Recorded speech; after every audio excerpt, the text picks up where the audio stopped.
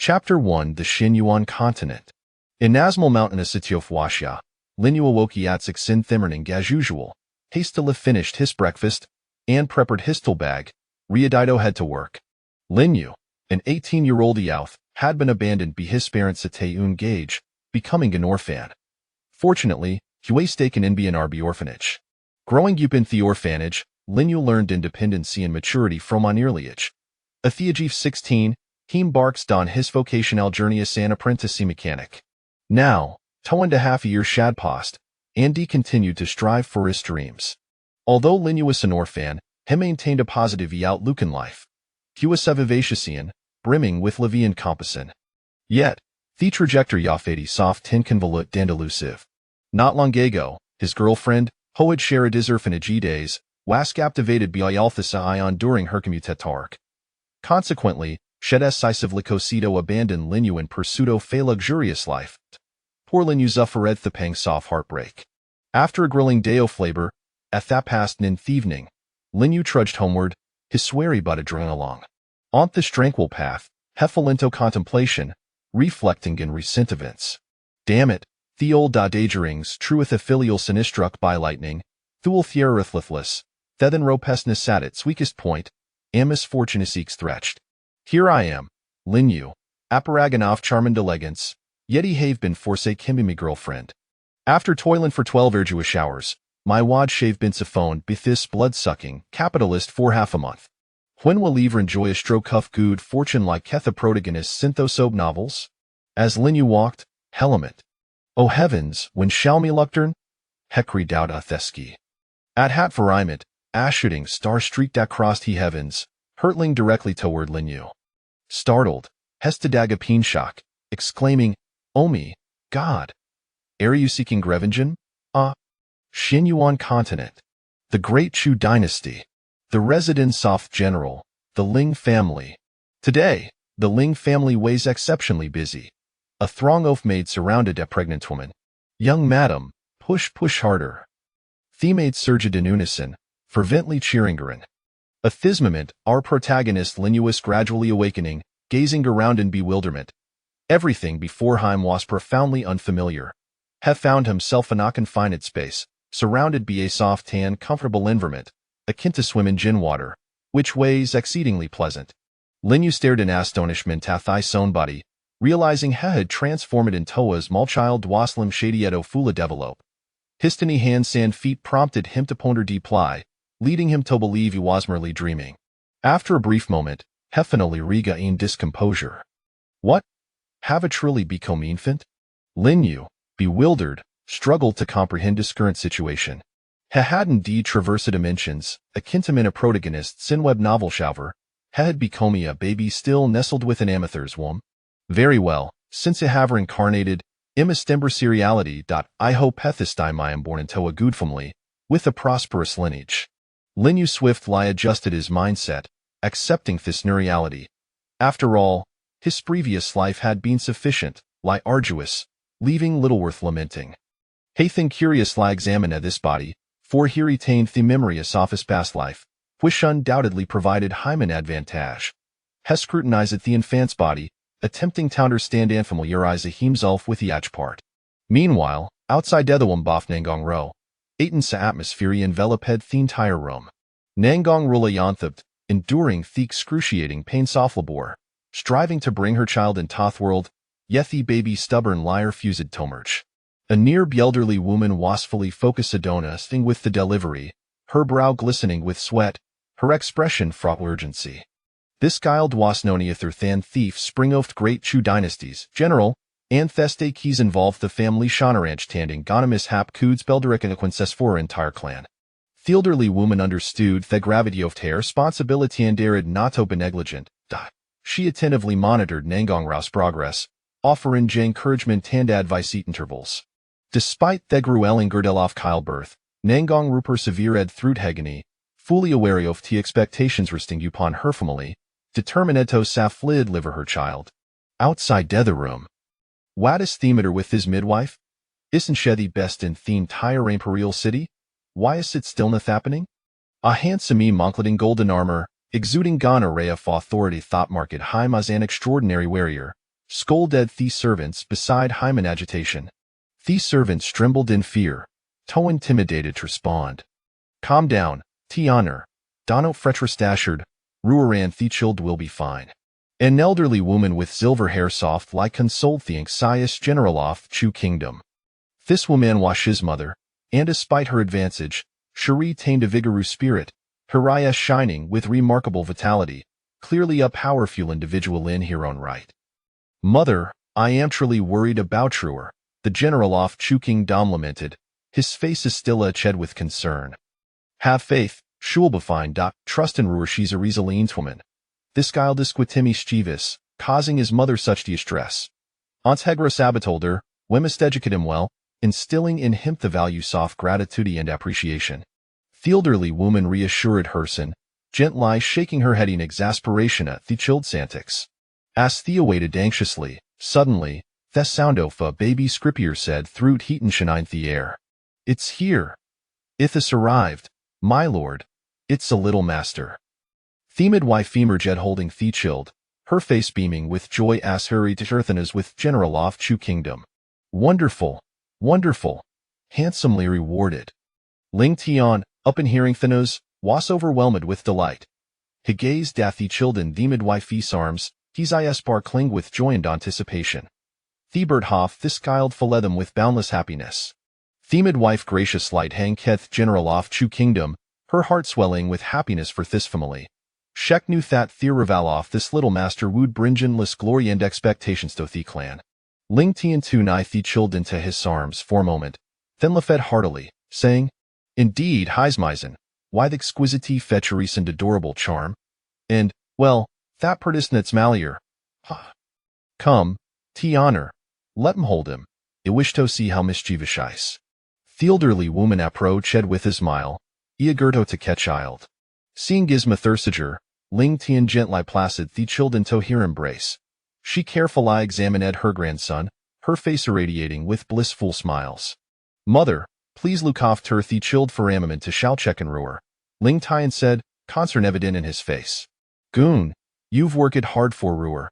The elderly woman nodded with a smile, understanding Herson's worry for his wife and wishing not to distract them, chilled. Understood. Ling Tian acknowledged, then strode steadily and totherem to Nangong Ro.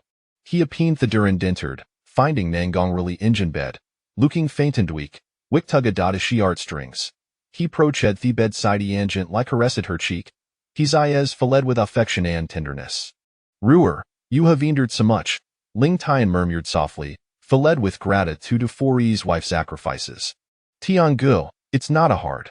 We finally have yackled this is the happiest moment of my life. Nangong replied, her pale face irregating some color with her weak smile. Then, thinking of their child, she inquired, Tiangu, how is Thebaby? Have you met me yet? Ling Tian replied with a smile, Thechald is doing well. Her resembles very handsome. Wehavincho cinemite. How about Ling Zhan? Or Ling Xiao? Ling Tian pondered, hoping to Javethi chilled to name if they embodied both my tant the potential toe, following his military footsteps. Hearing her expand suggestions, Nangong Ro understood Duish for their Santan Herathis and faced the battlefield. She quickly interjected, Tiangu, I don't want Torsanto endure ethetrial Safor. I hope he grosify Althienda eats a simple lift. Nangong refelting sighs about the peril soft military life and wished to shield him from sae fate. Alas, Baneborn in Tothling family means shiest disteen for anything butin ordinary life. How about Winnemahim Ling you? The character you symbolizes Thuniverse and embody self-reliancy and independence. Ling Tian suggested softly, attempting to choose a name if they encapsulated both full aspirations and the family's legacy. Listening to her husband's proposal, Nangongru hesitated for a moment before responding. All right, Tiangu. If that's your wish, then what shall I Ling you? She the gent leaned against Ling Tian, savoring his love and warmth. Father will be overjoyed to learn he has a grandson. Ling Tian said with a smile, his joy palpable. Indeed, father has long wished for a grandson, and no we's wish has finally come true. Nangong replied, her face light with joy. However, up in mentioning her father, Nangong Rao's expression turned to enough concerned. But father has been in seclusion for 3 years now. I wonder if we'll succeed. Success is within our grasp. I have a faith in me, father. once heekst martial emperor realm, shall no longer have it o fear them. Ling Tian's gaze sharpened, brimming with confidence. Indeed, Nangongru pondered brief lib for respond in Ginalo voice, leaning against the husband sembracedorist. She trusted Hurus bandswords and understood Thuatoff their familiar responsibilities. In the blink of an our protagonist, Lin Yu, Hadel Rita spent 5 years in this world. This realm, known as Xuanyuan continent, where martial artists abound. Here, experts are through Heskies, capable of traversing mountain sand seas, with Amiregis Chariable to obliterate entire realm. The cultivation level in Xuanyuan continent are categorized in tiers: martial artist, martial scholar, martial master, martial general, martial sovereign, martial king, martial emperor, martial saint, and martial monarch. Cultivators Beginner's body refinement. Martial artists a first-year body refinement. Martial artist possesses approximately 50 pounds soft strength, increasing by 50 pounds with each brain eye through. Upon reaching thetan tier of body refinement, a martial artist would attain 500 pounds soft strength, allowing them to brain eye through to postnatal martial scholar realm, thus stepping into the domain of martial artists. The postnatal martial scholars refine their blood, gaining in 100 pounds soft strength with the acclarantilatant layer martial scholar possesses 1500 pounds soft strength, equating to and a half bull soft power, enabling a brain eye through to innate martial master realm. The innate martial masters then refine theirki, extending their lifespan to 300 years. Next comest bone refinement martial general realm, followed by the sky soaring martial sovereign, the undying martial king, the immortal martial emperor, the cave heaven martial saint, and ultimately, the Tao realizing martial monarch. Yet, if this being severe millennia since a martial monarch appeared in Xuanyuan continent till Astona vanished during the Incentra. Within a quaint courtyard, Ling Yua's wholehearted lie immersed in practicing the family's ancestral technique, the heavenly dragon secret art. The martial arts of Xuanyuan continent are classified in levels: yellow, Xian, earth, heaven, respect, king, emperor, saint, and monarch, white the level for their divide in top, middle, and lower tiers. The heavenly dragon secret art, albeit a fragmented text, comprise an lysive inlayer soft cultivation boot camps to lead to martial emperor realm. Currently, it stands atop tier emperor level technique, hinting at the heights it could reach if complete. Ling Yu's grandfather, Ling Jintian, had defied he odds utilizing this technique to confront a martial emperor of third heaven, there be becoming onofta topnik spurt soft great Chu dynasty, and notably, the only one among them who had not broken through to martial emperor realm. Consequently, Helid feeling famlido Beckamio Noft he 5 prominent familia soft he capital, earning feditly off Zhenwang, one of the Phoeniblards, guarding the northern border soft great Chu. Humph, ha. Ling Yu Sai outh fool bought a diligent lie trained, throwing punch after punch. Thoth mere la 5 year sauvage, his rigorous martial practice erindredim comparable lines tachere to an 8-year-old from his past life. Clad in a dark robe, his strength contained, heradiated vitality, possessing gan exquisite sage market biadatofs and a bar on his brow a twaisavide wood grow into outh capable of captivating countless maidens. Despite his tender features, his gaze bore toff maturity, setting him apart from his peers. At that moment, Ling Yu felt his surge of vitality coursing through him with a resounding boom. His energy erupted, marking his ascension to the realm of innate martial master, extending his lifespan to 300 years. Such a young innate martial master would indeed be considered a prodigy across the continent, let alone within the great Chu dynasty. Chapter 2: The Arrival of the System. At last, I've broken through to the innate martial master realm. It must be the ingestin a loaf great Chu. Among the 5 great prodigious of great Chu, the earliest to brain eye through to the innate martial master was the 6th prince, Chu Shao, wake heated this feat at the fate. I surpassed him be 3 years truly. I am remarkabelent. Ling Yu beamed with delight. The Xuanyuan continent is Shama to Namurao unique physiques, categorized into Nidier's emperor, saint, king, sovereign, respect, heaven, earth, Xian, and yellow, each further divided in top, middle, and lower tiers. Ling Yu possesseth the top tier emperor level battle heaven physique, capable of amplifying his strength 5-fold, with a cultivation speeds of in time mest high of an ordinary person. Ling Yu began his training 3 years prior, coinciding with his second birthday when a Sergio Fimperial erupted from the Ling Familis inner sanctum. On that day, Ling Jinshan broke through to becoming a mortal martial artist, extending his lifespan to 5,000 years. At under 500 years so fage, Ling Gentian could still be considered a full martial artist. The entire Ling family was ablaze with excitement Theno weighed a true immortal martial emperor among them, significantly enhancing their family strength hand alleviating their status among the five great families. Upon emerging from seclusion, Ling Gentian immediately sensed Ling Yu's presence and rushed to his side, showering him with affection. For the past 3 years, Ling Yu had received personal guidance and his cultivation from his grandfather. During Ling Yu's initial training session, Ling Gentian had discovered his emperor physique, nearly overwhelming him with joy. His grandson was an emperor physique, and barring unforeseen circumstances, he was destined to become another top-tier immortal martial emperor.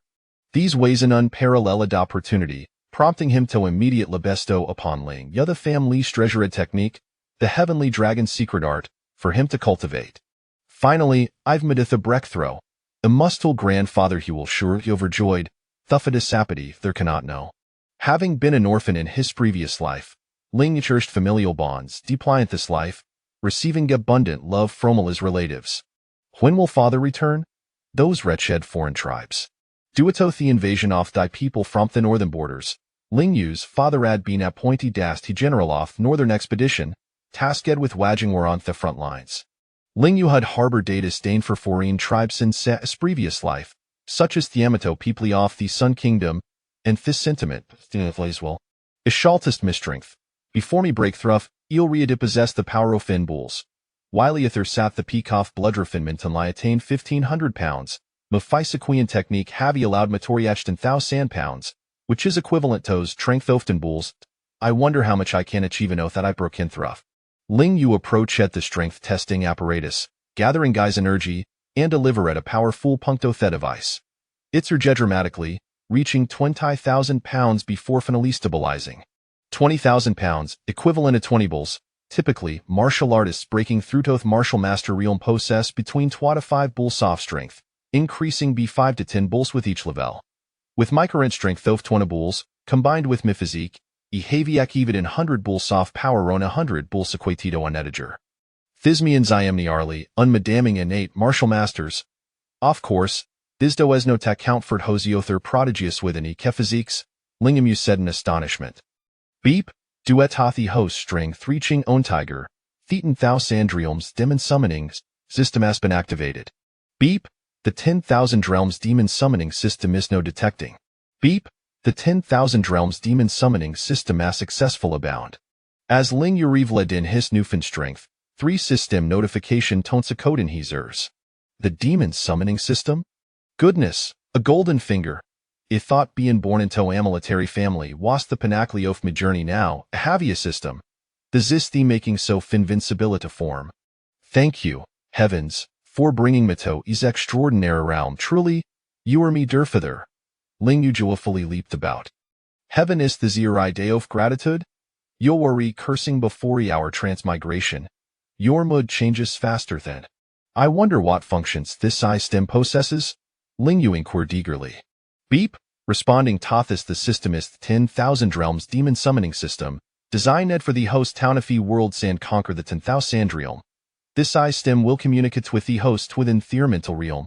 As Ling Yu pondered in delighted curiosity, a mechanical voice sudden lyre sonated within his mind, addressing his queries. Conquering Thetan thou Sandrium, how exhilarating! And within the mental realm, splendid. This way, in need not fear exposure. Ling Yurjo acceded some more. He then asked, is the system present? Yes, this system is awasher, redito serveth the hostitana moment. This system is truly remarkable, whoever developed it deserves a 5-star review, unlike certain software riddled with flaws. Ling Yu jested, referencing a problematic program from his previous life. Of course, this system is the most exceptional Lamingal. System, please seal aboard in your functions, Ling Yu said, his excitement palpable as she inquired within his mental realm. This system comprises 2 primary functions, signin and summoning. Sign-in function.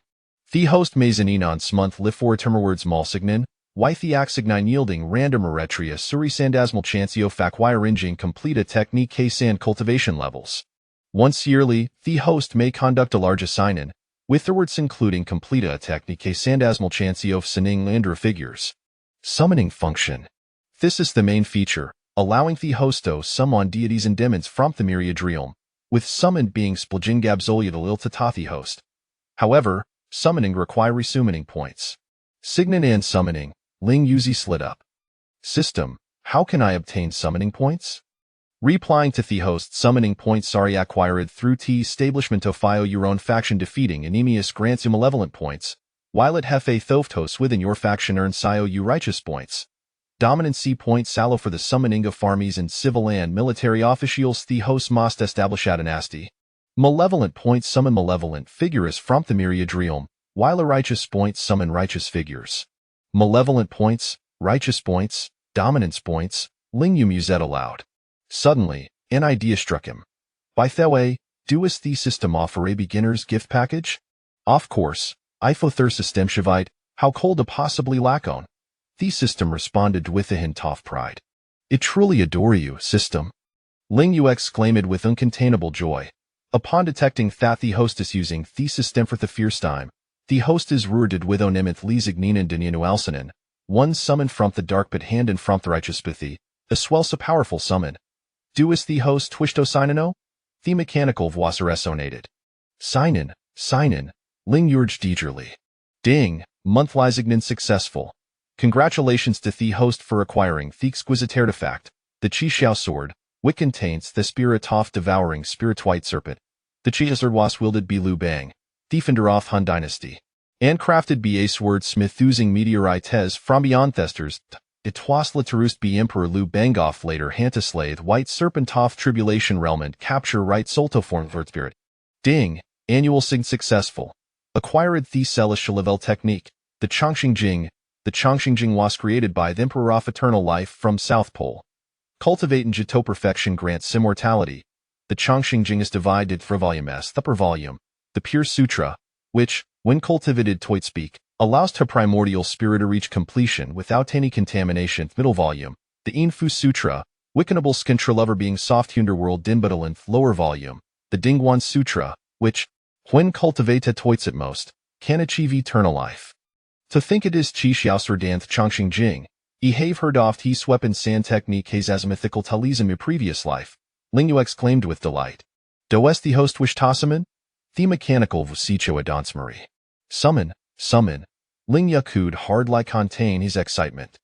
Ding, summoned is the Dark Pathmaster, Blood Knife Ancestor, accompanied by subordinates. Blood Knife Ancestor information. Race human. Cultivation Martial King level 10. Great perfection, capable of battling 5 levels above. Technique Blood Transformation Sutra Imperial level technique. Subordinates Blood Oneto Blood 10, Martial Sovereign Realm. Hailing from the Central Martial Alliance, Heist the 4th generation Li drove Te Blood Knife Sektovking Heist Black Cult, wielding a bludgered Burmsen knife, renowned for the formidable tight-leafed blood transformation divine knife, drinking Thebla Doft World of Inimmortal Swood Beslain Behem. His wordsman Shifis reach at the pinnacle, earning him the tight-leaf te greatest dark pathmaster in the martial world. Ding, summoned is the righteous pathmasters, the 7 San Soft Engine information. Race human. Technique 7 Star Technique Dea level Imperial level. Figures Mayu Danyang Zi, Chochuji Chang Chun Zi, Tanchuanduan Changzhen Zi, Wang Chuyu Yang Zi, Haodatong Taigu Zi, Lu Chuxian Changxing Zi, and my wife, Sunbuer Qingjing Sanren. Cultivation Spirit Separation Realm, Thesavin Canarain Jethishang Gongbai Du Formation Tobadlagan Integrated Realm Cultivators. Originating from Intermediate Cultivation World Tianjin Cultivation World, the Wariansa Partovshin Sect. Ding, that powerful summon has been triggered, summoning in 1,000 way Uzoldiers, 1,000 Salmon Commander, and 1,000 Man Commanders. Race Human. Cultivation 1,000 Man Commander, Martial Sovereign Level 300 Man Commanders, Martial General Level 5 Soldiers, Innate Martial Master Realm. Origin from Thello Martial World Doft Spring and Dot Period and Warring States. The Sirith Elite Heavy and Fon Tri trained Bith Sage off War. Wu Chi. Wu Khaled Thwei Wu Soldiers Immerse Campaigns. Achieving the remarkable Fiatoff engage in Jin 7 Taitwa Great Battles. Winning 64, with the remainder ending in Dross no decisive victory. Chapter 143. Where is the boss? The next day, a pinned message appeared in the Ling Huan mobile chat group, notifying customers of the opening time for the virtual game room. Instantly, excitement surged among the members. The long-anticipated mysterious game room was finally set to open. Soon after, all the customers formed a queue outside the entrance. By the time Xiaoyu arrived, Hong Yi and Qing were already there. One with a stern expression and the other wearing a smile, standing at the entrance of the game room. The boss is here. Hello, Boss Donamim. Xiaoyu strolled through the crowd, reached the entrance, and pushed the door open with a flourish. I believe everyone has a general understanding of the rules, so I won't elaborate further. The establishment is now open. Please maintain silence and enter in an orderly manner. Rest assured, boss, we are all informed. After a brief exchange, he instructed Wang Wui, Su Xiaoyun, and other experienced testers to ensure proper guidance for the customers. The virtual game room officially opened for business, and the patrons entered in an orderly fashion, their hands trembling with excitement as they beheld the legendary artifact that connected to the celestial realm. Wang Wui and the others diligently guided the customers, creating a harmonious atmosphere. Satisfied, Xiaoyu observed for a while before departing. Clearly, his decision to have a few individuals familiar with the setup was a prudent one. Upon returning to the quaint villa, he reclined comfortably in the courtyard, and with a wave of his hand, a bottle of happy water materialized in his grasp. He tilted his head back and took a sip, feeling an overwhelming sense of contentment, realizing that nothing was more pleasurable than embracing a carefree existence. System, commence the lottery. Same as before, 5 consecutive draws. Let's see what we get. Ding, congratulations, you have obtained a mop, supply channel opened, meteor sword, mid-level yellow-grade artifact, Qingyue / low-level yellow-grade technique, triple gate, famous literary work, Wolf Fong armor, low-level yellow-grade artifact, and a spiritual bracelet, low-level yellow-grade artifact. The lottery has concluded. Ding, congratulations, you have obtained a Fong necklace, high-level yellow-grade artifact, Qingmu technique, low-level mysterious grade technique, swift kill falling swallow, mid-level mysterious grade technique, 7 kill spear, mid-level mysterious grade artifact, Red Bull, supply channel opened. The lottery has been fully completed. Ding, congratulations, you have obtained Sudden Storm, high-level mysterious grade technique, Wuxiang technique, mid-level mysterious grade technique, Bagua Qian Kuan staff, high-level mysterious grade artifact, Chi Mu King Kong, monster pet, and Xin Jia Green Crocodile, monster pet. Ding, congratulations, you have obtained Immovable King Kong technique, low-level earth grade technique, 9 turns Yin Yang Pill 3, Wandering Immortal Sword, mid-level low-grade artifact, Xintian Yin Yang, low-level earth grade technique, and Awakening from a Great Dream, mid-level earth grade technique. This lottery has concluded. Each lottery was quite similar, with techniques and artifacts appearing frequently. Xiaoyu did not scrutinize the results closely, casting them directly into the Lingbao Pavilion without further thought, as the grades, descriptions, and prices were all clearly labeled. He also drew a type of beverage, Red Bull, which boasted a special effect, stimulating potential, doubling combat power for 6 hours. With a flick of his wrist, a bottle of Red Bull appeared in his right hand. After taking a sip, he found the familiar taste satisfactory, priced at 30 spirit stones. Nothing extraordinary.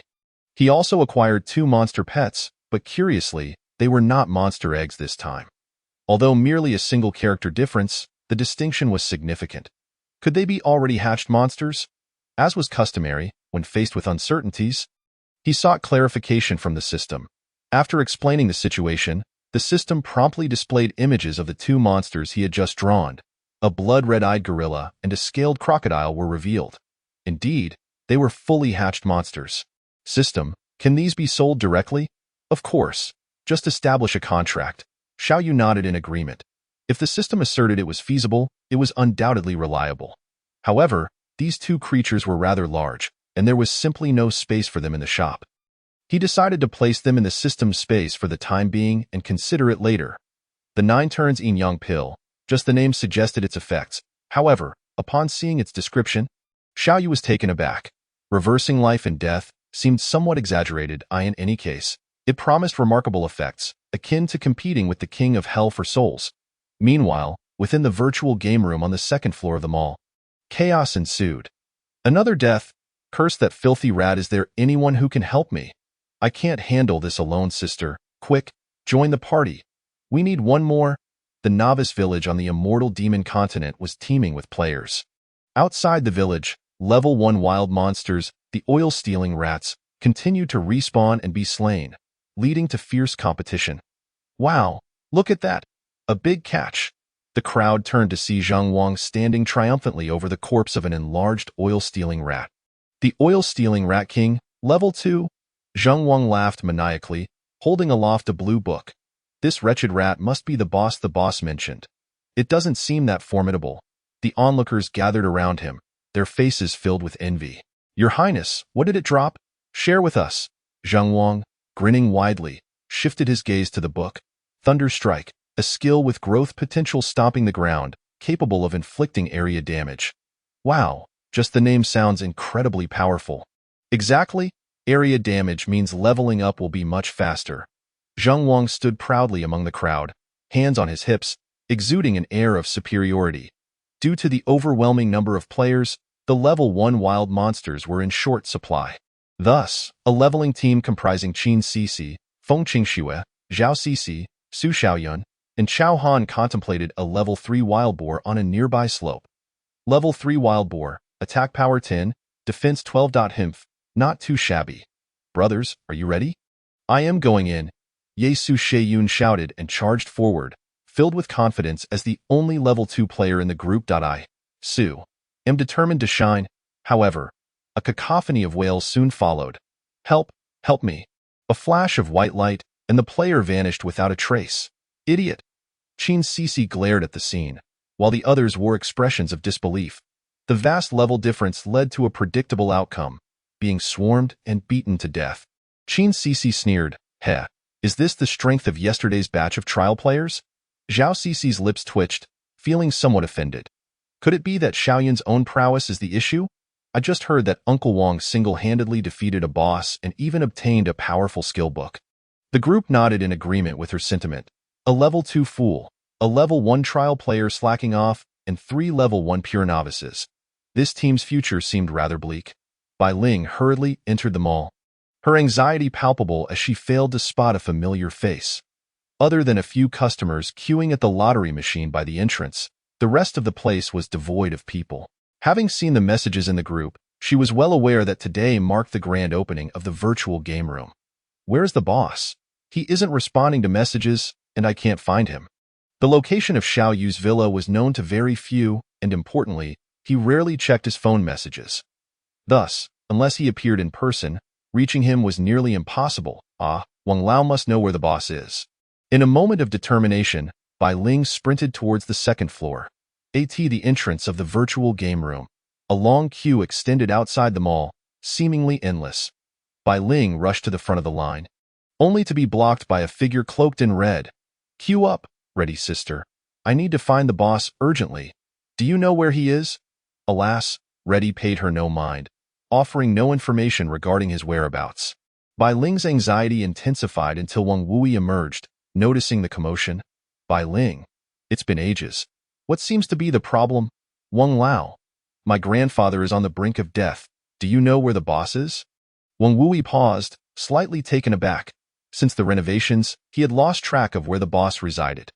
With others managing the shop's affairs, he was no longer needed for oversight.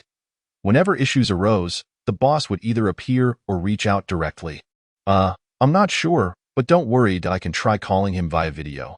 Bai Ling had tried that approach as well, but to no avail. True to form, Wang Wui's video call yielded no results. Plunging her into despair, I know where the boss lives. At that moment, a voice broke through the tension. Chapter 144. Reversing life and death. Xiao Yu lay comfortably on the lounge chair, blissfully unaware that someone was frantically searching for him.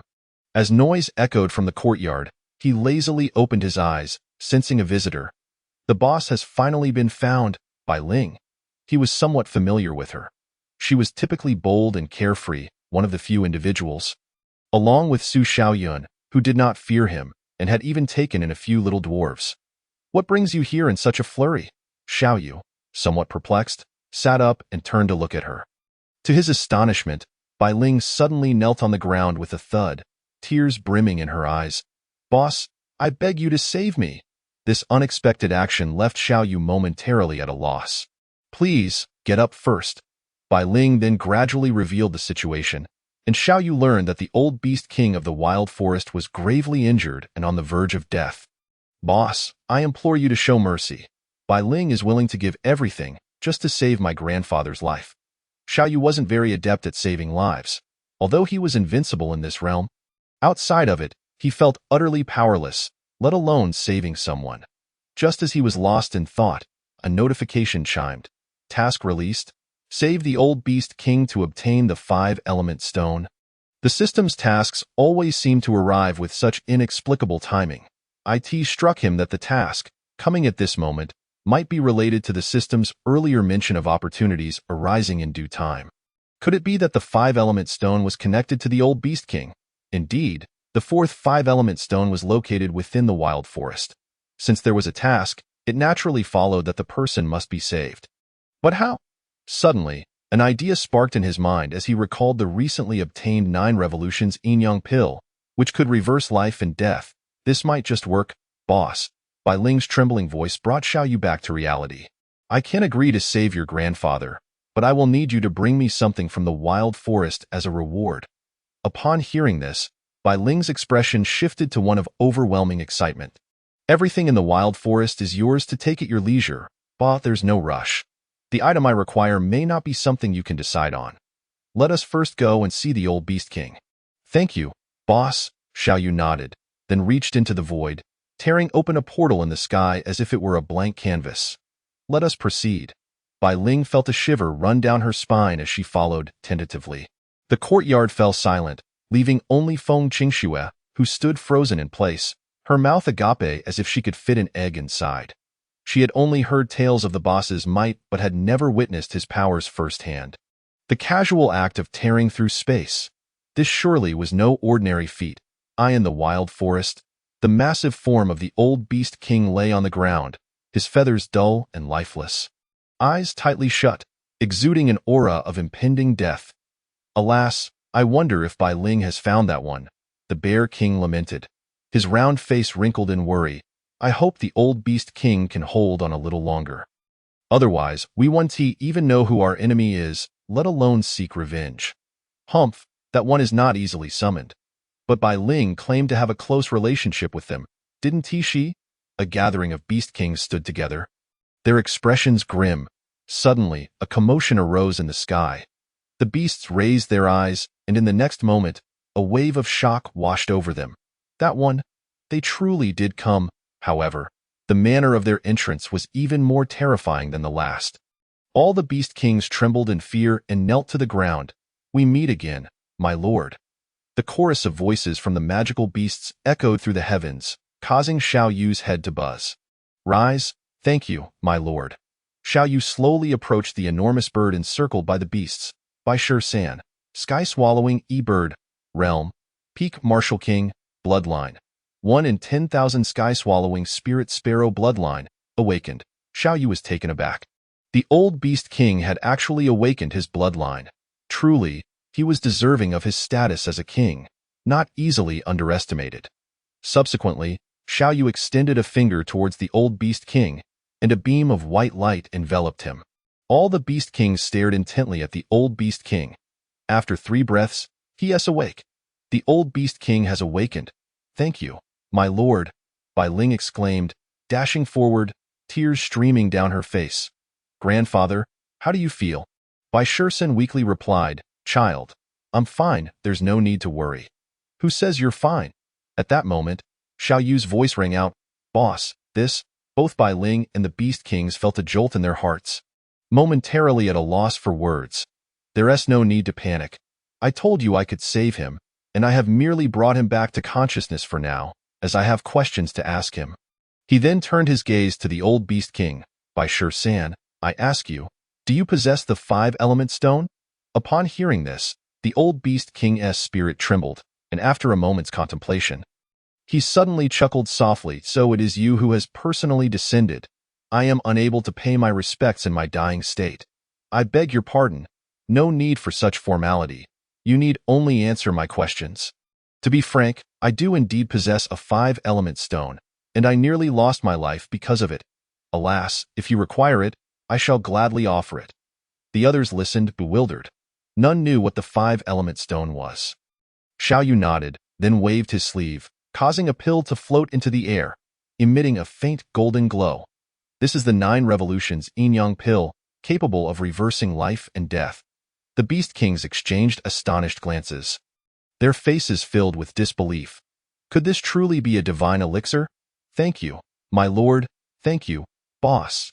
After consuming the 9 Revolutions Yin-Yang pill, the old Beast King's complexion visibly improved, his once dull white feathers shining brightly. The appearance of imminent death had vanished. The Beast Kings were utterly astonished. Such miraculous effects were unheard of. Bai Shisan's massive form rose, and he spread his expansive wings to soar into the air, once again expressing his gratitude. "Thank you, my lord, for saving my life." Suddenly, Bai Shisan felt a surge of spiritual power within him. After a few breaths, he realized that his long stagnant realm had broken through at that moment. Bai Shisan trembled, flapping his wings in disbelief, gazing at Xiao Yu as if to say, could this 9 Revolutions Yin-Yang pill not only bring the dead back to life, but also elevate one's realm? Xiao Yu also noticed the change. The old Beast King had broken through from the peak Martial King to half-step Supreme. The elixir did not grant him a breakthrough directly. It merely healed the hidden injuries within him that had caused his stagnation for many years. "Your great kindness shall never be forgotten, Bai Shisan. This is your fortune." Bai Shisan's heart swelled with excitement. He then flapped his wings, sending a glowing stone flying toward Xiao Yu, which hovered before him, emanating a gentle light. The 5-element stone. Ding, congratulations, task completed. Reward granted. 2 random equipment cards, 2 robot upgrade chips. With the task completed, Xiao Yu chose not to linger further and tore through space once more to depart from the wild forest. The beasts watched the sky as he vanished from sight. Once he was gone, the Beast Kings collectively sighed in relief. The oppressive aura had been overwhelming, as if a mere flick of his finger could reduce them to ashes. "Grandfather, what exactly happened? Why were you so gravely injured?" Bai Shisan smiled gently at Bai Ling, not answering directly, but merely sighed softly. "The 5-element stones are nearly gathered. That day is approaching," as the sky gradually darkened. De Huang and Xiao Hua continued to frolic in the courtyard. Xiao Yu stretched lazily, preparing to go out for dinner. Stepping onto the pedestrian path, he passed by groups of people chatting about the immortal demon continent. Some were discussing game levels, others were sharing experiences of defeating monsters and leveling up, while many lamented that 3 hours was hardly enough time to play. Listening to their chatter, Xiao Yu couldn't help but chuckle. It reminded him of his school days, sneaking off to internet cafes to play games and returning to share experiences with classmates. Those days were indeed nostalgic to Pang. "Today, I'll cook a few dishes, and you can help me out." "Sure thing, boss." The restaurant was currently self-service, with dishes prepared in advance. The kitchen was finally free, and it had been some time since new dishes were introduced. It was high time to change things up. After some thought, Xiao Yu quickly made his decision. He would prepare sweet and sour pork, followed by pork stew with vermicelli. Taking a piece of pork belly from the refrigerator, he examined it. It looked decent enough, though he wasn't sure if it was genuine pork. Nonetheless, as long as it was edible, that was sufficient. Depang was tasked with washing, cutting, and preparing the ingredients, while Xiao Yu managed the cooking. The two worked in perfect harmony, and soon the 2 dishes were ready. Lifting the plates, he inhaled the fragrant aroma wafting from them. "This is the flavor." A smile of happiness spread across Xiao Yu's face as he exited the kitchen with the 2 dishes. Sweet and sour pork, 3-star spirit dish, special effect. Heals hidden injuries, sale price, 520 spirit stones. Pork stew with vermicelli, 3-star spirit dish, special effect. Nourishes the soul, sale price, 520 spirit stones. Once again, both dishes were rated as 3-star spirit dishes. The special effect of the pork stew with vermicelli, which nourished the soul, should be similar to the soul-nourishing pill he had drawn previously, though the difference in effect remained uncertain. The sweet and sour pork's ability to heal hidden injuries appeared to be the same effect as the braised fish listed on the menu. However, 1-star and 3-star spirit dishes were certainly not comparable. After a hearty meal, Xiao Yu returned to the courtyard with De Huang and Xiao Hua, who immediately lay down on the ground, sound asleep. living a life of leisure that was even more carefree than his own. System: upgrade the robot using the upgrade chips on Hong Yi and Xiaobai. Currently, these two have already become Samsung robots. Xiaoyu contemplated prioritizing their upgrade to the highest level, curious about the nature of such an apex. Ding, usage successful. He then utilized the random device card.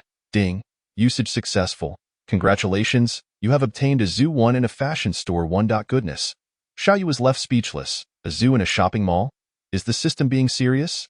Please choose the placement location, host. Let us place the zoo on the 3rd floor and the fashion store on the 1st floor. The 3rd floor of the mall currently has no shops.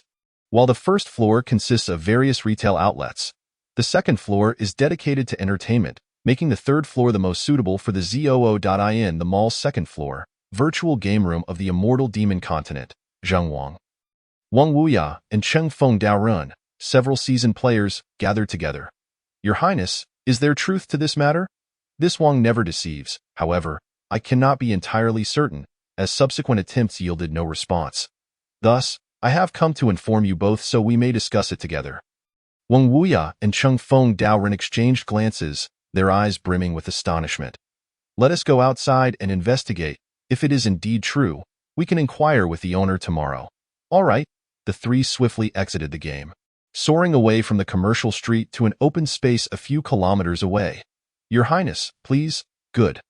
Zheng Wang wore a solemn expression, while Wang Wuya and the other two stood afar, their gazes filled with anticipation.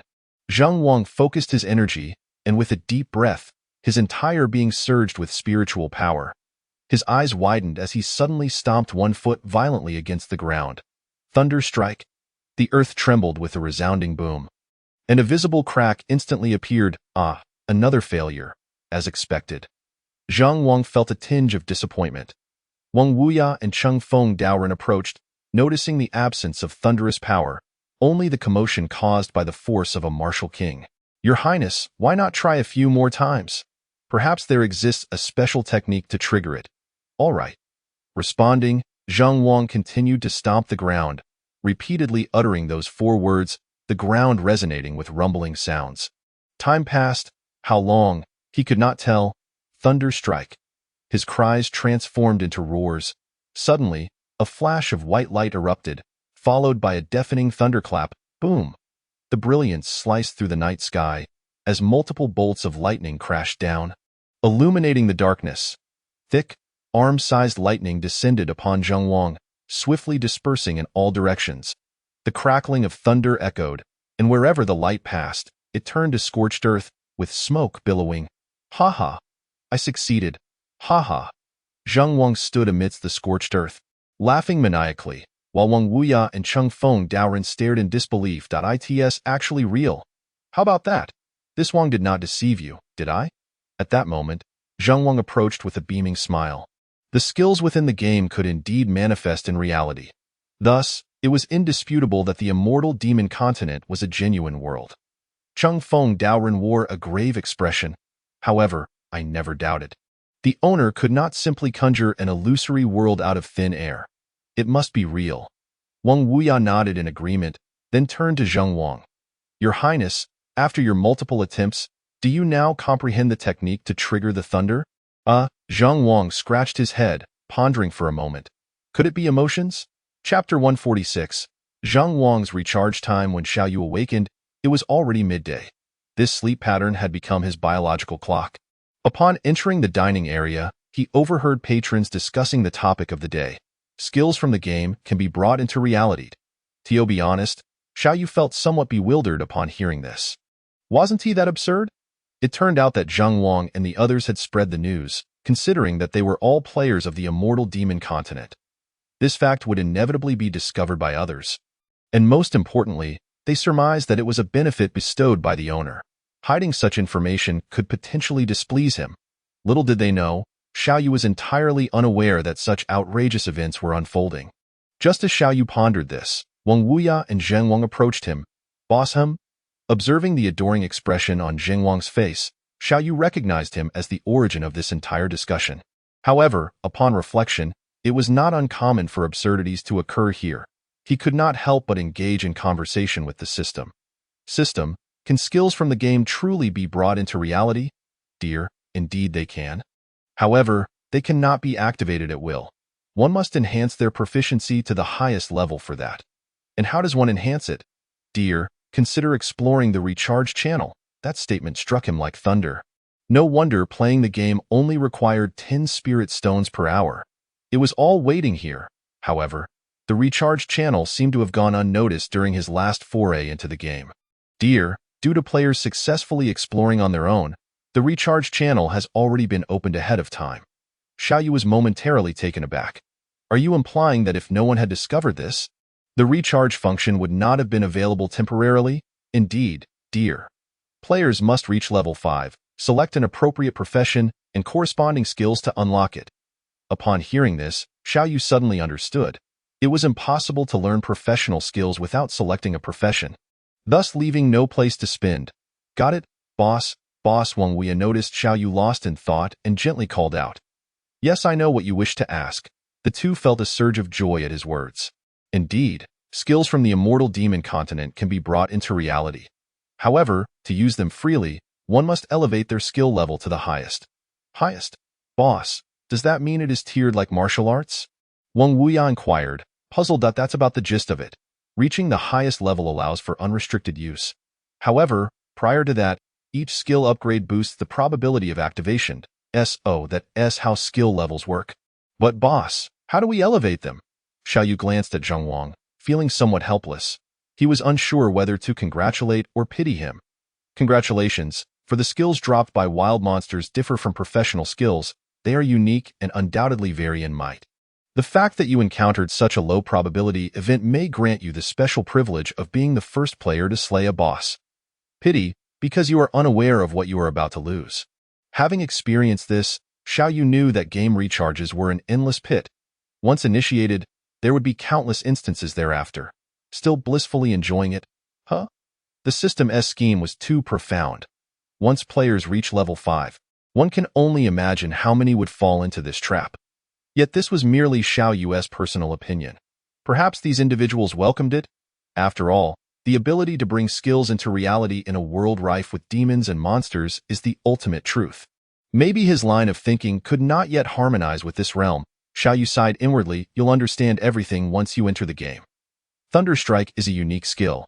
The probability of it dropping from wild monsters is exceedingly low. You must admit, your luck is quite remarkable. Unique, boss. Does that mean this skill will never reappear, and I am the sole possessor, one of a kind? Zheng Wang's face flushed, brimming with excitement. Xiaoyu nodded slightly. That is indeed the case. Understood, boss. I will head to the game room to learn how to upgrade. Zheng Wang exclaimed before dashing off, leaving his meal untouched as he rushed toward the game room. Wang Wuya blinked in surprise before promptly following suit. Subsequently, those nearby who overheard their conversation also bolted out, leaving the once crowded dining area now deserted, with only Xiaoyu remaining on the second floor. Zheng Wang queued for a while before finally getting his turn. Eagerly, he donned the headset and entered the world of the immortal demon continent. After a meticulous search, he finally discovered something different in the upper right corner of the game interface. Recharge? Zheng Wang gazed at the two words in confusion before cautiously clicking on it. Recharge panel. Ratio 1:1, Spirit Stones, Immortal Demon Coins, Immortal Demon Coins. The sole universal currency of the immortal demon continent. Used to purchase all items and enhance skill levels? Note. Recharge amount is limitless. Upon reading the description, Zheng Wang's eyes lit up. So, upgrading game skills merely required spending spirit stones. He had initially thought it would be complex and difficult. Since it was just a matter of money, it became much simpler. He then clicked on the skill bar in the lower left corner, locating Thunderstrike to check its status. Thunderstrike level 16 next level required. 18 million immortal demon coins. Zheng Wang was instantly dumbfounded. 18 million immortal demon coins, at a 1-to-1 ratio, equated to 18 million spirit stones. Just to reach level 2 required such an exorbitant amount. How much spirit stone would be needed to ascend to the highest level? Level 6? Zheng Wang felt a wave of frustration wash over him, but then he recalled Xiaoyu's earlier words. Thunderstrike was a unique skill. Since it was special, the requirements for upgrading must differ from others. With a steely resolve, he gritted his teeth and stomped his foot. I'm all in. Cast all the spirit stones from your body into the nearby spirit stone deposit. As expected, the recharge interface transformed into 8,693,000. Not enough. The expression on Zheng Wang's face changed rapidly, and then his eyes lit up. He exited the game and hurriedly dashed out of the mall, flying towards the Imperial City. Your Majesty, we are in urgent need of assistance. Chapter 147. At the forefront of fashion with Zheng Wang's example and Xiao Yu's explanation, players in the Xinma continent instantly began to level up as if possessed.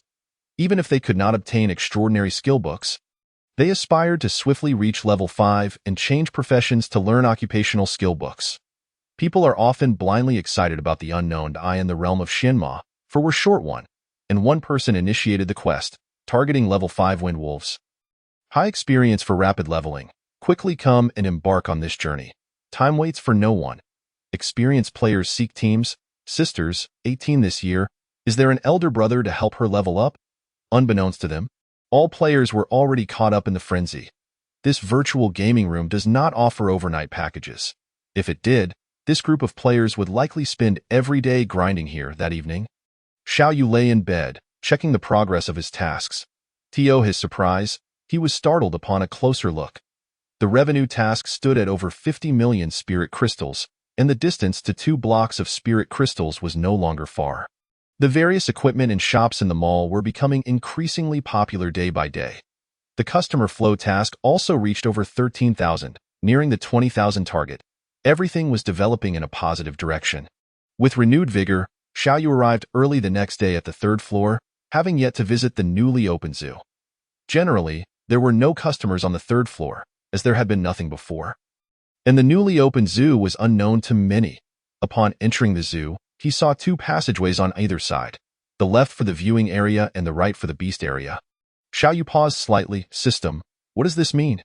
Dear, the animals in the viewing area are ordinary creatures, while the beast area on the right, as its name suggests, allows customers to select their desired magical beasts to contract and take home. Xiao Yu nodded, understanding that the viewing area was indeed a real zoo, while the right side was a commercial space. System, your methods are truly skillful. Entering the left viewing area, a long corridor extended before him. Its depth indiscernible, with each section corresponding to a different animal, but the signs above were blank. System, do animals also require a lottery? Indeed, dear. Xiao Yu couldn't help but smile wryly, imagining that the crocodile and gorilla he had drawn 2 days prior were likely already residing within. The more he walked, the more peculiar it felt. Somehow, the space seemed overly large, resembling a zoo the size of a shopping mall. System, is this area scientifically plausible? Dear, please do not doubt this system's capabilities. It is merely a small spatial folding technique. Spatial folding? Xiao Yu stood there, his lips twitching slightly, having never encountered this term before. In no wonder the area felt off. System, I commend you. Descending to the 1st floor, he pushed open the door of the clothing store, and a row of hanging garments greeted his eyes, neatly arranged into men's and women's sections, with clearly marked labels. The merchandise consisted of previously drawn short sleeves, long skirts, cotton coats, and similar attire, which Xiao Yu had previously disregarded, leaving them in the system space. He hadn't anticipated the emergence of a clothing store, making good use of those items. Upon inspecting the prices, he found short sleeves at 10 spirit stones, cotton coats at 30 spirit stones, and various colorful skirts that were quite revealing. Xiao Yu shook his head helplessly, feeling a tinge of concern for the business of the clothing store. After all, women in this otherworldly realm typically wore long garments, layered thickly. Suddenly introducing such trendy and revealing items would undoubtedly be met with resistance. Let us just consider it a scenic spot and go with the flow. Imperial City what? You seek 20 million from me? Zheng Wang retracted his head slightly. How about 15 million instead? The godly martial emperor looked at him skeptically. I asked the boss unveiling some new ventures. Zheng Wang then relayed all matters regarding the Xinma continent to the godly martial emperor. Sigh, I knew it. Such a celestial realm cannot be personally experienced. As an emperor, I find it rather unsatisfactory. Daily morning and afternoon court sessions, along with the occasional visits from ministers, leave me scarcely any time to step beyond the palace gates. The godly martial emperor gazed at Zheng Wang with envy, then summoned a eunuch. Convey my decree. Allocate 80 million spirit stones from the inner treasury to Zheng Wang. Zheng Wang was momentarily taken aback, then quickly knelt. Thank you, Your Majesty. Since I cannot be present, you shall venture in my stead to explore the Xinma continent, and remember, do not disgrace the royal family's name, as you command. Once the old beast king healed, Bai Ling reverted to her carefree self and entered the Spirit Illusion mobile store with a joyous heart. A mobile for Old Bear, one for Ant King, one for Sister Jean, and one for Big Bug. Standing at the entrance, she silently counted for a while. 17 in total, AT that moment. Her gaze involuntarily drifted to the side. When did this shop appear? With curiosity piqued, Bai Ling stepped into that shop. And as soon as she entered, her eyes lit up. So beautiful. Truly, the love for beauty is an inherent trait of women, regardless of their humanity. Only 30 spirit stones? I see that too cheap? Bai Ling exclaimed with excitement. Embarking on her inaugural shopping spree, I want this one, and this one too. This color suits me perfectly. I absolutely adore this place. Before long, a brand new beauty emerged, adorned in layers, a short sleeve, a long skirt, a coat, and a cotton jacket. With a spring in her step, she exited the clothing store, only to bump into Xiaoyu, who had just come down. Boss, do you think I look good? Xiaoyu couldn't help but stifle a laugh, nearly spewing out the Sprite he had just sipped. What stood before him was not a human figure but a comically plump dumpling. You are truly at the forefront of fashion.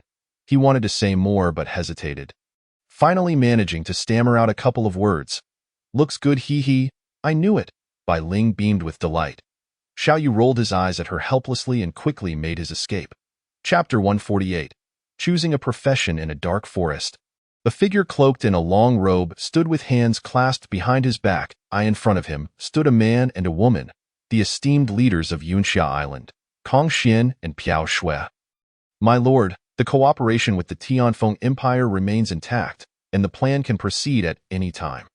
However, how shall we deal with that mysterious store we should refer to as a street? Kong Xian spoke, and Piao Shui nodded in agreement. That enigmatic owner possesses truly terrifying methods. At that moment, the cloaked figure raised a hand to silence her. There is no need for alarm as far as I know. This individual seldom leaves that street and does not act recklessly. You may inform the Tianfeng Empire to continue the war. This time, I shall intervene. Kong Xian and Piao Shui's eyes brightened at his words. Understood, my lord. Once the two departed, another figure emerged from the shadows, also clad in a black robe and wrapped tightly. Brother, what about the 5-element stone? It appears that the owner who seized it that day is indeed that individual. No need to worry. This person's intentions are currently unclear. There is no necessity for us to entangle ourselves with him. Furthermore, it seems he has no immediate plans to depart, so we shall proceed according to our original plan. Yes, brother. Commercial Street. After finishing lunch, Xiaoyu stood by the lottery machine at the mall entrance, observing for quite some time. A particular youth piqued his interest. The boy was incessantly drawing lottery tickets, returning to the queue to continue, never pausing for a moment. Each time, he spent 10 spirit stones, and after each draw, he would cheer himself on, displaying no signs of disappointment despite not yielding any rewards. How intriguing! Xiaoyu's lips curved slightly as a message flashed in his mind. Li Xian. Special physique, unyielding spirit body, realm. Second layer of divine power. A special physique took him by surprise. This was his first encounter with a unique trait born from this continent. Unyielding, what a splendid term. Xiaoyu walked past him, gently patting his shoulder. Keep it up, boss.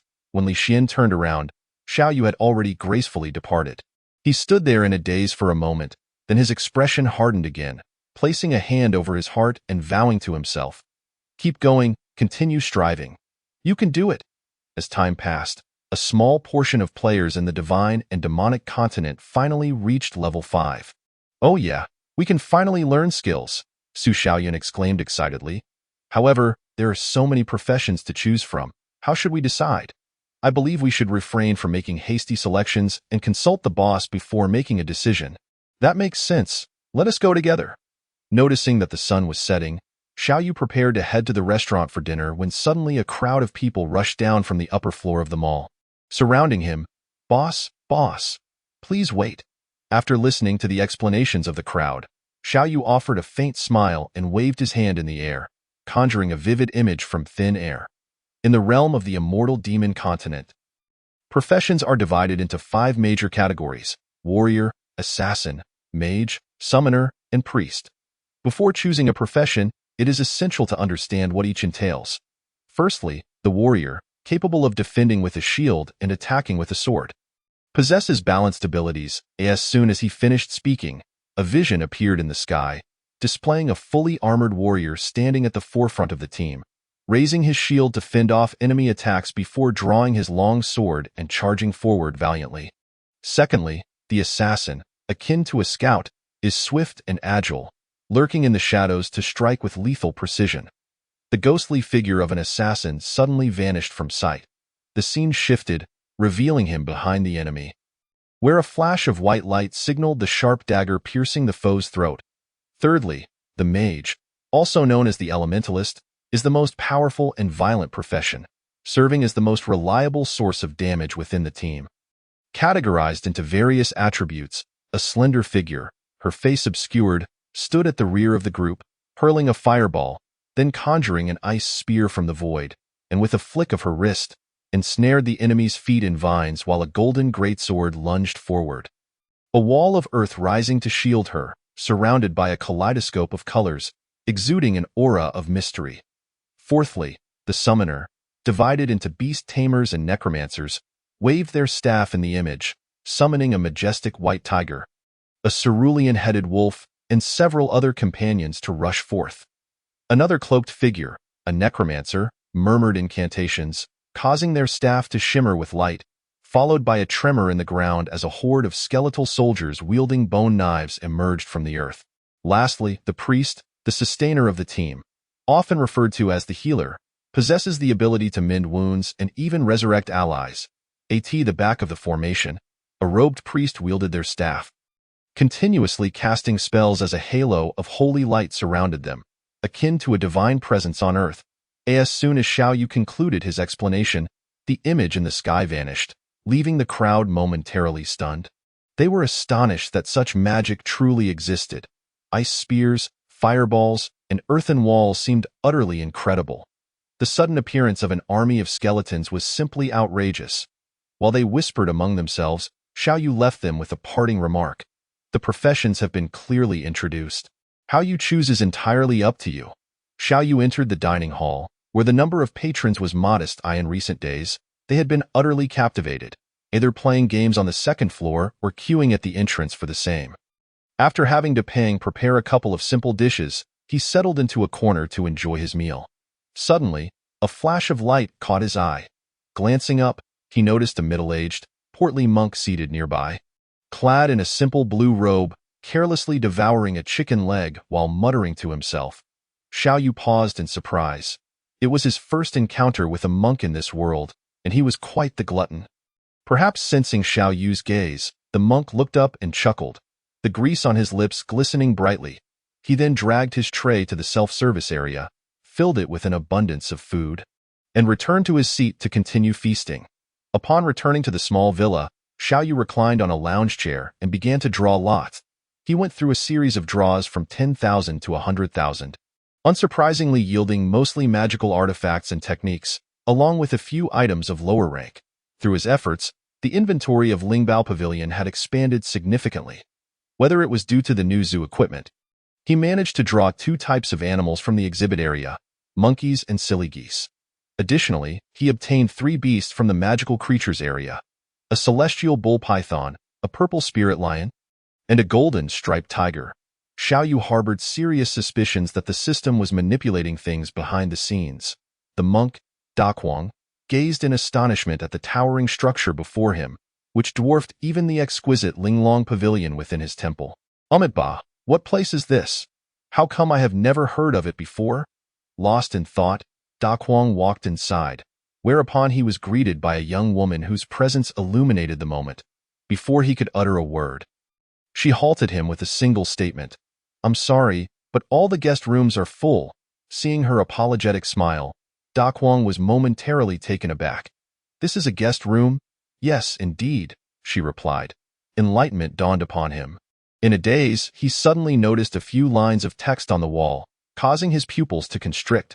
Chapter 149. The Great Monk. The speed of cultivation is increased fivefold. Such an extraordinary place exists in the world. Could it be a scam? No, the spirit food here, purchasable for mere dozens of spirit stones, is an absurdity one might not encounter elsewhere. Perhaps the enhancement of cultivation speed is genuinely feasible. Dakwang, with a grave expression, cast his gaze upon the apartment building. Great Monk, are you waiting for someone? You seem new. I don't believe I've seen you before, a voice called out, and Dakwang turned to see a young man in white. His expression filled with curiosity. Ba, young benefactor, indeed I am new to this place. In a wonder, you can forget about guest rooms. They haven't been vacant for months. Su Xiaoyun chuckled lightly. May I ask if what is written above regarding the increased cultivation speed is true? Indeed, it is true, but Great Monk, where do you hail from? Which temple do you belong to? Su Xiaoyun's question sent a jolt through Dakwang's heart. The Divine Martial Empire does not believe in Buddhism, resulting in a scarcity of temples. The few existing are devoid of followers. Conversely, the Tianfeng Empire is replete with devotees. I am merely a wandering monk, Dakwang replied. Su Xiaoyun did not press further, merely casting a puzzled glance at Dakwang before turning and entering the apartment building. On the second floor, in the virtual gaming room, Zheng Wang upgraded the Thunderstrike skill to level 3, spinning around 50 million spirit stones, only to find that upgrading to level 4 required 80 million, leaving him utterly dumbfounded. With a total of 6 levels, he lamented the astronomical costs involved in maxing out this skill. How could it possibly require hundreds of millions of spirit stones? Zheng Wang's expression was one of utter dismay. Wow, Sister Cici, that fireball of yours is truly magnificent. In the Immortal Demon Continent game, Zhao Cici gazed at Qin Cici with envy, who was cradling a massive fireball in her hands. Cici, your healing spell is quite impressive as well. Had you not provided timely healing to that fellow Chao Han, we might have perished in the bat forest. Zhao Cici's cheeks flushed. She preferred not to engage in combat, thus opting for the priest profession. Not at all. You all are the impressive ones. I hardly contributed anything and merely dragged you down. Nonsense, it was not you. It's that Su Xiaoyun who truly held us back at a critical moment. He was forcibly logged out, leaving our team one member short, making our challenges all the more arduous. Qin Cici seemed quite dissatisfied, her teeth gritting in frustration as she spoke. Wow, old Wang has dropped a skill book. Suddenly, a voice broke through, capturing everyone's attention. The second skill book following Thunderstrike had appeared. Everyone rushed to witness the spectacle. At that moment, Wang Wuyo strolled toward the novice village with a beaming smile. The blue skill book still unlearned, intending to flaunt it before the crowd. Old Wang, what skill book did you drop? Great God, show us. Did you slay a boss, Old Wang? A throng surrounded him, and Wang Wuyo couldn't hide his smugness. Haha, I merely had the good fortune to encounter a blue wolf king, and, with a stroke of luck, managed to kill it, which led to this skill book drop. Upon hearing this, Li Yuran and a few others shot him several eye rolls. Old Wang, let us see what skill it is. With that, under the gaze of the crowd, blue light flashed, and Wang Wuyo discerned the name and description of the skill. Instant Step. This skill allows the user to instantly change position. With a level 1 range of 150 meters, it is akin to a movement skill. Old Wang, showcase it for us. Someone urged eagerly, and Wang Wuyo was equally eager to test his new skill. With a soft utterance, he vanished from sight, and when the crowd looked up, he was already 100 meters away. Wow, that speed. What a skill for escaping. In the blink of an eye, he had covered 100 meters. Exuding an ethereal quality that elicited envy at that moment, Wang Wuyo felt an overwhelming joy. Such a movement skill in reality would undoubtedly be a divine life-saving technique. What a tremendous gain. He could only wonder if, like Thunderstrike, it would be unusable unless upgraded to its maximum level. Upon returning to the courtyard, Xiaoyu opened his Linghuan phone, idly perusing the messages in the chat group, where discussions regarding Wang Wuyo's skill book drop were rampant. TSK, that old man is quite lucky. Within just a few days, he managed to obtain a skill book. Then he noticed a live stream notification. Old Xiong's streaming session had begun. Curiosity piqued, he clicked to enter. and was met with the sight of a bare face, the camera obscured entirely. Inside, a stream of expletives could be heard. Had this been in the past, the stream would have been banned long ago. Come on, hurry up. You can't even set up the phone properly. All this time has been wasted. Master Bear, please don't rush me. This is my first time doing this. Waste. If this isn't resolved today, the workload will double, and you won't be permitted to sleep until it's cleared. Occasionally, a cacophony of cries erupts from the live stream, with the barrage of comments on the screen buzzing with speculation. What is Big Bear doing? Bullying someone. Who is that being beaten? Is it human or beast? Chen Jiadalang, hi. I know this person. He's a dwarf from Yunxia Island who caused trouble in the shop before. Later, after being caught by the boss, he was sent to the wild forest for ecological purification, so it turns out he's a detestable islander. Big Bear should finish him off. TSK, daring to stir trouble in the boss's shop? How reckless. I must ask the esteemed gentleman above, what does purifying the ecological environment entail? The comments are rife with suggestions on how the host should deal with the islanders. Xiao Yu chuckles softly, then closes his phone and walks into the room. The next day, De Kong Monk arrives again, still heading to the restaurant for lunch before stepping into the mall. As he passes various shops, each displaying an array of magical artifacts, diverse techniques, and peculiar equipment. He feels an overwhelming sense of unreality. His heartbeat quickens. Such a place exists in Shenwu. How can Tianfeng possibly compete? Monk, you're back. Su Xiaoyun appears behind him. De Kong Monk's body trembles slightly, then he turns around with a smile. Benefactor, it's good to see you again. Su Xiaoyun grins mischievously, stepping forward to throw an arm around his neck. De Kong Monk's eyelids twitch, instantly alert. Monk, look at your pitiful demeanor. Come, let's expand your horizons today. He adds with a sly grin. Benefactor, don't dawdle.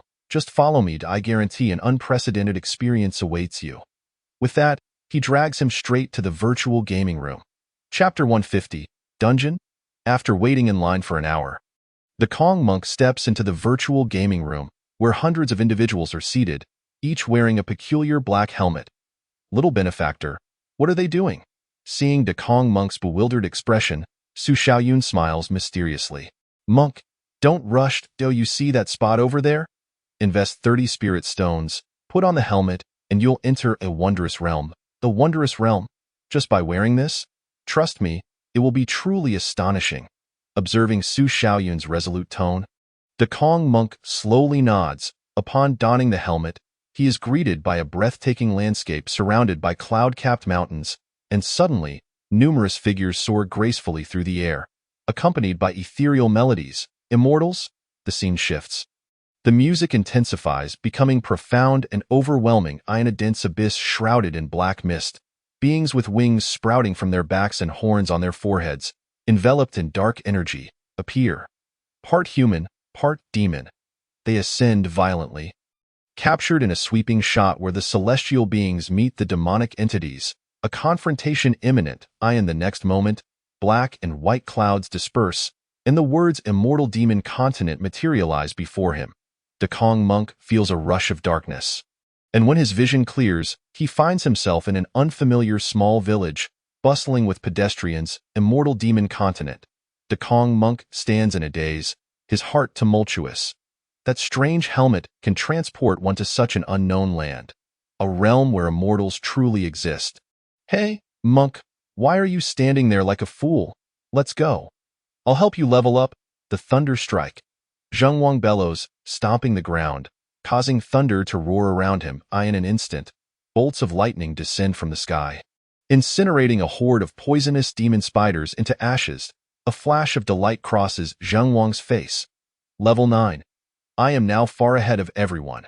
Since upgrading his thunder strike skill, its power has multiplied, allowing him to single-handedly dispatch wild monsters with ease, leading to rapid level increases.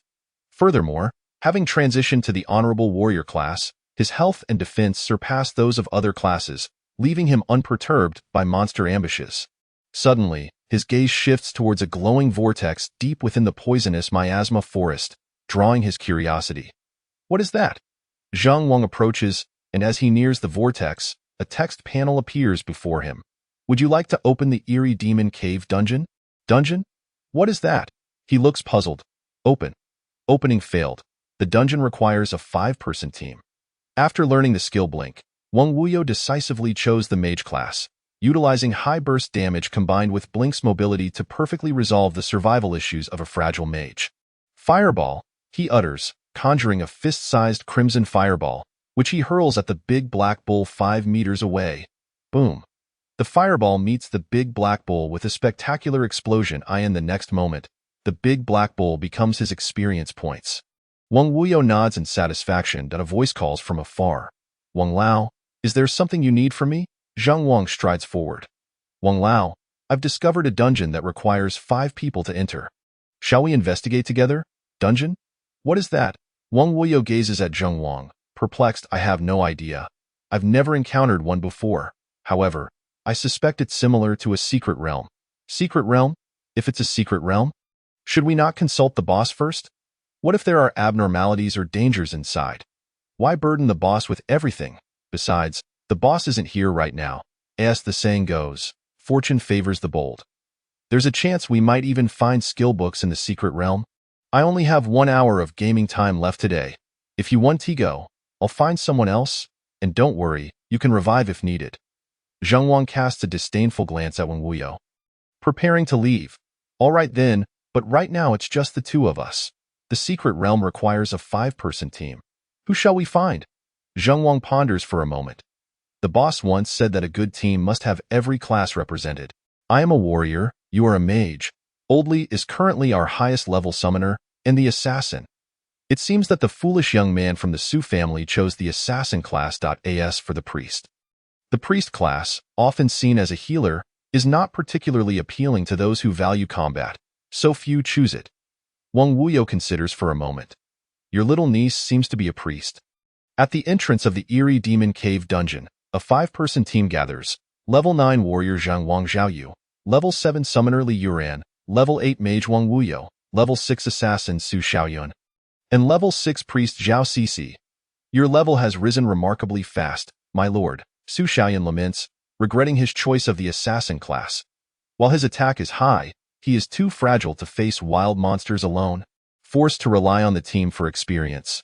Thinking back, he feels quite sorrowful, especially as Level 7 warrior Qin Cici flaunts her prowess before him. Haha, with my Thunderstrike skill, it's only natural that I level up quickly. Zhang Wang laughs heartily, eliciting envious expressions from Su Xiaoyun and Zhao Cici. Let us proceed and explore the dungeon. Would you like to open the eerie demon cave dungeon? Yes. Opening successful. 10,000 immortal demon coins have been automatically deducted from the player's account. Awaiting transport. Zhang Wang's expression darkens. Entering a dungeon requires money. The exchange rate for immortal demon coins and spirit stones is 1, meaning it costs 10,000 spirit stones to enter a dungeon. Upgrading skills requires spirit stones. Entering a dungeon requires spirit stones. Why is everything about spirit stones? He had just upgraded his Thunderstrike again and spent the remaining spirit stones to enhance 2 warrior skills. The 8 million spirit stones provided by His Majesty are dwindling rapidly. Thank you, my lord. The other team members express their gratitude. Zhang Wang's mouth twitches involuntarily. Transport commencing. Everyone feels a rush of darkness. And in the next instant, they find themselves in a dim, eerie cavern, surrounded by murky light. A narrow path winds through the stone walls. So, this is the dungeon? It certainly has a secret realm vibe. Everyone, take your positions. Little Sue, go ahead and scout. You all follow my lead, and Oldly, summon your tiger. Understood, Li Yuran replies, waving his hand, causing a flash of white light. In the next instant, a formidable 2-meter-long creature appears beside him. Meanwhile, Su Xiaoyun has already dashed ahead to scout. Stealth, the assassin's unique skill, allows him to enter a state of invisibility, which dissipates upon engaging in combat. Quite a sneaky skill indeed. Chapter 151. Team Battle Puff. A massive black bat descends from the sky, landing on a stone platform amidst the boulders, its glowing eyes surveying the ground below. Dark Magic Bat, Bronze Level Boss, Level 11. In stealth mode, Su Xiaoyun trembles from a distance. He is merely a Level 6 novice. An 11-level boss should yield valuable loot. With a swift turn, he dashed toward the direction of the team. Moments later, the 5-member squad gathered before the empty platform. This colossal bat was surely formidable. Ladies and gentlemen, fortune favors the bold. Remember to heal me, for I shall lead the charge. With a low growl, Zhang Wang surged forward. The boss had decreed that the warrior was the mightiest shield of the group. Onward! In the next instant, he transformed into a fleeting shadow, launching a fierce attack against the large black bat. The creature emitted a piercing, jarring screech, followed by a flash of white light. With a roar, the white tiger's claws struck out, soon followed by a massive fireball boom. A crimson wave of flames erupted, as the great bat flapped its wings violently, conjuring a tempest of darkness. Zhang Wang felt the painful force of the wind buffet against his body. This was the sensation of pain in a virtual game. Wang Wuyo relentlessly unleashed fireballs in attack, his class skill rather singular. Due to insufficient levels, he currently possessed only the fireball spell. Yet, this simplicity allowed for minimal mental strain, enabling a continuous barrage of assaults. His health dipped to 10%. A radiant beam of holy light enveloped him, courtesy of Zhao Cc's healing spell, as she stood nervously at a distance. Thunder strike. The crackling thunder descended with ferocity, radiating outward from Zhang Wang's position, illuminating the surroundings with brilliant flashes. Boom! Dozens of lightning bolts struck down, enveloping the large bat in a haze of green smoke, indicating it had sustained considerable damage. Let us press forward. As the words left his mouth, a fireball surged forth. The bat let out a thunderous roar, sending shockwaves that caused the health of several within the combat zone to plummet by half. Su Xiaoyun, with the lowest health, instantly transformed into a wisp of white light, having participated with negligible output. Wang Wuyo continued to conjure fireballs, while Zhao Cc's healing spell remained unceasing, targeting Zhang Wang, who stood closest to the bat. After a prolonged struggle, Zhang Wang gritted his teeth and assessed the bat's health beyond. It still retained a third of its vitality. Everyone, let's muster our strength. A white light enveloped him, restoring his health to half once more. Frenzy! Li Yuran uttered a low command, as crimson light enveloped him. The white tiger's eyes turned a fierce scarlet, and with a furious roar, it charged forth. Its claws struck the bat with an attack power that had doubled from before. The bat flailed its massive wings, relentlessly battering Zhang Wang, whose health had now been nearly depleted in the blink of an eye. The bat vanished without a trace, leaving Zhang Wang momentarily stunned as he cautiously surveyed his surroundings. Be careful. Zhao Cc's warning rang out as a dark figure flashed behind her. She fell to the ground, transforming into a wisp of white light. The shadow darted away, and Wang Wuyo felt a jolt of alarm. After creating some distance, the bat's silhouette reappeared where Zhang Wang had just stood. Had he been a moment slower, the outcome could have been dire. The white tiger, eyes gleaming red, let out a low growl and launched another swift assault at the shadow. Charge! Zhang Wang zeroed in on the target, activating his charge skill. Delivering a thunderous impact, thunder strike. As he approached the bat, the air thundered ominously, a deafening sound echoing around them. Die! Boom! The bat screeched in agony before collapsing, its body disintegrating and leaving behind several items. Finally, it is dead. The group moved forward, discovering a long sword, a set of black armor, a weapon, and a piece of armor on the ground. Zhang Wang shook his head in disappointment. After such effort, no skill book had dropped. Wang Wuyo chuckled. Since skills can be taken out, perhaps weapons and armor can too. Zhang Wang's eyes lit up at this notion. What does bronze level, flame sparrow sword mean? Xiao Yu, bored in the courtyard, watched the live stream. Noting how engaging the inhabitants of this otherworldly realm were. There were streams of all varieties, some showcasing home-cooked meals, others documenting outdoor adventures, and even heartfelt chats with amiable sisters. It almost felt reminiscent of the world he once knew. Stretching comfortably, he stepped out of the small courtyard and headed straight for the dining hall. The bustling street was alive with people. A gust of wind swept by, causing Xiao Yu to shiver as a chill enveloped him. Upon entering the restaurant, he noticed many patrons clad in down jackets, gathered together, sharing laughter. These garments are truly warm. I must bring a few back for my parents next time. Indeed, They are not only warm but quite affordable. Merely 30 spirit stones each. Though the style is somewhat peculiar, one can grow accustomed to it. Among the crowd, Huo stood out in a long down jacket, her mature aura and exquisite beauty making her the center of attention wherever she went. Xiaoyu smiled slightly, realizing that the fashion of the new era was gradually being embraced to paying. ID like a serving of egg noodles and a fish. Coming right up, boss. Aside from discussions about clothing, the most prevalent topic among the patrons was the game of the Immortal and Demon Continent. Recently, the number of players in the restaurant had surged, and the virtual gaming hall had become the most popular establishment in the mall. After lunch, Xiaoyu returned to the courtyard, resuming his viewing of live stream videos, while feeling the cold wind howl outside. Despite the warmth of the courtyard, he inexplicably sensed a chill. Suddenly, a smile broke across his face. The arrival of winter signified the approach of the new year. To his knowledge, this land did not celebrate the eve of the new year. Since it is absent here, let me spread the culture of 5,000 years. This would be the first New Year's Eve in this otherworldly realm, a moment of great significance. System, winter has arrived. Shall we organize a special event for the New Year's Eve? Certainly, all activities within the establishment are at the host's discretion. Chapter 152. Adult magical pets in the days that followed. The game of the Immortal and Demon Continent remained a sensation.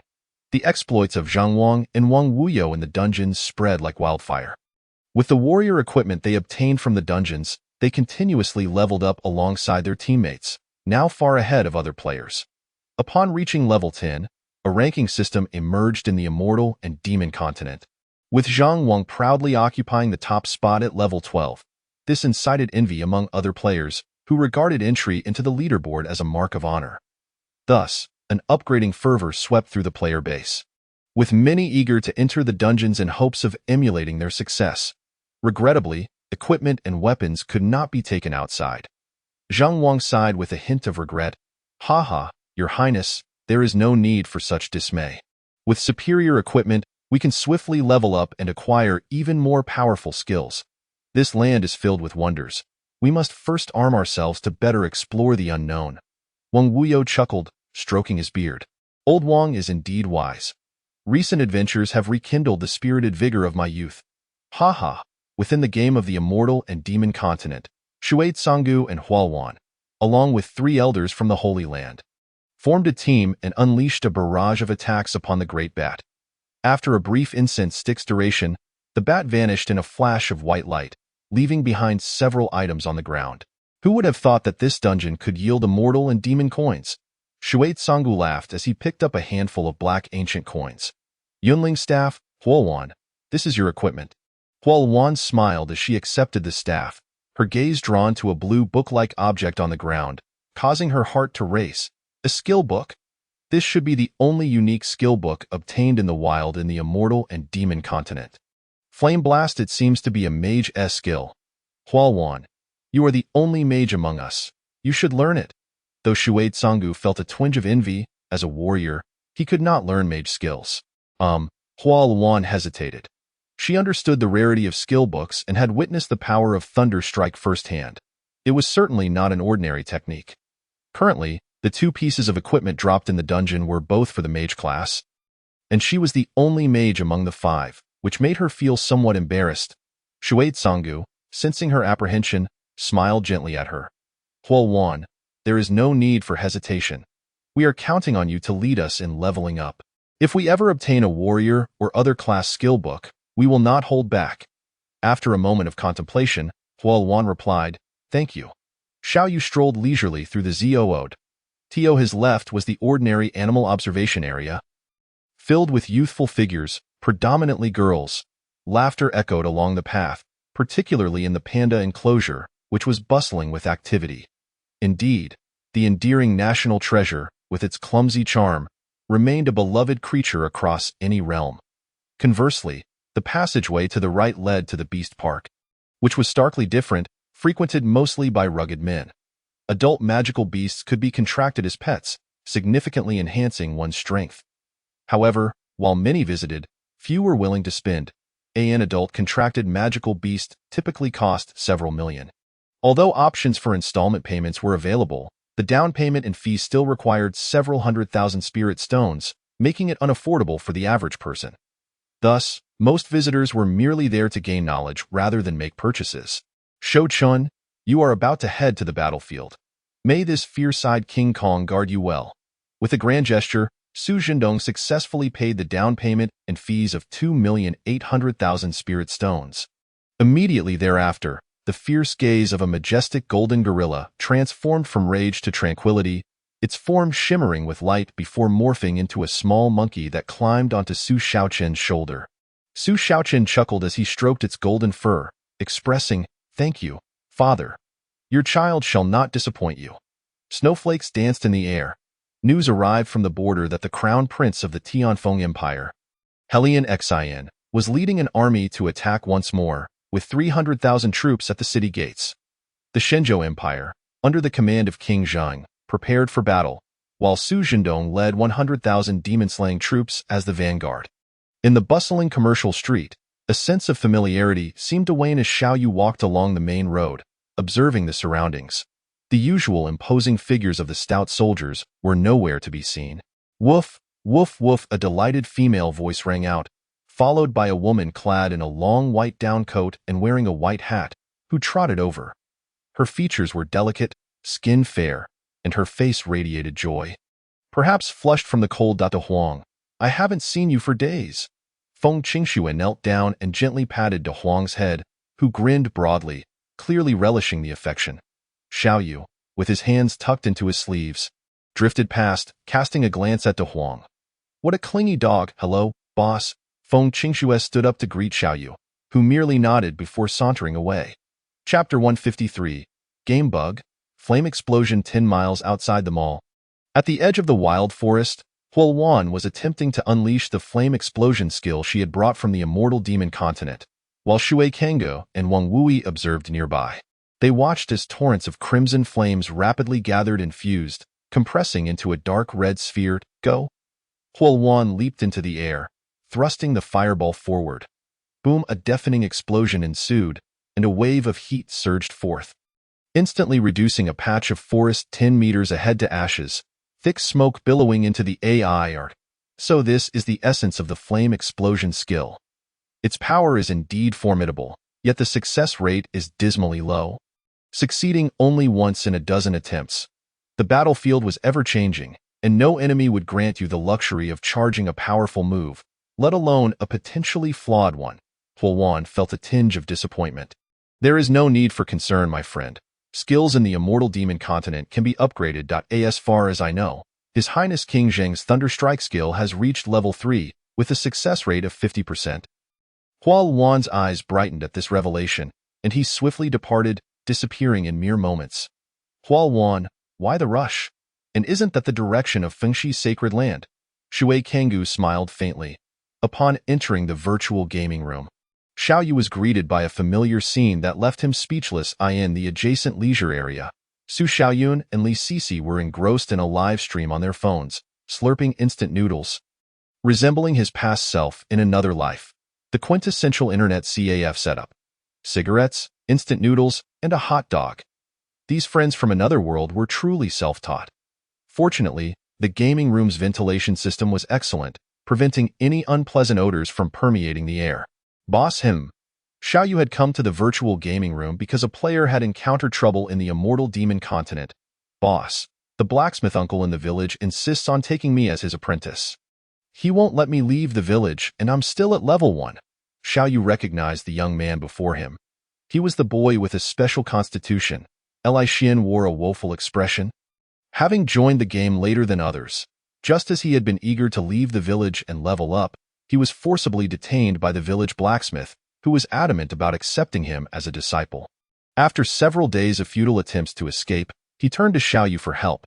Are you saying the NPCs actively spoke to you? Xiaoyu was taken aback. This was a first. When he had entered the game, the NPCs had ignored him completely, as if he were invisible. Yes, boss. Xiaoyu scrutinized the young man before him.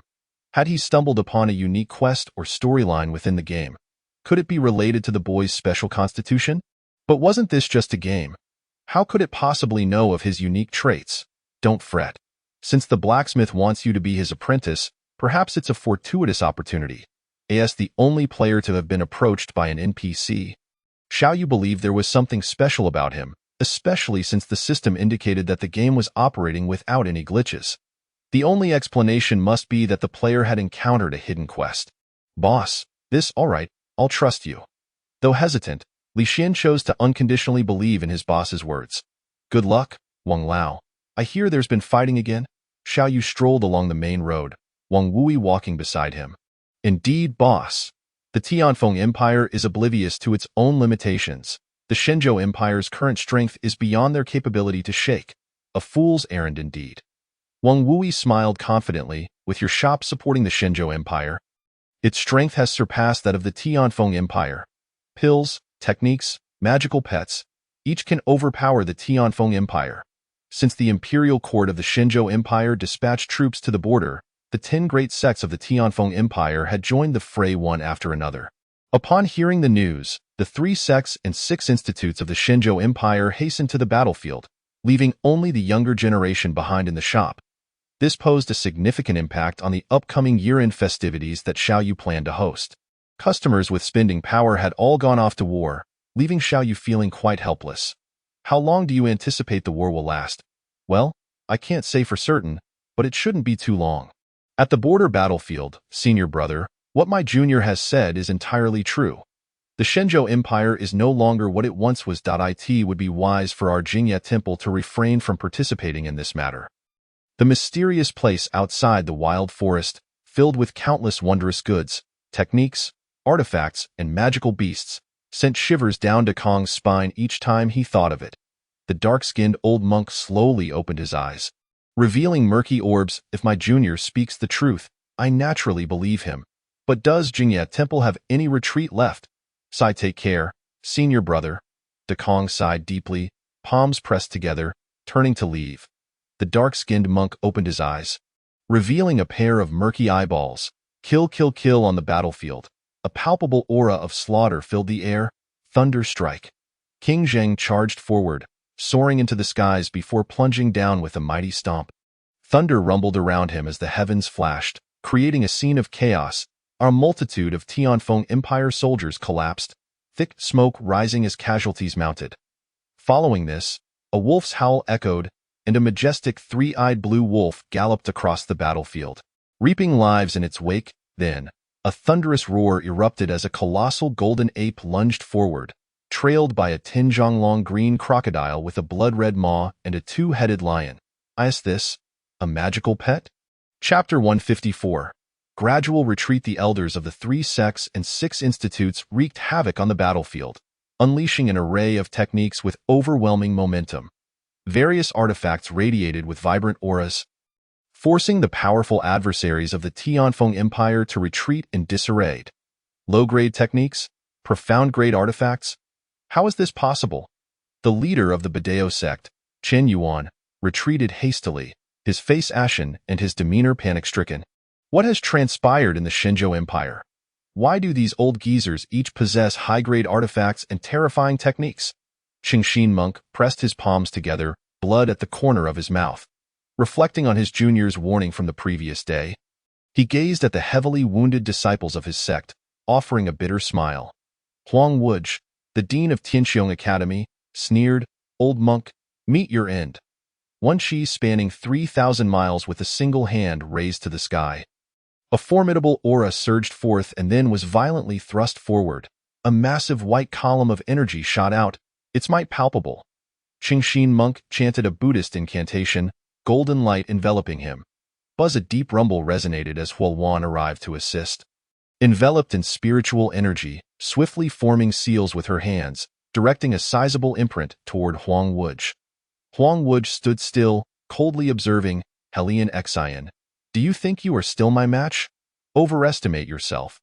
Thunderbolt break. A blue light flashed, shooting forth a diamond-shaped artifact from behind Huang Wuj, slicing through the wind god seal like a shooting star, with tremendous speed and force aimed directly at Helian Exion's throat. How is this possible, you cripple? How? As the brilliance faded, the diamond-shaped artifact returned to hover before Huang Wuj. Overestimating yourself. Our opportunities are beyond your comprehension. Huang Wuji cast a disdainful glance at Huliang Xian until he collapsed, his breath completely extinguished.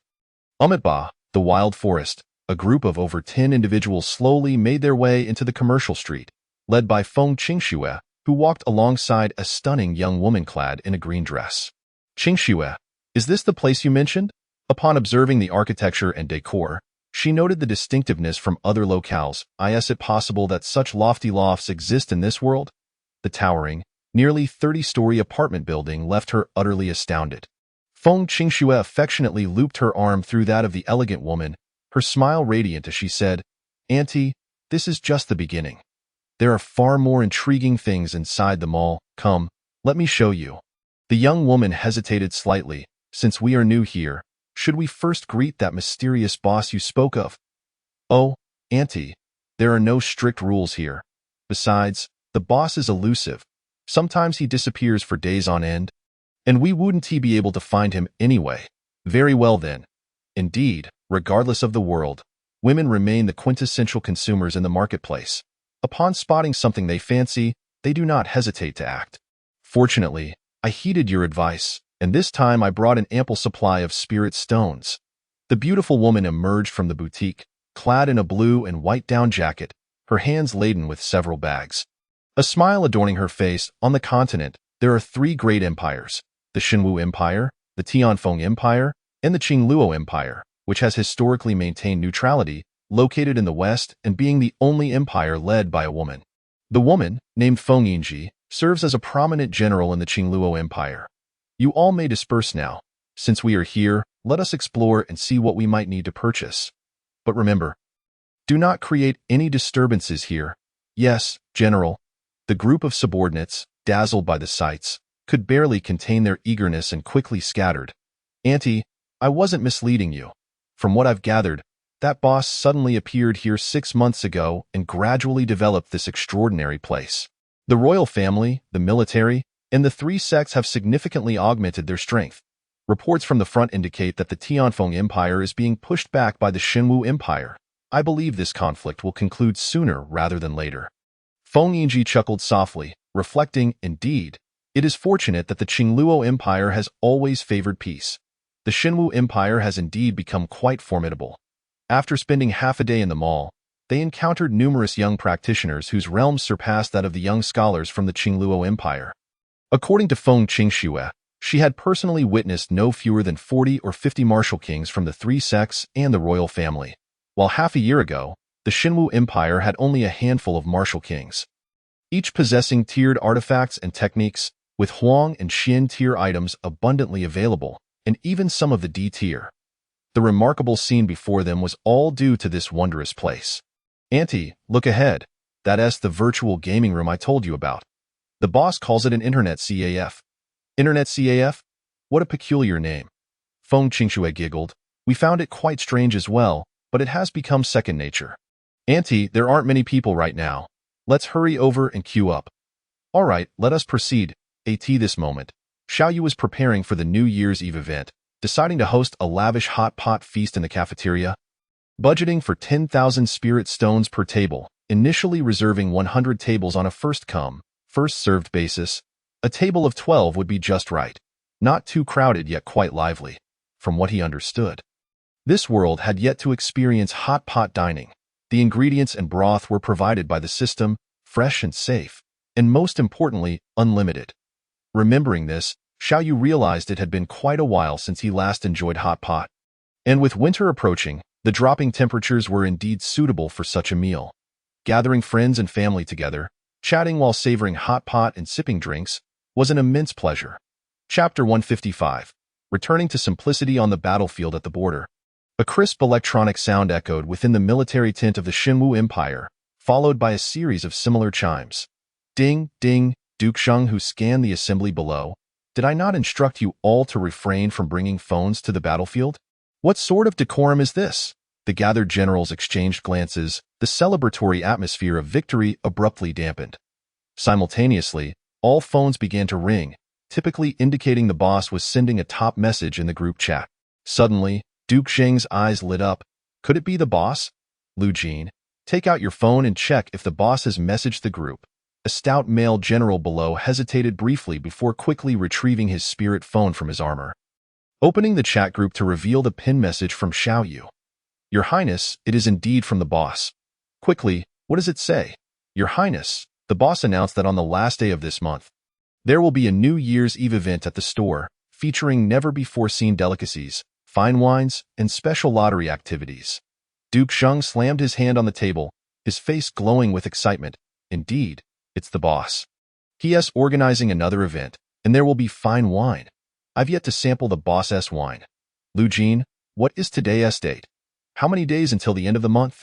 Your Highness, excluding today, there are 5 days remaining until the end of the month.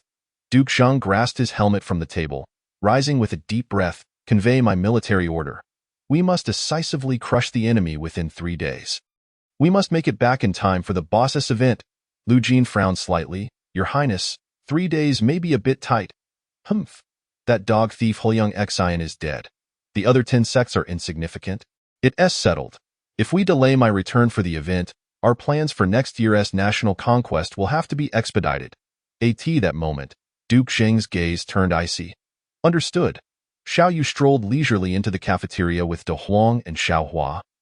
Dressed in a white long robe, his hair casually tied in a bun, exuding an air of carefree nonchalance, it was not that he was unbothered by the cold.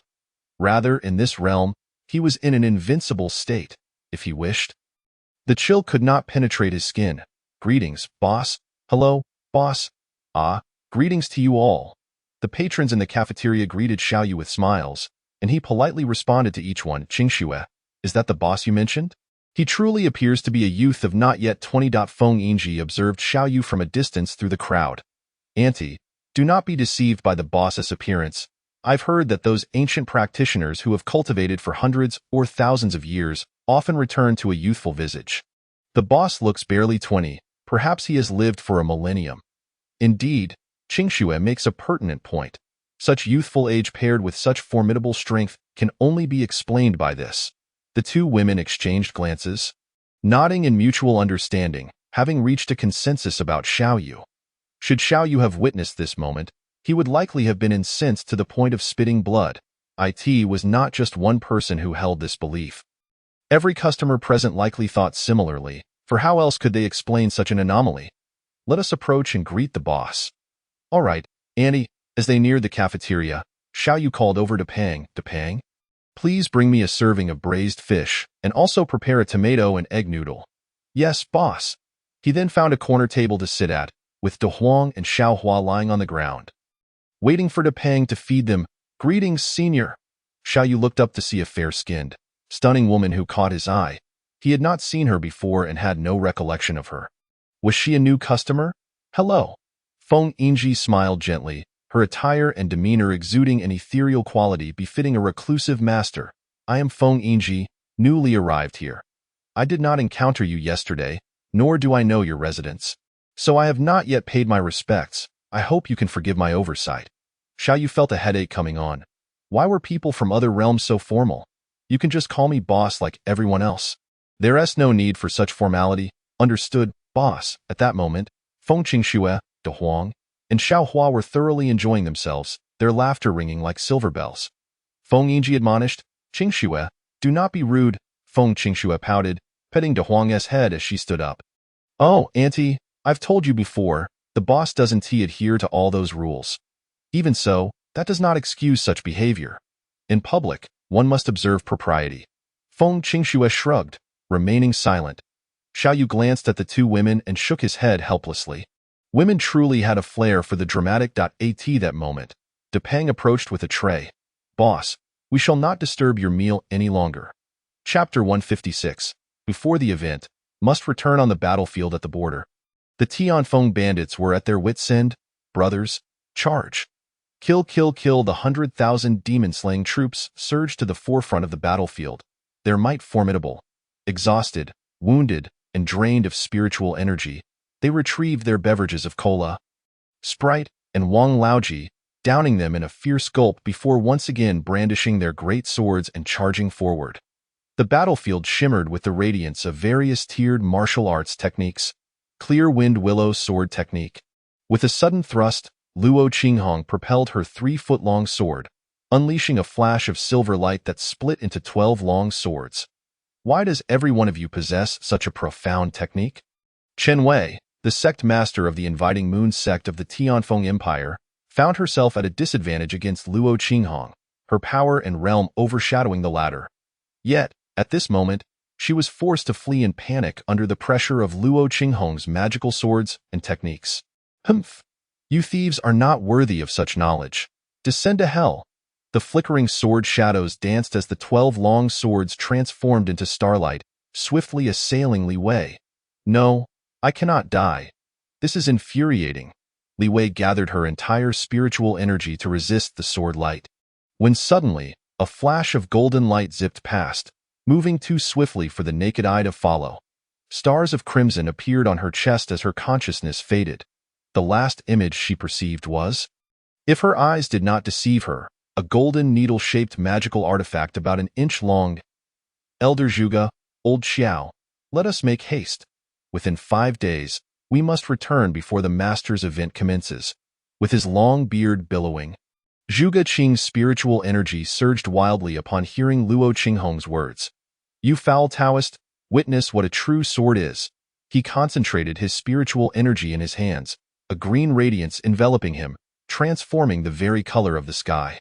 Across from him stood an elder Taoist from the Tianfeng Empire, the master of Lingyun Temple. Yunshan Taoist, as he gazed at the gathering sword energy in the sky, terror filled his visage. What sort of sword technique is this? The fierce sword energy, already taking form in the sky, made Yunshan Taoist's heart race, prompting him to flee. This place was not suitable for lingering. A strike of such magnitude would guarantee death. Heh. Old Taoist, do you still wish to escape? Prepare to meet your end. Immaculate sword technique. Kill. The immense sword energy surged forward for miles, decimating the Tianfeng Empire soldiers along its path, leaving not a trace behind. No, I do not wish to die. Yunshan Taoist enveloped himself in spiritual energy, attempting to shield himself with several magical artifacts against this fierce blow. Clang! The magical artifact shattered, and blood gushed from his mouth. He looked up at the figure of Zhuge Qing standing with hands clasped behind his back in the sky, confusion filling his eyes. Why? Why is this happening? In the realm of the immortal demon continent. Hush! Su Xiaoyun placed a hand over Li Cici's mouth, dragging her aside. Hey, what are you doing, you scoundrel? Li Cici exclaimed in a fluster, shaking off his hand, her face flushed with embarrassment. Cici, how can we make such a commotion about this? This is the second instance of a dungeon in the immortal demon continent thus far. If it weren't for my father and the others going to the borders, this would not concern us at all. Cha! You seem utterly unconcerned about your father being at war. You truly have no conscience, Su Xiaoyun scoffed dismissively. I'm not exaggerating. The current strength of the Tianfeng Empire is not even on the same level as our divine martial empire. What is there to worry about? Li Cici glared at him sarcastically. Your father is at war, your brother is serving the country, and here you are, lounging about without a care, calling yourself a descendant of a noble family. Su Xiaoyun's face flushed. I'm still quite young, you know? Enough of this. Since we discovered this new dungeon first, we must claim the first kill. Let us keep this information under wraps for now. This location is relatively discreet, and no one should notice for a while. Now, let us quickly gather our team. Xiaoyu lounged in a chair in the courtyard, utterly bored. Glancing at the current task progress, the revenue had already reached nearly 90 million spirit stones, just a step away from completion. The customer flow had reached approximately 17,000, also nearing task completion. System, let us draw lots, same as before. 5 consecutive draws across various tiers. Ding, congratulations, you have obtained a kettle. Supply channel has been opened. Qingling sword, yellow tier high-grade artifact, dual completeness palm, yellow tier mid-grade palm technique. Dear Ding Ji, famous martial arts novel. Yin Yang Lock, yellow tier mid-grade artifact. This round of drawing has concluded. Ding, congratulations, you have obtained the returning void technique, mysterious tier low-grade technique, flame sun steel, yellow tier mid-grade artifact, Yushan sword, yellow tier high-grade artifact, riding the wind and treading waves, mysterious tier low-grade technique. Old Beijing instant noodles, supply channel has been opened. This round of drawing has concluded. Ding, congratulations. You have obtained the Wufang Sword Formation, Mysterious Tier Mid-Grade Sword Formation. The God Sealing List, Media Source has been acquired. The Great Courtyard Scripture, Mysterious Tier High-Grade Technique. The Demon Suppressing Fist, Mysterious Tier High-Grade Technique. And the Three-Legged Golden Toad, Magical Beast Pet Egg. This round of drawing has concluded. Ding, congratulations. You have obtained the True Word 9 Characters, Earth Tier Mid-Grade Technique. Bright Moon Spear, Mysterious Tier High-Grade Artifact. Star Repelling Sword, Mysterious Tier High-Grade Artifact, Liangwei Pill 15. And the Earth Store, Earth Tier Mid-Grade Artifact. This round of drawing has concluded. Everything was as expected, yielding a collection of various tiered artifacts and techniques to further enhance the Lingbao Pavilion and Library. There were no extraordinary prizes, except for those 15 Liangwei pills, which left Xiaoyu feeling somewhat helpless. The name alone provoked many thoughts, and its actual effects certainly did not disappoint. It nourished kidney energy and promoted health. Moreover, all its special effects included a 20-year lifespan enhancement without any side effects. Xiaoyu's eyes instantly brightened. Oh, 20 years, this special effect is remarkable. This is the second time I've drawn a lifespan-enhancing elixir, and its effect is double that of the previous one. It should fetch a good price. After pondering for a moment, he ultimately decided against consuming the Liangwei pills. A mere 20 years was not worth it. He believed there would be even better treasures in the future, a pill that could only be consumed once in a lifetime. 20 years was not that critical to that moment. The last artifact caught him off guard. Earth Tier Mid-Grade Artifact. Earth Store, a large artifact, available for rent. The meanings of installment services and rentals are vastly different. Only when he saw the full appearance of this artifact in the system space did he understand. It was a massive crossbow, its exterior a striking black, with 20 arrow ports, each arrow shaft a deep crimson, approximately the width of a bowl. Xiaoyu attempted to manipulate the Earth Store with his mind, simulating in the system space. The terrain simulated was the wild forest. Loading and firing, the arrows shot forth instantaneously, swift and agile like shooting stars. Boom! A thunderous roar echoed like thunderclaps, followed by a burst of flames rising to the sky. And in the next moment, a mushroom cloud emerged. Within a distance of several dozen miles, thick smoke billowed, leaving a desolate wasteland devoid of life. Xiaoyu was left utterly dumbfounded. What the hell? Is this a bomb? Renting? Siege warfare? This was a perfect AoE artifact. Chapter 157. New Dungeon? Entering the Yuquan Dungeon requires a payment of 200,000 Immortal Demon Coins. How about we pool our resources? Su Xiaoyun awkwardly scratched his head. His face flushed as he glanced at Li Cici and the others. Chao Han gritted his teeth and opened the trading panel. I have a feeling we're going to lose money on this. Don T asked me why. It's a man's sixth sense. Ha, Chao Dog, don't be so pessimistic. Have faith in us. Li Cici rolled her eyes. With such an unreliable teammate like you, it's a miracle if we have any confidence. Come on, let us go.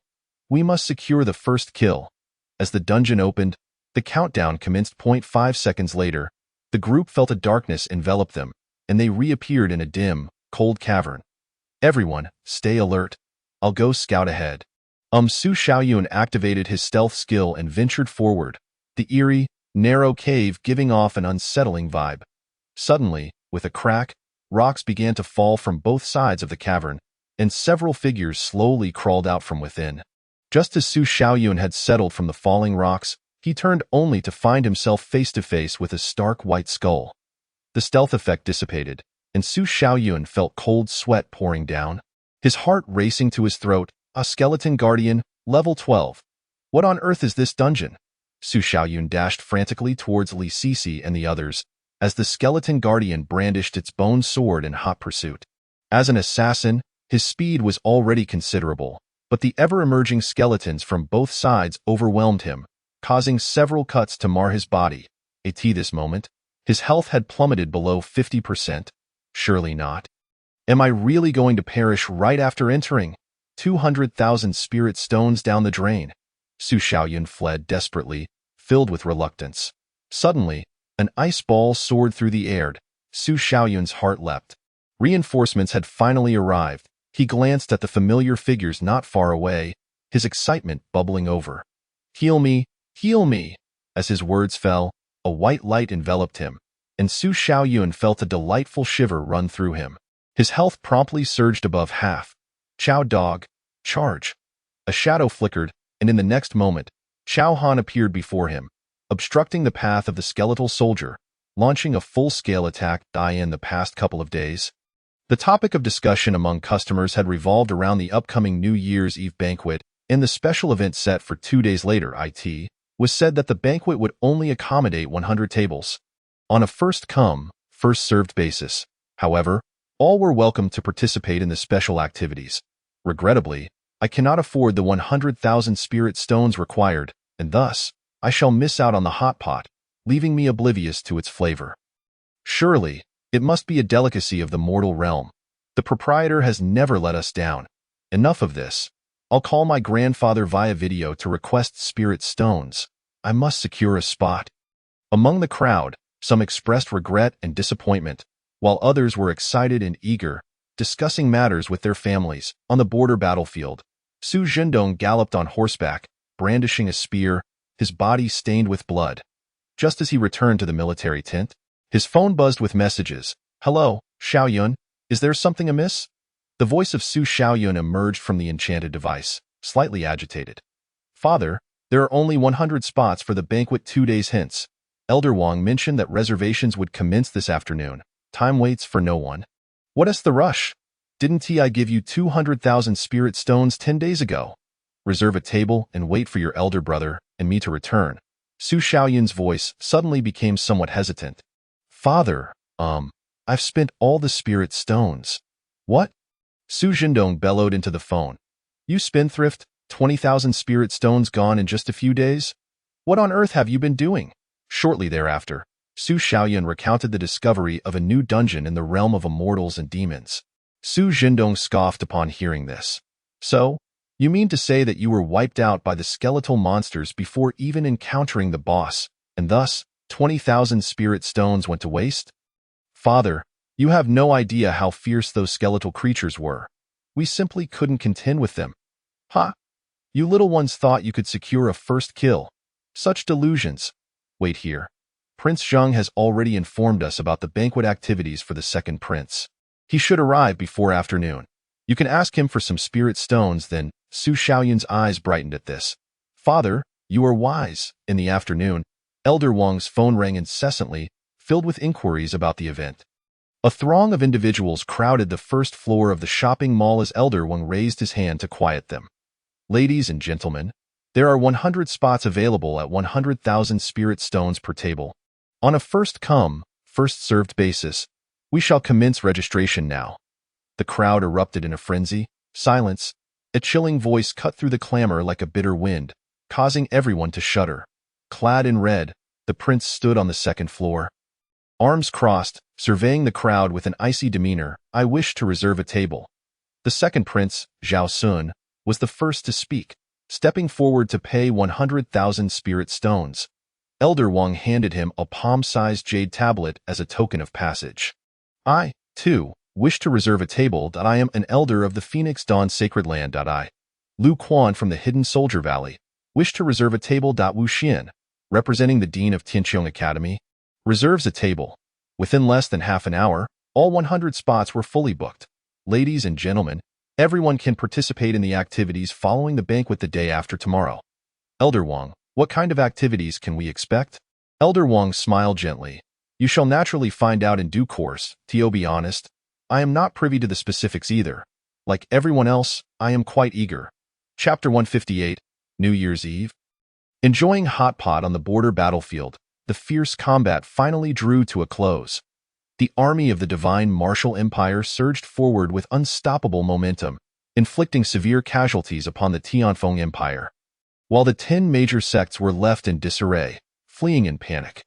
What commenced as a grand national conflict concluded merely half a month later with the overwhelming victory of the Divine Martial Empire. Prince Zheng stood with his hands clasped behind his back, gazing into the distance, his expression icy. "When spring arrives next year, it shall be the time to trample the Tianfeng Empire, Your Highness. The banquet activities commence tomorrow evening. We shall return to court. We must reach the proprietor's establishment before sunset tomorrow." As the New Year's Eve banquet approached, The number of customers surged, far exceeding the usual flow. Ding! Congratulations on completing the sales target. Reward: 3 robot chips and 3 random devices. Rewards have been distributed. The sales figures finally surpassed 2 spirit crystals, and the rewards remained familiar items. The chips were directly allocated to Hongyi, leveling her up to maximum, while Xiaobai reached level 4. Currently, the robots in the store, Hongyi and Xiaobai, were both 3-star robots. Given Hongyi's higher combat capability, she was prioritized for leveling to maximum, facilitating her involvement in any necessary external tasks. Xiaoyu contemplated the 3 random device cards and decided to use them after the New Year's Eve festivities. Regardless of the realm, the winter's chill remains constant, an unchanging coldness, on New Year's Eve. The shopping mall was ablaze with lights, and red lanterns adorned the streetlights lining both sides of the road, creating a festive atmosphere. The entrance to the dining hall was already bustling with eager patrons. Prince Zheng mingled among the crowd, engaging in lively conversation, having returned just in time before the banquet commenced. With a momentous victory on the border and the store hosting an event, his spirits were exceptionally high. In addition to Prince Zheng and the royal members led by the second prince, various powerful factions gathered, awaiting the commencement of the banquet. The proprietor has arrived. A voice rang out from the crowd, drawing everyone's gaze towards Xiaoyu as he strolled in with his hands tucked into his pockets. Greetings, everyone. Please come inside. The New Year's Eve banquet is about to begin. Thank you, proprietor. Upon entering the dining hall, the layout had transformed entirely from the previous arrangement of tables and chairs. Now, large round tables equipped with rotating surfaces replaced them, each surrounded by 12 chairs.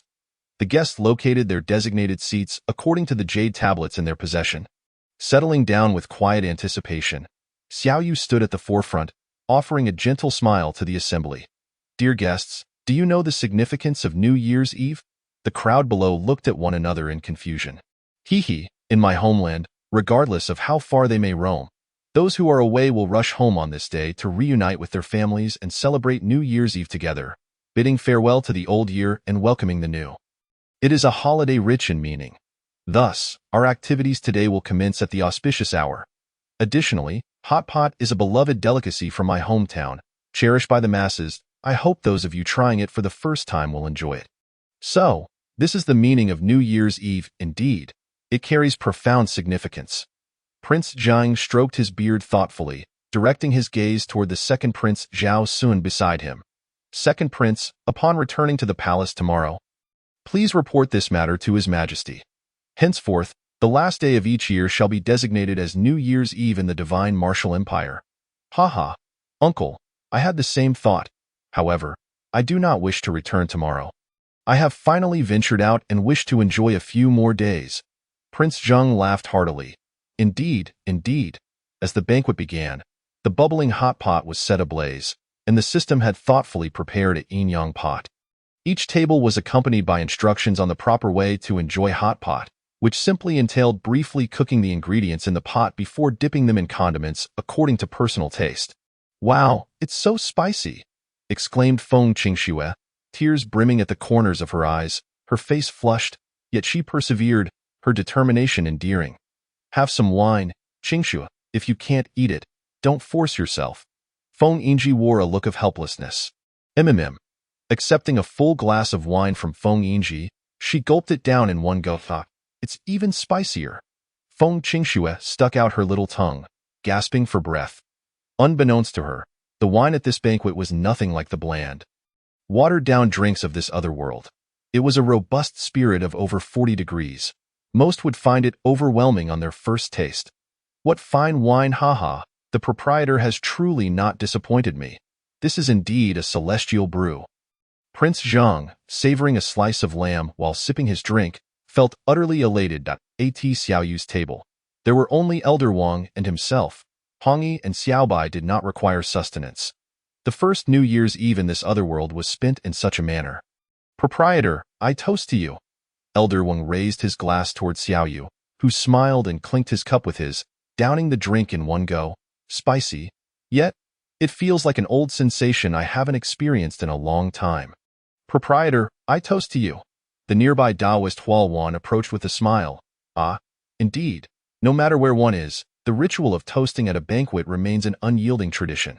Soon, Water Canggu, Prince Zheng, Feng Yinji, Feng Qingxue, Li Sisi, Su Xiaoyun, and Su Zhendong all came over to offer their toasts. Fortunately, here, he was invincible, and it was not difficult to surmise that he was already sprawled under the table by now. Proprietor, you have quite the capacity for liquor. I admire you. Let us drink. Prince Zheng, his face flushed, downed the contents of his cup, then swayed slightly, collapsing onto the table in a daze. Little lushes, everyone, know your limits. Do not overindulge and miss the activities at the auspicious hour. Xiaoyu looked around at the cheerful crowd, drinking and laughing, feeling a sense of nostalgia reminiscent of his past life. Chapter 159. Gathering patterns amidst the sounds of laughter and joy. The moment of midnight arrived during the bountiful hot pot feast. Su Xiaoyun, feeling a bit tipsy, stood up unsteadily, his body swaying involuntarily from side to side. Proprietor, it is already midnight. When do the activities commence? Xiaoyu glanced out at the night sky, observing the twinkling stars that still adorn the heavens despite the chill of winter. The venue for the activity report was located in the mall. Let us relocate, everyone. Very well, boss, off we go to participate in the event. Zheng Wang sprang up from his chair, his sudden movement toppling the wine glass on the table. Did I just hear the boss's voice? Is the event about to commence? Zhao Sun, exasperated, steadied him. Uncle Wang, the boss mentioned we should change our position. Oh, right, let's move. Xiaoyu was the first to exit the dining area, noting that a throng of customers awaited inside the mall. Although they had not secured a spot at the banquet, they were all welcome to partake in the activities being held within the store. The mall, illuminated brightly at night, stood in stark contrast to the darkness elsewhere. A fact that patrons had long since grown accustomed to. The streetlights outside automatically lit up as night fell, casting a warm glow over the surroundings. It seems the boss and his crew have emerged. Could it be that the event is about to begin? Everyone, let us hurry along. With the crowd swelling, the first floor of the mall quickly filled to capacity. Xiaoyu positioned himself at the center of the ground floor, raising his hand to elegantly wave through the air, causing a panel to materialize before them. A plethora of text detailed the specifics of the event and the manner in which to participate. With just one spirit stone, participants could draw for various grades of martial arts techniques and magical artifacts. Goodness, am I seeing things? This feels no different than a gift. Feng Qingxue tugged at Feng Yinji's arm, her flushed cheeks radiating beauty.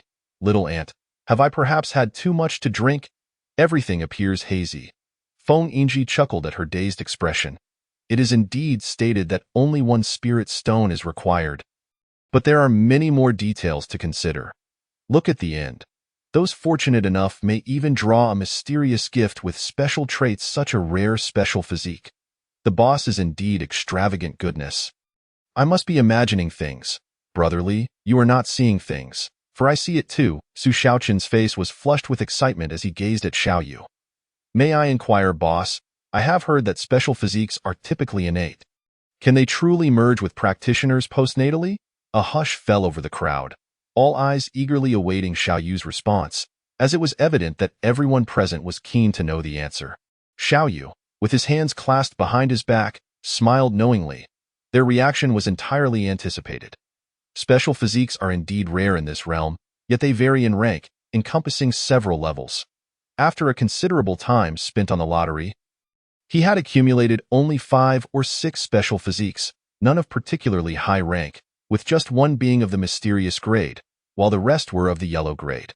Since I can offer them as rewards for this event, there must certainly be a way to allow them to merge with practitioners. Su Xiaoqin's eyes brightened with newfound determination. He was resolute in his desire to obtain one. The special physique, much like that of our kingdom's queen, is a rarity even in the entirety of the Qingluo Empire. Judging by the boss's demeanor, it seems there are many more to be had. Feng Yinji could not help but smile wryly.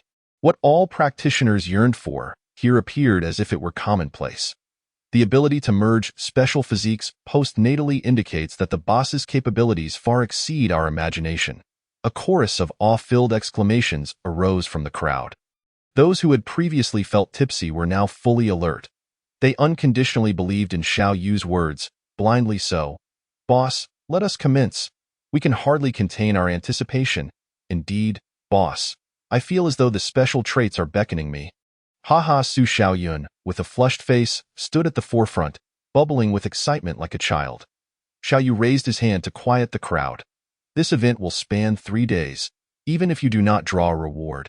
I assure you, I will provide everyone with a consolation prize as a token of my gratitude for your support in my business this year. Huzzah! Long live the boss. Haha, how kind of you. Boss, Xiaoyu smiled, then gently waved his hand toward the center of the hall. A flash of white light revealed dozens of spinning wheel machines, arranged in 5 rows, each spaced about 10 meters apart. They resembled the lottery machines at the entrance, but were considerably smaller, though their operational methods were largely similar. This was a system Xiaoyu had meticulously emphasized, ensuring ease of understanding for everyone. The notable difference was that these machines could recognize spirit-hued mobile accounts. Xiaoyu approached one machine, pressing the red button to initiate the spinning. Immediately, a unique image appeared on the large screen. What is this? A flower? Then, 3 more images followed. A peach, a red flower, and a square. Each spin would reveal a different image, and collecting all 4 would yield a grand prize, though the rewards were random. Costing just 1 spirit stone per spin. So simple. Haha, this feels like picking up treasures for free. Boss, you truly are a benevolent person. This seems quite entertaining. I can hardly wait. The crowd erupted in jubilation. Yet a few harbored lingering doubts, recalling the last event that had left a lasting impression. Something felt amiss, though they could not articulate it. Xiaoyu smiled inwardly. Rewards were indeed rewards, and if they received nothing else, at least each person would walk away with a consolation prize. However, hope must always remain. Moreover, Xiaoyu believed that in any world, there would always be those favored by fortune, or perhaps destined children. Everyone, please take out your mobile devices, log into your respective chat accounts, and point them at the camera in front of each spinning wheel machine. After the first draw, it will automatically record your account. Each time you draw, the images you receive will be sent to you via chat, allowing you to keep track of what you have collected and what remains to be found. Now, let the event commence. Please maintain order and refrain from excessive noise. Oh dear! In a flash, Hong Yi appeared before the spinning wheel machines, her strikingly cold yet beautiful eyes sending a shiver through the crowd. Everyone began to queue. As Xiaoyu prepared to turn away, he caught sight of Wang Wuyo, who seemed hesitant to join the line, prompting a smile from him. Old Wang, though you are a staff member, you are also a valued patron here. You are certainly welcome to participate in the event. Is that truly the case, boss? Of course. Wang Wuyo, unable to contain his excitement, dashed off to join the queue. I've drawn a black peach. Mine is a plum blossom. I shall strive for more. I also received a plum blossom. Let us continue queuing. The boss mentioned the event lasts 3 days. I believe I can collect all 4 images by tonight. Hearing the joyful chatter behind him, Xiaoyu sighed as he exited the mall. Chapter 160. It truly is not so simple. Upon returning to the quaint villa, Xiaoyu felt quite at ease after indulging in a bit of white wine at the hot pot banquet. It had been a long time since he experienced such comfort. After a refreshing shower, he reclined on his bed and soon drifted into slumber. Little did he know, that night, every customer in the mall was filled with excitement and anticipation. As the spinning machines whirred repeatedly, their hopes were dashed time and again. Another black peach. Good heavens, I must have drawn a dozen black peach images already. When will I collect all 4? Ugh, you are truly unlucky. There's a beauty next door who only needs 1 more to complete her SETIS. That for real. Her luck is extraordinary. By the way, brother, how many images do you have? The bookish-looking young man replied with pride. I possess both the black peach and plum blossom images. Hee hee, I suspect everyone has those 2 by now. After several hours of relentless attempts, it became evident that black peaches and plum blossoms were the most common, appearing roughly every 5 spins. The square image proved more elusive than the black peach and plum blossom, with only a handful of customers managing to draw it. The rarest of all, the red peach image, had yet to be drawn by anyone. Dawn is nearly upon us, and I still only have 2 images. It was clear this would not be an easy feat. No wonder the boss said the event spans 3 days. Let us keep pushing forward. Everyone! The crowd, fueled by hopeful anticipation, continued their relentless efforts, queuing and drawing. only to find disappointment time and again. As the cycle repeated, they were oblivious to the rising light in the sky. Suddenly, a gasp echoed through the crowd. Sister Qingxue, your luck is unparalleled. The red peach has appeared. It's that beauty. I knew she would succeed.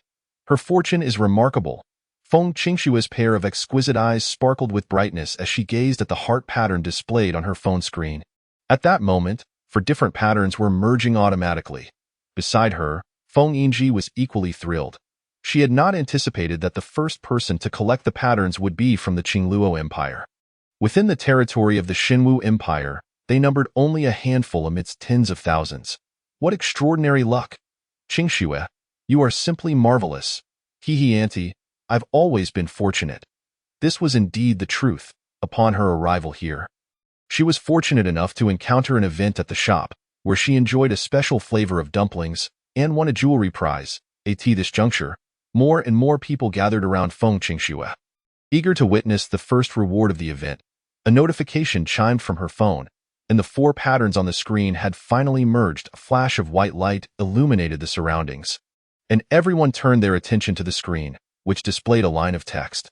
Congratulations on collecting the 4 patterns of peach, pink, and plum. Please continue your efforts. Continue my efforts. What about the reward? Is this all? Feng Qingxue was rendered speechless, as was Feng Yingji, and indeed, everyone stood in stunned silence. Could there be an error? It should not be the case. The crowd engaged in animated discussions. Feng Yingji pondered for a moment and suggested, Qingxue, why not check the spinning wheel? All right, taking a deep breath, Feng Qingxue approached the wheeled AT that moment. Many halted their activities to make space for her, eager to observe the event's reward. Feng Qingxue held her phone up to the spinning wheel's mirrored eye. In the next instant, the screen changed. Player, the joyful Feng Qingxue, please continue your efforts. This is useless. It's still the same phrase. Continue your efforts? Zhang Wang appeared contemplative. Suddenly his eyes brightened. Child, why not cast another spirit stone to spin the wheel and see? Feng Qingxue complied. The next moment, a message arrived on her phone, leaving everyone in a state of shock. The screen displayed a vibrant flower pattern, which was strikingly lifelike. The description read, Chrysanthemum, one of the 4 gentlemen. Plum, orchid, bamboo, and chrysanthemum. This feels familiar. What a vivid chrysanthemum. It looks almost real. Simply astonishing, brother. Are you missing the point? It's one of the 4 gentlemen. That's the crux of the matter. Feng Qingxue stood frozen in place. Zhang Wang stroked his beard and smiled slightly. As I suspected, rewards are not so easily obtained. Feng Qingxue regained her composure, her eyes reddening as she fought back tears. In just a brief span, her emotions had undergone several transformations, from elation to confusion, and finally to dejection. The boss is deceiving us. Feng Yingji sighed with a wry smile. Qingxue, do not be disheartened. The boss never claimed that merely collecting the 4 patterns would ensure a reward. At least, you are ahead of others, are you not? At this moment, the crowd that had once surrounded her dispersed, each returning to the queue to gather patterns once more. Haha, I finally drew a heart. An excited voice rang out. Tage, brother, this is just the beginning. There are still the 4 gentlemen to go. Even though they had learned that collecting all 4 flower patterns would not guarantee a reward, the customers remained enthusiastic. 1 stone at a time. If that did not work, they would try dozens, hundreds, or even thousands of attempts. It was certainly more economical than purchasing outright, especially considering the allure of the special physique rewards. Thus far, such products had never appeared in the shop. Human desire is inherently insatiable. Yes, auntie, I understand. I will strive harder. Feng Qingxue adjusted her mindset, wiped her tear-stained eyes, and readied herself once more. Feng Yingji's face broke into a reassuring smile. Yes, do your best. Our Qingluo Empire relies on you. While I have only managed to draw 2 black flower patterns thus far, auntie, I will do my utmost. Su Xiaoyun stood amidst the crowd, his trembling heart and excited hands gently patting the shoulder of Su Zhendong beside him. Father, I have succeeded. Your son has made progress. I finally drew a square pattern. Su Zhendong turned and shot him a fierce glare, lifting his phone to reveal a heart pattern. What? Su Xiaoyun's eyes widened in disbelief, and in an instant, he felt utterly despondent. Until he caught sight of Su Shaoqin's phone displaying a heart pattern, he crumbled on the spot. He lifted his head, striving to hold back tears. So it turns out, I am the least fortunate in the Su family. Licc swayed her hips and approached with a playful smile. Little rascal, I drew the orchid pattern. Aren't you envious? Orchid? What is that? Isn't it's supposed to be the peach, pink, and plum? Witnessing the bewildered expression on Su Xiaoyun's face, Li Sisi found herself at a loss for words and could only walk away in silence. After finishing his morning routine, Xiaoyu ambled into the dining hall with De Huang. Along the way, the usual bustle seemed diminished. He was well aware of the reason behind it. This group must not have slept much. Upon entering the dining hall, he found only a sparse few individuals consuming breakfast, each appearing rather unwell, and their pace of eating was hurried, like they were racing against fate. Good morning, boss. A figure suddenly appeared before Xiaoyu. Though he had encountered this person infrequently, he recognized him immediately, the emperor of the Xinwu Empire. Likely here for the event. Hello. Xiaoyu nodded slightly in acknowledgement. Xiaoyu had been informed by Zhao Sun about the specifics of the event and its rewards the night prior. This was something he had instructed Zhao Sun to relay before his departure. Upon learning the details, he had hurried over the next day. The reason he had not yet joined the event was that he wanted to meet the boss first, thus he had been waiting in the dining hall. I am truly grateful for your assistance, boss. If it were not for the techniques, artifacts, and medicines provided by you during our conflict with the Tianfeng Empire, the situation for the Xinwu Empire would have been exceedingly grim. Zhao Yu expressed sincere gratitude towards Xiaoyu.in. Just over half a year, the Xinwu Empire had transformed from being constantly beaten down to an immensely powerful force, all thanks to Xiaoyu's emergence. He often wondered how the situation would have unfolded had the boss appeared in the Tianfeng Empire, facing the aggressive Tianfeng forces and the ensuing battles, which would have rendered the populace in dire straits. Boss, I have countless treasures. Naturally, my perspective far exceeds that of ordinary folk. I have pondered for quite some time, but am at a loss for what might pique your interest. This is a Beihai Night Pearl. You may find it amusing to play with when you are bored, though I apologize for the lack of grandeur. Zhao Yu finished with an awkward smile. Xiaoyu could see that he was genuinely embarrassed. It was a palm-sized night pearl, exuding a faint blue glow that was subtle and gentle. Ding detection of the existence of the 5-element stone. 5-element stone. The system's sudden announcement caused Xiaoyu to pause briefly. The last piece of the 5-element stone was actually in the hands of the emperor of the Xinwu Empire, concealed within a night pearl. Are you certain you wish to gift this to me? Zhao Yu hesitated momentarily before replying, of course, as long as the boss does not mind. Xiaoyu chuckled lightly and then gently tapped the night pearl in Zhao Yu's hand. The next second, the night pearl shattered with a resounding crash. Zhao Yu was startled by this sudden turn of events, fearing that the boss was dissatisfied with his gift and would destroy both the object and its giver. However, as the fragments of the night pearl dispersed, a stone radiating with multicolored light emerged, floating gracefully in the air. The 5-element stone? Zhao Yu recognized it immediately. It was the key to the Haoyue Gorge's secret realm, rumored to be held by the leaders of the two sacred lands, the Sage of the Sacred Grounds and the Master of Tongtian Valley. After the incident at Tongtian Valley, the 5-element stone had mysteriously vanished, taken away by a golden flying sword. Zhao Yu, being an avid follower of live streams, had witnessed the event during Su Xiaoyun's broadcast. The terrifying sword that descended from the heavens was rumored to belong to the boss. Yet no one could confirm this, and over time, it had been forgotten. You recognize it? I do. I never expected the 5-element stone to be hidden within this night pearl. It's astonishing. Xiaoyu smirked playfully. Since you know it's the 5-element stone, will you still part with it? I will indeed. Zhao Yu expressed without hesitation. Setting aside any other potential uses of the 5-element stone, the mysterious golden flying sword posed a significant threat. If its owner were to learn that he possessed the 5-element stone, the consequences would be dire. Half-step sovereigns could be obliterated with ease. Reflecting on this, Zhao Yu felt that gifting it today was indeed the right choice, and he let out a sigh of relief. However, upon further consideration, if he bestowed it upon the boss, wouldn't that place him in jeopardy? The boss was formidable, yet the owner of the golden sword was certainly not to be trifled with. while he had speculated whether the owner of the golden sword was the boss. Everything remained uncertain. Zhao Yu gazed at Xiao Yu, and after a brief hesitation, he spoke up, "Boss, I wonder if you have heard of the Haoyue Gorge incident. I have heard some rumors. On that day, the other 3 pieces of the 5-element stone were whisked away by a mysterious golden sword, the origins of which remain unknown to this day. Am I to understand that you fear this golden sword may come seeking trouble with me? Indeed, hence I find myself in uncertainty regarding whether bestowing this piece of the 5-element stone upon the proprietor is a blessing or a curse."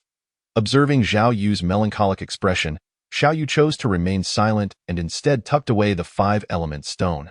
"There is no need for the emperor to concern himself with this matter. Before you depart, kindly inform me through the Linghuan phone.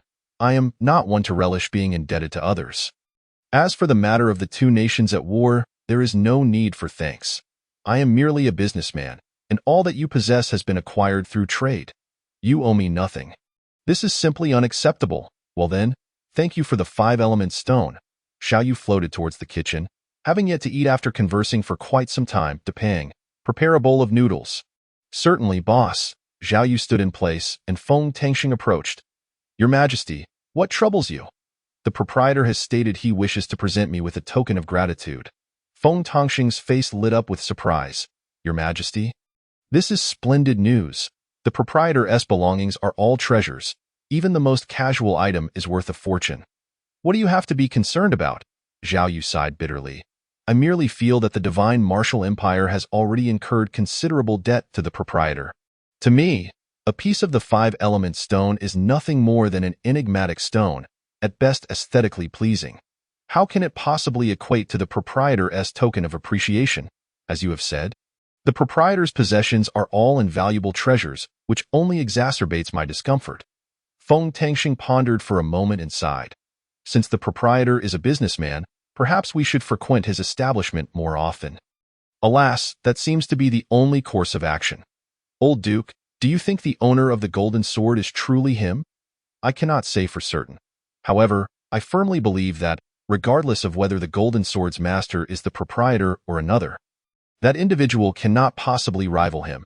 Seeing Feng Tangxing's confident demeanor, Zhao Yu smiled. As Xiao Yu savored his tomato and egg noodles, he perused the rewards for his tasks: a robot, 3 stars, and an exclusive outfit for the store manager, clothing. The 5-element stone vanished into the system space along with the previous 4. "Hey, system, where's the stone? Did you consume it? You wouldn't be evolving by eating stones, would you? Please, host, refrain from such wild conjectures. The 5-element stone is currently undergoing an upgrade. Upgrade? What can 5 stones be upgraded into? A larger version of the 5-element stone. You shall find out in due course." Xiao Yu pouted nonchalantly, no longer probing the system. The exclusive outfit for the store manager turned out to be clothing, an azure long robe. This color was one Xiao Yu particularly favored, as it exuded a sense of quality. Special Effect 1. Cleanses and provides warmth. Special Effect 2. Celestial demeanor. The first effect is straightforward.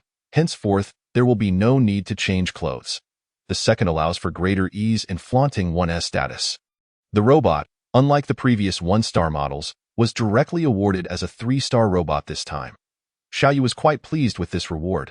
He still possessed 3 random device cards and planned to use them once this event concluded. Curious about what remarkable items might emerge. Chapter 162. Old Wang's year-end bonus on the first day of the new year. Xiao Yu felt rather cheerful.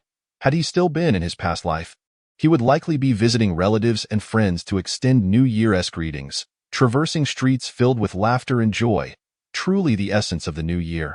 However, in this foreign realm, being accompanied by so many individuals was also quite delightful. "Wang Lao, you haven't been awake all night, have you?" Xiao Yu encountered Wang Wuya, whose eyes appeared weary and devoid of spirit. Upon seeing Xiao Yu approach, Wang Wuya immediately displayed a rueful smile. "Boss, the event you organized is quite taxing. After finally gathering the 4 colors of the peach blossom, plum blossom, orchid, and bamboo, now there's talk of the 4 gentlemen." With a smile on his face, Xiao Yu patted his shoulder. "Keep up the good work. By the way, this is your New Year's gift." Upon hearing the word gift, Wang Wuya perked up and turned to look at the item Xiao Yu was offering, a storage ring. No need to look further. The gift is inside. Although he possessed a starry sky ring, the storage ring's capacity and convenience surpassed that of the starry sky ring. It's not just any ring. Xiao Yu shot him a glance. Come on, how valuable can a storage ring be? Wang Wuya's face flushed slightly. It wasn't that he couldn't afford it, but he had always felt it unnecessary. The library's techniques were far too costly, and he needed to save spirit stones for his cultivation. Upon opening the storage ring, he found a technique inside. It was a low-grade earth technique. Radiant light decapitation, a sword technique he had been practicing in the library. This technique, when paired with his golden quill sword, was tremendously powerful. He had invested a significant amount of spirit stones to cultivate it to the second level. He was already considered exceptionally gifted, having grasped the first level in just a few months. It is known that mastering a low-grade technique typically requires several years of dedication. If he had continued practicing in the library, spirit stones would have posed a significant obstacle. Boss, how did you know? Wang Wuya's eyes reddened, warmth flooding his heart. Xiao Yu was speechless, witnessing an old man behaving in such a manner before him. Frankly speaking, he had no intention of accepting such gratitude. However, having spent considerable time here, Wang Wuya had indeed assisted him greatly, diligently working to allow him to lounge comfortably. A year-end bonus in the form of a technique was well-deserved. All right, at your age, there's no need for such sentimentality. Just practice well and continue to work hard here. I will not neglect you. Wang Wuya nodded fervently. Boss, I understand. I will surely work hard and not let you down. With that, he clutched the technique tightly in his hands. As Xiao Yu turned to leave, he was already 10 paces away. Boss, your storage ring. It's your storage ring. Wang Wuya was momentarily stunned, and the next moment, he felt a twinge of emotion at the tip of his nose. The event was in full swing. Originally, the second floor's most favored spots, the virtual gaming hall and the cinema, were now eerily empty. Ha ha ha, I finally drew the red heart. Ha ha ha, is there anyone else? Just asking if there's anyone else. A robust man's thunderous voice reverberated through the mall, but he quickly remembered something and hurriedly covered his mouth, his bulging eyes darting around in a panic. The next moment, ugh, the man's entire body trembled, his expression akin to that of someone who had just tasted something foul, standing frozen in place. As if he had lost the ability to speak, a crimson figure materialized out of thin air, her icy gaze causing him to break out in a cold sweat. Ugh, ugh, ugh, silence. For 1 hour. Ever since the red-clad figure ascended to a 5-star robot, her power had also increased, making her even more intelligent. When Xiao Yu inquired about the system regarding the red-clad figure's strength, the system merely stated she was still a half-step sovereign. However, that power certainly seemed to suggest otherwise. Among the 4 gentlemen, the most elusive to draw was the bamboo pattern. On the final day of the event, just before the stroke of midnight, the fortunate wind of fortune, Qing Shui, once again drew the bamboo pattern first. Her face flushed with excitement as she dashed over to Feng Yunji. Auntie, I have gathered the 4 gentlemen, plum, orchid, bamboo, and chrysanthemum. Really? Feng Yunji hurriedly approached, her own excitement palpable, yet having learned from past experiences, she quickly composed herself. The greater the hope, the greater the potential for disappointment. One could never be sure what surprises awaited them. Qing Shui, don't get too excited.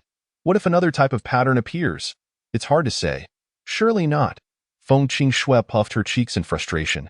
The boss is so bothersome. Let us fuse them and see. A crowd quickly gathered around her as news spread like wildfire. Girl, I say your luck is simply astounding. Zheng Wang gazed at Feng Qing Shui in disbelief. Hee, I've always had good luck. Upon successful fusion, a familiar white light flashed, and everyone held their breath in anticipation. The next moment, Feng Qing Shui stood in shock, crying out to the heavens, Boss, you've gone too far. Silence. Feng Yunji hurriedly covered Feng Qing Shui's mouth, repeatedly apologizing to the red-clad figure, fully aware of the trouble she had stirred. The red-clad figure turned to leave. The burly man, wide-eyed in disbelief, pointed at Feng Qing Shui, then at himself. Ugh, ugh, ugh. What? Looking for a fight? A single cold remark from the red-clad figure caused the burly man to feel his body go limp, though the resentment on his face was unmistakable. The disparity between people was simply staggering. Is the red-clad figure really a robot? The human-like mannerisms and her capacity for differential treatment left Xiao Yu profoundly astonished. The red-clad figure's actions and emotions were increasingly reminiscent of a real person. Chess, music, calligraphy, and painting. Ugh, ugh, ugh. The boss is deceiving us. Feng Qingxue wept, her tears resembling the delicate blossoms of a pear tree in the rain, while Li Sisi beside her offered constant words of comfort. In Chapter 163. Qin, chess, calligraphy, and painting. The four sacred beasts, a day and a night had passed without sleep, only to be met with betrayal. Her tears fell like the petals of a pear tree, and she felt utterly wronged. Feng Yingji could only stand by, smiling wryly in helplessness. You are an adult now. Why weep when so many are watching? Indeed, Sister Qingxue, what does this amount to? You have gathered the four gentlemen, plum, orchid, bamboo, and chrysanthemum, while Su Xiaoyun has yet to collect a single heart card. And he hasn't wept. You are the one closest to victory, and we all envy you greatly. Not far off, Su Xiaoyun, wearing a solemn expression and muttering to himself, inexplicably sneezed. Who is cursing me? Heart, heart, heart. Disappointed, he still drew a spade card. Nevertheless, hope filled his heart. While it was true, there was reason in their words, she still felt wronged. Yes, Qingxue.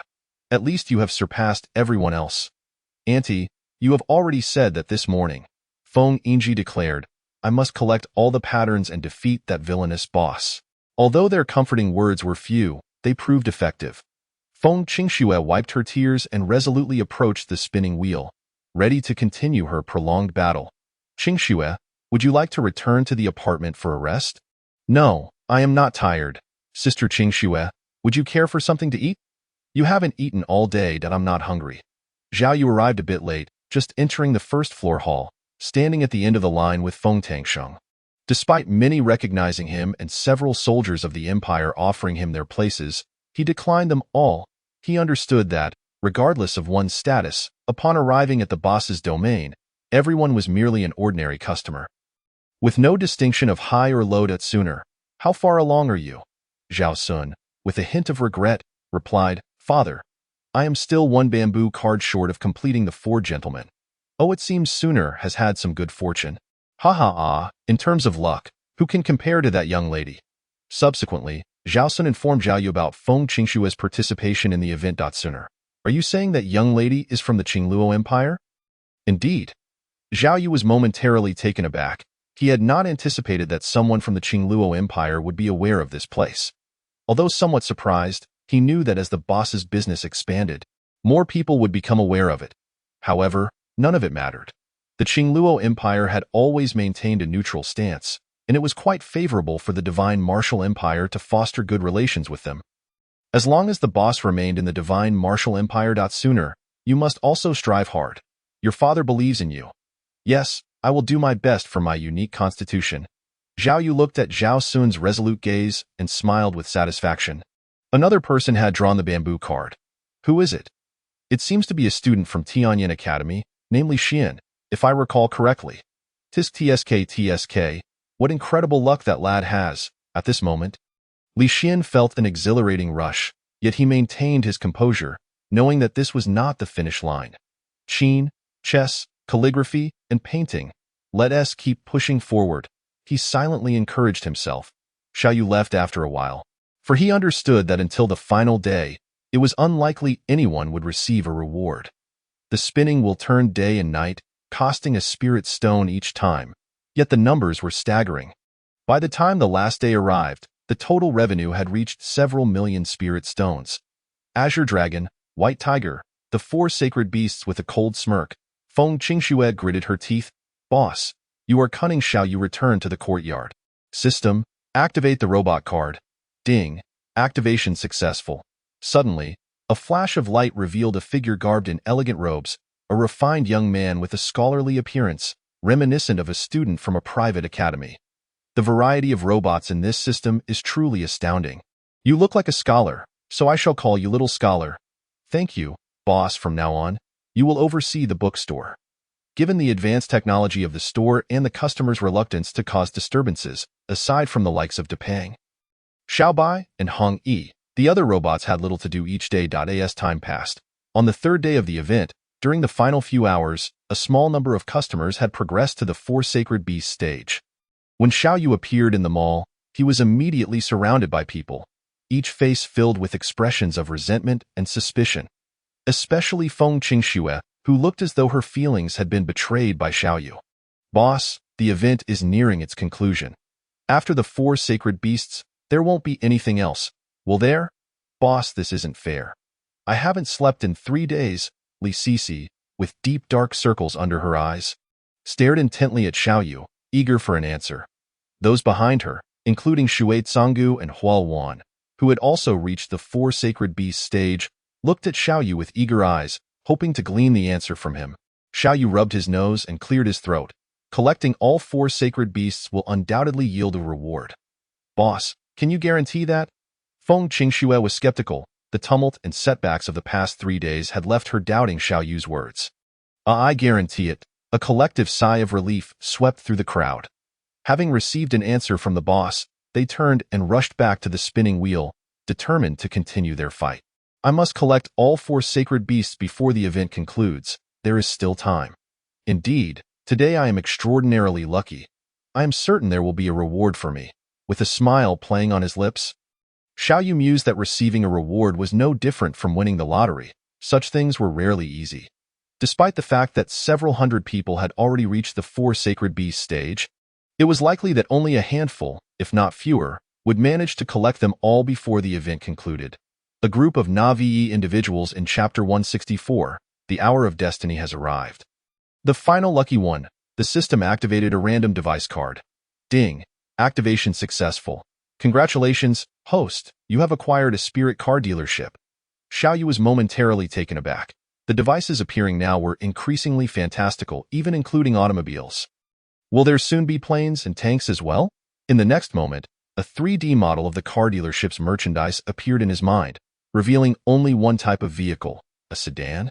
It bore a resemblance to the old Santanas, featuring an automatic transmission, requiring no gasoline, consuming merely 1 spirit stone per kilometer, and capable of reaching speeds of up to 200. Available in only white and black. The 4-door sedan with a trunk bore little distinction from compact cars from his previous world, save for the emblem on the front, which bore the words Spirit Car. Priced at 888,000 spirit stones.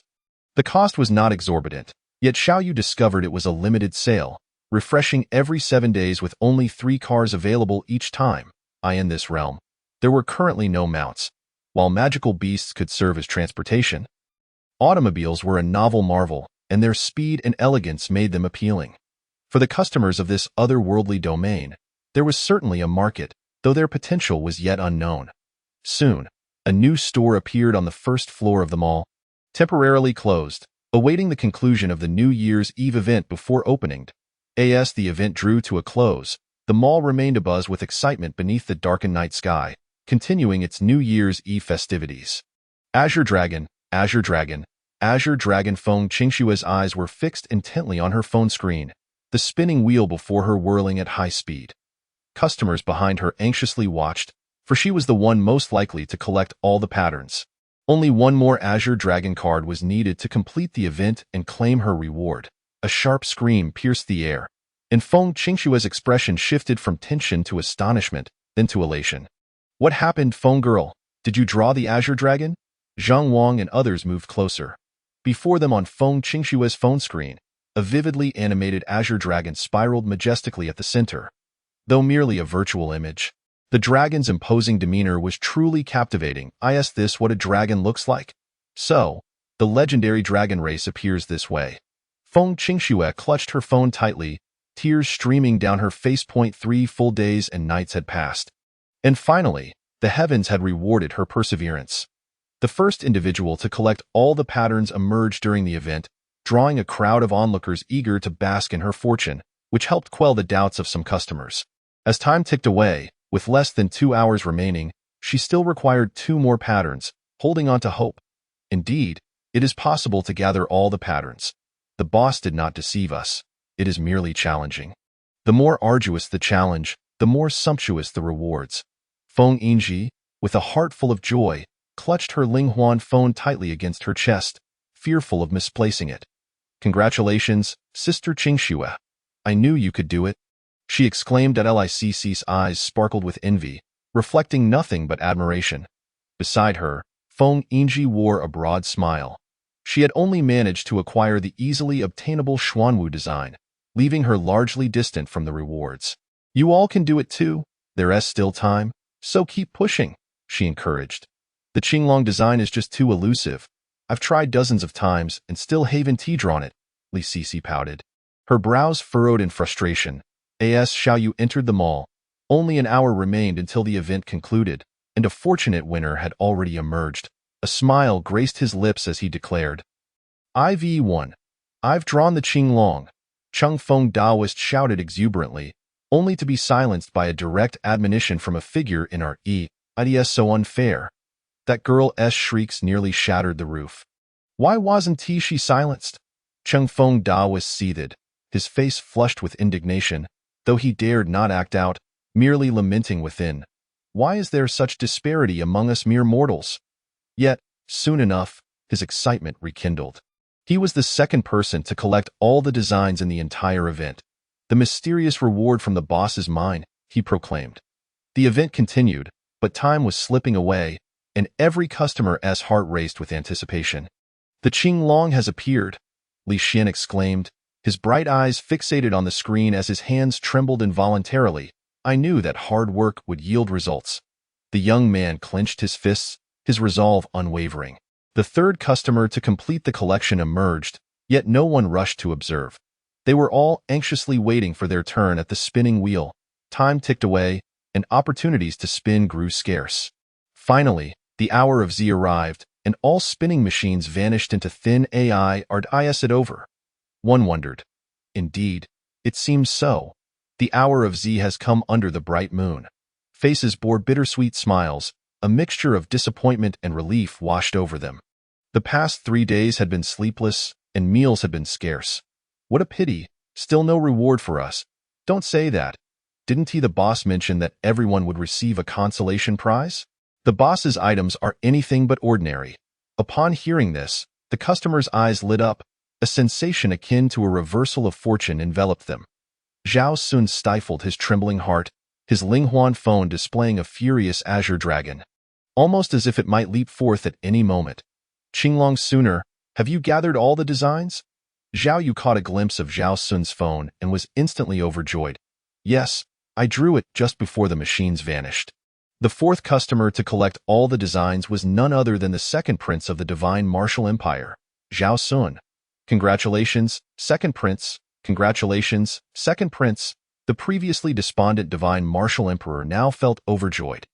Had it not been for the distant figure clad in red, he might have laughed heartily. "Sooner truly is my exemplary son." Zhao Sun, unable to contain his excitement, respectfully bowed to Zhao Yu after securing his phone. As the event concluded, all customers remained, awaiting Xiao Yu's leisurely approach. He smiled gently at the crowd. "This year's New Year's event has come to a close, and I extend my heartfelt gratitude for your participation." Gazing at the 4 fortunate individuals at the front of the line, Feng Qingxue, Cheng Feng Daoist, Li Xian, and Zhao Sun. Xiao Yu waved his hand through the AI in an instant. 4 boxes appeared, shimmering with a soft golden glow. Unmistakably unique. Each reward is different, but they all hold equal value. You may choose randomly. While the method of distributing rewards appeared somewhat hasty, Xiao Yu had no other option. He lacked 4 identical items to offer, so he could only present 4 distinct yet equally valued treasures. What they received would depend on their fortune. Feng Qingxue's lively eyes sparkled with curiosity. "Boss, if the items drawn do not suit us, may we exchange them?" "Certainly, as long as you all consent, exchanges are permitted." "That settles it then. Since their values are equivalent, it all comes down to luck. Let us first see what the rewards are before discussing amongst ourselves." "Indeed, Miss Feng is correct. Boss, I will choose this one," Cheng Feng Daoist declared, reaching for the box before him. Chapter 165. Rewards Luai Wan. A yellowish pill materialized before them, emanating a faint glow. It was a type of elixir they had never encountered before. What a peculiar name. Does it have 6 flavors? The crowd gazed at Xiaoyu with a mixture of confusion and intrigue, hoping for an explanation. Luwaiwan nourishes the kidney's vitality and is an exceptional health elixir. Nourishing the kidney's vitality? The customers exchanged awkward glances, some bursting into laughter, while a few women blushed furiously. Chung Feng Daoist stared at the Luwaiwan in disbelief, inwardly chuckling at the absurdity of it. At my age, are you jesting with me, boss? Sensing his despondency, Xiaoyu continued, however, it has a unique effect. His words piqued everyone's curiosity, reviving hope in Chung Feng Daoist. The effect is it can extend your lifespan by 20 years. With no side effects whatsoever. 20 years of life? A chorus of gasps erupted. Since the auction of a longevity elixir long ago, such items had been scarce. It was astonishing to see one presented in this manner. Having cultivated for years, Chung Feng Daoist, now in his centenary, found himself stymied at the peak of Martial King, unable to break through to the supreme realm, which had remained elusive for centuries. To him, life was of utmost importance, and the Luwaiwan arrived just in time. Thank you, boss. This elixir is priceless and irreplaceable. Chung Feng Daoist exclaimed with barely contained excitement, carefully stowing the Luwaiwan in an exquisite porcelain bottle from his storage ring. At that moment, all customers felt a sense of trepidation. A scarce longevity elixir had been drawn, and the other rewards must surely be noteworthy. However, would there truly be any special attributes? Though the elixir was precious, it paled in comparison to the allure of unique traits. Boss, do these rewards include any of the special attributes you mentioned? Zhao Sun inquired, and the crowd turned their gazes back to Xiaoyu. Indeed, I selected 20 items of equivalent value, and among them are special attributes. Whether you draw one depends on your luck. The realization dawned upon them that the 4 boxes were merely a fade. The true chance of obtaining a special attribute was 1 in 20.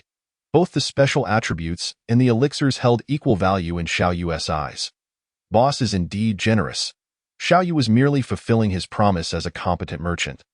Having declared it before the event, he was bound to uphold his word. A 1 in 20 chance still held potential. Zhao Sun took a deep breath and pointed to one of the gift boxes.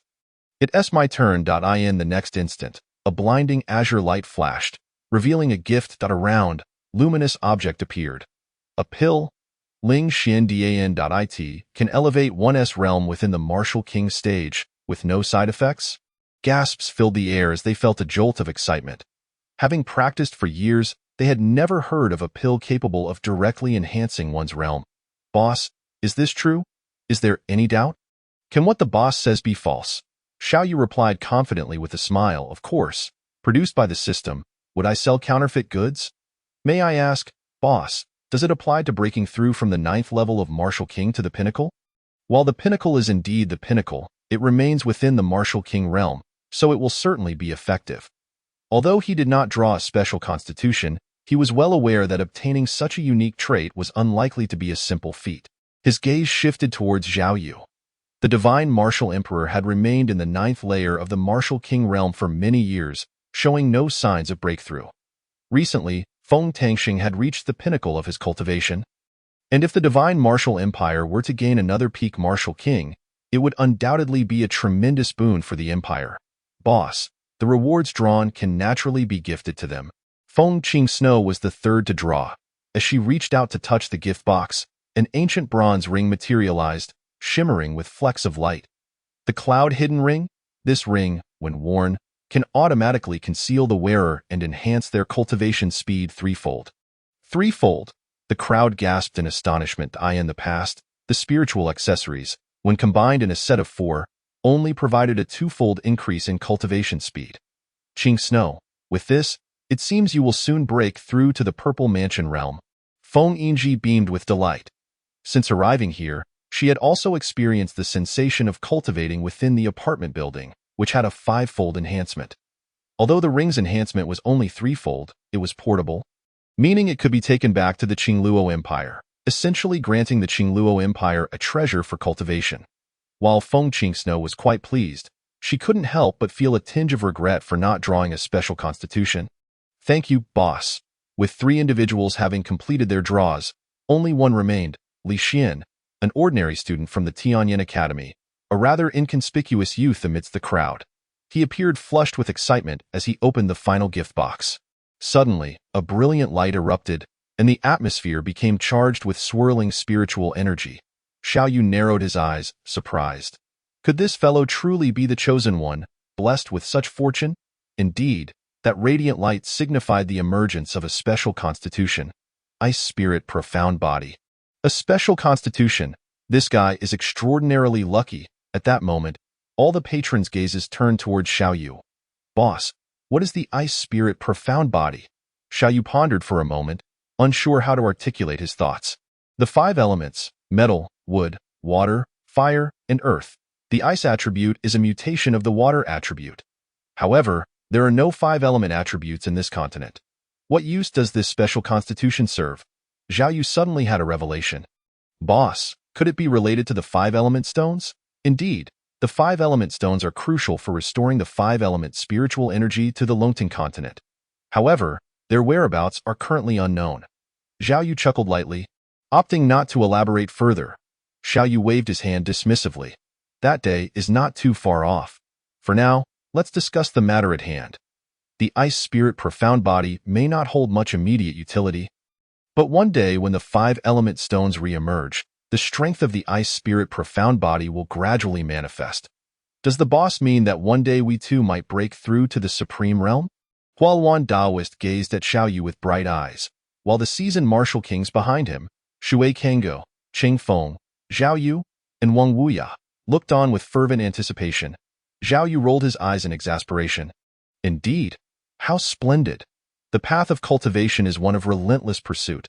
Beyond the martial king realm lie numerous stages, as recorded by ancient sages. Yet, a millennium later, they found themselves powerless, forever confined to the martial king realm. The revelation of such prospects left them exhilarated. Boss is truly formidable. Feng Yingji gazed at Xiao Yu in disbelief. Is it truly possible for the continent to regain its 5-element spiritual energy? Could it be that the boss is an immortal from a higher realm? In an instant, the atmosphere in the first floor of the marketplace was charged with excitement, and they unconditionally believed in Xiao Yu's words. Silence! Xiao Yu's voice boomed like thunder, causing the crowd to quickly settle down. Why apologies? Both. He then turned his attention towards Li Xian. Chapter 166. An exchange. Young man, the youth stood there, filled with joy, his mind racing with thoughts. If what the boss said were true, then my opportunity for ascendance lies within this Ice Spirit Profound Body. A 16-year-old boy, blessed with a special constitution, could ascend the path of cultivation to reach the pinnacle of his life. This thought alone stirred a small thrill within him. The vice president of Tianyan Academy, Mo Xing, pushed through the crowd, smiling at the youth. Li Xian, I would like to take you on as my direct disciple. What do you think? Li Xian was momentarily taken aback. President, you are here too? Qi Yuan stroked his beard with a smile, exuding an air of an elder. As long as you nod, you will become the sole disciple of this president. Hearing this, Mo Xing furiously approached Qi Yuan, puffing up his chest. Don't think that just because you are the president, I will step aside. Li Xian is mine. Seizing the moment of their quarrel, Shui Kangou stealthily approached Li Xian, donning a benevolent smile. Young friend, I am the master of the Kanglan Holy Land, and I wonder if you would be interested in joining the Holy Land? Rest assured, I will provide you with the best resources for your cultivation. But I am a student of Tianyan Academy. Young friend, you must understand that the Academy will eventually part ways with you. Once you step into society, you will need a reliable and powerful backing. Have you considered which force holds the greatest power on this continent? Li Xian murmured. The Holy Land? Exactly, young friend. I am from the Fengxi Holy Land. Ahem, you should understand now. Chaos ensued. Li Xian found himself surrounded by prominent figures who usually never spoke a word. Just then, a calm voice broke through the noise. I do not mind if you integrate this Ice Spirit Profound Body. Li Xian looked up, dazed. Boss, why? Everyone halted their actions, their eyes filled with curiosity as they turned towards Xiao Yu. Xiao Yu smiled gently, pointing at Li Xian. Because you already possess a special constitution. It simply has yet to fully awaken. Gasp. Could it be an innate special constitution? This brother is truly fortunate. Qi Yuan gritted his teeth. Glaring at Mo Xing, who is Li Xian's mentor, I believe he is called Lu Dajuan. Tell him to pack his bags by tomorrow, if he cannot even recognize that his student possesses a special constitution. What use is he? An unawakened special constitution is inherently difficult to detect, requiring serendipity to be activated. An utterly ordinary youth. Who would pay special attention to him? Boss, is what you say true? Of course. Innate constitutions inherently possess a higher compatibility than those acquired later, in your future cultivation. The returns will be greater for lesser effort. Therefore, there is no need to forcibly integrate the ice spirit profound body. Your indomitable spirit body only requires a catalyst to fully awaken. Once awakened, your prospects will be boundless. Indomitable spirit body. So my special constitution is called indomitable spirit-bodied, Li Xian murmured to himself. Shui Kango, Huo Wan, Qi Yuan, Zhao Yu, and others were now ablaze with excitement in their eyes. An innate constitution. This young man, I must secure him. Boss, what shall we do about the ice spirit profound body? If you wish, you can take it back. This youth was quite unassuming, yet displayed remarkable resilience, which Xiao Yu greatly appreciated. Since it is your prize, it is only fitting that you decide. You may choose to exchange it with them. This single statement made Zhao Yu and Feng Kingsno's eyes light up, while Cheng Feng Daoist expressed his concern for his life. Although the boss had mentioned the hope of breaking through to the Supreme Realm one day, no one knew how long it might take, 10 years, 20 years, or perhaps even longer. Moreover, did a 16-year-old boy truly need to enhance his lifespan now? What could he offer in exchange? Zhao Sun and Zhao Yu exchanged glances. The latter nodding slightly. Go ahead. I am not in a hurry to break through. If young friend is willing to exchange, I would be willing to add 2 million spiritual stones. Feng Qingsno, seeing this, grew anxious and turned to Feng Yinji, who remained unperturbed. Young friend, we too are willing to add 2 million spiritual stones. Divine Martial Emperor, my apologies. Zhao Yu smiled softly, exuding the demeanor of a ruler. General Feng need not feel this way. Let us compete fairly. How about it, young friend? Have you made your decision? All eyes were on Li Xian, making him feel somewhat nervous. After much contemplation, he finally spoke. Your Highness the Second Prince, my apologies, but I choose to exchange with Miss Feng. Xiao Yu smiled. This youth did not select Zhao Sun due to his identity as a member of the Divine Martial Empire, but rather chose the ring that best suited his cultivation. This youth possesses intriguing qualities. Although the Lingxian pill is excellent, it is not suitable for him at this moment. Clearly, the cloud-hidden ring is the optimal choice. Indeed, Shui Tsanggu and the others all nodded in agreement, while Feng Qinxue was filled with joy, never expecting that the ultimate victor would be her. Thank you, young brother, Feng Yinji said, elegantly waving his sleeve as he tossed out a starry ring. This is worth 20 million spirit stones. Take it, young brother. However, Li Xian shook his head and oh need, a thing for a thing. I only require this ring. The boss has said that these items are of equal value. And I trust the boss. Everyone fell silent, while Qi Yuan and Mo Xing wore expressions of satisfaction, as if Li Xian were truly the student they had nurtured. Zhao Sun felt somewhat despondent. Being astute and meticulous, he understood all too well that compared to Feng Qinxue's Yunin ring, the Ling Xiandan was evidently at a disadvantage. They truly had no need for it.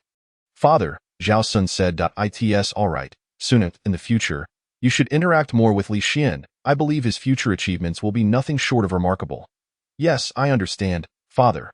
Regardless, he was born in the Divine Martial Empire and is one of its people, which is sufficient. Chapter 167. Test Drive. The four fortunate individuals also received their final rewards amidst the gaze of myriad spectators. The consolation prize was finally at hand, akin to a festive giveaway for customers. Every participant in this event would receive a gift to be collected later from Old Wang, with a final wish for everyone to have a happy new year. After speaking, Xiao Yu prepared to leave. Thank you, boss. Happy New Year. The crowd joyfully approached Wang Wuyo. Old Wang, what is the reward that the boss mentioned? Wang Wuyo chuckled, pulling out a glossy black spherical object, roughly the size of a thumb. This is not a Dan, but rather a one-time use attack artifact known as a Thunderball. When faced with danger, throw it with all your might. It can severely injure a Purple Mansion realm expert and poses a significant threat even to those of the Martial King realm. Each person would receive one, with 3 pieces in each allocation, and the crowd lined up in an orderly fashion to collect their gifts. The customers erupted in astonishment, as most present had relatively low realms. Such an artifact undoubtedly held immense allure for them. The key point was that it was free, requiring no spirit stones. "Thank you, boss, haha." The crowd was elated. The New Year's Eve event finally concluded, and everyone felt a weight lifted off their shoulders after 3 days and nights without proper rest. Eager to finally enjoy a respite, Xiaoyu returned to his small courtyard, feeling quite satisfied with the event, which had generated sales reaching tens of millions of spirit stones. Although the price for a special physique could be in the tens of millions, it was a New Year's Eve event and customers deserved to receive some sweet rewards. Speaking of which, it seemed an eternity had passed since the last auction. The next day, the car dealership officially opened. Early in the morning, a pinned message in the group appeared, causing everyone's phones to chime. "A car dealership? What do they sell?" Su Xiaoyun descended the elevator while gazing at his phone, feeling greatly impacted by the New Year's Eve event. When Feng Qinxue and her companions gathered all the patterns, he hadn't even managed to collect all the arts. As the first customer in the store, Su Xiaoyun felt a profound sense of defeat. The boss had released new products again. This time, he was determined to be the first customer for the new merchandise. With that thought, he hurriedly ran towards the first floor of the mall. By the time he arrived, a crowd had already gathered at the entrance of the car dealership, everyone whispering and discussing amongst themselves. "The boss is here." As the voice rang out, Xiaoyu leisurely appeared before the crowd. "Hello, everyone." Xiaoyu greeted them with a smile before pushing open the dealership's grand doors and stepping inside.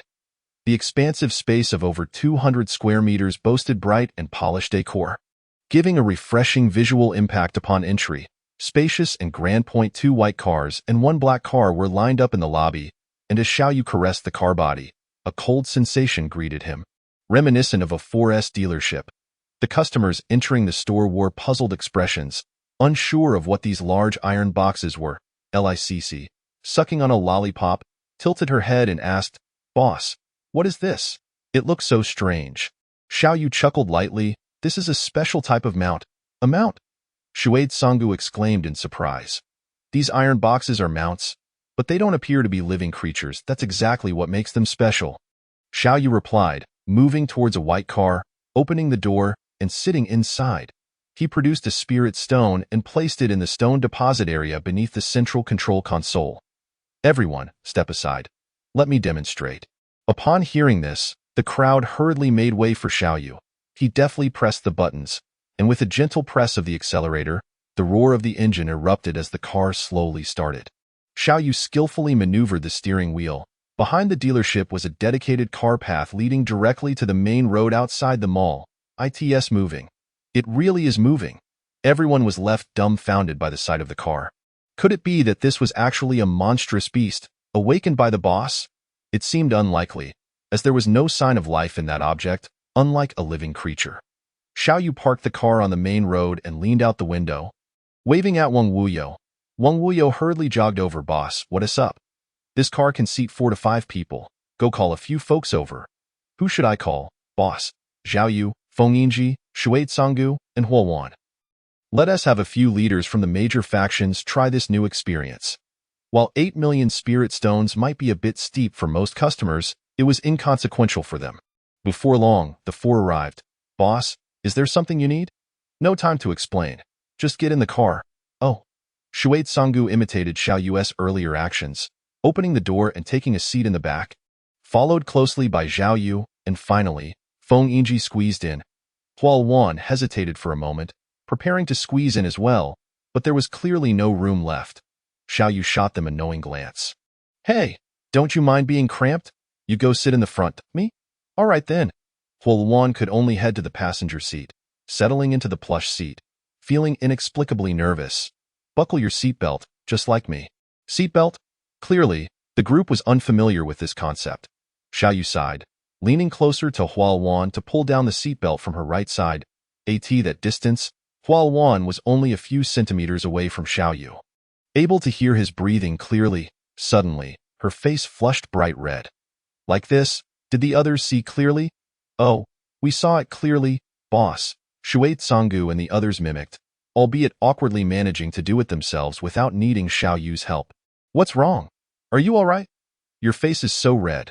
Xiaoyu noticed Hualuan's flushed cheeks, nearly reaching her neck. I'm fine, boss. After saying this, Hualuan unconsciously lowered her head. Xiaoyu did not press further. He was particularly exhilarated at that moment. After all, it had been quite some time since he had last driven. In his previous life, he was an experienced driver with 7 to 8 years of experience and had a great passion for cars.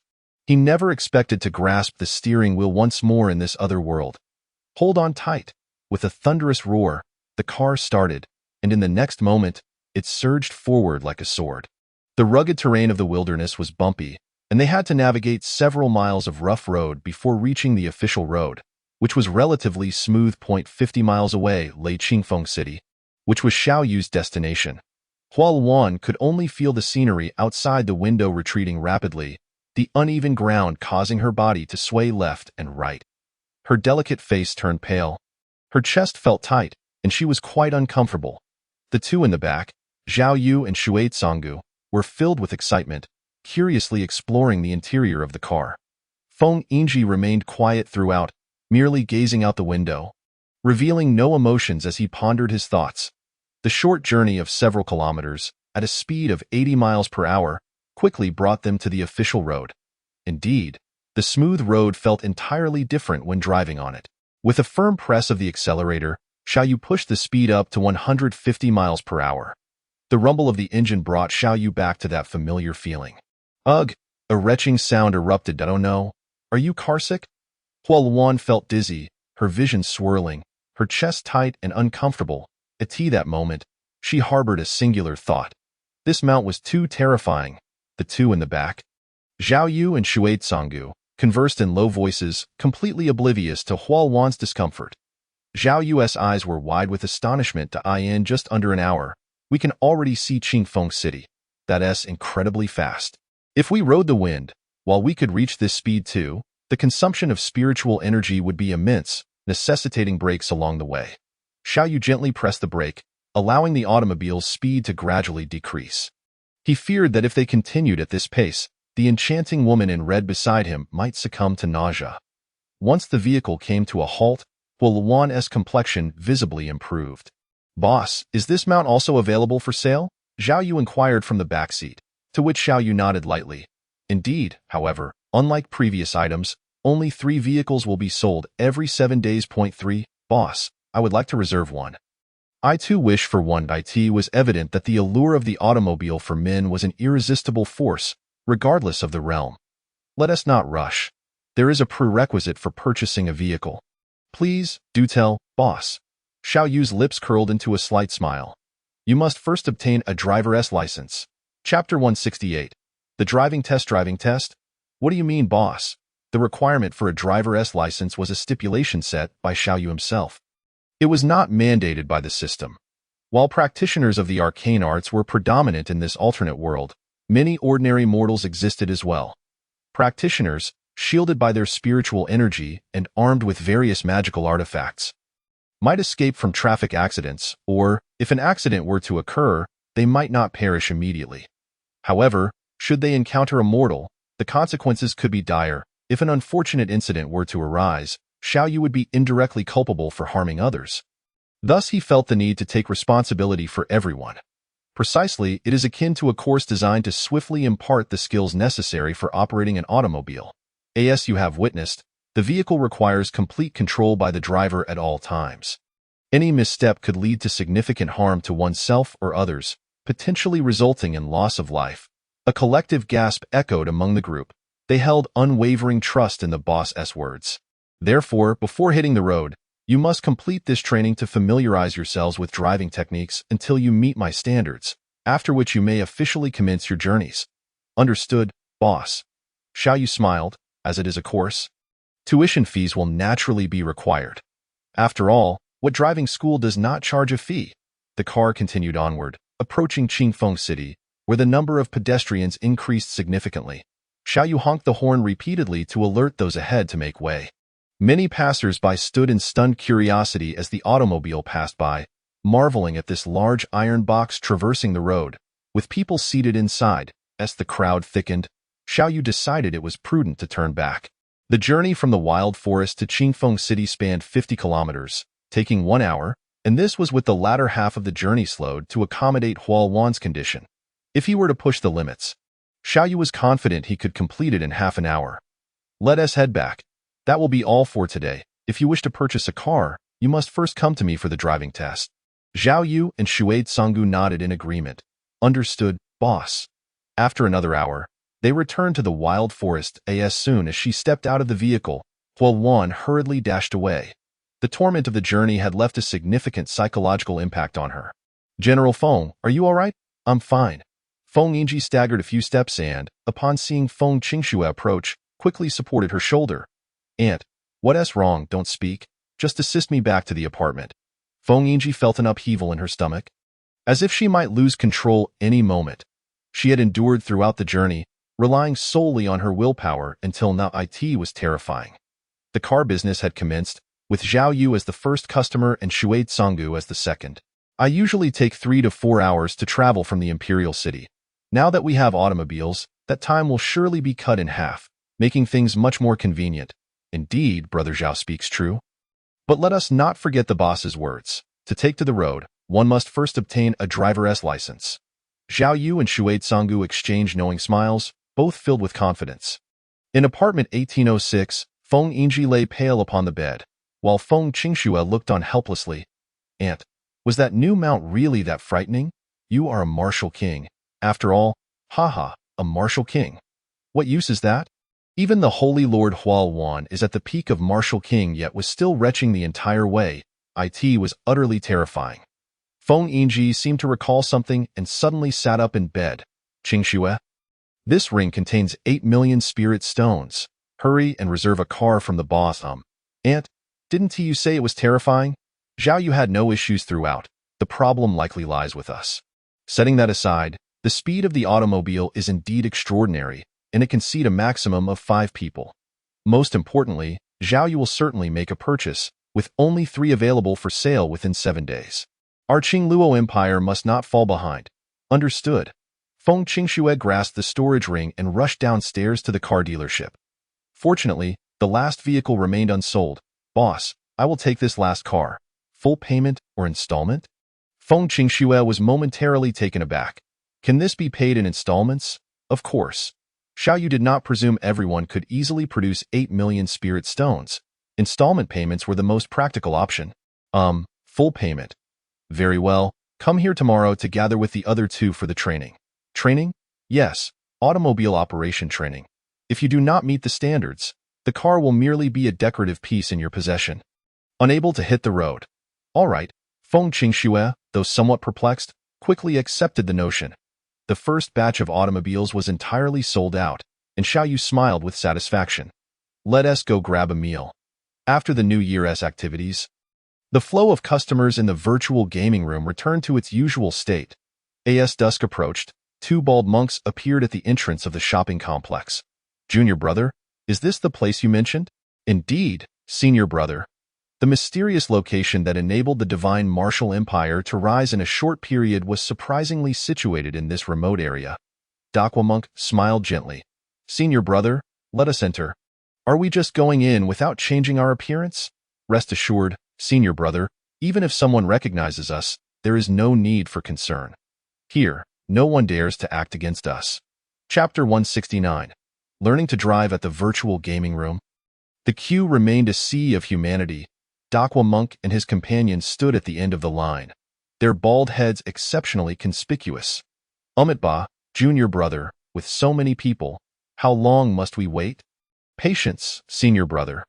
The boss has stipulated that each person may only have 3 hours of gaming time per day. It won't be long before it's our turn. Dakwa monk spoke leisurely. Appearing completely at ease, he had long since grown accustomed to waiting in line. Chun Xian, what brings you here, old baldy? As Zheng Wang exited the virtual gaming room, he was greeted by the sight of the 2 bald monks. Umitba, Prince Zheng, we meet again. This humble monk pays his respects. Zheng Wang sneered as he approached. You bald donkey, you are quite brave to appear within the divine martial realm. Aren't you afraid for your life? Chen Xian's expression shifted slightly, and at that moment, Dakwa monk stepped forward. Prince Zheng, Jingye Temple has withdrawn from the ranks of the 10 great sects and no longer participates in the court's national conflicts. I implore you to show mercy. Do you think I would believe your words? Since you've come, don't expect to leave alive. As his words fell, a powerful surge of spiritual pressure swept through the air. Your Highness, do not act impulsively. Remember where we are. Not far away, Su Zhendong hastily intervened to prevent the escalation. In an instant, Zhang Wang's fury dissipated, replaced by a sheen of cold sweat on his brow. He had nearly allowed hatred to cloud his judgment. Should he cause a scene here, he could very well meet his demise. That was close. Humph, when you two leave, it will be your final moment. With a flourish of his sleeve, Zhang Wang turned and departed. Ba, even the fiery-tempered Zhang Wang dares not act here. It seems the owner of this establishment is indeed formidable. Senior brother, it's not just Zhang Wang. Look over there. Qian Exine followed Dakwa Monk's gaze and spotted two individuals conversing nearby. A stern, middle-aged man clad in white and a graceful woman adorned in red. Saint Lord Kanglin. Saint Lord Fengshi. Even peak martial kings must behave with decorum. Here, status and power bore no distinction. All who entered were mere customers of the boss. What about outside? Once outside, whether one lives or dies is of no concern to anyone. Chen Xian's heart trembled, recalling Zhang Wang's earlier words. Junior brother, I find this place quite agreeable and wish to stay a while longer. Good. Xiao Yu had delineated an area behind the shopping complex for customers to practice driving and take their tests. With designated lines for reversing into a parking space, S-curves, and uphill starts, everything was arranged for the students' arrival.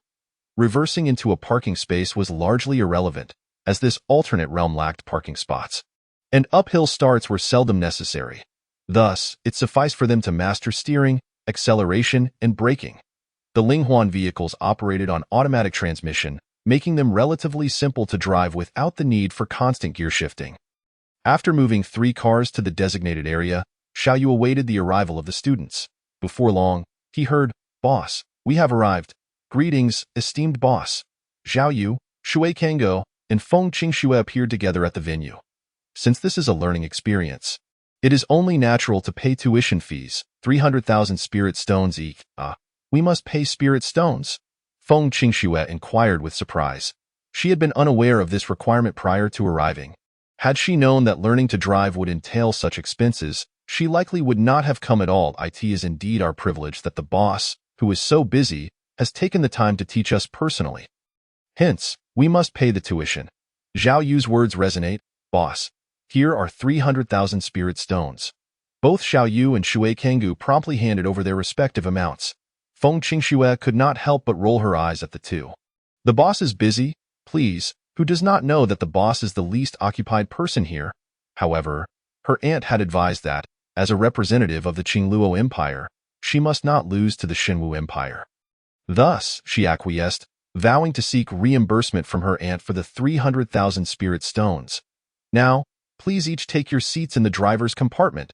The 3 nodded in response, then opened the car doors and settled inside. As they touched the soft steering wheel, Zhao Yu and Shui Kango were filled with excitement, while Feng Qingxue felt a twinge of unease. After witnessing Feng Yingji's demeanor upon returning yesterday, she was acutely aware of the strange metal box's intimidating nature. If a fierce female general could be frightened by it, how could a delicate woman like her not feel trepidation? Next, Xiao Yu began to instruct them on the basics: gears, accelerator, moving forward, and reversing. This is quite simple. It's not as daunting as my aunt described. After half an hour, all 3 had grasped the fundamental driving principles, and the next step was to accelerate. Following a brief exchange, Zhao Yu was eager to try. The image of racing down the road had replayed in his mind countless times. With the strength of 10 yards, he possessed a heart yearning to soar to 180 yards. Virum the car roared to life as Zhao Yu's white sedan shot forward with astonishing speed. Xiao Yu barely had time to offer a warning before the vehicle crashed into a massive tree. The tree, as thick as a water barrel, snapped in half, while the car emerged unscathed. Xiao Yu approached in astonishment. Goodness, the quality is astounding. Did the system modify the vehicle? Was this truly a car, given its speed? It was certainly capable of reaching 120 yards. At such velocity, The impact with a tree left only minor scratches, and had it been in his past life, the airbags would have deployed. Yet Zhao Yu appeared completely unharmed out of tank. Zhao Yu emerged from the driver's seat and offered an awkward smile to Xiao Yu. "Boss, I apologize. I got a bit nervous and lost control." Xiao Yu cast a casual glance his way. "This is precisely why you need to obtain a driver's license. If this were a living person, they would likely be dead by now." The boss was correct. While it appeared straightforward, the execution proved challenging. "I felt quite tense when I pressed the accelerator." "Continue practicing." "Understood, boss." The day swiftly passed, and at dinner time, Xiao Yu sat in the cafeteria enjoying a plate of braised fish. "Hello, boss." Upon looking up, he noticed two conspicuous bald men smiling warmly at him. "Ah, greetings to you both." One of the monks, De Kong, was somewhat familiar to Xiao Yu, as he had never encountered a monk before arriving in the great sky. "Oh, you have business with me?" "Boss, this humble monk De Kong, and this is my senior brother Chen Xine. We hail from the Tianfeng Empire." "I see. So, do you have something to discuss?" De Kong and Chen Xine exchanged glances. "Boss, the Tianfeng Empire is vast and prosperous. We were wondering if you had considered opening a branch there." "A branch?" Xiao Yu's brow furrowed at the mention, deep in thought. Upon seeing this, De Kong's heart leaped with joy. There is potential. Opening a branch is something any businessman would contemplate. However, Xiao Yu had grown accustomed to the life of a sloth, merely coasting by while fulfilling the system's tasks. Unless the system assigned him such a mission, he would not seek out trouble for himself. Moreover, he had yet to establish the current store's scale. He had no desire to invest effort into opening another. "Let's not consider it for now, but the future remains uncertain." In just a day, Chen Xine had become thoroughly enchanted by this extraordinary place. If only there were a location in the Tianfeng Empire as well. Though Xiao Yu's response lacked certainty, it was not a complete denial. There remained a glimmer of hope. "Thank you, boss. We shall take our leave." After the two departed, Xiao Yu commanded the system, generate another random equipment card. He had 3 task rewards in total, leaving 2 remaining. "Ding, congratulations, host. You have obtained a bank." "A bank?" Xiao Yu's lips twitched. This system was becoming increasingly systematic. "System, what services does the bank offer, dear host?" "Currently there are 4 primary services: deposits, transfers, mortgage loans, and recycling." "Deposits? Are there bank cards?" "Yes, after customers apply for a bank card, they can use it for in-store purchases." Xiao Yu's eyes lit up. The convenience of card-based transactions would indeed simplify matters greatly.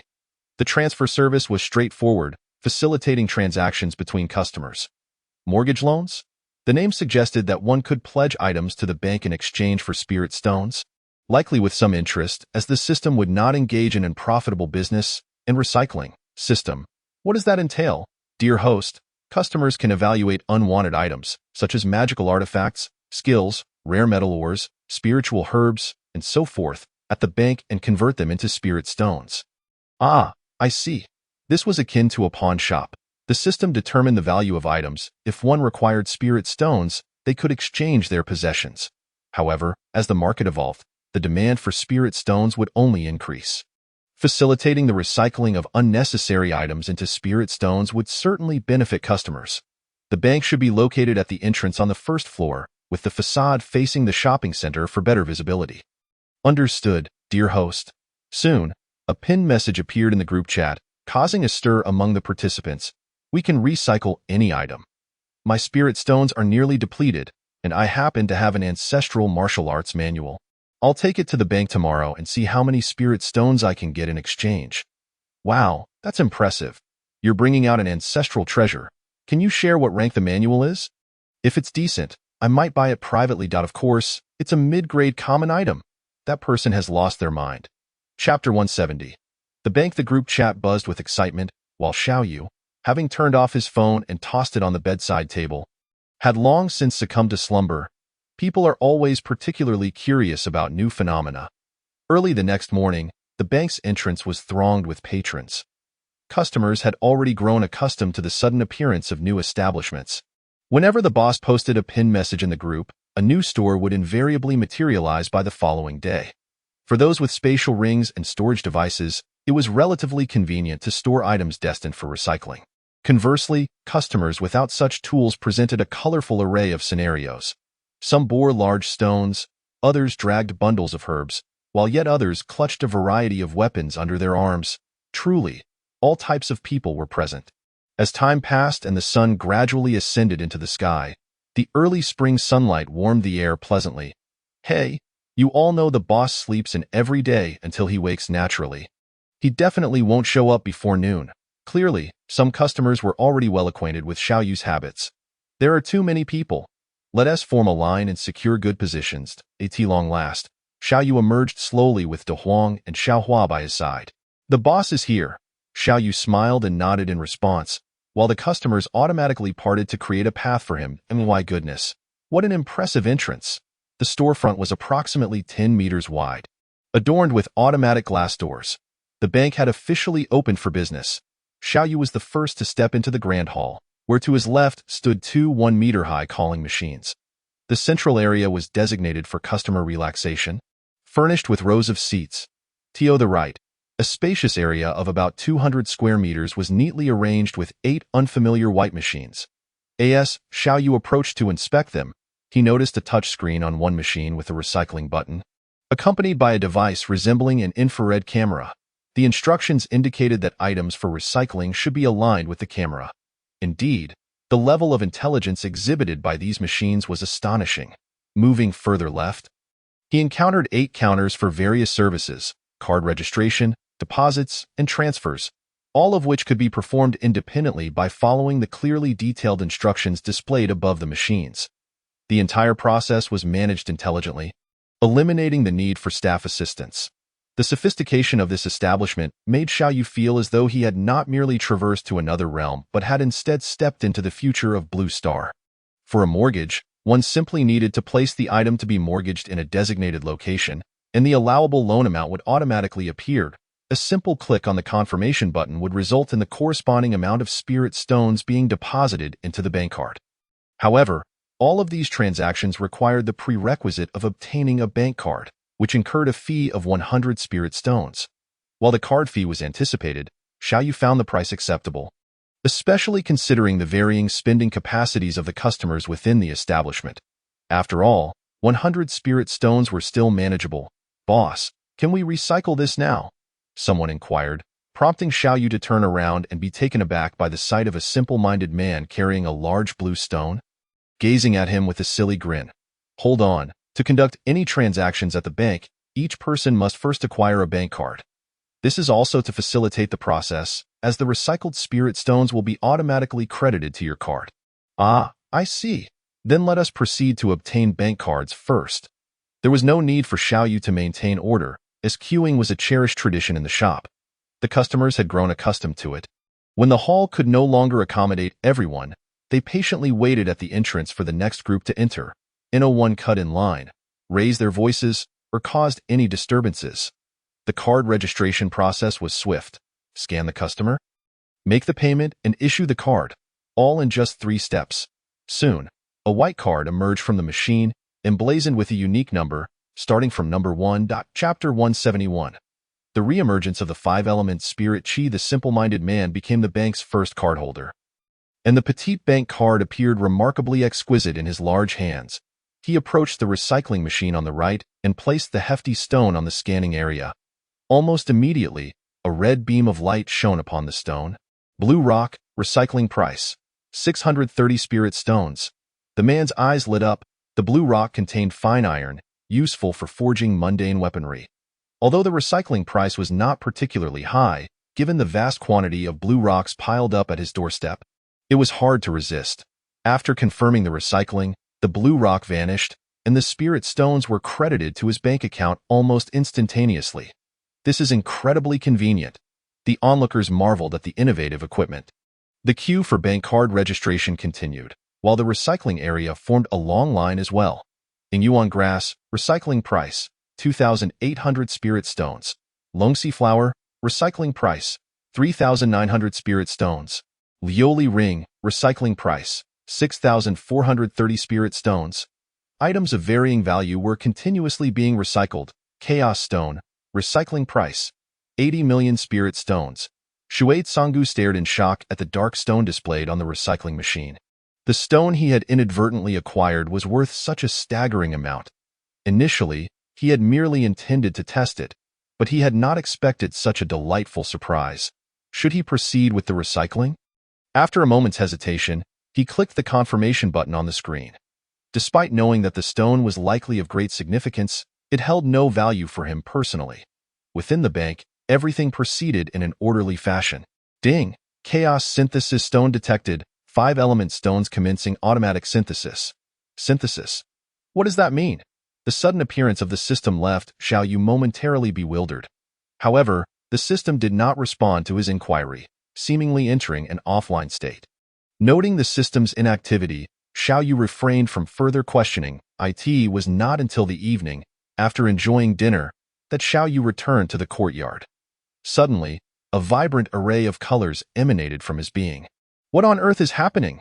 Xiaoyu was startled, resembling a brightly colored light bulb. The dazzling glow surged upward, slicing through the night sky, illuminating the once dim atmosphere as if it were daylight. At this moment, the entire continent was shaken. Every practitioner felt the shift in the air.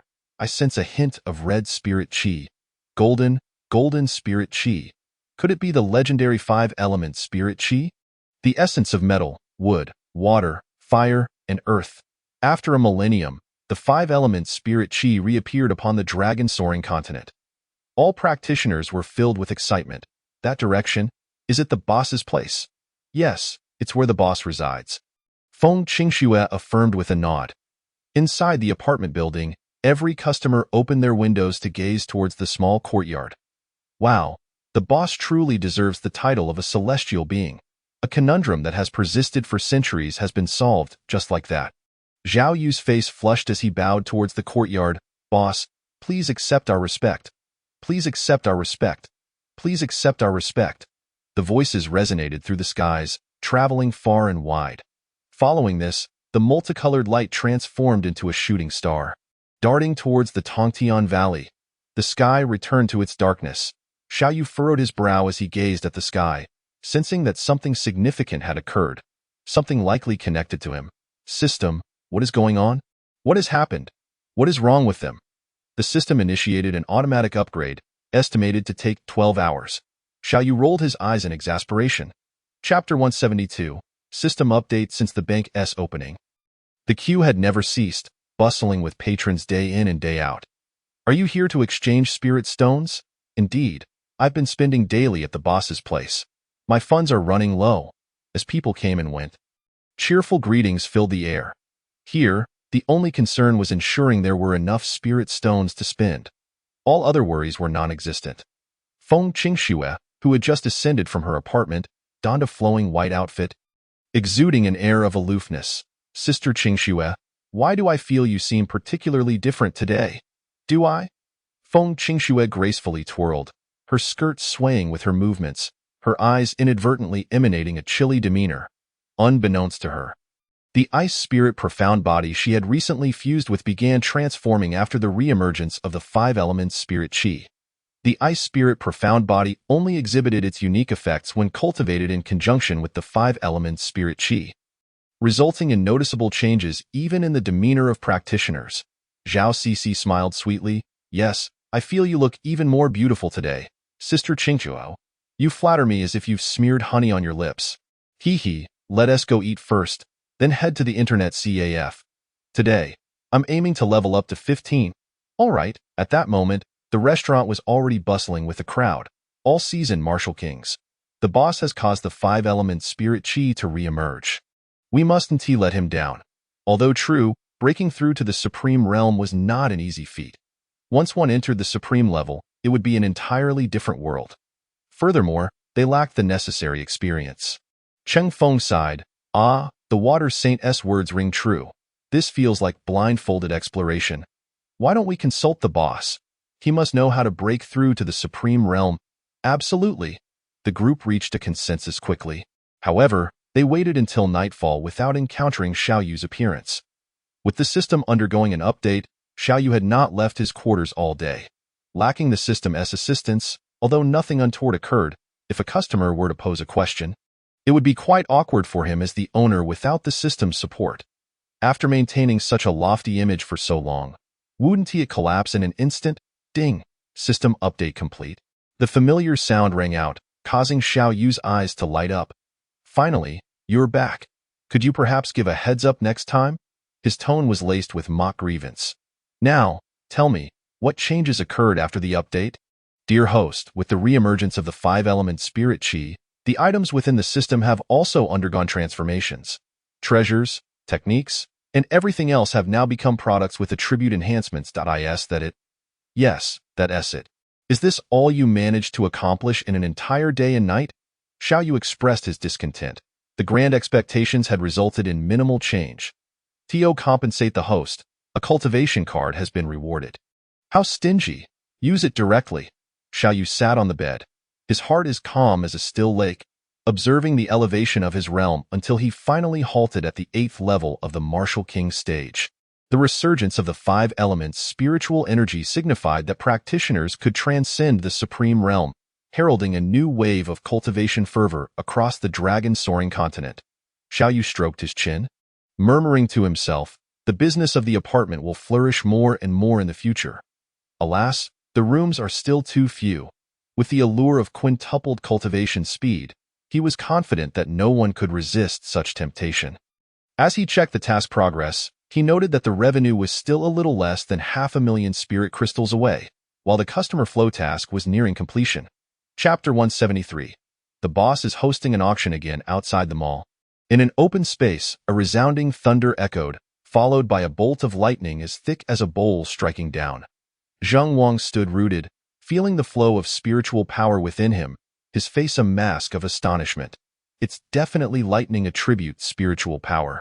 There's no mistaking it. To his surprise, the lightning attribute was indeed rare and anomalous.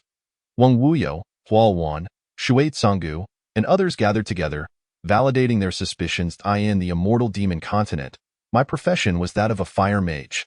With the emergence of the 5-element spiritual energy, the affinity I feel is strongest with the fire attribute. Could it be that this is a gift from the immortal demon continent to us? Shui Tsanggu replied solemnly, that is a possibility. However, I believe the professions from the immortal demon continent have enhanced our affinity for spiritual energy, thus aiding us in swiftly integrating the 5 elements energy in reality. Shui Xingzhu's reasoning is sound. The anomalous attribute spiritual energy is indeed a rarity, and it is solely due to Zheng Wang's fortuitous acquisition of a skill book in the game that has led to his current state. The boss truly surprises us at every turn. With the prospect of reaching the supreme realm in sight, I have decided to seclude myself for cultivation and strive for a breakthrough. Shui Tsanggu felt as though he had returned to his former spirited self. With the apartment's cultivation speed accelerated 5-fold, we cannot let the boss down. Zheng Wang's eyes twinkled as a sudden thought struck him. He quickly turned and headed toward the mall. Li Xian was engrossed in a virtual gaming room, suffering greatly since he had been trapped in the blacksmith shop since entering the game.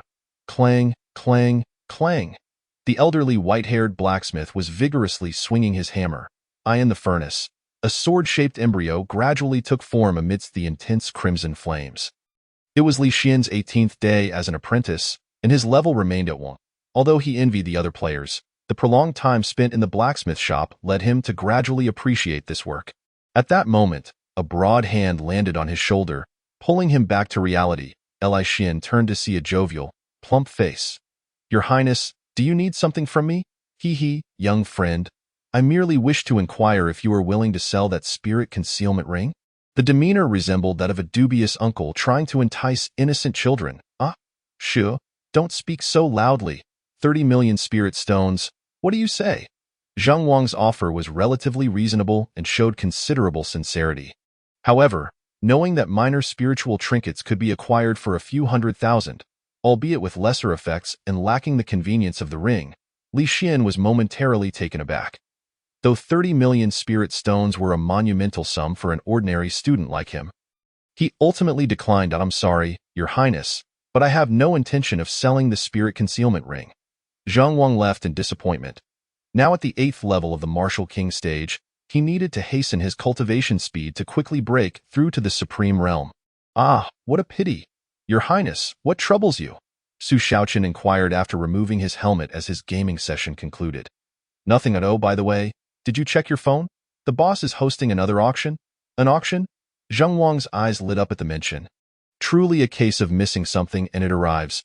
Boss, I adore you. Enhancements for cultivation, elixirs. An auction is filled with treasures. Spirit stones. We need spirit stones. An abundance of spirit stones. With unwavering resolve, he dashed out of the gaming room. At the driving practice ground, Xiaoyu crossed his arms, resolutely refusing Zheng Wang's request. Absolutely not. After only a few days of practice, you wish to drive long distances? That could lead to disaster. It is strictly forbidden. Now that you have all practiced the foundational operations sufficiently, I will take you on the road for practical driving in 3 days. If you can meet my requirements by then, you shall graduate. Zheng Wang rubbed his hands together. Boss, may I ask when the auction will specifically commence? Xiaoyu regarded him, understanding his intent. In 3 days. That is too soon. If you possess talent and work diligently, graduating in a day or two is not out of the question. Really? Thank you, boss. After saying this, Xiaoyu departed with De Huang and Xiao Hua, heading straight for the dining hall. The auction had not been held for several months. The first auction of the new year, hoping to fulfill the revenue task directly. Chapter 174. Subject 3 Examination the following noon. News of the auction spread among customers, set to commence punctually in 2 days. Patrons from powerful factions like the Sacred Land and the royal family began preparing their funds. With the establishment of a bank in the mall, the settlement of spirit stones for the auction would now be conducted via card swipes. On this day, the influx of clients making deposits at the bank surged, with many more exchanging spirit stones than usual. I heard this auction will feature spiritual treasures for sale. Spiritual treasures? What are they? I've never heard of such a thing. Spiritual treasures are a level above spiritual artifacts. I've heard they even have 5 elements attribute enhancements. I can't even afford decent spiritual artifacts. Do you really think I can purchase a spiritual treasure? With the resurgence of the 5 elements spiritual energy on the Dragon Soaring continent, following the system update, a new lottery opportunity for 1,000,000 spirit stones was introduced daily. Artifacts ranked above the heavenly grade are referred to as spiritual treasures, and after 2 days of preparation, Xiaoyu managed to acquire 2 spiritual treasures to serve as the highlight of this auction. According to the system, there are spiritual treasures of ranks beyond the heavenly grade, but that is a tale for another time. Currently, no one has yet broken through to the supreme level across the continent. During these 2 days, Zheng Wang displayed exceptional enthusiasm in learning to drive. Though he currently lacked a vehicle, Shenwu Dadi had one. After all, they were family and shared no reservations. Tio ensured he could make a round trip to the royal city before the auction commenced. He prepared himself thoroughly. Finally, the time for the Subject 3 examination, also known as the road test, arrived. After a period of training, Zheng Wang, Feng Qingxue, Shenwu Dadi, Shuai Canggu, and Hualuan Daoist gathered together. A white sedan was positioned on the road. A path specially selected by Xiaoyu that included straight driving, turning, reversing, and various driving techniques. Point 1 at a time. Zhao Kuan, weren't you eager? You go first. Without a moment's hesitation, Zheng Wang took a deep breath and settled into the driver's seat, while Xiaoyu slid into the passenger seat. Boss, you're getting in the car too. Xiaoyu shot him a glance, of course. How else would this be called an examination? It's just that with you sitting beside me, I feel a bit nervous. Let us begin. Though Zheng Wang had started later than Feng Qingxue and the others, he was undoubtedly a gifted candidate. Although having Xiaoyu beside him made him a tad uneasy, he commenced the driving, starting, accelerating, turning, decelerating, checking the rearview mirror, lightly braking, and parking, all executed within the stipulated time and on the designated path. Throughout the journey, he encountered no significant errors, and Xiaoyu remained silent, initially tense. He soon became relaxed and natural as the test progressed. Ultimately, he completed the Subject 3 examination. Well done, you performed admirably. You have passed. Upon hearing this, Zheng Wang's face lit up with joy. Thank you, boss. He then swiftly approached Shenwu Dadi. Your Majesty, may I borrow your vehicle? It's urgent. Shenwu Dadi smiled mysteriously. Do not rush. I shall return shortly as well. After a brief half-hour, Xiaoyu strode out of the examination hall with his head held high. I found it not too difficult. Finally, Shuai Canggu also completed his turn. It must be noted that regardless of the world, men possess an innate talent for automobiles. In the end, only 2 ladies remained. Hualwan, you go ahead. Hualwan Daoist nodded, then entered the examination hall. Upon settling into the driver's seat and adjusting her position, she cast a furtive glance at Xiaoyu, only to become momentarily dazed. What are you dawdling for? Xiaoyu inquired, exasperated. Hualwan's heart raced, her face flushed with embarrassment. Her nervousness was genuine, as was her shyness. Recalling the moment when Xiaoyu had fastened her seatbelt, her cheeks reddened further. Taking a deep breath, she followed the operational sequence in her mind, igniting the engine, shifting gears, and pressing the accelerator. The examination ended in failure. The score did not pass. Step out. Why? Hualwan gazed at Xiaoyu in shock. Because you failed to fasten your seatbelt. Did you expect me to do it for you? Xiaoyu let out a cold laugh and said, Buckle your seatbelt. That is a perilous endeavor. Upon mentioning the seatbelt, Hualwan Daoren became even more flustered, nearly burying his face in his bosom. Why is it that every time you get out of the car, your face turns this crimson? Hualwan pushed the door open and fled, covering his face, not even sparing a glance at Feng Qingshui. The once revered Saint Lord now resembled a wrong little wife, which was truly amusing. Boss, what is wrong with her? Feng Qingshui approached Xiaoyu. Her brow furrowed in confusion. I am unsure. Perhaps she is unwell, he replied. Chapter 175.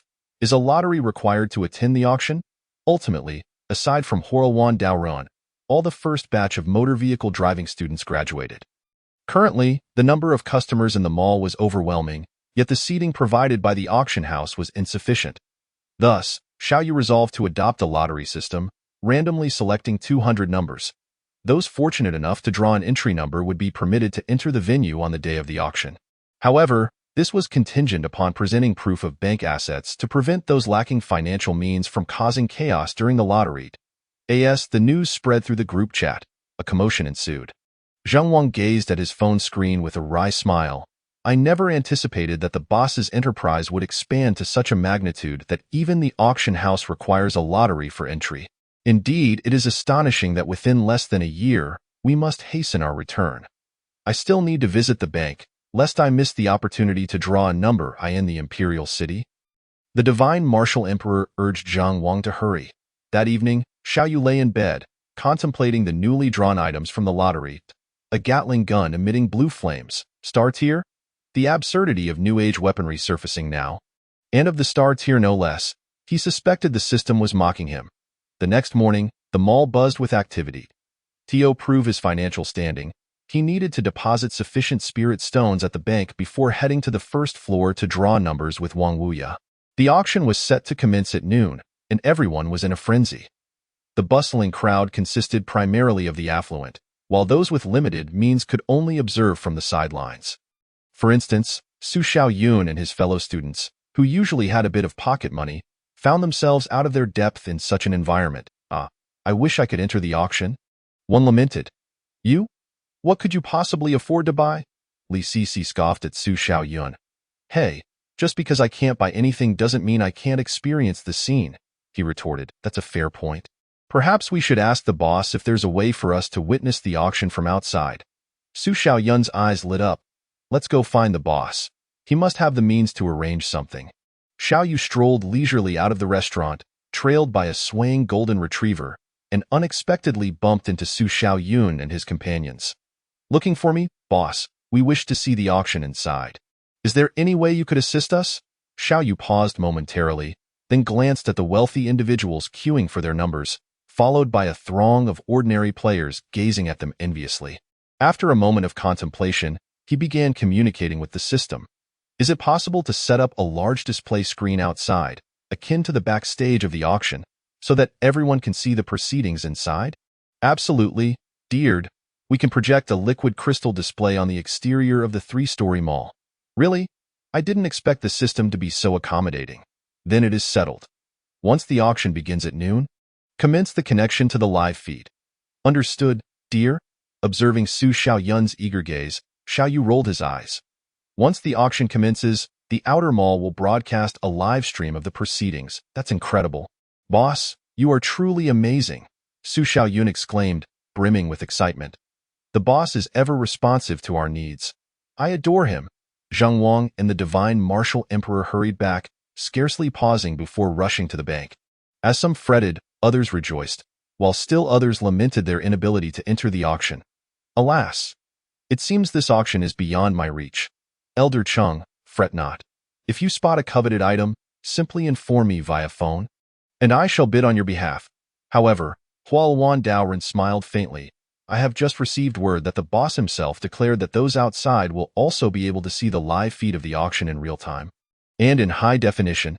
Elder Chung was taken aback. Is such a thing truly possible? Chapter 176. The auction commences before long. The auction was poised to begin, and the 200 fortunate souls who had drawn numbers entered the second floor of the mall in an orderly fashion. Making their way into the auction room, high-ranking members of various factions, some selecting representatives from within, others paying handsomely for a mere ticket to enter, filled the space. Xiaoyu, seated in the backstage area of the auction, had a massive LCD screen before him, displaying the live feed from the auction room. Dressed in a pristine white robe, Wang Wuya had taken special care to groom his beard for the day. After many days, my domain has returned, he exclaimed, testing the microphone. Welcome, everyone, to this auction. I am Wang Wuya, he announced, bowing slightly to the attendees below. Unlike other chaotic auctions, the atmosphere was serene, with everyone awaiting the commencement. Following a lengthy introduction filled with formalities, Xiaoyu's expression soured as he watched the old man drone on.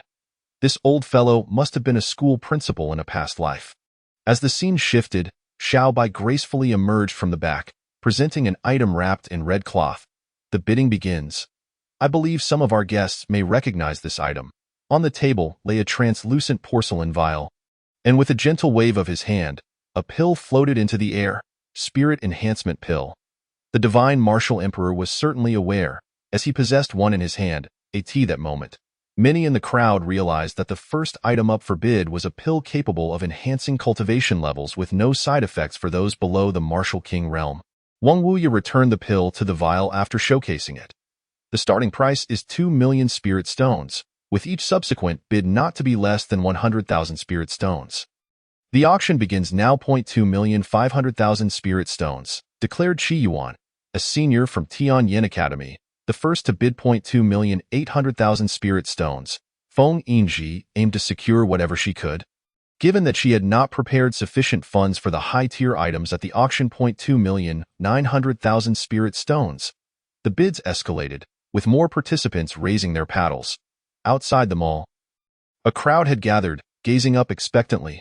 Why is there no news? Has it started in there? Just wait a moment. The boss wouldn't deceive us. Su Xiaoyun, Li Cici, Feng Qingshui, and several young ones sat on small stools. With Zhao Shishi munching contentedly on a pack of spicy strips. Shishi, do you have any more? I'll take a pack. Yes, Sister CC. Zhao Shishi replied, producing a transparent plastic bag filled with spicy strips, sunflower seeds, and peanuts, much to the envy of those around her. Only you could manage this. Suddenly, someone gasped, drawing everyone's attention to the mall's previously bare exterior wall, which now displayed live footage of the auction. It's the auction. I see old Wang's. Oh, that's how it looks inside. I've never been in before. The visuals on the screen were crisp and uninterrupted, and the voices from within resonated clearly. Indeed, it was a high-definition broadcast. The boss is impressive. Inside the auction, as the first round neared its conclusion, Wang Wuya raised his gavel, striking it 3 times decisively. The first item, the Spirit Enhancement Pill, has finalized at 7,500,000 spirit stones. Won by customer number 139. Congratulations! Feng Yinji exhaled in relief. Had there been further bids, she would have had to concede. Damn it, after this auction, I must make haste back to Qingluo. She sighed, realizing her funds were dwindling after merely 10 days in the divine martial empire. The upcoming items would have to be observed from a distance, and Feng Yinji lamented, this place is truly a love-hate affair. Chapter 177. Rebirth of Severed Limbs, Black Jade Ointment. The second item, ladies and gentlemen, please take note. Another pill? Murmurs erupted among the audience as another porcelain vial appeared on the auction stage. Wang Wuya displayed the pill within, prompting Cheng Feng Dao Ren to exclaim, I know this one well.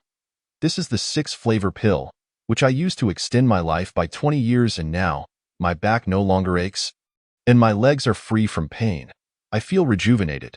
So it is a longevity-enhancing pill. The items the boss presents are of such high caliber? Indeed, it is as if we are not meant to enter the auction. A deep sense of agreement echoed among the onlookers. Within the auction venue, Wang Wuyo succinctly elucidated the effects of the 6 flavors pill. The patrons present were seasoned individuals, unperturbed by the spectacle unlike the naive onlookers outside. Moreover, this was a product presented by the proprietor. There was little cause for astonishment. The starting bid remained at 3 million spirit stones as the auction commenced. 3 million. A silver-haired elder swiftly called out. Elder Hong's wealth is indeed substantial.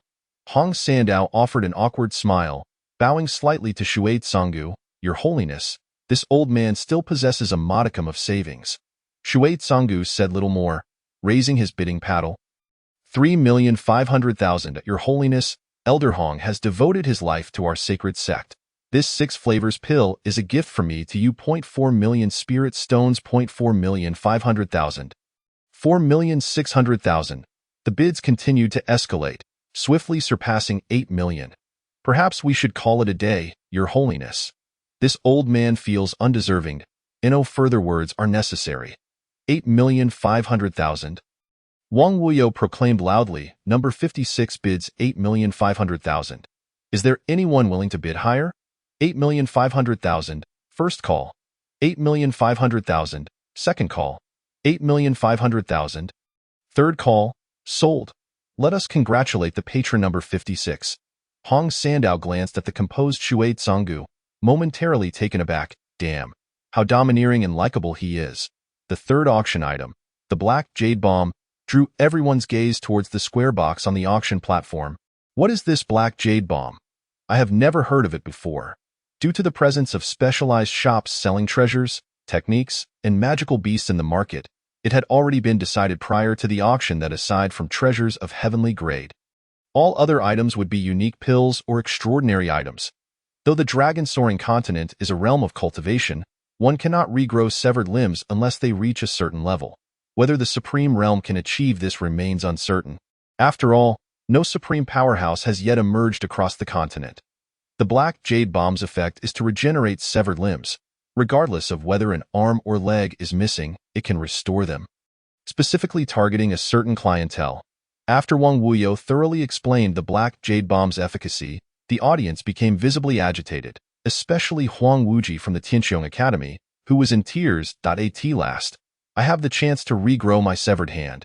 After being disabled for half a year due to a black-clad figure from Yunxia Island severing his hand, he finally saw a glimmer of hope. I must acquire the black jade bomb. Starting bid, 4 million spirit stones. Please proceed. 4,200,000. 4,300,000. 5 million. Huang Wuji declared, determined to obtain the black jade bomb. 6 million. 6,500,000.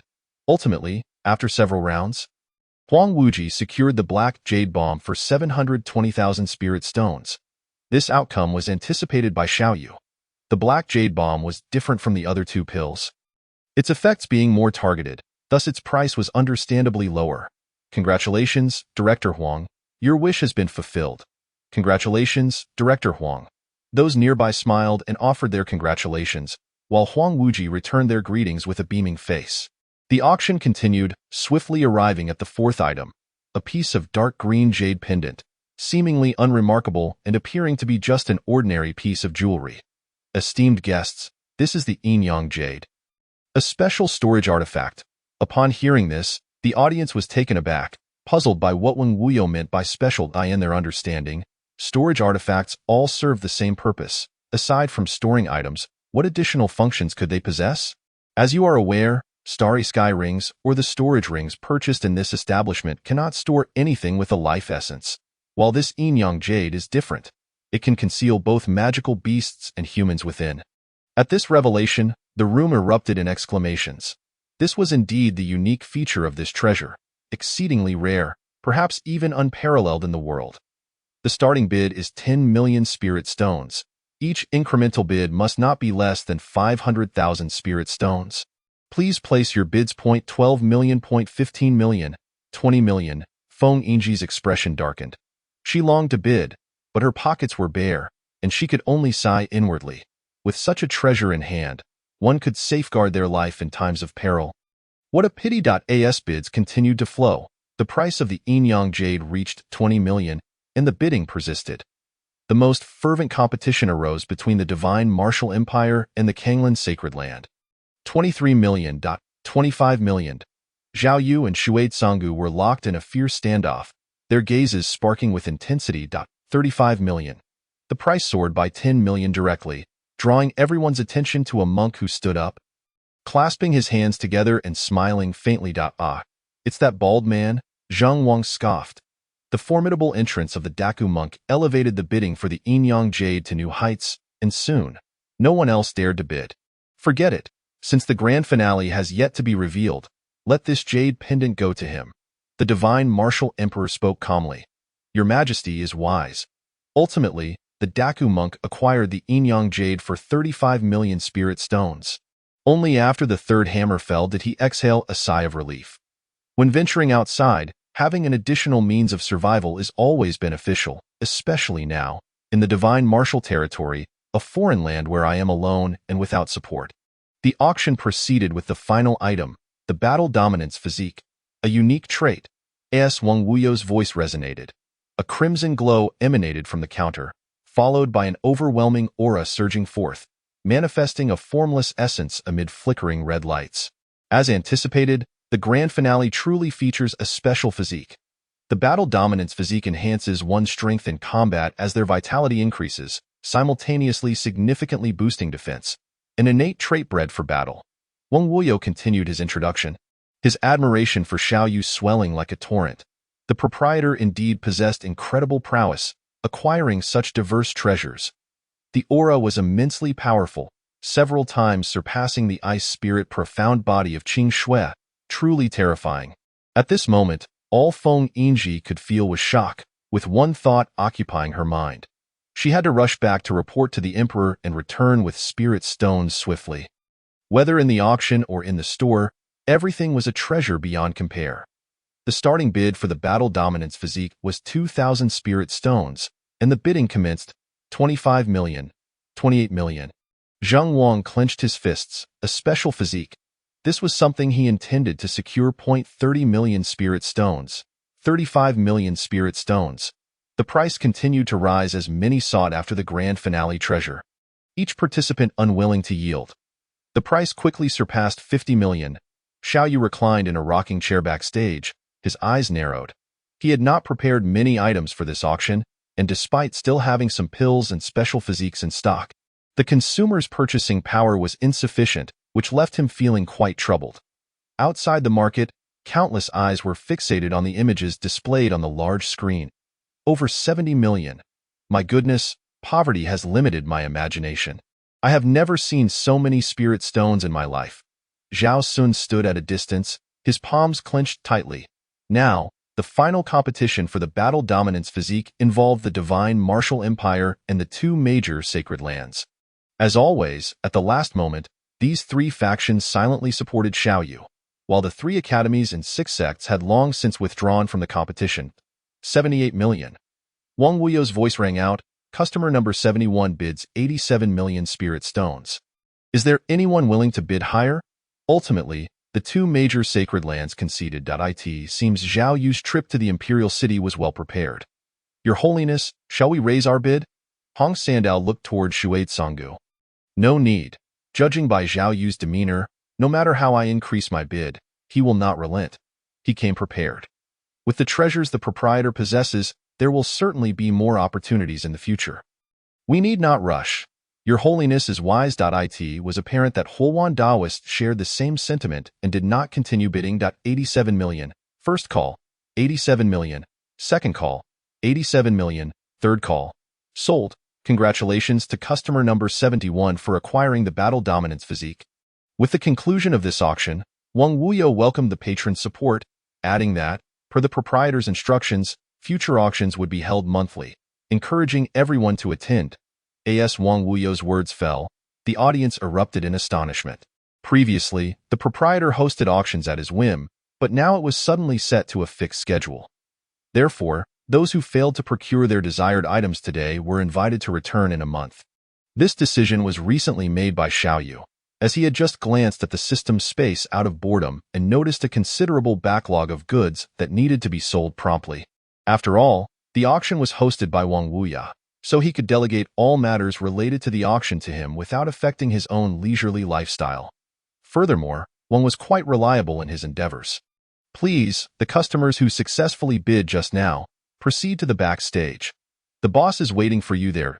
As the auction concluded, everyone began to leave in succession. In the backstage, Xiaoyu distributed the items to their respective bidders. Then, with a gentle wave of his hand, deducted the balances from their bank cards. Thank you, boss. No need for such formality. Ding, congratulations, host, for completing the revenue task, 10 spirit crystals. You are rewarded with a cultivation card, 1 robot, 3 equipment upgrade cards, and 3 random equipment cards. The 10 spirit crystals equate to 1 billion spirit stones, and Xiaoyu was taken aback, realizing that in just over half a year, the store had generated such a significant revenue. The rewards were quite generous. He still had 1 equipment card left from the last task, and with the 3 new ones, he now possessed 4. As for the equipment upgrade cards, this was the first time he had encountered such cards. From the name alone, one could surmise that they were meant to enhance existing equipment. Upon checking the next revenue task, he was astonished to see that it required 50 spirit crystals, 50 billion spirit stones. A daunting challenge indeed. Chapter 179. Xiaoyu's ascension to Supreme being the customer flow task was merely 300 people shy of completion, likely to be resolved within the next couple of days. Subsequently, Xiaoyu exited the auction room, where a sea of people crowded outside the mall. Since there are so many people today, I hereby announce that starting tomorrow, Lingbao Pavilion will commence the sale of heavenly-grade spiritual treasures, and the library will also introduce a new batch of heavenly-grade techniques. To accommodate our esteemed customers, we will maintain our previous policy. Spiritual treasures can be purchased in installments, and techniques can be rented for viewing. Instantly, the crowd erupted in joy. Long live the boss! Boss, I love you. Xiaoyu gently cleared his throat and raised his hand to signal for silence. He continued, if your pockets are sufficiently deep, treasures of even higher tiers may not be impossible to acquire. A wave of shock rippled through the crowd as the astonishing news spread, leaving them momentarily speechless. After a brief pause, the crowd erupted in exclamations. Isn't the heavenly tier the highest grade? One person inquired. Xiaoyu smiled warmly. Heavenly tier artifacts, also known as spiritual treasures, are surpassed only by the star tier. The crowd's eyes sparkled with excitement as if they had uncovered a new world. Then, is the star tier the ultimate destination? Vast and boundless. How could the small stars possibly be the end? These treasures are beyond your current grasp. No matter how much I say, you will not comprehend. Everyone was left dumbfounded. The implication was clear. There were indeed even more formidable tiers beyond the star tier. What, then, do we consider the revered mysterious and yellow-grade artifacts? Feng Yingji felt a profound shock within, eager to return home.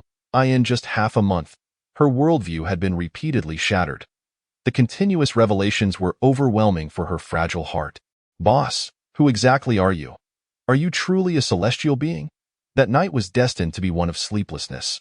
After relaying everything, Xiaoyu meandered into the dining area, where he coincidentally encountered De Huang cooking with Xiaohua. You gluttonous creature, eating 8 meals a day. Look at how fat you've become.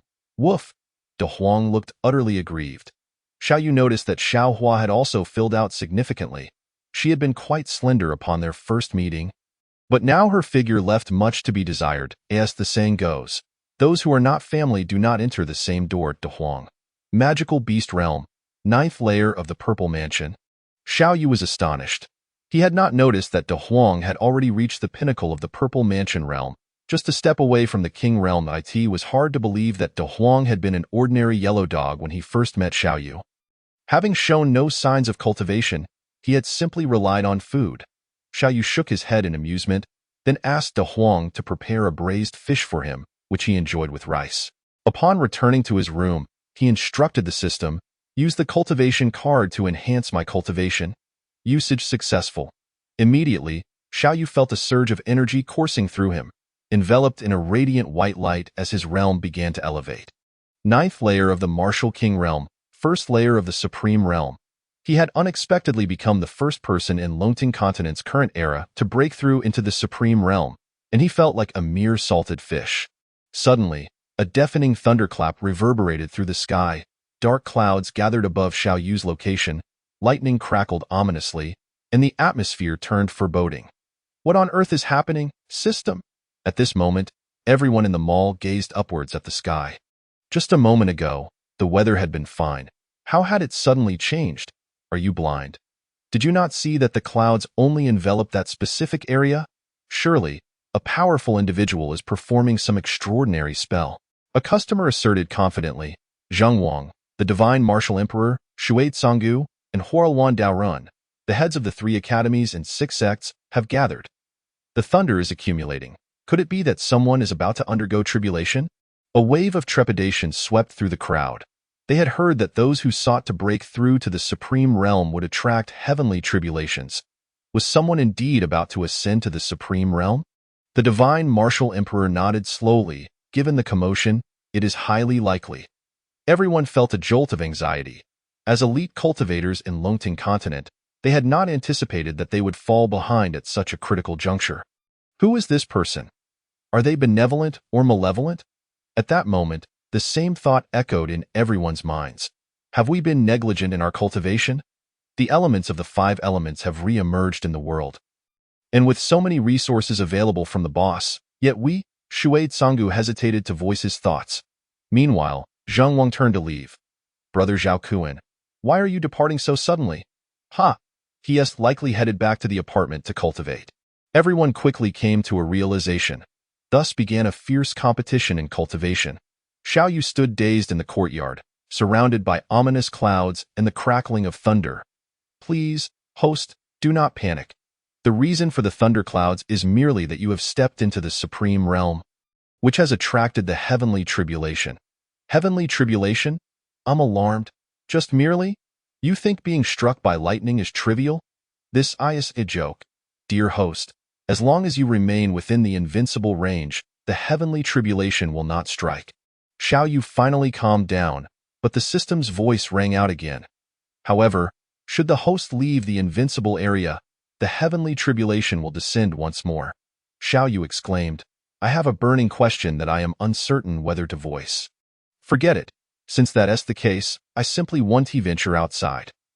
Let us see who you will strike, system. I'm saying if, I truly need to go out, using the Invincible King card should be safe. Right? Rest assured, dear. The effects of the Invincible King card and the Invincible Domain are the same. However, why not try it out? Perhaps the heavenly tribulation may not be as frightening as you think. Try. Who in their right mind would willingly run to be struck by lightning? With the invincible aura in place, Xiao Yu finally felt at ease. He then shouted to the heavens, if you can't strike me, then hurry and disperse. Do you not understand that such oppressive clouds could bring me misfortune in the future? With a thunderous roar, the lightning ceased, and the clouds dissipated. System. Chapter 180. The Secret Realm of the Linglong Tower. Xiao Yu sighed in relief. System. Use the equipment upgrade card on the target apartment. Moments later, a notification chimed.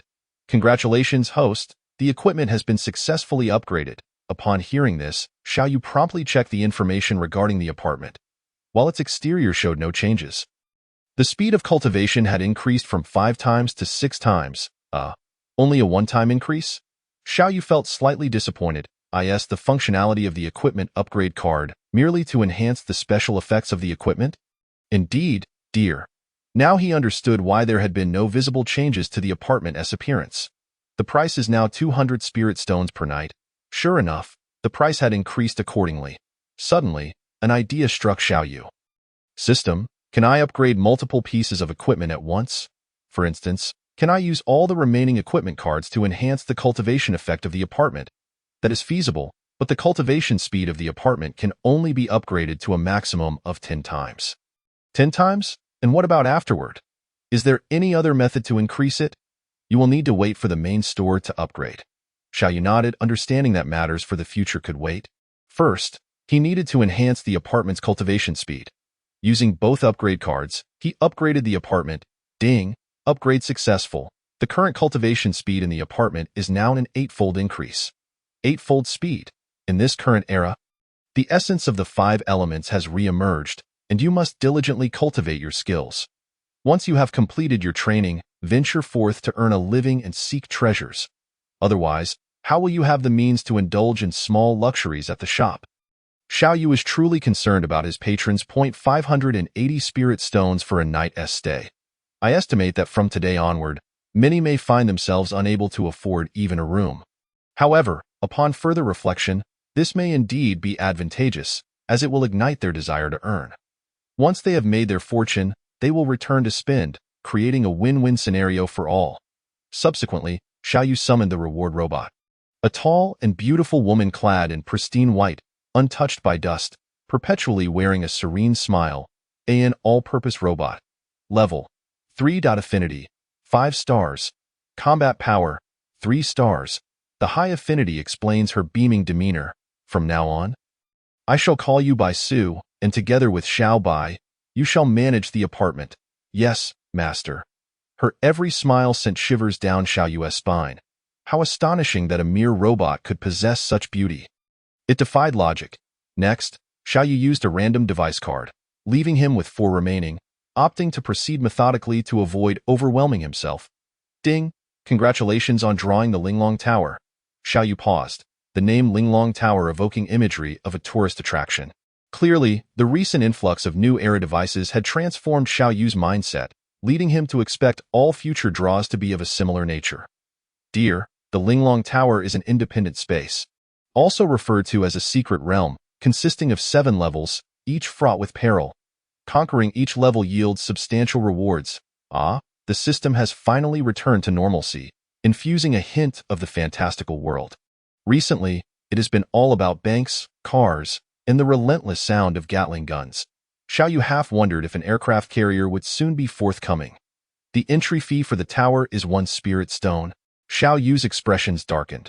With an entrance fee of merely 10,000 spirit stones, it was certain that danger lurked within, and any treasures would not be easily obtained. Another pressing question arose. If a customer perished within the tower, would it be a true death? Pain would still be felt, however, customers would not actually die. With that, Xiao Yu felt a sense of relief.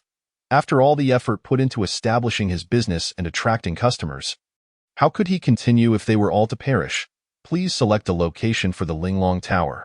Let it be placed to the north of the apartment building. That area is spacious. Understood, master. According to the system's procedures, the Linglong Tower would not be revealed until the following day.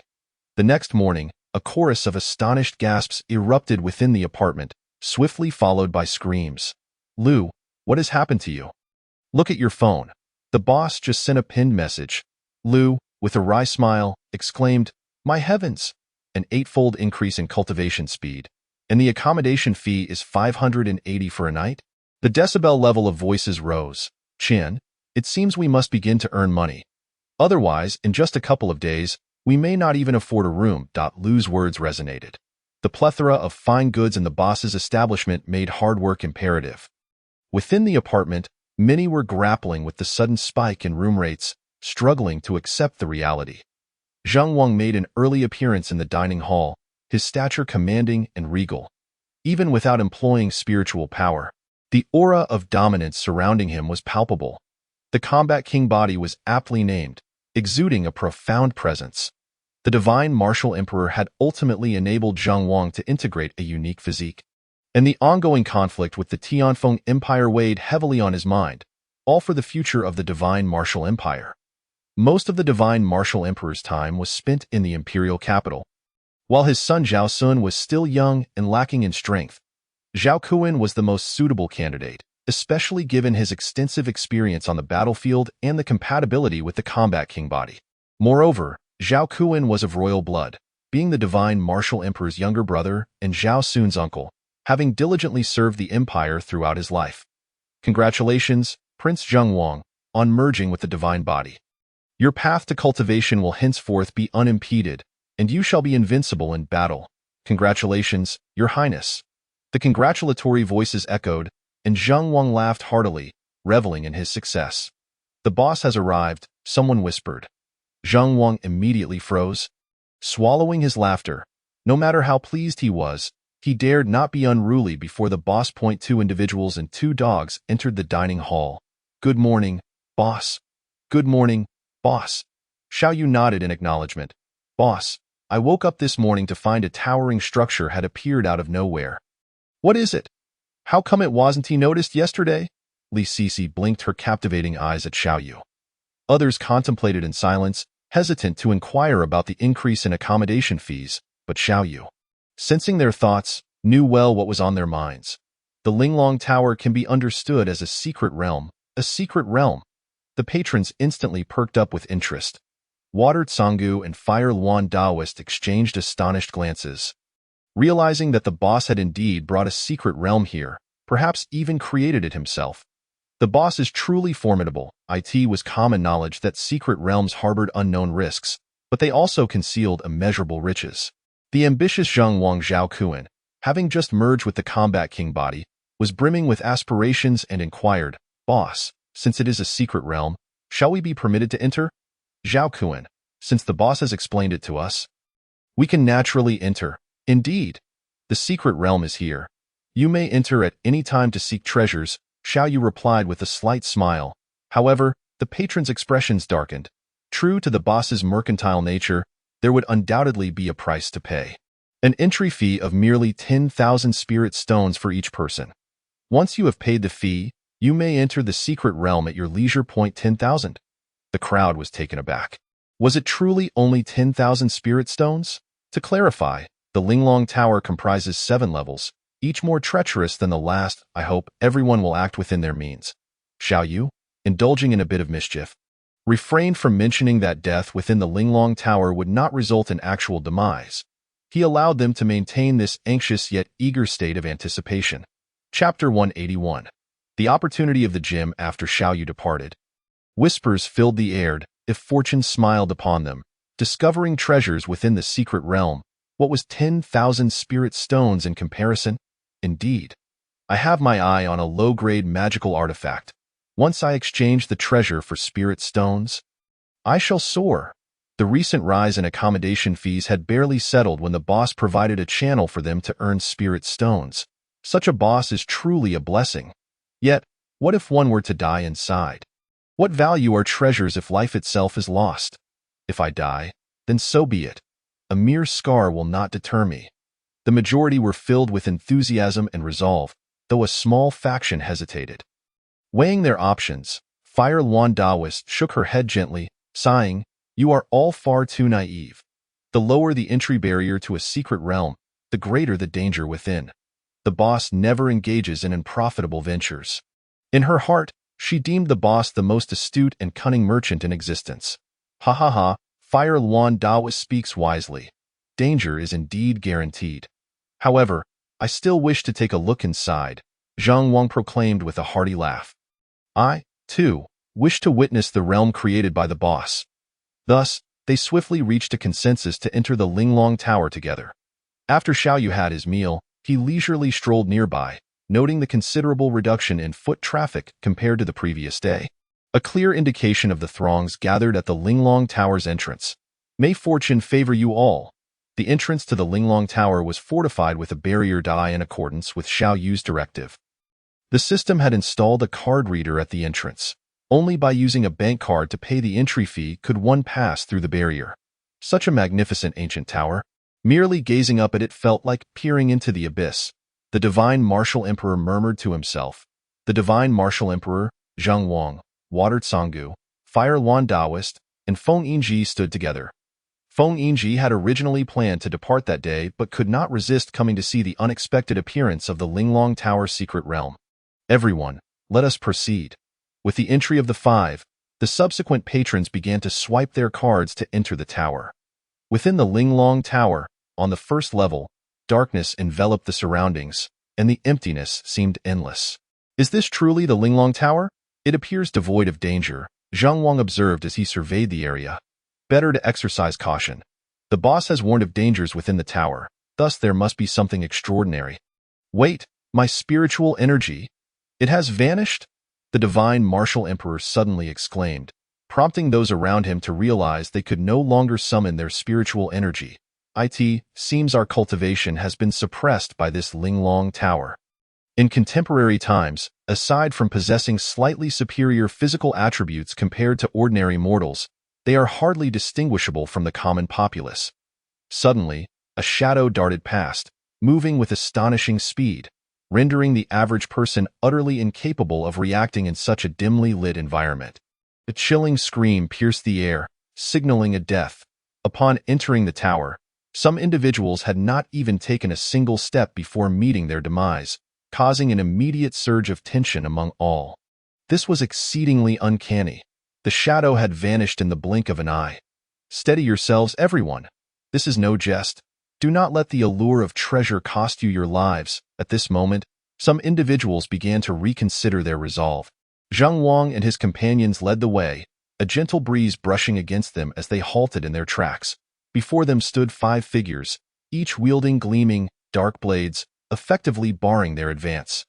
Exercise caution and remain vigilant. Lacking any cultivation, a sense of unease permeated the hearts of all present. Whoosh! The masked assailants sprang into action, drawing their swords and launching a swift assault. Observing this, Zhang Wang bellowed in response, a faint crimson glow emanating from his body. Even devoid of cultivation, the traits of his unique physique still shone through. Do not act recklessly. Shui Tsanggu met the attack head-on, his palm clenched into a fist. The shadowy figures, agile and elusive, varied their attacks with relentless strikes. Clang, clang, clang. There were no surges of spiritual energy, only the sounds of weapons clashing and the brutal impact of flesh upon flesh. They too lacked any enhancement from spiritual energy. Each move executed by the black-clad assailants bore significant force. Yet they were merely ordinary fighters, devoid of any aura of spiritual energy. Zhang Wang grew emboldened, reveling in the combat, exclaiming in exhilaration. However, the others found themselves relentlessly pursued by the black figures, and within mere moments, over a dozen had perished amidst the cacophony of screams. Xiaoyu lounged in a courtyard, reclining on a chair, a transparent panel before him displaying a live feed from within the Linglong Tower. Sipping on a cola, he watched with rapt attention. With another piercing scream, several more lives were claimed within the tower. How brutal! The prowess of the black-clad figures reminded Xiaoyu of the martial arts masters from those bygone television dramas. These cultivators from another realm, stripped of their spiritual powers, seemed utterly ineffectual. How lamentable that it was likely that after a day at the Linglong Tower, their attitudes would undergo a significant transformation. Though this was a realm of cultivation, one must also maintain their own fortitude. Perhaps the business of the gym would flourish greatly following this day. Within the Linglong Tower, after sending one black-clad figure flying with a kick, Zhang Wang roared towards the heavens. Who else dares to challenge me? In that moment, his spirit soared. Feeling his physical defenses and strength continuously augment, he was exhilarated. His battle dominance physique was indeed crafted for combat. Boom! A mighty punch struck forth, creating a shockwave in the air. Of the several hundred who had entered the tower, only half remained. The proprietor did not deceive us. The tower is indeed perilous. This is merely the first layer, and it is already so treacherous, muttered Hua Luan as she dodged the assaults of the black figures, her brow glistening with sweat, her stamina waning. Be cautious, Holy Lord. Chapter 182. Peril within the Linglong Tower, a voice echoed behind her. A robust man suddenly tackled one of the black-clad figures. Xiong Yuan. The black figure fell, and the stout man exerted all his might to subdue him, delivering a fierce punch to his head. A resounding crash reverberated as the ground was dented, yet the black figure seized the opportunity and swiftly fled. Xiong Yuan, are you unhurt? Hua Luan inquired, concern etched on her face. The man chuckled amiably. No worries, Holy Lord. Your strength is remarkable. Indeed, I spend my days in the gym, honing my strength, so it appears. The battle against the black-clad figures raged on, resembling a game of hawk and chick that persisted for half an hour, leaving everyone utterly exhausted and filled with trepidation. Zhang Wang found himself locked in a fierce exchange with a black figure when suddenly, in the next heartbeat, The assailant vanished into thin air. Hmm? Fled? Just as I was beginning to feel the thrill, and he runs away. Could it be that he was intimidated by my might? Humph! The divine martial emperor approached, casting a disdainful glance at him. I observe your audacity grows thicker by the day, is it not so? At that moment, a deep voice thundered in their ears like a clap of thunder. Congratulations on successfully clearing the challenge. In the next instant, radiant colors illuminated the surroundings, and before each surviving individual floated an object. Kue Wong grass, Linglong wood, cotton needle, a yellow-grade mid-tier artifact. One reward after another dangled in midair, including spiritual herbs, materials, techniques, and artifacts of varying quality. The proprietor speaks true. Low-grade artifacts of the mysterious tier can fetch several million in spiritual stones at the bank, and this is merely the first layer. One can only imagine the riches of the second layer. Zhang Wang grinned, clutching a dark golden long sword.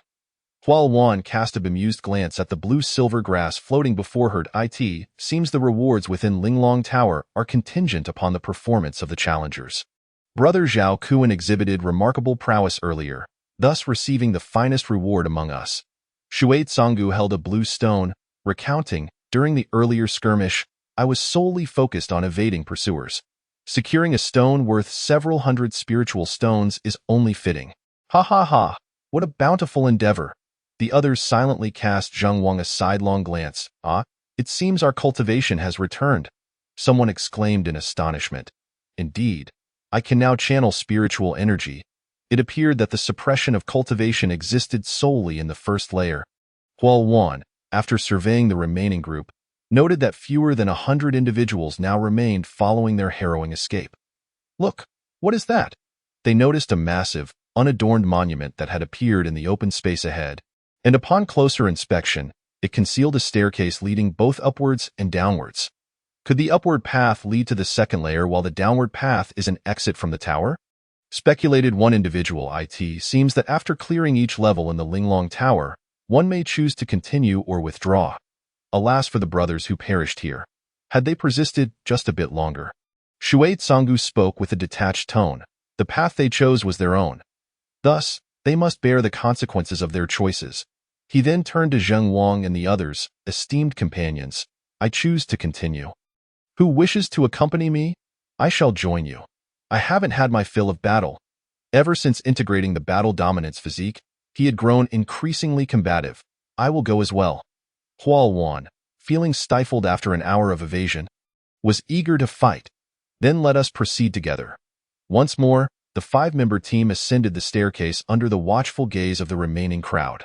Subsequently, most chose to depart, leaving only a handful, elders from the 3 institutes and 6 sects, all of whom were at the Martial King realm, forming a formidable force together. Outside the Linglong Tower. Ah, Elder Wang, you are not. Ha ha ha, dead, am I? Do not fret. I am very much alive. It was merely a jest from the proprietor. The middle-aged cultivator stood dumbfounded. So, within the Linglong Tower, one does not truly die. And what of Lei and the others? Why have they not appeared? They have gone to the gym, claiming they must return to exact vengeance upon those black-clad figures within the tower. Upon hearing this, the middle-aged cultivator turned and fled. Jim, here I come. Shao Yu switched off the live stream from Linglong Tower and stepped out of the courtyard. It's time for a meal.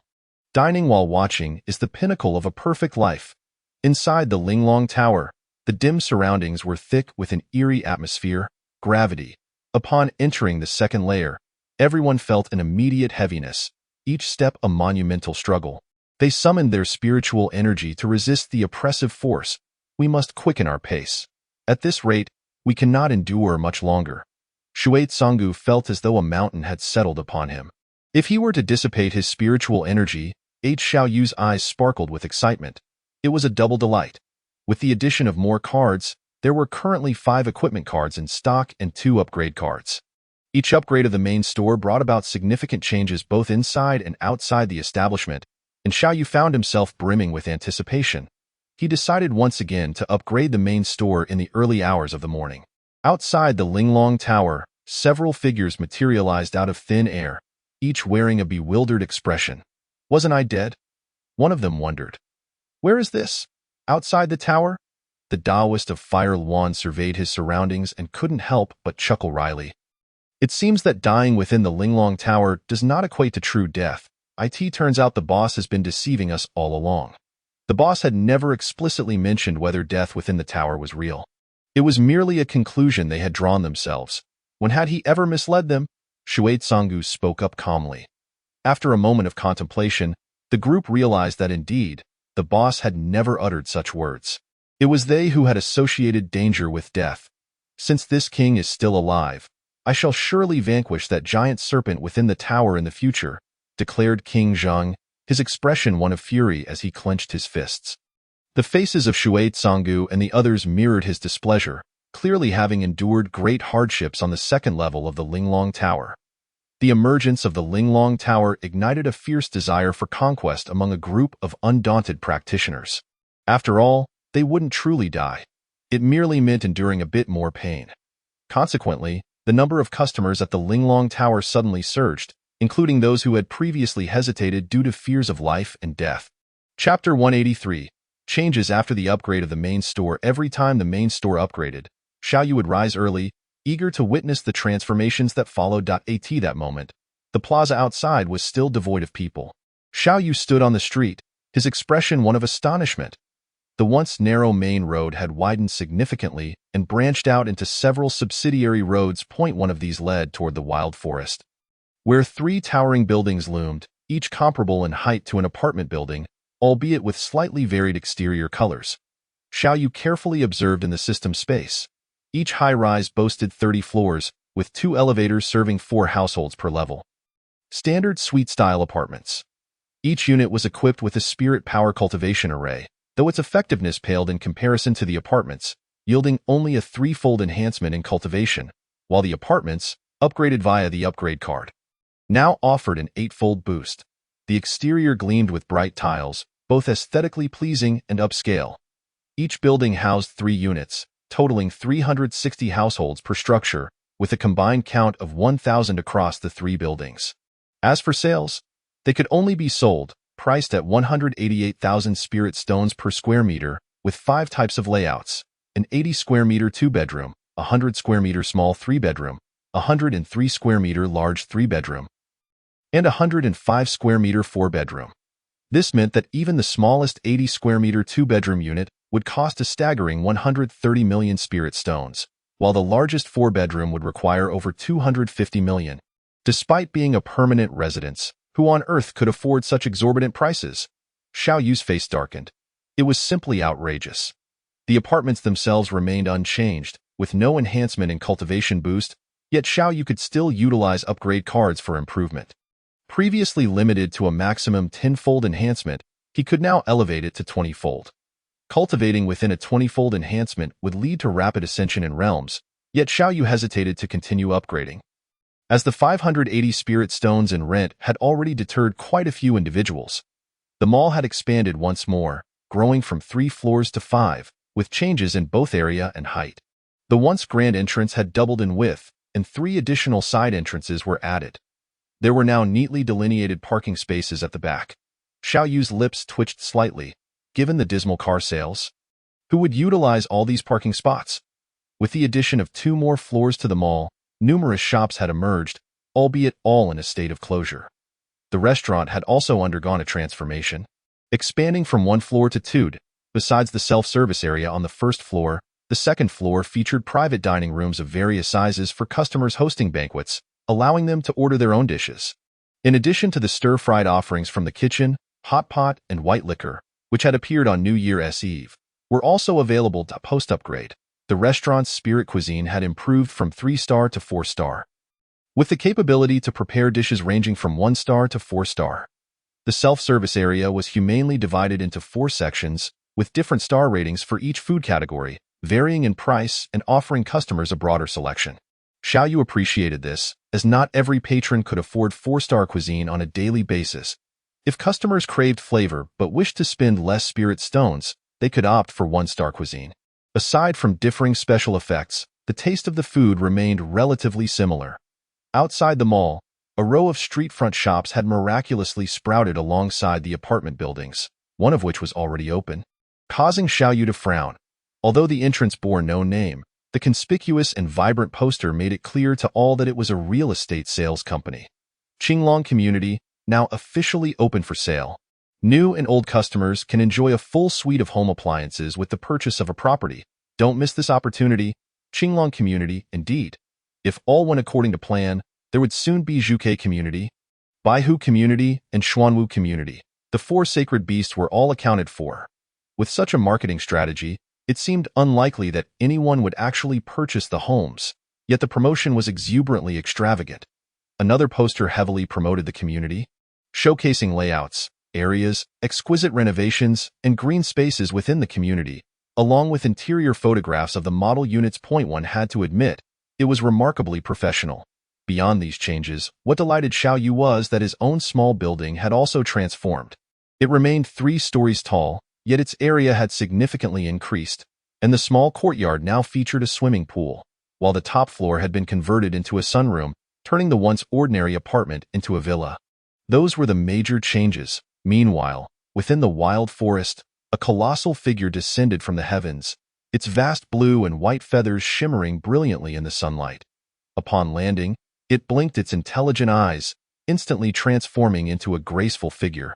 "Welcome, young master, back from seclusion," the beasts proclaimed, bowing low in unison.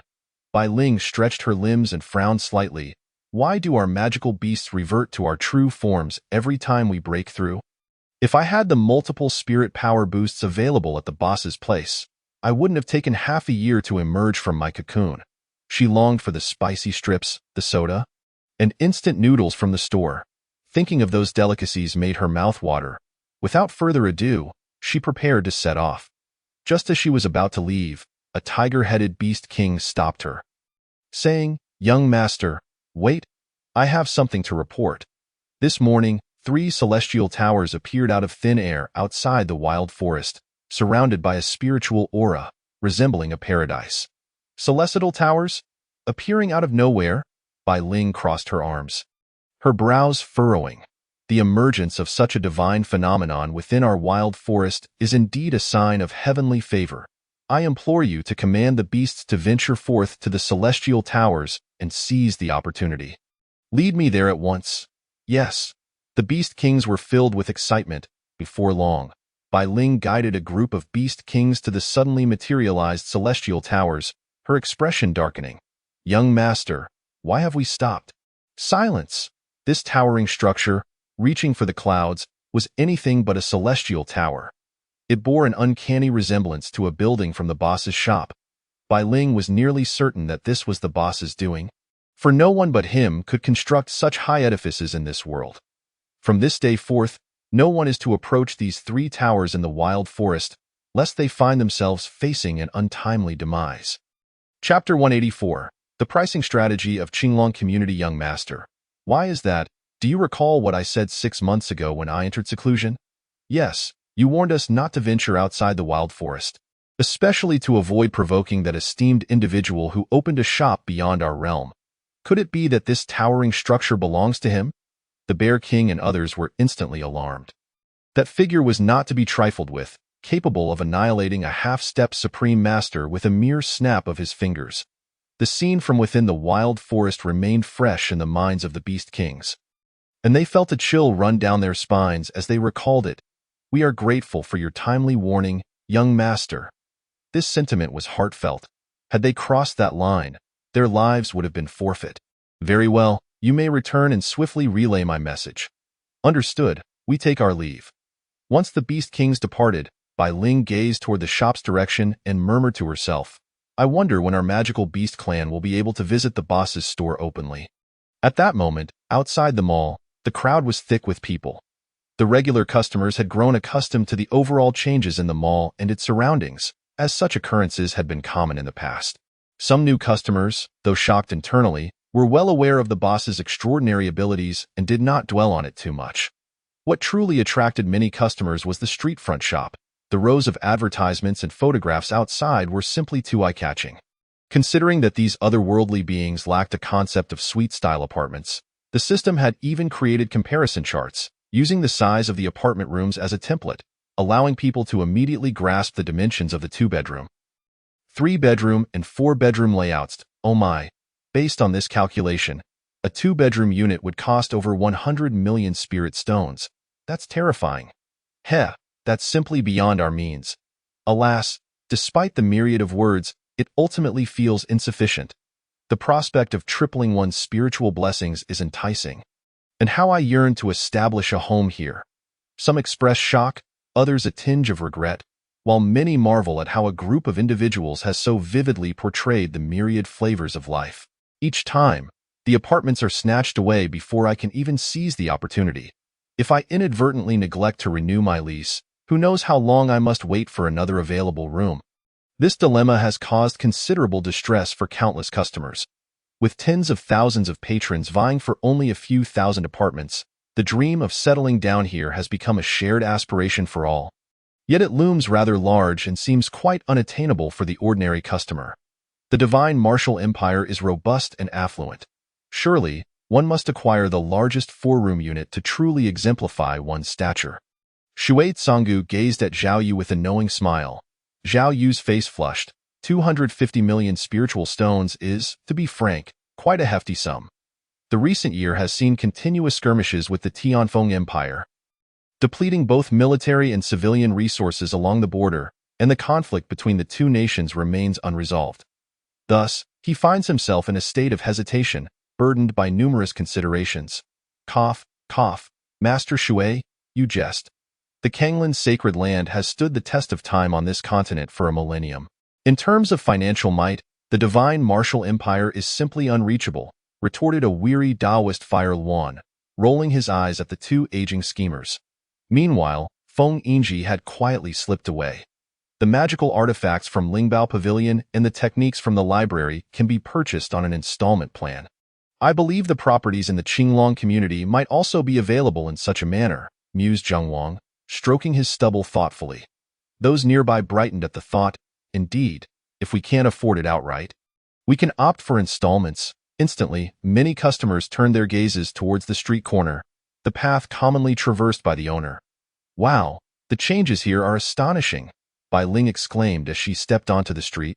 Noticing the area had expanded tremendously since her last visit, filled with stores she had never seen before. Goodness, there are so many people. To her surprise, the owner's business had flourished remarkably in just half a year. With a light-hearted stride, Bai Ling merged into the crowd. It's Bai Ling. We haven't seen you in ages. Your Highness Zheng Wang, it's been so long. Have your billiard skills improved? Let's have a friendly match later. Bai Ling winked at Zheng Wang, who blushed at the memory of their previous encounters at the billiards table. Of course, he stammered. A beast? Shui Tsanggu's keen gaze fixed on Bai Ling, noting her incomplete transformation into a divine beast, hinting at some hidden potential. Allow me to introduce you. This is the master of Kanglin's sacred land. This is the master of Fengshi's sacred land. And this is his majesty of the divine martial empire. Bai Ling greeted them all respectfully. The masters of the two sacred lands were contemporaries of her grandfather. At that moment, she felt a swell of emotions. Oh, dear owner, how has your business expanded so significantly in just 6 months? The masters of the two great sacred lands have come to patronize your establishment in person. Your Highness, what brings you here? Oh, the owner has created a Qinglong community, and we were curious to take a look. Bai Ling, your beast clan has always had a penchant for collecting treasures. Perhaps you should consider purchasing a property here. Bai Ling suddenly recalled the 3 towering buildings that loomed over the wild forest, her lips twitching slightly. You intend to build on my land and then sell it back to me? Haha, owner, you truly are a shrewd businessman. However, she could only ponder this thought silently, for the owner's power was undeniable, and dissent was not an option. The owner has arrived, someone announced, and Xiao Yu ambled over leisurely. Greetings, owner. Hello, owner. Can we purchase a unit in Qinglong community on an installment plan? Someone eagerly posed the question that weighed on everyone's minds. Of course, Xiao Yu replied with a nod. The installment plans for Lingbao Pavilion, the library, and even the Beast Garden have been proceeding quite well, with no overdue payments thus far, which pleased Xiao Yu. The credibility of these otherworldly patrons appears commendable. It truly can be bought on installments. Our dream of homeownership is within reach. Indeed, to settle down here would be the greatest aspiration of my life. Xiao Yu cast a glance at the jubilant crowd, shaking his head internally. Indeed, no matter the world, there will always be those burdened by housing debts, so how many installments can we arrange? In fact, Xiao Yu had meticulously prepared a detailed installment plan prior to his arrival. An 80-square-meter two-bedroom unit, priced at 188 million spiritual stones per square meter, totals 1,500 million spiritual stones. The down payment is 30%, amounting to 45 million spiritual stones, with the remaining sum eligible for installment plans.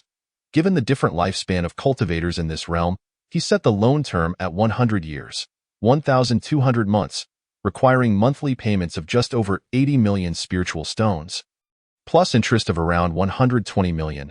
This arrangement not only meets the customer's needs for homeownership, but also significantly alleviates their repayment pressure, stabilizing customer flow and ensuring steady development of other business ventures in the marketplace. The calculations for other unit sizes follow the same method, differing only in their base totals. Most customers in the store struggle to gather the down payment, yet there are plenty of affluent individuals, such as the leaders and elders of the 3 institutions and 6 sects. Owner, I wish to purchase an 80-square-meter unit. Please assist me with the process, spoke Huang Wuji, the dean of Tianqiong Academy, who had several million spiritual stones at his disposal. Owner, I also desire an 80-square-meter unit. As Xiao Yu explained the installment process, many quickly expressed their interest in purchasing. Everyone, please remain calm. Currently, the Qinglong community consists of only 3 buildings with a total of 1,080 units. Each type has only 270 units available, so those wishing to buy should register with Old Wang. Tomorrow at the same time, I will randomly draw lots to determine the final allocations. Those selected will have the opportunity to purchase first. With tens of thousands of customers present, and certainly more than 1,000 qualified buyers vying for just 3 buildings, a lottery system is the only fair method to select customers and allow for equitable competition. Subsequently, the crowd dispersed slowly, each individual eagerly anticipating the morrow, while some harbored quiet melancholy, yet they found clarity in their aspirations to purchase a home and live here for a lifetime. Chapter 185. Transformation Pill Owner. It has been quite a while. A graceful figure bounded in front of Xiao Yu, clad in a flowing white dress, her long hair cascading down her shoulders, her smile radiant. Indeed, it has been a while. Xiao Yu replied with a gentle smile. This girl seemed familiar. He remembered this mother sparrow well. It had been nearly half a year since her last visit, and owner, your establishment has undergone tremendous changes, hasn't it? Xiao Yu replied nonchalantly. It's been all right, all thanks to everyone's support. Bai Ling pouted. The owner was still as humble as ever. Do you recall telling me once that there would come a day when our beast clan could patronize your business? After a moment of contemplation, Xiao Yu replied, I believe I did say that. Bai Ling's eyes sparkled with excitement. So, owner, do you have a method? She was eager for an answer, having been astounded to find that everyone she once knew had advanced significantly in their realms, especially Zheng Wang, who had reached the 8th level of the Martial King realm. Just half a year prior, he was only at the 6th level. Achieving 2 breakthroughs in such a short span was nothing short of remarkable. Moreover, the aura he exuded was unusually potent, imbued with a sense of dominance. Bai Ling understood that all these changes were a testament to the owner's influence. The wild forest had remained dormant for too long. With the resurgence of the 5 elemental forces, a new era of cultivation was about to dawn, and they had fallen dreadfully behind. Let me think. After a brief moment, Xiao Yu rummaged through his inventory before finally locating a vial of pills. Having accumulated a plethora of items from his drawers, many of which were cluttered and unsellable, he had nearly forgotten about them. Owner, what is this? This is the transformation pill you seek. I currently possess only 2 vials. With 5 pills in each, Bai Ling was momentarily taken aback before her face lit up with joy, her lively eyes sparkling as if they beheld boundless treasures. Transformation pill owner, you truly have a solution, she exclaimed, jumping for joy. Just as she was about to embrace Xiao Yu, he firmly held her head down, rendering her immobile. My apologies, owner. I was merely overwhelmed with excitement. Her cheeks flushed as she lowered her gaze. No harm done. Owner, how much for the transformation pill? They are priced individually at 15 million spiritual stones each. It's a deal. No backing out now. I'll return soon. With that, Bai Ling dashed away, leaving Xiaoyu standing there. Muttering to himself, I should have asked for more. Due to the main store's upgrades, the restaurant had also seen numerous enhancements, becoming significantly more user-friendly. The second floor even featured private rooms, perfect for celebrating his father's upcoming birthday. Hot pot. My goodness, they can serve hot pot on the second floor. Customers fortunate enough to have enjoyed hot pot on New Year's Eve reminisced about the delightful flavors. I've made up my mind. I'm heading to the second floor for hot pot. Su Xiaoyun, Li Sisi, and Feng Qingxue gathered together, reminiscing about the hot pot feast they had all attended. Shall we go up and eat? One suggested. It might be quite expensive, Su Xiaoyun replied with a grimace. Ever since his father, Su Zhendong, had ventured to the border, his circumstances had been declining day by day. Don't look at me. My aunt just left. I have to wait for her to return before I can get any spirit stones. 5 days, at most 5 days. If she doesn't come back, I'll have to share a room with Cece. The group exchanged glances, each feeling the weight of their financial constraints, which left them in silent despair. Suddenly, a hearty laughter erupted from the entrance of the restaurant, where the divine martial emperor and Shui Kanggu entered. I never expected the hot pot to be open to the public now. With fine wine as well. The owner truly understands my desires. I must feast to my heart's content today. Su Xiaoyun's eyes lit up as he turned to Zhao Cece, a thought forming in his mind. Xiaoyun, why are you looking at me like that? It frightens me, Zhao Cece said, her cheeks flushed. Just then, as Zhang Wang ascended the stairs to the second floor, he felt someone tugging at his clothes. Turning around, he saw a bashful face. Uncle Wang, I also want to eat hot pot. Zhang Wang paused for a moment, then laughed heartily as he took Zhao Cece's hand. You little rascals, come along. Su Xiaoyun raised his fist in triumph. Success in sneaking a meal. Xiaoyu returned to the courtyard, reclining comfortably in a lounge chair. The warm spring sun bathed him in a soothing glow. System, please issue another random equipment card. The mall now had 5 floors. Aside from the first and second floors, which had a plethora of stores, the third floor housed only a single zoo, and the fifth and sixth floors were even less populated. There's still much work to be done for the revolution. Ding, congratulations, you have obtained a cake shop. A cake shop. Desserts that would surely appeal to many girls. After all, the ice cream had been wildly popular during the summer, with most customers being female students from the academy. Let us place it on the 3rd floor. Ding, placement successful. Take it slow. The customers from this other world also need time to digest these unfamiliar, high-tech offerings. Lying back in the lounge chair, he gazed up at the sky. Suddenly, Xiao Yu's expression changed. His pupils constricted as he sat up abruptly. What is that? Has the sky split open? The once boundless azure sky now bore a tiny fissure, and although minuscule, Changning could assure that it was indeed there. System, what is happening? A new era is about to dawn. Please continue to manage the shop diligently, and all will be revealed in due time. Chapter 186. The Great Emperor of the Departing Moon, a New Era? Xiao Yu furrowed his brow and questioned the system further, but the obstinate entity remained silent. Resigned, he decided to cease his inquiries. Since I am here, I shall make the best of it. Everything else is of little consequence. The next day, before the cake shop opened, Xiao Yu instructed Bai Su to greet customers at the entrance. With her ever-present smile, she exuded warmth and approachability. What is a cake? Can it be eaten? Whether it can be eaten or not is irrelevant. The important part is that it looks so lovely. Several girls huddled together, their eyes sparkling with excitement.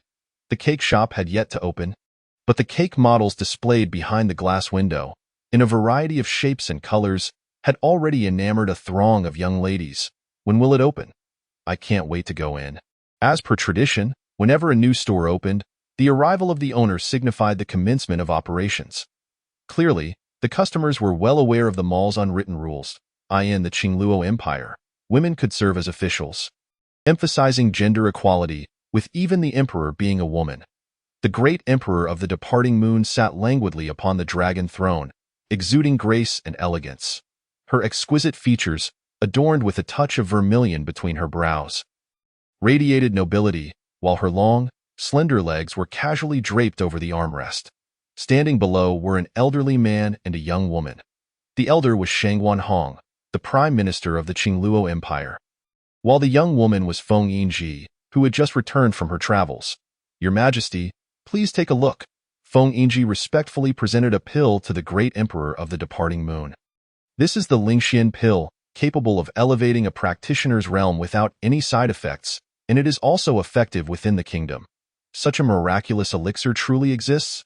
In all my years, I have never heard of it. General Feng, have you witnessed its effects firsthand? Prime Minister Shangguan Hong questioned skeptically. Well, Feng Yingji found herself at a loss for words, as she indeed had not seen anyone consume it. I have not witnessed it myself, but I assure you that the shop I mentioned does exist, and the lords of the two holy lands, as well as the emperor of the divine martial empire, have spent considerable time within. Of course I believe what General Feng says, and I am certain that the shop exists. I merely question the authenticity of this pill, Shangguan Hong replied, stroking his beard calmly. Prime Minister, enough. What is there to argue about? The great emperor of the departing moon spoke softly, her eyes narrowed. I apologize, Your Majesty. Please, do not be angry. The great emperor continued. If I recall correctly, Prime Minister, you have remained stagnant at the fourth realm of the martial king for many years. Why not personally test the authenticity of this pill, Your Majesty? If it indeed possesses miraculous effects, let it be a reward for your service. If anything unfortunate befalls you, I will have General Feng take your place. What do you say? Your Majesty, that is absolutely unacceptable. How can the lives of both General Feng and I be dictated by a mere pill? I implore you to reconsider. Minister, your orders. Feng Yingji stepped forward, cupping her hands. After spending half a month in the shop and witnessing countless miracles, she firmly believed in the efficacy of the pill. Your Majesty, this is an order. Prime Minister, please proceed. The great emperor of the departing moon glared, tossing the Lingxian pill down with a tone that brooked no refusal. Shangguan Hong was instantly incensed, his face turning red as he pointed at Feng Yingji. You are simply unreasonable. He nearly choked on his own breath. In the end, with a resigned sigh, he picked up the pill, adopting an expression as if he were about to sacrifice himself for the nation. With his eyes closed, he placed the pill in his mouth.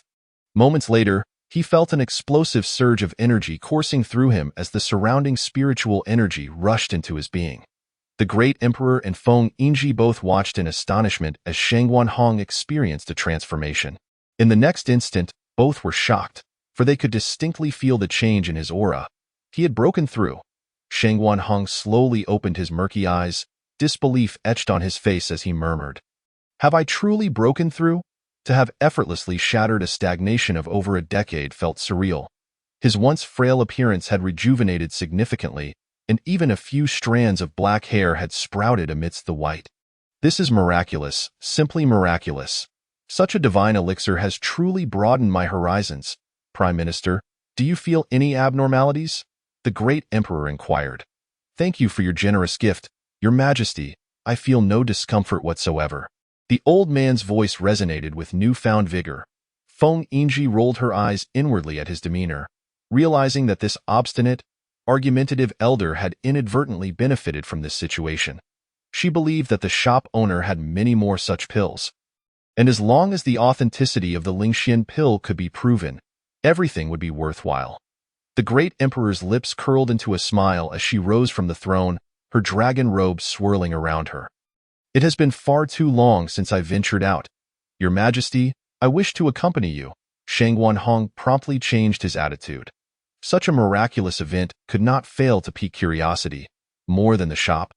I am more intrigued by the mysterious owner. Chapter 187. The magical beasts entered the shop. Inside the shop, the long-awaited owner finally arrived. Boss, could you please appear a bit sooner whenever a new store opens? Li Sisi pouted playfully. The others were taken aback, marveling at how only this little girl dared to speak to the boss in such a manner. Apologies for just waking up. The cake shop is newly opened, and today everything is 20 off. Yay, but what exactly is a cake? It won't be too expensive, will it? Some customers began to worry about their wallets, especially since the recently introduced items in the store often cost tens of millions. Far beyond the reach of ordinary individuals. A cake. You can think of it as a type of dessert. Dessert? Is it like ice cream? Li Cici's eyes brightened, as she was quite familiar with the taste of ice cream. Quite similar. With that, Xiaoyu waved his hand and entered the cake shop. Before him lay an array of exquisite cake samples, with various designs adorning the walls. This is simply too exquisite. Purely a work of art. The prices were clearly displayed, varying according to type and size, with the lowest at only 100 spirit stones and the highest at 500 spirit stones. Clearly, these prices would only yield good cheer and did not promise any special effects. To purchase a cake, one must swipe their card, pay, and take a number, then wait patiently. The store required no supervision, as machines called out numbers for customers to collect their items. Soon, more and more customers were drawn in by the allure of a delicately crafted dessert for just 100 spirit stones. Regardless of anything else, the price alone warranted a visit. This tastes absolutely divine. Li Cici stood at the forefront of the line, being the first among the group of customers to savor the cake. Unlike the icy chill of ice cream, the texture of the cake was far more smooth and delicate. Every customer who indulged in the cake could not help but extol its exquisite flavor. At noon, a peculiar group of individuals appeared on the street outside the shopping mall, peering about with awkward, stiff bodies and restless eyes darting everywhere. Could you perhaps refrain from embarrassing yourselves? Bai Ling lamented. Can you behave normally? You've been trained all night, and yet you still look like this. Yesterday, Bai Ling had hastily returned from the wild forest and, under the guidance of Wang Wui, had opened a bank account. She purchased 10 transformation pills from Xiaoyu for the sum of 150 million. The Beast Kings, led by the Bear King, had spent an entire evening learning human manners, just to broaden their horizons in the shop. Young master, aren't we a bit frightened? Yes, with so many people here, Old Bear, am feeling a tad shy. Young master, it is our first time as humans after all. That one over there should keep a low profile. Bai Ling was both amused and exasperated. The Beast Kings, who usually flaunted their power outside, were now behaving as meekly as dogs. You need not be afraid. As long as you don't cause trouble, the boss won't trouble you. Just relax a little. Look at you all, what a lewd sight. Don't disgrace the Wild Beast clan. As Xiaoyu stepped out of the mall, he spotted a group of burly men and smiled slightly. Quick on the uptake, aren't we, boss senior? The Beast Kings immediately greeted Xiaoyu with deference. No need for such formality. Just call me boss. Yes, boss. Seeing Xiaoyu's smiling face, the Beast Kings were momentarily taken aback. It seemed that the senior was not as intimidating as they had thought. Bai Ling playfully smiled. Well then, boss, since it's their first visit, I'll take them around. Firstly, Bai Ling led them to open a bank account, and then provided each with a spirit phone, as these two items had become essential for customers. Lacking either would make shopping in the mall quite troublesome. Chapter 188. Lottery for House Selection. Young master, what is that iron lump in that room? Bai Ling paused, directing her gaze towards an expansive exhibition hall containing several small cars. She had a vague understanding of what they were, knowing them to be a type of mount that could traverse the ground at considerable speed. That is called a card. I am not entirely sure of the specifics, but it serves a similar purpose to mounts. Come, let us take a look. The Beast King's eyes sparkled with excitement, eager to try. Dean Shi, are you also here to buy a car? Bai Ling entered and immediately spotted Qi Yuan. Cars had become a symbol of status. Customers purchasing them were typically high-ranking individuals from various factions, and as the head of an academy, he was also preparing to acquire one for himself. By girl, you are here to look at cars too? Just browsing. Perfect. We can take the driving test together then. Driving test? Bai Ling was evidently unaware of this process. Indeed, this is also a requirement from the boss. Without a driving license, you cannot drive on the roads. Ah, I see. Each car in the showroom cost over 8 million spirit stones and was refreshed thrice a week, yet not many were sold, as this was no small sum. Moreover, the function of a car was merely for convenience and travel, not an absolute necessity, leading many customers to feel it unnecessary to purchase one. Ultimately, Qi Yuan, Bai Ling, and the Bear King each fully paid for a car. After lunch, customers gradually appeared at the sales office. As the lottery for house selection was about to commence, Some came with funds to purchase homes, while others merely sought to witness the excitement. Soon, the entrance was crowded, spilling out onto the street. An automatic lottery machine stood at the entrance, with Wang Wui calmly standing beside it. All customers participating in the house purchase should have received their numbers. We will now begin the lottery. The lottery machine whirred to life, revealing numbers on the screen one by one. 80 square meter unit. Numbers 56, 134, 74. Each time a number appeared, the crowd hurriedly checked their own tickets. I am 186. I can buy a house. Cheng Feng was ecstatic. As a senior elder of the sacred land, the pressure of making installment payments was manageable. The lottery proceeded in several rounds, as each customer had different preferences for unit types, resulting in 4 separate draws for the 4 types of units. 150 square meter unit, starting with numbers 242, 19, 31. Soon, 1,080 lucky winners emerged, becoming the first residents to settle here. Congratulations to the fortunate customers who drew numbers. Please gather here at the same time tomorrow, where the boss will personally take you to select houses in the Qinglong district, and you can sign the purchase agreements afterwards. Thank you, Elder Wang. Once the lottery concluded, people began to disperse. Huoluan Dao friend, did you also draw a number? Shuai Tsanggu noticed the beaming smile on Huoluan Dao Rin's face and inquired softly. Water Sovereign has had good fortune as well. Haha, it is an honor to be neighbors with Huoluan Dao Ren. Perhaps not neighbors, but we can still be upstairs and downstairs. After speaking, Huoluan Dao Ren raised her number plate, which was specifically for the large 150 square meter unit. Each floor had 4 types of units, 1 of each type, with 2 150 square meter rooms, making it impossible to be neighbors. Zheng Wang frowned. Dog aristocrat, how ostentatious. He clutched an 80 square meter number plate, and he hadn't even drawn a number. Your Majesty, could it be? The divine martial emperor floated over, a smug smile playing on his lips. At that moment, Zheng Wang felt as though he had been struck by lightning, his heart heavy with distress.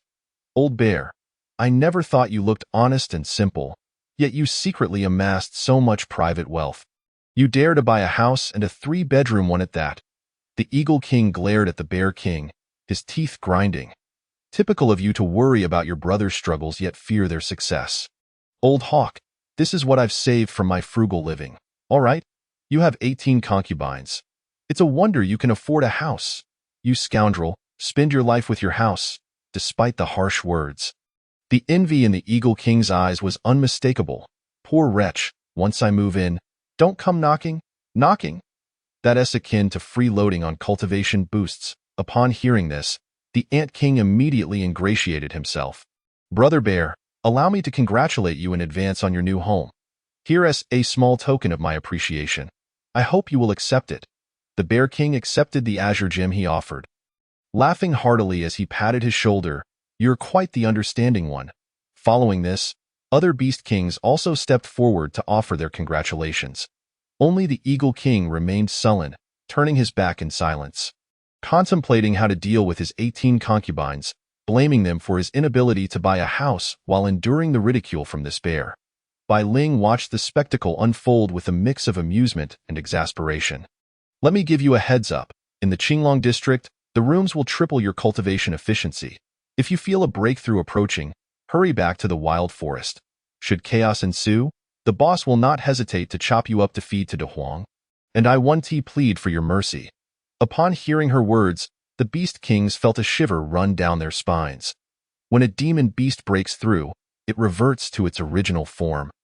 And their massive bodies would surely not fit into those small rooms. Understood, young master. We will bear that in mind. Chapter 189. Li Yu's arrival, house selection time the next day. After sleeping until late morning, Xiao Yu leisurely rose, quickly washed up, and left the villa with De Huang in search of food. De Huang, let me pet you. De Huang, you seem to have gained weight again. The 2 dogs were accustomed to roaming outside daily, filling their bellies at restaurants, living lives that rivaled Xiao Yu's. Woof woof. Several passing girls smiled radiantly as they gently stroked the dog's head, De Huang grunting contentedly in response. Xiao Yu shot at a glance and directly walked into the restaurant.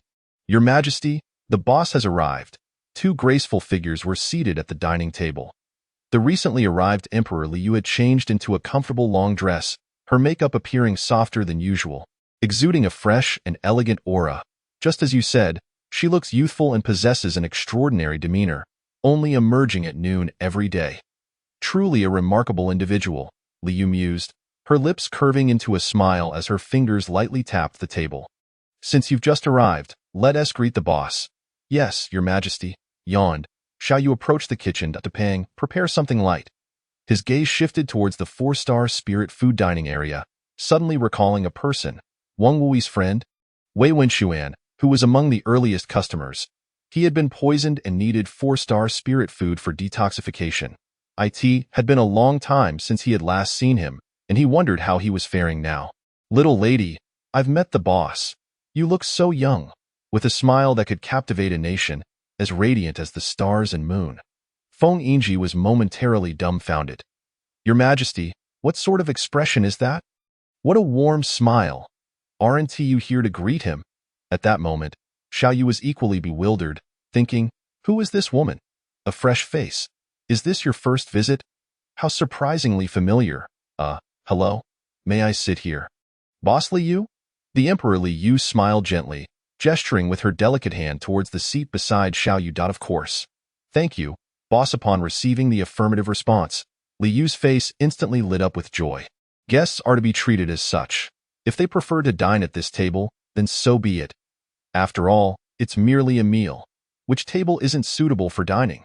Subsequently, Xiaoyu quietly picked up his plate and made his way to a corner seat. Liu was momentarily stunned, taking a while to regain her composure, her stiff lips trembling slightly. Feng Yingji ultimately could not suppress her laughter, observing Liu's bewildered expression, torn between amusement and a desire to say something. Your Majesty, I have long informed you that the boss is particularly oblivious to romantic nuances. He treats everyone the same, so do not take it to heart. The Emperor Liu was not particularly old. Having ascended the throne prematurely due to her mother, the former empress, abdicating early.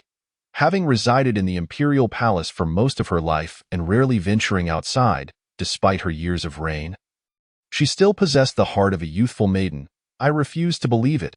Liu glared with her phoenix eyes and swiftly stood up, striding towards Xiaoyu. Yet, barely 3 steps away, Xiaoyu leisurely stood up. Had he finished eating? That was rather quick. In just a few strides, Xiaoyu exited the dining hall, leaving Liu fuming with a flushed face behind him. Choosing an apartment in the Qinglong district was a significant matter for the customers. They had gathered early at the sales office, eagerly awaiting Xiaoyu's arrival, and upon seeing him, everyone rushed forward. Boss, hello. Thank you for your hard work, Xiaoyu. Have all those who drew numbers arrived? Yes, boss. We are ready to depart at any moment. Boss, we can hardly contain our excitement. Not far off, Liu and Feng Yingji stood observing. What are they planning to do, Your Majesty? It seems they are going to select apartments in the Qinglong district that the boss has initiated for sale. This information was gathered by Feng Yingji from Feng Qingxue, as she was not present during the drawing yesterday. Selling apartments? Are those the 3 towering buildings over there? Liu pointed towards the distant 3 high-rise buildings.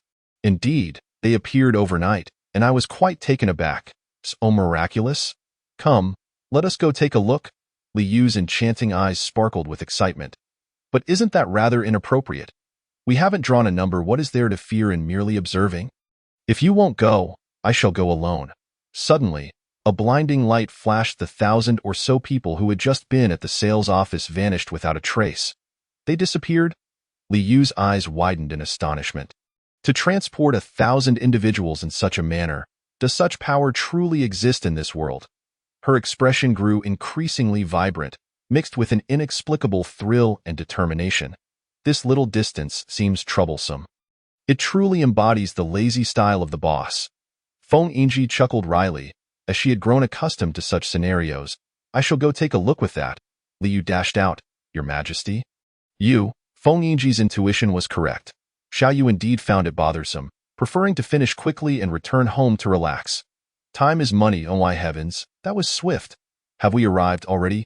Haha, I barely processed it. As they faced the 3 towering buildings, all the customers finally realized they had reached their destination. The boss remains as domineering as ever. I believe the boss simply dislikes complications. Seeing through without speaking, Xiaoyu, uninterested in their chatter, strode forward. The words Qinglong District were prominently displayed above the entrance, with a vividly lifelike dragon coiling around the characters, exuding a subtle yet imposing aura. What a remarkably realistic dragon.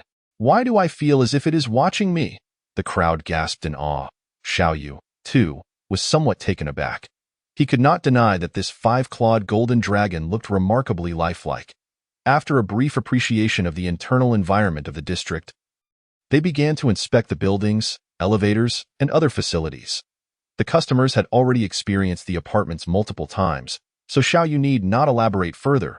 He briefly introduced the various home appliances within the rooms, and he felt gratified to see how well these otherworldly individuals were adapting to new concepts, easily comprehending the purpose and usage of each device.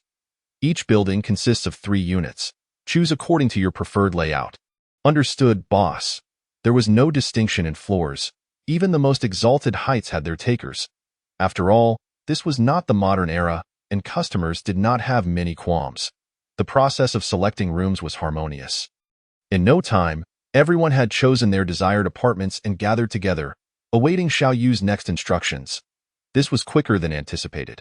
Xiaoyu was quite satisfied, unaware that the customers were hastening the pace to avoid keeping him waiting. Are you all feeling hot? Xiaoyu noticed several individuals quietly wiping sweat, many with flushed faces. Not at all. You think too much, boss. Xiaoyu shot them a knowing glance. Within his omnipotent reach, he could hear all their thoughts. Speechless, frightened to such an extent. Am I truly that terrifying? Chapter 190. Are we going to fight again? Would you like to purchase some hard goods? With a casual flick of his left hand, a radiant glow enveloped the area, and before each customer, a golden contract materialized, hovering in the air. This is the sales contract, which includes installment payment terms. The down payment is 30% of the total price. Upon signing, full payment is required, with a loan period of 100 years, equating to 1,200 months, and the monthly repayment amount is clearly stated. Please examine it carefully. If there are any questions, feel free to ask. If there are no issues, simply drop a drop of your blood upon it, and the contract shall take effect. Boss, this is not our first time purchasing through you. What issues could arise? Chung Fengdao smiled slightly. Indeed, boss, we trust you. Let us sign right away. Consequently, the customers each dripped their blood onto the contract, suddenly feeling a subtle change within their souls. Xiaoyu then collected their down payments, totaling over 700 million spirit stones. Wishing you all a prosperous move. Thank you. Boss Xiaoyu smiled faintly, just as he was about to leave when he sensed someone stealthily following behind him. Turning around, a delightful fragrance wafted towards him. Hello, boss. What a coincidence with exquisite features, fair and translucent skin, and elegantly arched brows. She was merely a foot away from his nose. Damn, Xiaoyu silently cursed.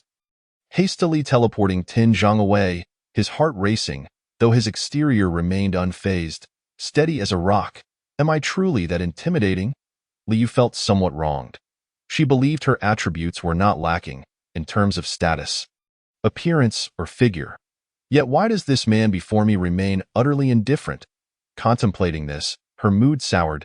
Do you need something? Xiaoyu looked at Liu with exasperation. Boss, I also wish to purchase an apartment. Purchasing?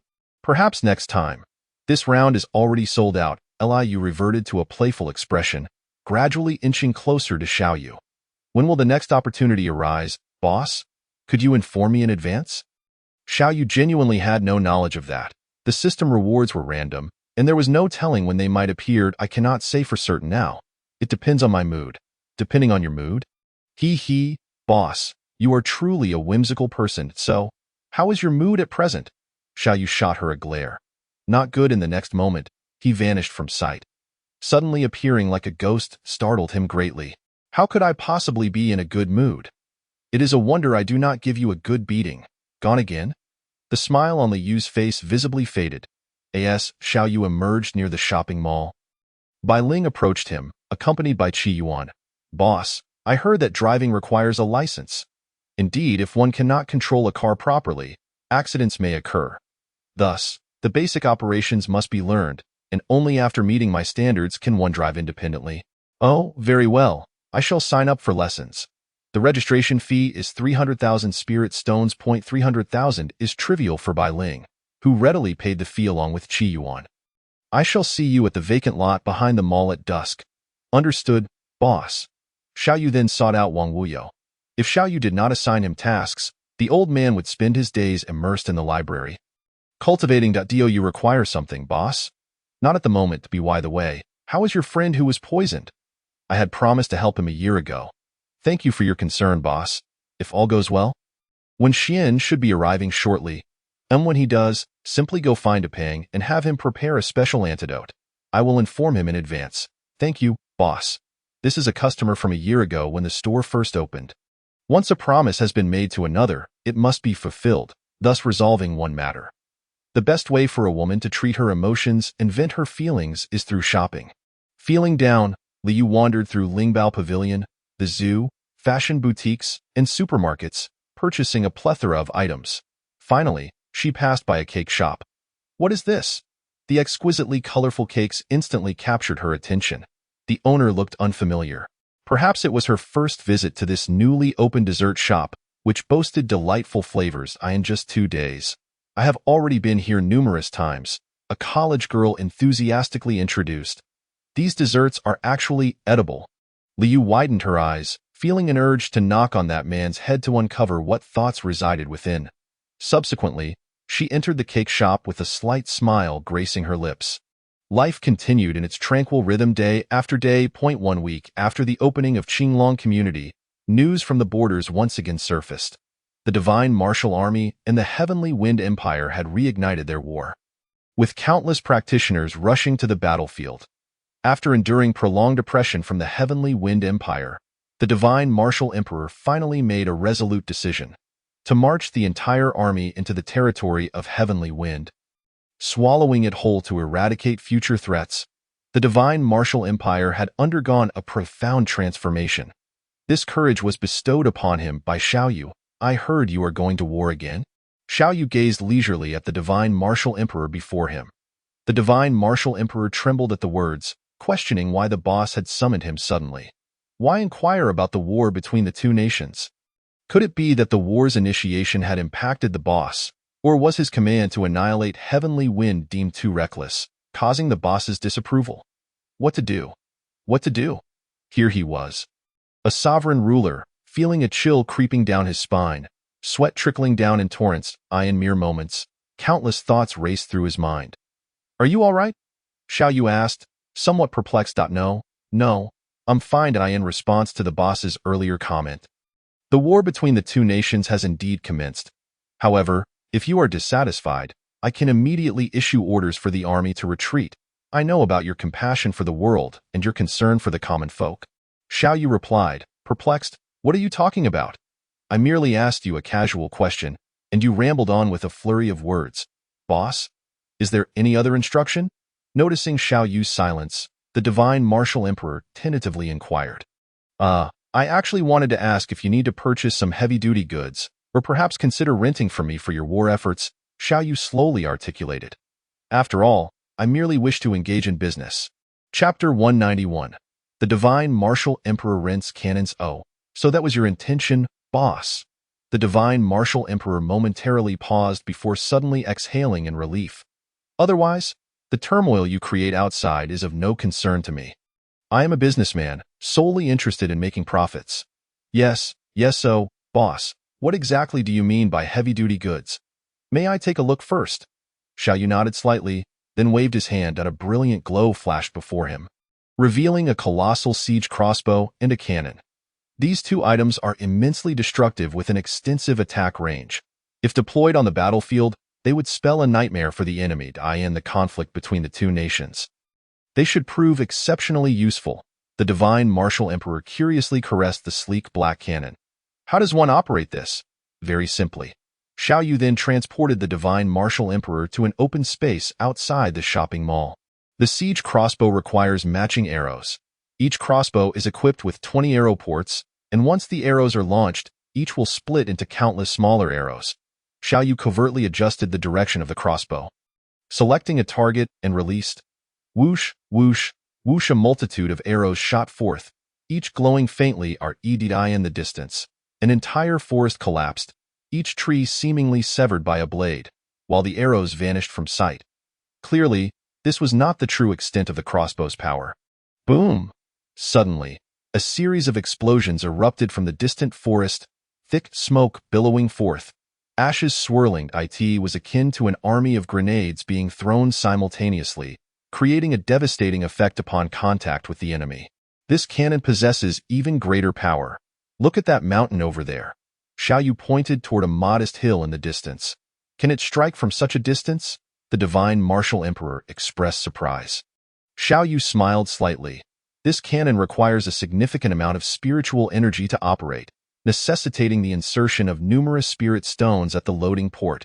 With a subtle thought, boom, the cannon roared to life, unleashing a blue beam of light that shot forth at meteoric speed. Thunderous rumbles followed, as flames erupted skyward.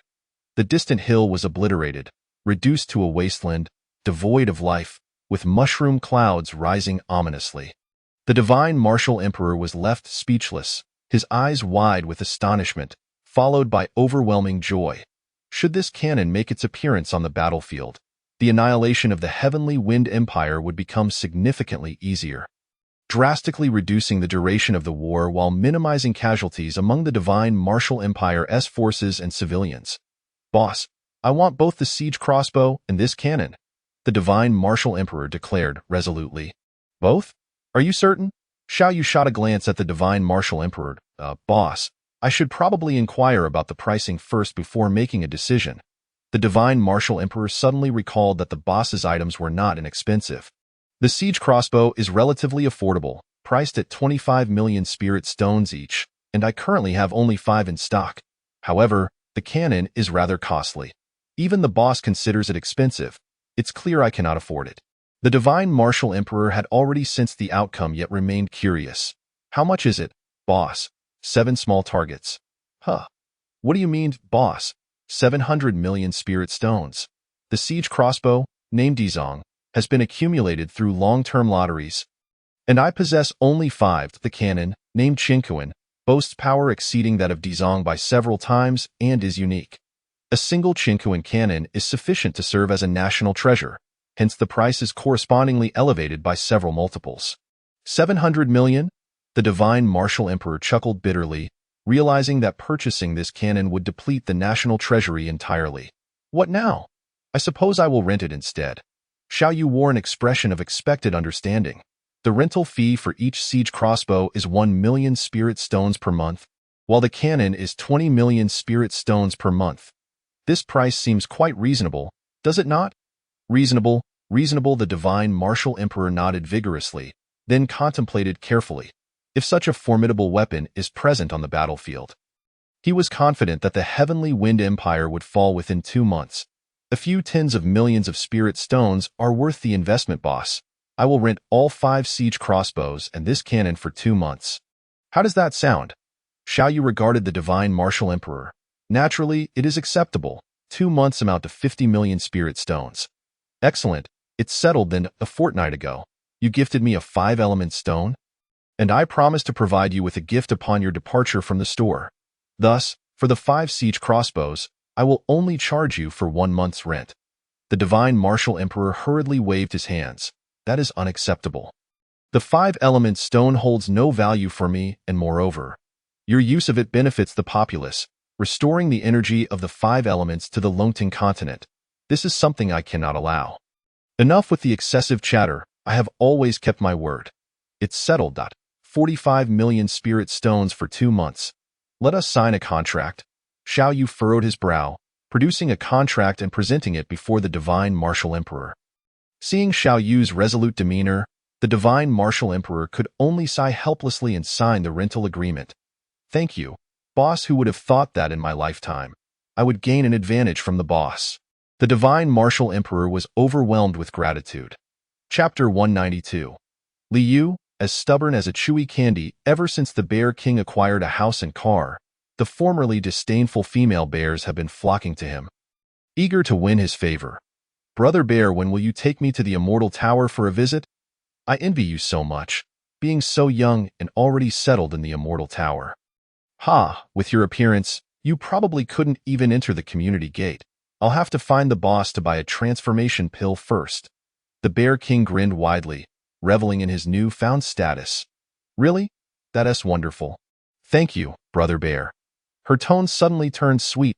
I want a transformation pill too. Brother Bear is the best. Another female bear excitedly rubbed against the Bear King's arm, increasing her affection with every passing moment. Not far away, the Eagle King scoffed. What's there to be proud of? When the boss opens the next round of sales, I will definitely buy a house too. In recent days, the Eagle King had been persuading his 18 concubines, employing a bit of force where necessary. Fortune favors the diligent. After much coaxing, he finally managed to obtain their secret savings. Now, he awaited the boss's next round of house sales. Little Bear, have you transformed? Suddenly, an ancient voice interrupted, and a majestic pair of wings appeared as the old Beast King descended from the skies. Old Beast King, you have returned, Bai Shursen exclaimed as he landed, curiously observing the Bear King and the Eagle King. Little Bear, Little Eagle, how did both of you manage to transform? Have you encountered some fortuitous opportunity? The Bear King wore a pained expression, while the Eagle King's countenance was equally rigid. Old Beast King, could you perhaps refrain from addressing us in such a manner? We have surpassed 300 years of age and are no longer children. Upon hearing this, the old Beast King burst into hearty laughter. You little rascals. When you were born, you were hardly that size. I could have devoured 100 of you. How else should I refer to you? The Bear King and Eagle King were left speechless. By the way, you still haven't answered my question. How did you transform? And where is that girl, Bai Ling? Why can I not sense her presence? Has her seclusion come to an end? Old Beast King, to address those questions, we must start from that celestial building. No, now it's called the Qinglong Community. The old Beast King remarked, it seems like much has transpired during my absence. Xiao Yu reclined on a lounge chair. Idly De Huang and Xiao Hua had long since vanished. In recent days, the shop had seen a significant reduction in patrons. Due to the border conflicts, many cultivators voluntarily joined the battlefield, with the 3 institutes and 6 sects mobilizing their forces. With the shop's goods as a foundation, the combat prowess of the cultivators surged, their confidence soaring. Strange, it appears to be in this direction, Liu murmured to herself. After lunch, she had traced her way here. Gradually mastering Xiao Yu's comings and goings through her recent reconnaissance, he must reside nearby. I refuse to believe I cannot locate him. Yet, how could Xiao Yu be unaware? Recently, there had been someone lurking outside each day. Much to his chagrin. Should I teach her a lesson? This woman hasn't engaged in any outrageous behavior, nor caused any trouble. Yet, the moment I appear, she clings to me like a stubborn adhesive, impossible to shake off. After the villa was upgraded, its expanded size allowed Xiao Yu to isolate it from the outside world, preventing disturbances. Without his permission, others would remain oblivious to the villa's existence, merely wandering in circles. Just like Liu at present, to Xiao Yu, she appeared as though she had encountered a ghostly barrier, endlessly pacing without actually making progress. This woman is truly tenacious and brimming with curiosity. Xiao Yu silently rolled his eyes and, with a thought, a figure materialized in the courtyard. With wide, bewildered eyes, Liu stood frozen, her adorably dazed expression captivating. Who would have thought that she was a dignitary? An empress of a nation? Boss? Hee, I finally found you, Liu exclaimed joyfully, her crescent moon-like eyes fixed on Xiao Yu. Xiao Yu shot her an exasperated glance. You found me? How dare you say that? If I hadn't let you in, you would have been wandering outside all day. Do you have nothing better to do? So idle? Of course I do. If I had matters to attend to, would I be pestering you daily? Liu responded earnestly, standing there with a charming demeanor. Upon hearing this, Xiao Yu sighed, exasperated. I might just thank you. Chapter 193. The old state minister observes Poker Liu's lively eyes scanned her surroundings. So this is where the boss resides? It's enormous, boss. Don't you feel lonely living in such a large house all by yourself? What's that over there? A water channel. This building is so beautiful. Can I go inside and take a look? She wandered around the courtyard with her hands behind her back, her eyes filled with curiosity, which began to irritate Xiao Yu. Enough already. He waved his hand, sending her outside. Liu felt a sudden darkness envelop her. And in the next instant, she found herself on the street outside the marketplace. Humph, how petty. Just wait, she grumbled, her teeth clenched in annoyance. Your Majesty, how did you suddenly appear here? I've been searching for you. Feng Yin arrived, curious as he observed Liu. Don't mention it, you have business with me? In response to your Majesty, the Tianfeng Empire has suffered repeated setbacks against the Xinwu Empire. An envoy has been sent to Qingluo seeking assistance, Liu scoffed. So they only realize their fear when the enemy is at their doorstep. If they had known beforehand, why act so foolishly? Now the Xinwu Empire grows ever stronger, while the Tianfeng Empire is but a frog at the bottom of a well. Its destruction is merely a matter of time. Have the old state minister sent someone to refuse them, stating that the Qingluo Empire is small and weak and will not participate in this matter? Understood, Your Majesty. The old state minister concurs. Liu chuckled lightly. That old man must be wary of this shop. After accompanying Liu, Shangguan Hong submerged himself in the library, captivated by various cultivation methods and intriguing tomes that left him unable to extricate himself from the sea of books. After lunch, Shangguan Hong prepared to return to the library. Upon ascending to the second floor of the marketplace, he encountered several figures gathered together, seemingly engrossed in some activity, their voices occasionally rising with excitement. What are you all doing? Oh, we're playing Do Diju. You must be new here. Shangguan Hong curiously approached. In the center sat 3 individuals, each holding a few playing cards, with more scattered across the table. Is it really that enjoyable to play with just a handful of cards? The trio engaged in their card game were high-ranking members of the 3 institutes and 6 sects. Zhuge Qing glanced at Shangguan Hong and smiled. I wouldn't say it's enjoyable, but it's hard to stop once you start. After a while, it feels addictive. If a day goes by without playing, it just doesn't feel right. Call the landlord. Don't steal. You're not stealing? Then I will. The calmly Yuran, with his flowing beard, remained unfazed. Ultimately, he achieved his goal of becoming the landlord, a smirk forming in his heart as he thought. With 2 kings and 2 twos, let me show you how to win. Grabbing the bottom card, Li Yuran's eyes lit up. These 3 cards were merely the icing on the cake, perfectly complementing his hand. This round was already secured. With a grand gesture, he swept down a pile of cards. Plain. Zhuge Qing's expression turned grim. I can't play that. Xiao Hua stared at his cards for a long time before finally managing to utter. Old Zhuge, with just a few cards, are you going blind? You take forever to decide, and no wonder Dean Huang doesn't want to play with you. It's too tedious. Li Yuran made a few jabs before continuing to play. A straight flush of 7. Past point 3 kings with a pair of 4s. Li Yuran swept the floor, leaving Zhuge Qing and the others in disarray, ultimately suffering a crushing defeat. I've accidentally won against Brother Zhuge again. Don't forget our 4 hot pots.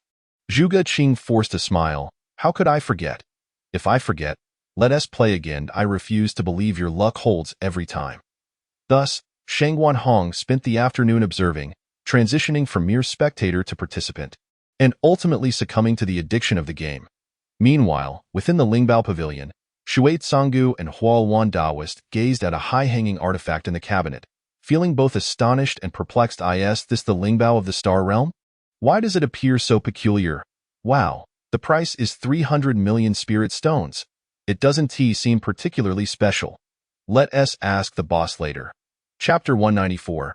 Live streaming the battlefield. The Tianfeng Empire faced relentless defeats, with all its soldiers retreating within its borders. Meanwhile, the Xinwu Empire pursued relentlessly, intent on avenging a century-old humiliation. Boom! A tremendous roar echoed across the sky. Outside Liang City, the ground was littered with corpses. Rivers of blood flowed abundantly. A blue beam of light surged toward the city tower, and with a thunderous crack, the entire structure was reduced to ashes in a single breath. Boss, this Qian Kuan cannon is astonishing. Its power is tremendous. 3 shots can obliterate a city. Zheng Wang exclaimed, his gaze fixed excitedly on the billowing smoke of the ruins in the distance. All troops, heed my command. Let us crush the Tianfeng. Crush the Tianfeng. Crush the Tianfeng. Charge. Within the imperial city of the Tianfeng Empire, the Tianfeng Emperor bore a somber expression, flanked by a man in black robes and a seductive woman. The man was of short stature and expressionless, while the woman smiled radiantly, exuding an enchanting allure.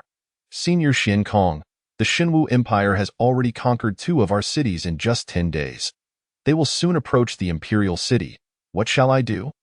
The short man adjusted his sleeves and gazed up at the faint crack in the sky, murmuring, "It will come soon." After rising and washing up, Xiaoyu prepared to venture out in search of food. As he stepped into the courtyard, he spotted that shadowy figure once more. This is never-ending. Xiaoyu couldn't help but admire the woman's tenacity. She was truly persistent.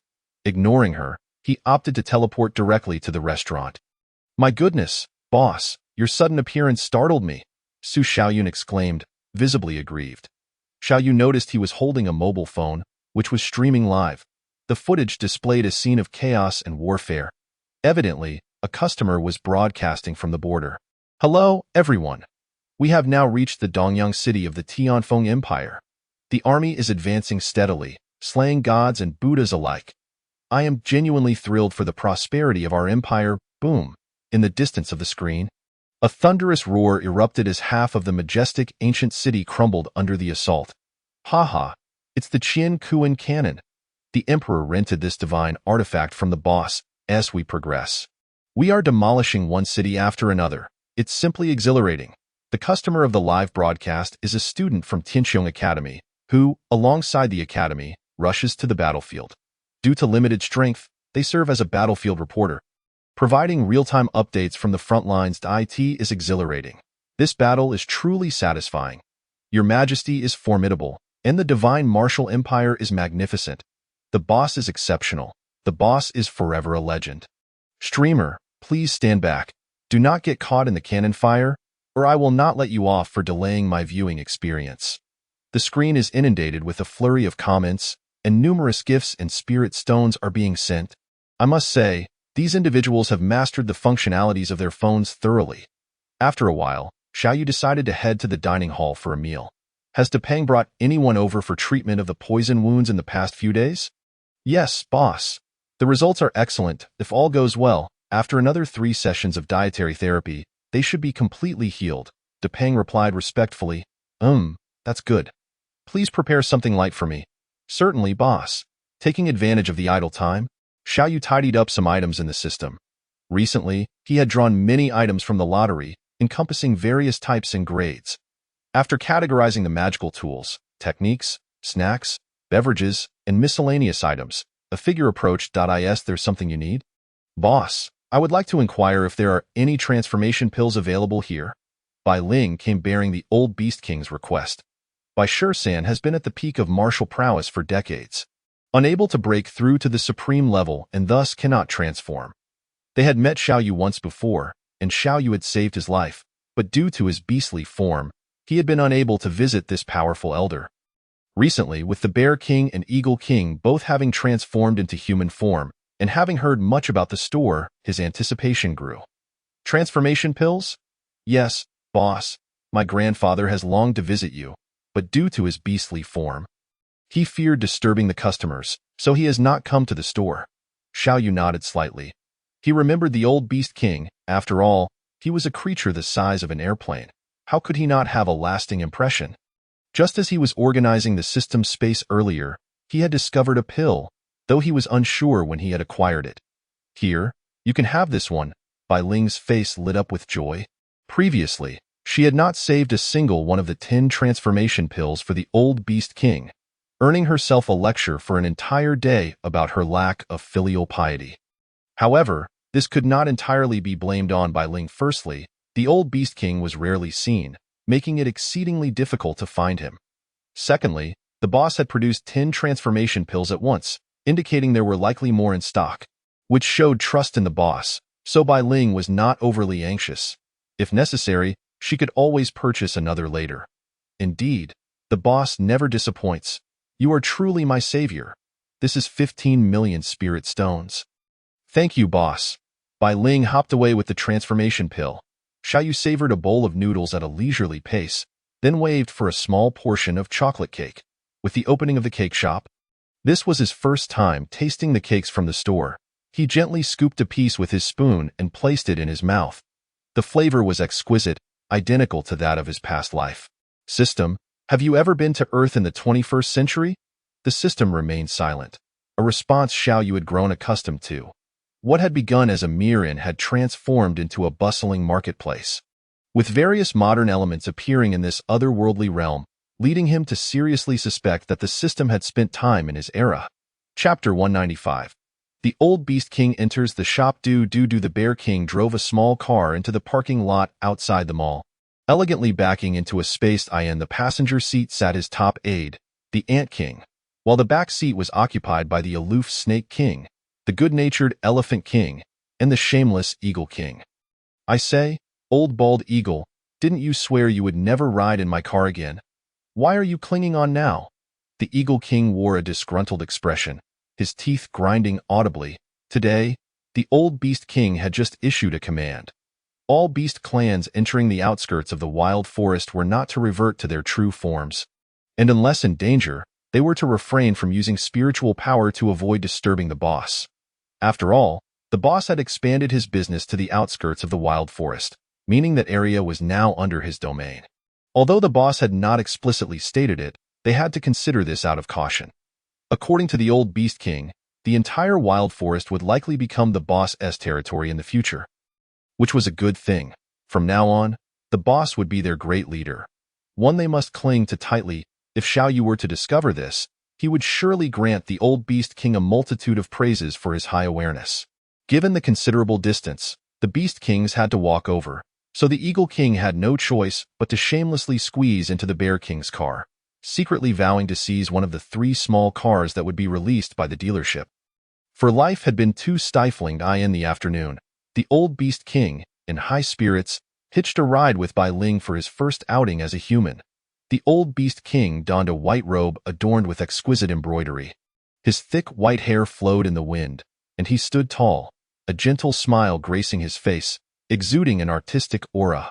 Grandfather, do you really need to go to such lengths? Which old man spends an hour grooming himself before heading out?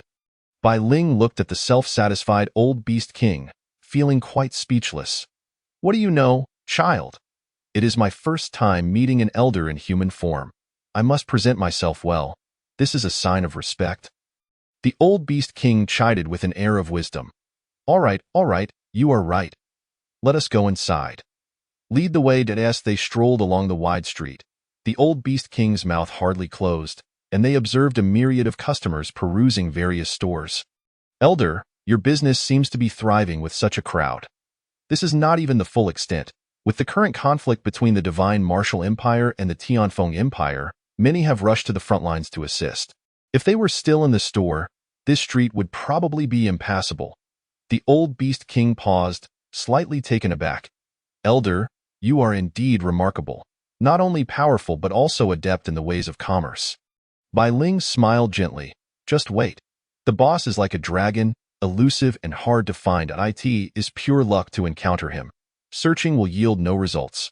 Are you Elder Bai? The Fire Phoenix Taoist approached slowly. His eyes filled with uncertainty. Ah, it is you, little Fire Phoenix. It has been a while since we last met. Indeed, it is you. I thought the aura felt familiar. Did you also come to the boss for a transformation pill? The Fire Phoenix's eyes brightened.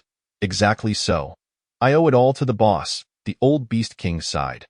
Just then, a sudden, intense light burst forth from the sky, scattering powerful auras in all directions.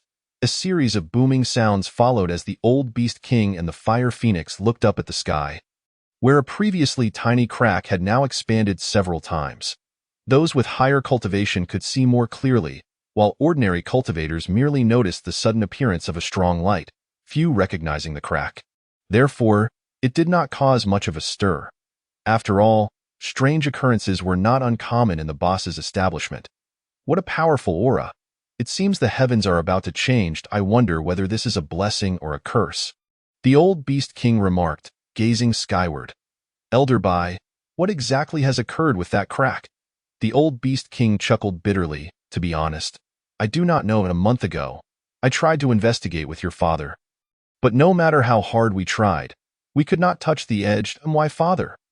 The Fire Phoenix was taken aback, having not heard from her father for so long that she had lost track of time. Let alone seen him. Yes, your father. Perhaps you two will reunite soon. Just let things unfold naturally. Let it unfold naturally. Xiao Yu furrowed his brow as he glanced at the crack in the sky. If he was not mistaken, several small figures were drifting out from within. But what did it matter? If the sky falls, it is of no concern to me. He took a comfortable sip of Sprite.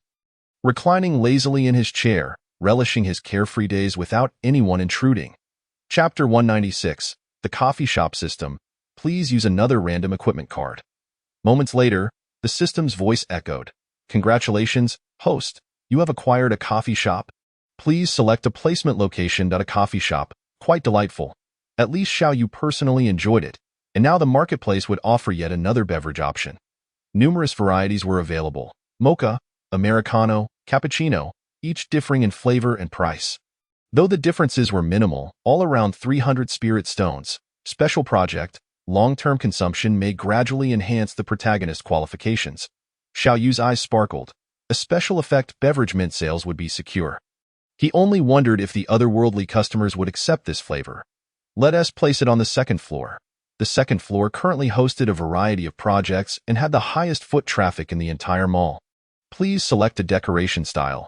Xiao Yu was momentarily taken aback, subsequently perusing the various CAFD/COR options provided by the system.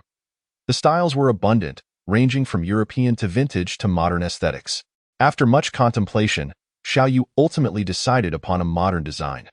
The following day, he rose early, eagerly anticipating a long-cherished cup of coffee, which he had not indulged in for quite some time. As he stepped onto the street outside the mall, he unexpectedly encountered an individual. Good day, boss. The old Beast King greeted respectfully as he approached Itsu. Although the figure possessed a human facade, Xiao Yu instantly recognized it as the large bird from the wild forest. Thank you for saving my life. Boss, there's no need for such gratitude. It was merely business. Previously, due to the task assigned by the system regarding the 5-element stone, he had rescued this great bird to obtain the precious stones. Bai Shi-san, with a warm smile, inquired, Are you heading to the mall, boss? Indeed. I've just procured a new product. Feel free to come take a look if you're interested. Upon hearing this, Bai Shi-san's eyes sparkled with excitement. He had not anticipated that on just the second day of visiting the shop, the boss would introduce a new item. He felt fortunate and resolved to try it out. I am indeed very curious. Boss, please lead the way. At that moment, on the second floor of the mall, beside the cinema, a sign for a newly established CAF appeared as if by magic. The boss has opened a new shop. What a peculiar name for a CAF, remarked passing customers, pausing to discuss it with keen curiosity. The boss has arrived. With a smile, Xiao Yu entered the CAF, pushing open the glass door and attempting to close it behind him. He was pleased to discover the impressive soundproofing. In his view, a coffee-drinking environment should inherently be tranquil and serene. The interior was spacious, adorned in soft tones of modern decor, devoid of excessive ornamentation, imparting a refined and elegant ambience. Boss, what is sold here? Customers inquired, surveying their surroundings with innocent curiosity.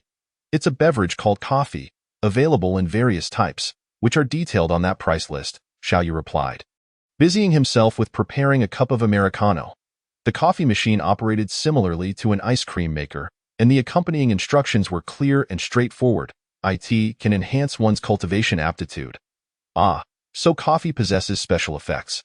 I must have a cup. In that case, 300 spirit stones are not too steep.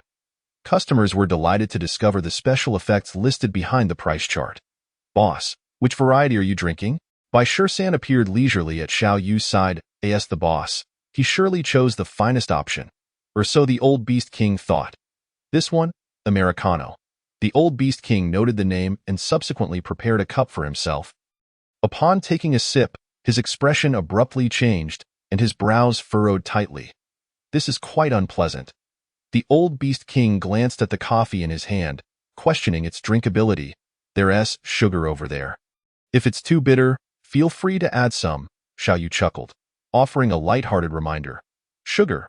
Following Xiao Yu's gaze, the old Beast King indeed discovered a plate beside the counter filled with numerous sugar cubes. He hurriedly dashed over and poured a generous amount of sugar into his coffee cup, leaving Xiaoyu momentarily speechless at the sheer quantity. Are you not concerned that this will turn into syrup? As time passed, the number of customers in the mall continued to swell. News of the boss's new CAF had already circulated in chat groups on mobile phones. Soon, the CAF was bustling with patrons. A common sight whenever a new establishment opened, Liu approached, cradling a cup of coffee, and inhaled its aroma. There is a subtle fragrance, but I can't quite place it appears quite promising. But your majesty, why is your cup white? Feng Yingji inquired, intrigued. Perhaps it's a different variety, Liu replied with a gentle laugh, finding a spot to sit. After taking a sip, he found it rich and smooth. What an unusual flavor. I rather enjoy it. How bitter. Feng Yingji grimaced after tasting the black coffee, clearly unaccustomed to its taste. It pales in comparison to Sprite or Coke, yet I do sense a heightened awareness of spiritual energy. The enhancement of one's aptitude was most evidently reflected in the heightened perception of spiritual energy. The boss never disappoints. The listed special effects are indeed effective, Feng Yingji remarked in admiration. Meanwhile, Xiaoyu had packed a cup of coffee and exited the mall. He first visited a restaurant for a light meal before heading to the driving practice area, where several students were scheduled to practice. Although the inventory of small cars at the dealership was limited, sales had been promising, with 3 new cars refreshed recently, ensuring they would sell out within the day. The number of individuals seeking to obtain a driver's license had also increased, with many choosing to get their licenses before purchasing a vehicle, as doing so posed no conflict. They could borrow a car from friends who had already bought one. System. Can the dealership be upgraded? 3 cars every 7 days was simply insufficient, and he happened to possess 2 equipment upgrade cards. Yes, it is possible. Upon upgrading, not only will the quantity increase, but additional vehicle types will also be introduced. With the system's affirmative response, Xiaoyu swiftly decided to utilize both upgrade cards on the dealership. Congratulations, host. The dealership has been successfully upgraded. It will now refresh 5 small cars every 7 days, and 2 off-road vehicles will be added to the inventory. Off-road vehicles. Xiaoyu's eyes brightened. Given the poor road conditions in this otherworldly land, where only the main roads were somewhat smooth, most paths were riddled with potholes and unpredictable obstacles. In such terrain, off-road vehicles would undoubtedly offer superior visibility and comfort compared to sedans. Price: 12 million spirit stones. Slightly more expensive than the sedans, but the premium was justified. Xiaoyu was quite pleased with the effectiveness of the 2 upgrade cards. In the Tianfeng Empire, the divine martial army swept through its adversaries with unparalleled ferocity, having decimated the Tianfeng army within a mere month. The strength of the divine martial empire had surpassed that of the Tianfeng Empire by several folds. Next, the army advanced toward the imperial city, aiming directly at the Tianfeng emperor. At this moment, the weather was dreary, with incessant rain. King Zheng, clad in gleaming silver armor, stood before the Tianfeng imperial city, his expression stern. Inside the imperial city, chaos reigned. Some fled while others scattered. Suddenly, a thunderous bolt struck down, startling the Tianfeng emperor, who sat on his throne in a daze. Shortly thereafter, a fierce wind swept in, darkening the sky. They have arrived. Xian Kong gazed toward the horizon, his eyes brimming with excitement. Is there any chance of turning the tide in this battle, Lord Xian Kong? The divine martial emperor looked at the cloaked figure with hopeful eyes. Xian Kong glanced at him briefly. The fate of the Tianfeng Empire is sealed. Helian Ba, you should go and accompany your people. The Tianfeng emperor's expression turned blank, and in the next moment, a crescent-shaped dagger pierced through his back. Landing in Xian Kong's hands, a drop of blood falling to the ground. You? The 1,000-year history of the Tianfeng Empire was reduced to nothing in an instant. As thunder rumbled, the dim surroundings flickered intermittently, fluctuating wildly, boom, boom. Several bolts of lightning cascaded down, widening the crack in the sky. Then, an overwhelming surge of spiritual energy surged forth, enveloping all the soldiers and citizens of the divine martial empire, instilling an unprecedented sense of oppression. What is happening? What a formidable aura! Unmatched. King Zheng looked up at the sky, his pupils trembling suddenly. Dark drops fell from the heavens, resembling raindrops yet refusing to touch the ground, drawing nearer and growing larger. After a prolonged moment, King Zheng finally discerned that the dark droplets were figures hurtling toward the earth. His eyelids twitched uncontrollably, sensing that something monumental was about to transpire. Casting a glance at the Tianfeng imperial city, he deemed it a thing of the past, no longer a concern. His objectives had been achieved. Suddenly emerging from the mysterious force, he decided to retreat to prevent unforeseen calamities. Inside the CAF, all eyes turned skyward. The recent weather changes filling the customers with bewilderment. So many. Xiao Yu's lips curled into a smile. Have individuals from another realm intruded? How intriguing. I hope it doesn't interfere with my business. The next day? The skies were clear. The gloomy weather of the previous day had reverted to the bright sunshine of recent days. After enjoying lunch, Xiao Yu leisurely strolled along the street, accompanied by De Huang and Xiao Hua. Boss, did you see what happened yesterday? The old beast king, Hua Luan Daoran, and Shui Tsonggu approached slowly, each wearing solemn expressions. Did you see anything? Those beings in the sky? Xiao Yu replied with a faint smile. Boss, who exactly are they? I have felt increasingly uneasy these past 2 days, sensing something significant is about to unfold. Visitors from beyond. Whether they are good or evil remains to be seen. There are realms beyond this one, and people beyond mere mortals. Strengthening oneself is essential. If you are powerful enough, why worry and come to me with such concern? You are still too weak. Xiao Yu, hands clasped behind his back, regarded the three with a penetrating gaze. His words jolted them from their stupor, eliciting expressions of shame from the old beast king and the others. Given the abundance of resources here, how is it that none have yet broken through to the supreme realm?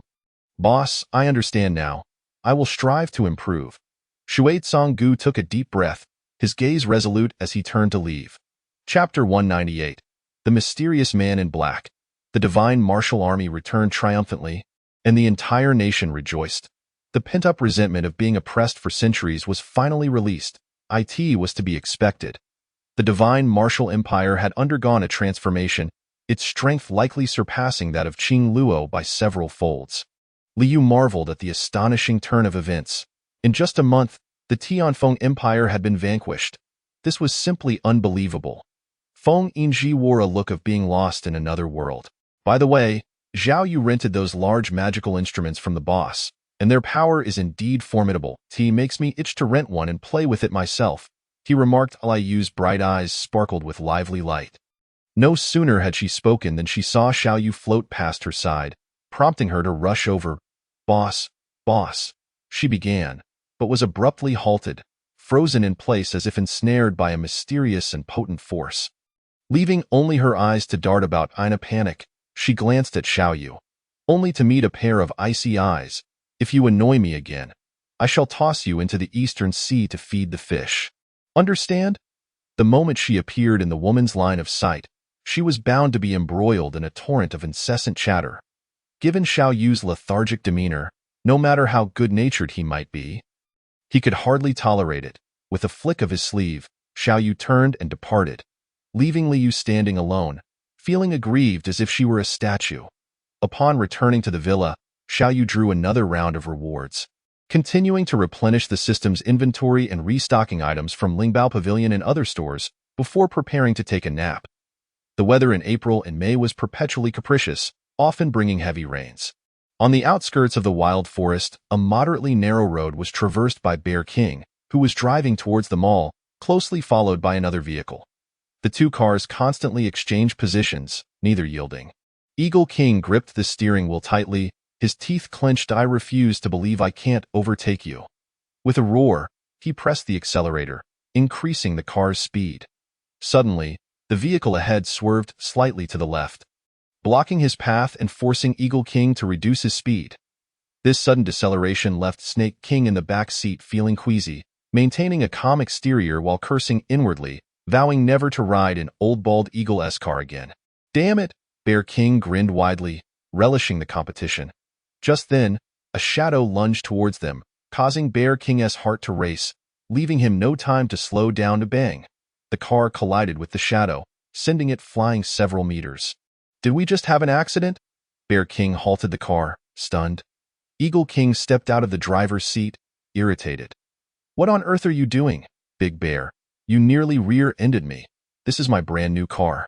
Bear King was too dazed to respond, moving closer to inspect the shadowy figure, which was wrapped in a large robe, obscuring its features. Suddenly, the figure in black emitted a strange cry and launched itself at Bear King with astonishing speed. Bear King's pupils constricted, and he quickly stepped back. Upon closer inspection, he realized it was not a human but rather a creature, covered in scales, with a sharp beak and a diminutive stature of about 1 meter. Possessing 3 eyes with a fierce, frenzied gaze. "What in the world is this?" Bear King exclaimed, his spirit energy surging as he unleashed a powerful punch, sending the black-robed monster flying.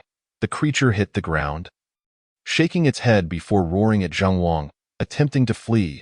But as it darted a few steps, a feather glowing with blue light struck its forehead, rendering the creature motionless.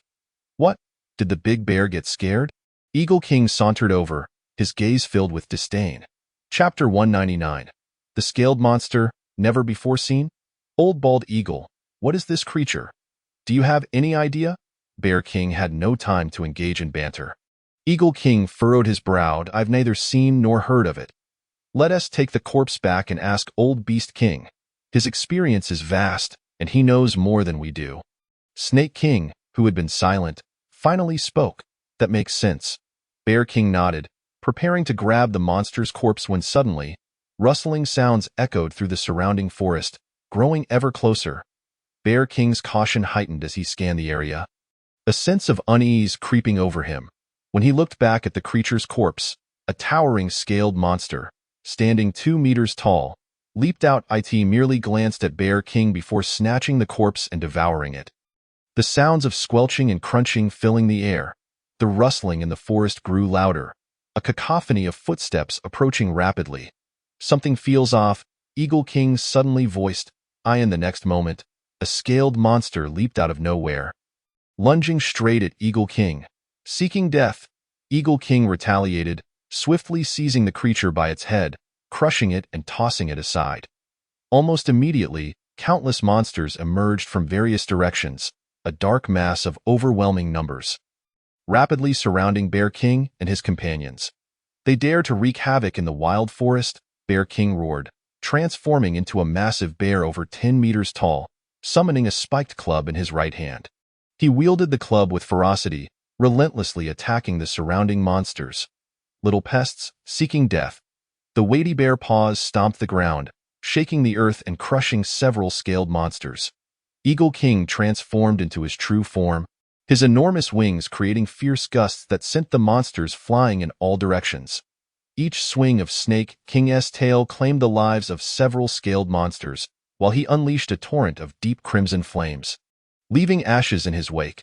The piercing shrieks echoed throughout the wild forest, followed by earth-shattering roars from countless magical beasts surging forth from the forest.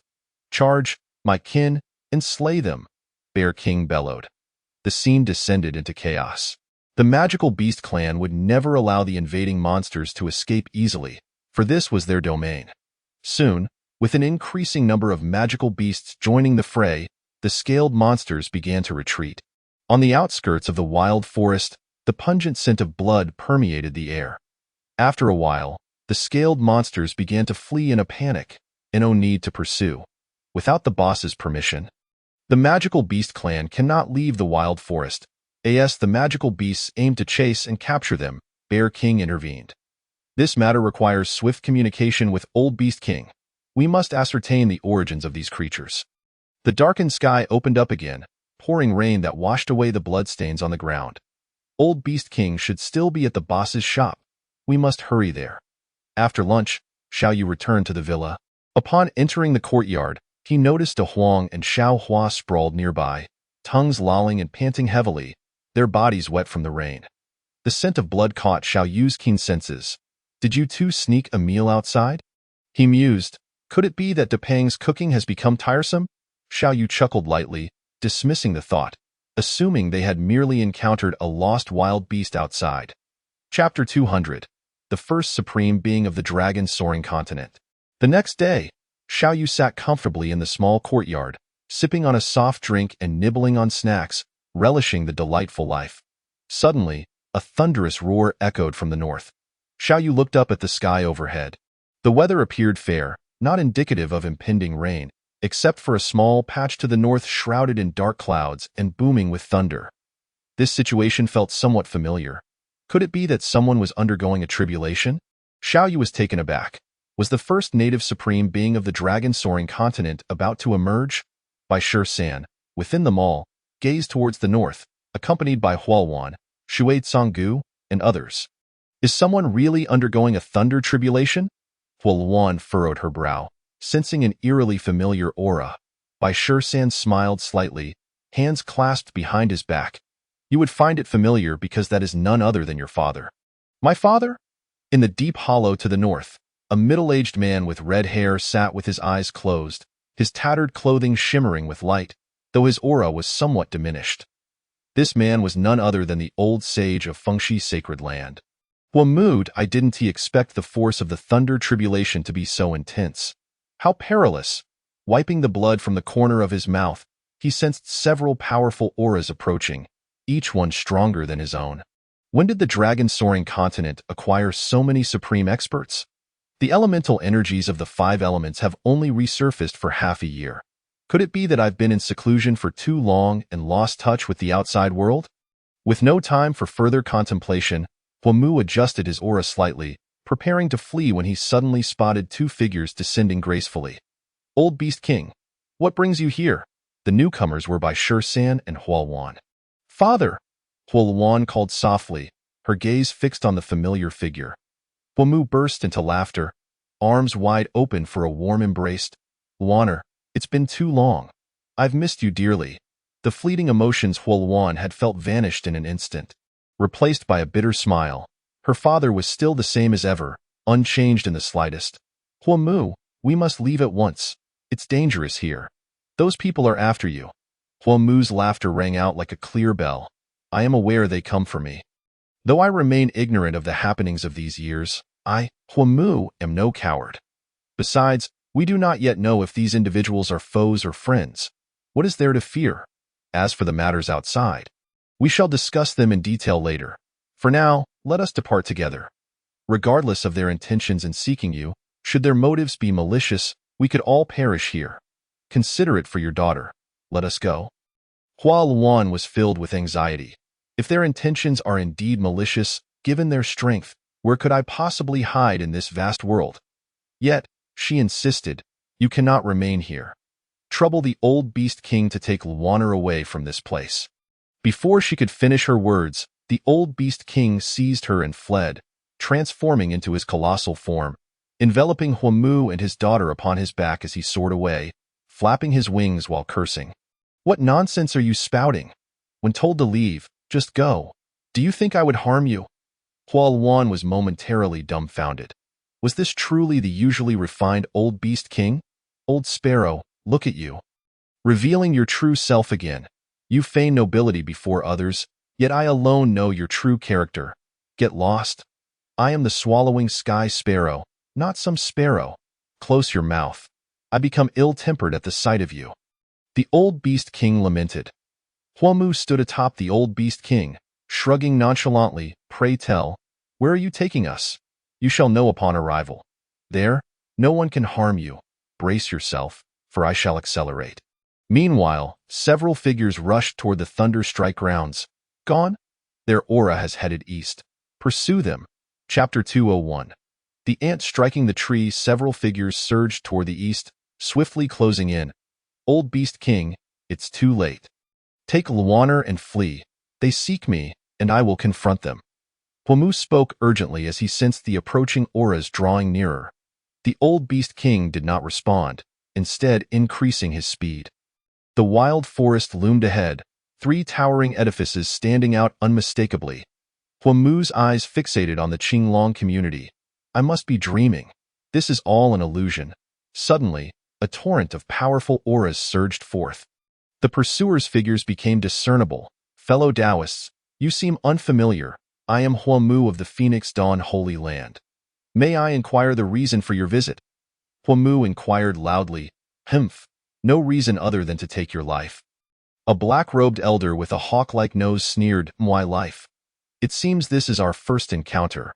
What grievance could exist between us? Just a mere insect to be crushed. What more need be said? Die! The black-robed elder declared, and his entire being radiated a fierce aura in an instant. The pressure bore down on the old Beast King and Hualwan, leaving them gasping for breath, the old Beast King nearly faltering. You need not intervene. I alone am sufficient. As his words fell, the black-clad figure launched his assault, his eyes filled with murderous intent, stepping into the void, exuding a palpable aura of slaughter, with a sweeping motion of his sleeve. A tempest roared forth, crashing down upon Huamu and the others, the very heavens trembling. Die. Not good.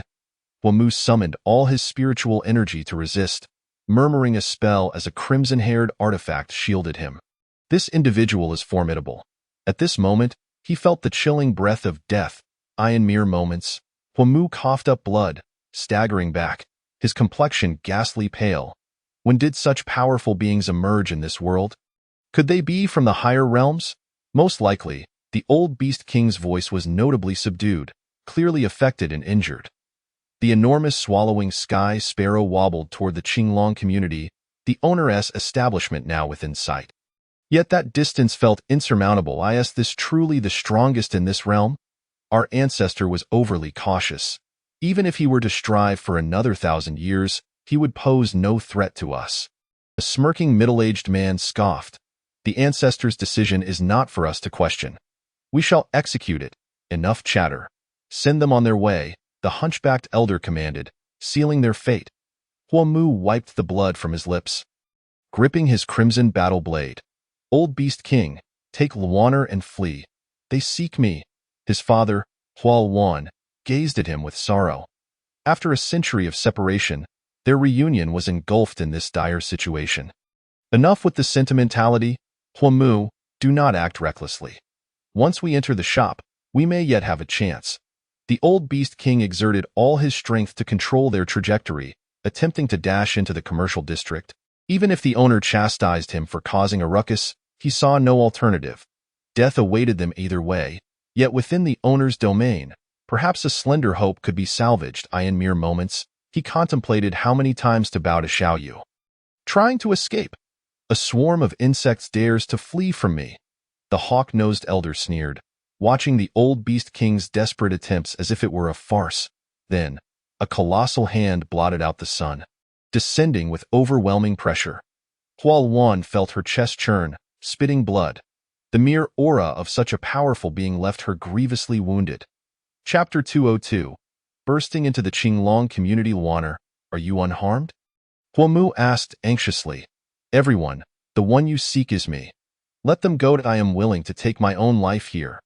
The hawk-nosed elder burst into laughter. A mere reptile dares to negotiate with me? You shall all perish here today. This is utterly intolerable. Huamu's eyes blazed with fury as he brandished his long knife and ascended into the air. Flame blade slash. The crimson long knife transformed into a torrent of flames. The surrounding temperature soaring exponentially, the fiery blade sweeping toward the hawk-nosed elder. Humph! An ant shaking a tree. The hawk-nosed elder slowly extended a hand, fanning the flames away with a gust of wind that reversed the fiery assault. The ground blackened, smoke billowing skyward. Suddenly, the hawk-nosed elder vanished from sight, reappearing above the swallowing sky sparrow, a sinister smile gracing his lips. Embrace death. His sleeves inflated, a tremendous aura erupted, a giant palm descending. Huamu positioned himself before Hualwan, feeling blood surging in his chest, his skin tearing with pain. The old Beast King's massive form was enveloped by the hawk-nosed elder's aura in a flash. He gritted his teeth, altered his trajectory, and dove downward, heading toward the Qinglong community. The shop lay beyond reach. Though the Qinglong community resided within the wild forest, it was still the owner's domain. The old Beast King silently hoped. "O owner, will you emerge like a savior?" The hawk-nosed, black-clad elder's immense palm pressed down, following the old Beast King's descent, striking a high-rise building high in the air. Spiritual energy rippled in layers, then vanished without a trace. The building remained unscathed, as if nothing had transpired. Huamu watched in disbelief. Such a powerful attack, and yet the building stood intact. This is no illusion. Huoluan rushed forward to help the cursing old beast king. These 3 buildings were constructed by the owner, known as the Qinglong community. The Qinglong community? A loft named after a dragon. Indeed, it is extraordinary. By the way, old beast king, who is this owner you have mentioned? Huomu inquired curiously. We can discuss that later. Let us first address the immediate situation. The old beast king began scanning the surroundings. Where is the owner? The battle has come to our doorstep. Meanwhile, Xiaoyu was inside the villa, engrossed in watching the live broadcast. Is this what it means for a being to descend from the heavens? They certainly seem far superior to the inhabitants of this world. One can only imagine their spending power would be tremendous. If only I could entice them to the shop for patronage, he mused, narrowing his eyes. What is this? A spiritual treasure. How can its defensive capabilities be so astounding? The hawk-nosed elder was taken aback. In this lowly world, how could a spiritual treasure exist? It must be mere trickery, the arrogant middle-aged man scoffed. Then, channeling all his spiritual energy, he launched a punch toward the high-rise. Yet it still bore no effect. The assault vanished without a trace, as if striking a mound of cotton. I refused to believe it. The indignant man summoned a silver-thin sword, unleashing its full aura, the blade radiating a dazzling brilliance as it pointed toward the high-rise. Break for me. Chapter 203. We trust the owner. The sword emitted a sharp beam, cleaving downward, but the next moment, a halo appeared atop the building, then vanished, restoring tranquility once more. How is this possible? It must be an illusion array. This cunning insect must be behind it. The arrogant man's face contorted in fury. Who is it, flashing lights before my eyes? What chaos is happening outside? Am I to be denied my sleep? Damn it, who dares to disturb this old bear's cultivation? The startled residents of the Qinglong community grumbled as they opened their windows. Is that Huoluan, the holy master? Old beast king, what are you doing down there? You visit without sending a message in advance. The bear king scratched his head in a foolish manner, prompting the old beast king to respond with an exasperated glare. Just then, all the residents of the Qinglong community descended from their homes, eagerly inviting the 3 back to their abodes, creating an atmosphere of lively commotion. Fire Shepherd, it has been a long time. Water Tsangu greeted with a smile. Oh, so it is you, young lad. The bear king whispered coyly to the old beast king. You could have just come without the stealth. After all, I was raised by you. This is your home as much as mine. My room number is 1901, and I shall provide you with the door code. The vibrant sounds of greetings and chatter left the few men in black momentarily stunned. What is happening? Do these people reside in this building? Why does it feel like we are the outsiders? Indeed, we are outsiders, but are they truly disregarding us so brazenly? Chang Lao, this building is rather peculiar. What should we do now? The hawk-nosed elder snorted disdainfully. The building is strange. Simply avoid touching it.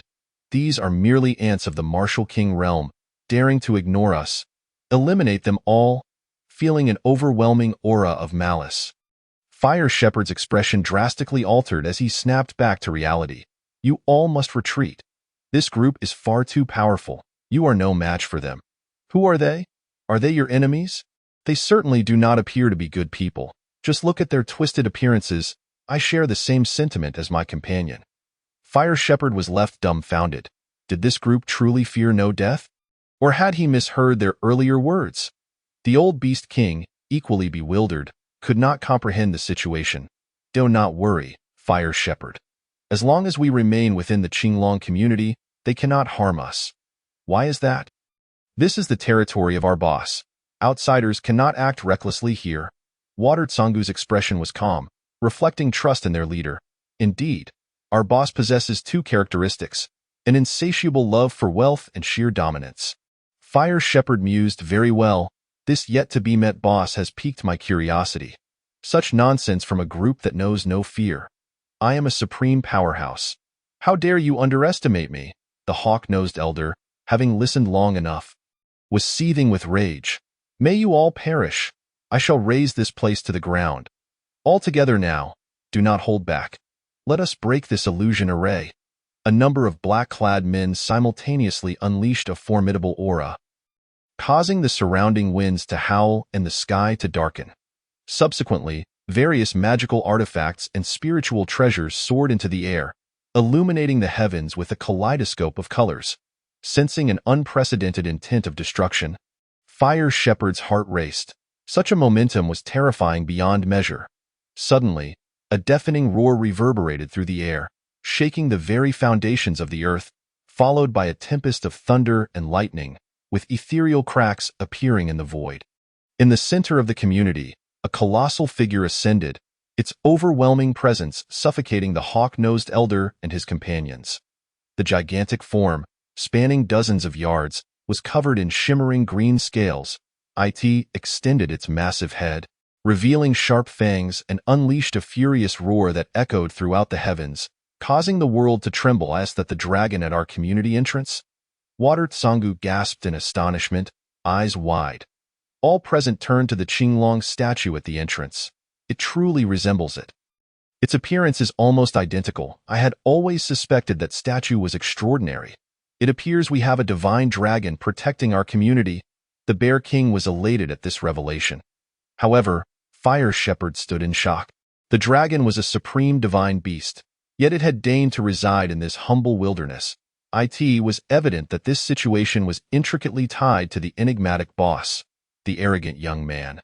Unwilling to believe, confronted the Qinglong. This must be an illusion. How could a divine dragon possibly appear here? Watch as I shatter your illusion. With a humming sound, his long sword transformed into a shadow several yards long, aimed directly at the dragon. The Qinglong roared in fury, twisting its head as a torrent of blazing flames surged forth, causing the sword to tremble violently before it melted into nothingness. You must retreat at once. Setting aside the question of whether the dragon was real, the sheer force and pressure it emanated were undeniably palpable, causing the hawk-nosed elder to feel a surge of anxiety. Cloaked in spiritual energy, he attempted to flee, with the other black-clad men following suit, clearly terrified. The Qinglong let out a deafening roar and lunged forward, its massive claws ensnaring the arrogant young man who could not escape in time. "Save me!" he screamed desperately, struggling in futility. The hawk-nosed elder dared not look back, cold sweat trickling down his spine, solely focused on fleeing this place. Before long, the Qinglong soared forward, its immense body enveloping the fleeing men in a tightening circle. A colossal dragon's head fixated upon them. The hawk-nosed elder's heart raced in trepidation. "Dragon God, I had no intention of intruding. Please pardon my offense. Those who offend you deserve their fate. Let the dragon god decide their punishment." The arrogant young man, pale beneath the dragon's claws, shouted in rage. "Old fool, you shall die a wretched death. I will haunt you even as a ghost." The Qinglong roared in response, tightening its embrace. And in the next instant, a blood mist enveloped the area as several black-clad men were reduced to ashes, vanishing into the air. The onlookers below were astonished. This was a supreme powerhouse, yet they had been obliterated in an instant? With such a divine beast guarding it, the Qinglong community must surely be the safest place in the world. They rejoiced, casting fiery glances at the Qinglong. "They are all dead," the arrogant young man muttered. "But why am I still alive?" Suddenly, a rift tore open in the air, and a figure emerged. The arrogant young man's mouth fell agape, his entire being frozen in shock. Rending space apart was a feat that even ancestors could scarcely accomplish. Who is this person? What terrifying being exists in this lowly world? It is the boss. The boss has arrived. When it comes to entrances, none could rival Xiao Yu's flair. With a nonchalant expression, a statuesque figure, hands clasped behind his back, and the aura of a celestial being radiating from his manager's attire, his presence was nothing short of mesmerizing. Name: Ji Peng Cultivation. Supreme Realm 2nd level affiliation. Evil Spirit Clan. Xiao Yu furrowed his brow. He had a vague recollection of the Evil Spirit Clan, having eliminated one long ago. Could it be that the group that fell from the sky are kin of the Evil Spirit Clan? "Qinglong, release him." The Qinglong opened its massive claws and cast the sinister young man to the ground. "You may leave now." The dragon then soared towards the community, diving into the statue at the entrance. A flash of azure light flickering, and then all was still. Xiao Yu was pleasantly surprised by the Qinglong's appearance. As a descendant of Huaxia from a past life, the dragon was a creature that had captivated countless hearts. Now that he had witnessed it firsthand, its appearance was nearly identical to what he had envisioned, leaving him exhilarated. As for why the Qinglong was present in the Qinglong community, the system had only provided vague hints. Great battles, grievous injuries, slumber. Predecessor, spare my life. The arrogant young man pleaded, prostrating himself on the ground. I was unaware of your presence here. My offense warrants death. Xiao Yu chuckled lightly. You seek mercy yet claim you deserve death. Such contradictions. Do you wish to live or die? I wish to live. I wish to live.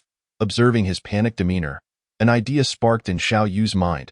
Initially, he was intrigued by their origins, but now he had a plan. The evil spirit clan's celestial visitors, whether good or evil, were of no concern to him. He cared little for their motives in this land. He simply wished to conduct business and earn some coin. However, directly soliciting business did not align with his identity as a boss. Quickly, he devised a method. Today, I shall spare your life, but you must return and bring your clan leader to see me. Once they arrive, those splendid goods shall surely dazzle their eyes, and business will surely follow. Coincidentally, he had recently drawn several star-grade items. Given the consumption level of the people in Longting continent, they could scarcely afford them, and his sales targets seemed ever distant. Perhaps these celestial visitors could lend a hand. The arrogant young man was elated upon hearing this, repeatedly bowing. Thank you, esteemed predecessor. I shall certainly relay today's events to our clan leader and ensure he pays you a personal visit. Very well, Rise. I shall wait for him for 3 days. Xiao Yu replied, his expression calm. Understood, understood. I shall take my leave now, the arrogant young man inquired softly. Dana. Thank you, esteemed predecessor. He stepped forward and was already 1,000 meters away. Not daring to look back, fearing that this formidable predecessor might change their mind, especially since his companions had just perished before his eyes. Fire Shepherd was observing Xiao Yu with admiration, secretly marveling at the boss's strength. Despite his youthful appearance, he estimated that he had lived for countless years. Just as he intended to approach for a greeting, Xiao Yu had already torn through space and vanished. Oh, he left just like that? I wanted to say hello. Fire Shepherd scratched his head awkwardly. Your father wishes to meet the boss. He can simply go to the shop, as the boss appears there at irregular intervals. The old beast king chuckled heartily. You have just broken through and need to stabilize your realm. It is perfect timing for you to stay at the boss's shop, where the cultivation speed is several times faster than outside. Is there such a thing? Haha. The prowess of the boss surpasses your wildest imagination. I can guarantee that once you take a stroll around the store, you will undoubtedly find it hard to leave. The offerings here are indeed splendid, albeit excessively taxing on one's spirit stones. With a bittersweet smile, Huoluan Daoren lamented that, as a sovereign of this realm, she ought not to be troubled by such matters. Yet, the recent new items in the store have become increasingly exorbitant, and merely gazing without purchasing is hardly befitting of a mature woman, leaving her rather melancholic. Suddenly, her eyes brightened as she turned to Huamu. Father, are you still in a comfortable position financially? I suppose it's manageable, Huamu replied, feeling uneasy under his daughter's scrutiny. He then produced a starry ring and tossed it to Huoluan, who eagerly examined it. To her astonishment, she discovered it contained over 20 spirit crystals, thousands of spirit stones, and a plethora of rare treasures. Father, I have serious doubts that when you abdicated and secluded yourself, you transferred all the assets of the Holy Land to your personal account. Huoluan gazed at Huamu with a mix of resentment and disappointment. It was inconceivable that the illustrious Fengshi Holy Land, which had thrived for millennia, could not match his wealth alone. Thus, this was the only plausible explanation. Indeed, Huamu's slightly flushed face and evasive gaze confirmed Huoluan's suspicions. Clutching the starry ring tightly, she gritted her teeth and vowed to indulge in a shopping spree to alleviate her frustrations. Just as Xiao Yu returned to the villa, a powerful surge of spiritual energy erupted in the courtyard. A familiar presence, De Huang. What mischief is this? Xiao Yu swiftly appeared on campus, witnessing De Huang enveloped in a shimmering aura. Pale yellow spiritual energy surging wildly into its body. Xiaobai was nearby, anxiously pacing, displaying a great deal of concern. Suddenly, the familiar sound of thunder boomed, followed by ominous dark clouds that shrouded the sky. This was a scene he recognized all too well. De Huang, you're not seriously attempting to face a tribulation, are you? Xiao Yu was utterly astonished. The first time he encountered De Huang, it was merely an ordinary mutt. Just months prior, it had reached the pinnacle of martial king, and now it was on the verge of transcending to the supreme realm. Those so-called experts from another dimension, sacred lords and emperors, had spent their entire lives in pursuit of power, only to be outdone by a mere dog. Moreover, it seemed De Huang had not even been training regularly. Beast, De Huang cultivation level. In the midst of transcending bloodline, Xintian divine dog bloodline? Divine dog? De Huang has mutated? System. Could it be that De Huang is a once-in-a-million prodigy? Has it awakened its bloodline instinctively? Reply from the host. De Huang seems to have encountered a fortuitous opportunity, inheriting its bloodline, which has facilitated its breakthrough. Goodness, this dog has such luck. Wandering aimlessly outside every day and still stumbles upon an opportunity. You must be the real protagonist. Boom. The thunder echoed once more. Due to the invincibility effect, only the sound of thunder was audible, while the lightning was visible, yet it did not descend. As long as he remained indoors, the tribulation would not strike. However, could De Huang, with its exuberant spirit, remain idle? While Xiao Yu possessed the invincibility card, De Huang did not. Once it ventured outside, it would undoubtedly attract the wrath of the thunder. After a moment of contemplation, he resolved to allow De Huang to face the tribulation, mitigating future concerns. Furthermore, should the beast transcend to the supreme realm, it could assume human form, which would be beneficial given the current scarcity of staff in the store. Deciding swiftly, Xiao Yu activated the invincibility card, whisking De Huang away to an open space 10 miles away. He then adjusted the invincibility card's range to encompass just his immediate vicinity, as he too was a supreme, albeit yet to be struck by lightning. This way, he could avoid having two tribulations descend simultaneously. Chapter 206. The Evil Spirit Clan, Jitsuanrong in the Tianfeng Empire. The vast imperial city had changed hands. When the Shenzhou Empire arrived, its citizens either perished or fled, leaving the Tianfeng Empire in desolation beyond the imperial city. It is ludicrous to think that Ji Changde and his companions could be slain.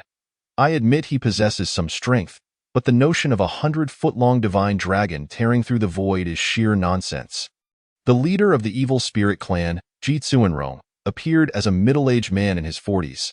Yet he had lived for a millennium, his cultivation profound, having reached the 7th layer of the supreme realm. Ji Peng, are you suggesting that you deceived the clan leader after orchestrating the demise of Ji Changde and his companions? I am aware that you have long coveted his 1000 mo. A diminutive, dark-faced man interjected languidly. Oh, not spout such nonsense. Clan leader, what I say is the truth. You must believe me. That divine dragon, I witnessed it with my own eyes and nearly perished at its claws. Ji Peng's voice was urgent. He was the arrogant man who had narrowly escaped death. Enough. We have finally descended to this realm. Do not forget our purpose. This is merely the beginning. How can we allow ourselves to be stifled by an unfounded mysterious figure? Regardless of the truth, we must set it aside for now. Jiying, how is the breeding of the evil spirit beasts progressing under the 5th elder? Reporting to the clan leader, grandfather is currently in seclusion working on improvements. It should not be long before he emerges, the dark-faced man replied with a bow. Ji Peng was about to say more when suddenly, thunder erupted in the sky. Jitsuanrong looked up, scanning the horizon. Yet again, the Shenzhou Empire, a supreme has appeared, and now another is facing tribulation. The elemental energies of the 5 elements in the Longting continent have been scarce, even vanishing, yet it appears that is not the case.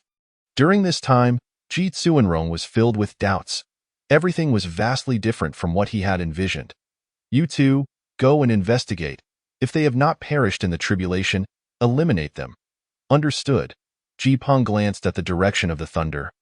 Feeling inexplicably uneasy. 9 tribulations had passed, with only the final and most ferocious one remaining. De Huang was battered and bruised, its body marred with charred wounds, and its entire head appeared as though it had been singed. emitting faint wisps of smoke and a fragrant aroma that made Xiao Yu swallow hard. De Huang, you must endure the final tribulation? The thunder rumbled once more, and from the dark clouds above, lightning crackled ominously, gathering its power for the final, most perilous strike. Here it comes, De Huang, steady yourself at the command. De Huang unleashed its energy, reinforcing its previously dimmed spiritual shield. With a resounding crash, a bolt of lightning, several times thicker than before, descended with tremendous force. Boom! The deafening sound reverberated throughout.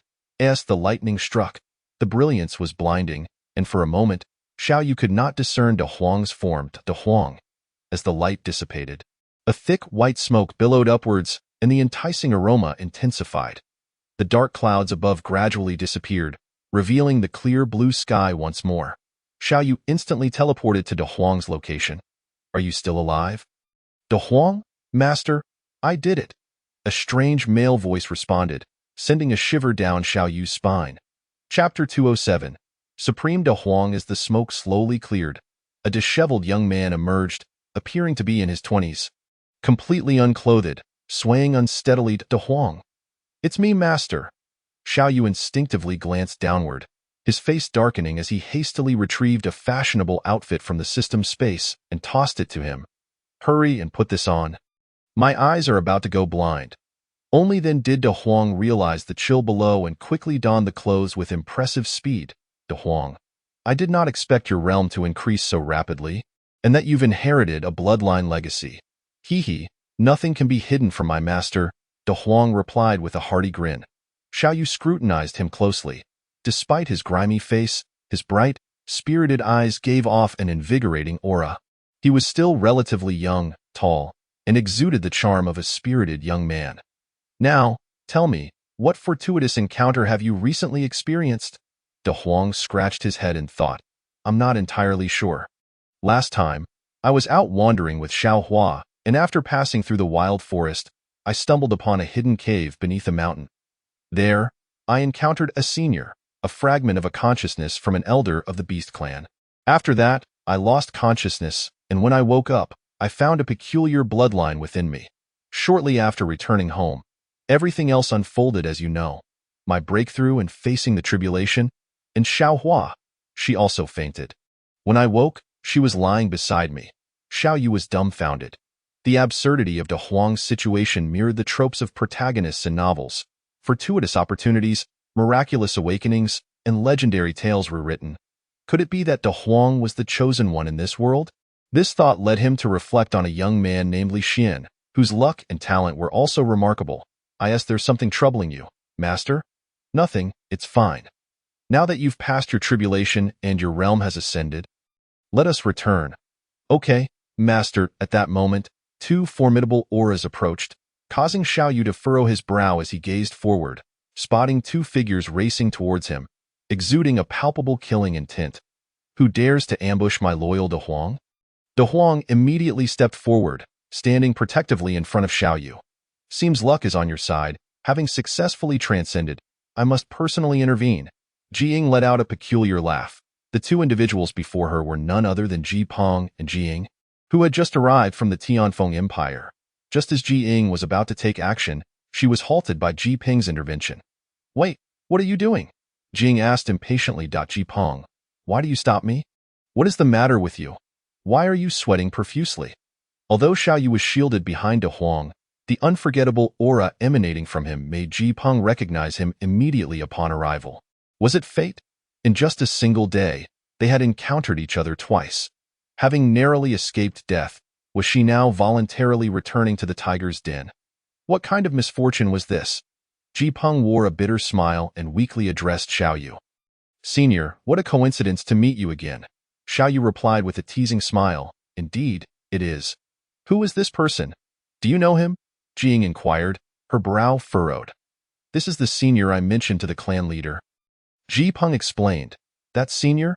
Oh, the mysterious one who tore through space. Upon realizing, Jiying looked at Xiao Yu with no hint of fear, but rather with a provocative expression. Oh, not be disrespectful, Ji Peng scolded angrily, fearing that provoking Xiao Yu might lead to his own demise. His heart raced with anxiety. He was terrified that Ji Ying's recklessness would bring disaster upon him. Ji Peng, look at your cowardly demeanor. You truly disgrace our divine clan, Ji Ying scoffed. She then turned to Xiao Yu with a sinister smile, flexing her wrist. Don't make you so afraid. I am genuinely curious to see just how capable you are. Ji Peng's heart skipped a beat at her words. This individual was clearly courting death. In the next moment, he swiftly retreated several meters away from the scene, exclaiming anxiously, Senior, this is not my business. This is his personal action. I was merely passing by. The individual was undoubtedly doomed. As a fellow clansman, he had already warned this reckless fool. If he insisted on seeking his own demise, Ji Peng could not be blamed. But he fervently hoped that he would not be drawn into it at that moment. Ji Peng began to pray silently. Xiao Yu found it amusing. The expressions on Ji Peng's face and his flustered actions were quite comical. A waste is a waste, Ji Ying cursed, then summoned a black spear. Although she did not believe Ji Peng's words, she nonetheless steeled herself, preparing to take the matter seriously. You shall not harm my master. In an instant, De Huang's spiritual power surged, his stance firm. Eyes locked onto Ji Ying, ready for battle. A mere fool who has just broken through to the supreme realm seeks death. With a loud roar, Ji Ying brandished her spear, thrusting it into the air as spiritual energy coalesced around it, shimmering with a chilling light and exuding a fierce momentum. How audacious to show off such techniques before a senior. Ji Ying, oh Ji Ying, I hope you possess a bit more wisdom in your next life. Ji Peng shook his head, watching the spectacle unfold. Break for me. De Huang's eyes were resolute, his fists radiating a powerful aura as he bellowed, gripping Ji Ying's spear firmly in place, preventing it from advancing even a fraction. How is this possible? How could this ant withstand my breaking heaven strike without a scratch? Ji Ying exclaimed in disbelief. I actually withstood it. De Huang was overjoyed. Could it be that my strength has truly reached such heights? Suddenly, he felt a sharp pain at the back of his head. Ouch! Turning around, he was met with Xiao Yu's expression of disbelief. Master, why did you hit me? What were you thinking? With your meager strength, had it not been for me, you would have been thoroughly defeated just now. So it was you helping me earlier. De Huang's expression shifted from excitement to dejection. Chapter 208. A new method. Xiao Yu gently patted De Huang's head, smiling. What are you doing? Cheer up. You are a genius who has reached the pinnacle of the supreme realm in just a year. I believe you are the only one in this world, be it human or beast, capable of such a miracle. The person before you has cultivated for at least several hundred years, De Huang. It is he who should feel inferior, not you. Xiao Yu's words of encouragement instantly revitalized De Huang, restoring his confidence. I understand now, Master, I will strive to improve. Xiao Yu beamed, while Ji Peng could hardly maintain his composure. What did I just hear? This beast, having just broken through to the supreme realm, achieved it in merely a year. De Huang, possessing the strength of the second level of the supreme realm, had toiled for nearly 400 years. Once self-proclaimed as a prodigy, he now found himself utterly crushed by a lowly beast from a lower realm. Ji Peng's worldview shattered at that moment. Suddenly, his expression changed as he turned his gaze towards Xiao Yu. Indeed, this beast calls you master, so it must be your magical pet, which explains its rapid cultivation. It must be due to your guidance. As it undergoes tribulation, you are by its side. His gaze towards Xiao Yu became fervent. If he could receive even a modicum of guidance from the senior, wouldn't his own strength soar as well? Consequently, his status within the clan would surely rise. For reasons unknown, Ji Peng's heart brimmed with anticipation. Impossible! Absolutely impossible. Breaking through to the supreme realm in a year is sheer fantasy. A blatant lie. Clearly, Ji Ying's thoughts diverged from Ji Peng's. In her eyes, the dragon-soaring continent was merely a lowly world. After their arrival, they had observed for quite some time. The beast before them was the second supreme realm being on this continent, while the strength of the evil spirit clan dwarfed that of the local inhabitants by an unfathomable margin. I merely state the facts. Why must you believe me? Besides, you attempted to kill me and my pet, so it's time for you to depart. Ying met Xiao Yu's icy gaze, her heart inexplicably racing, her legs involuntarily retreating a step. Just moments ago, Her breaking heaven strike was effortlessly blocked by this individual. Could it be true, as Ji Peng stated, that he was an immensely powerful hidden expert? But why would such a figure exist in this world? At this moment, Ji Ying's heart raced with trepidation. Our divine clan is the sovereign of this continent. Do you dare to kill me? Do you not fear retribution? Killing you is but a mere flick of the fingers, Xiao Yu replied with a light laugh. Retribution? Let them come quickly. Just do not delay my afternoon nap. Jing felt an overwhelming and terrifying aura wash over her. And for the first time, she truly panicked, hastily kneeling and pleading for mercy. Senior, spare me. I did not recognize your greatness. Yet in the next moment, she was horrified to find her arm had vanished without a trace, devoid of any pain, as if it had never existed. Jing screamed in terror. Spare me! Spare me! I do not wish to die. Next, her legs disappeared. Without the support of her legs, her entire body plummeted to the ground. De Huang stared in shock, exclaiming, Wow, today, I have witnessed yet another new method of killing from the boss. Truly an eye-opener.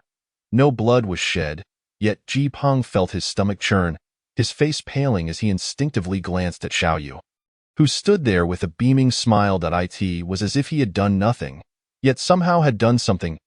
Not my legs, my hands. Chapter 209. An unfinished Ban Ji Ying's wails continued, her body slowly disintegrating. The sensation of witnessing her own body parts vanish before her eyes was more tormenting than any form of execution, a psychological horror beyond compare. The divine clan will not spare you.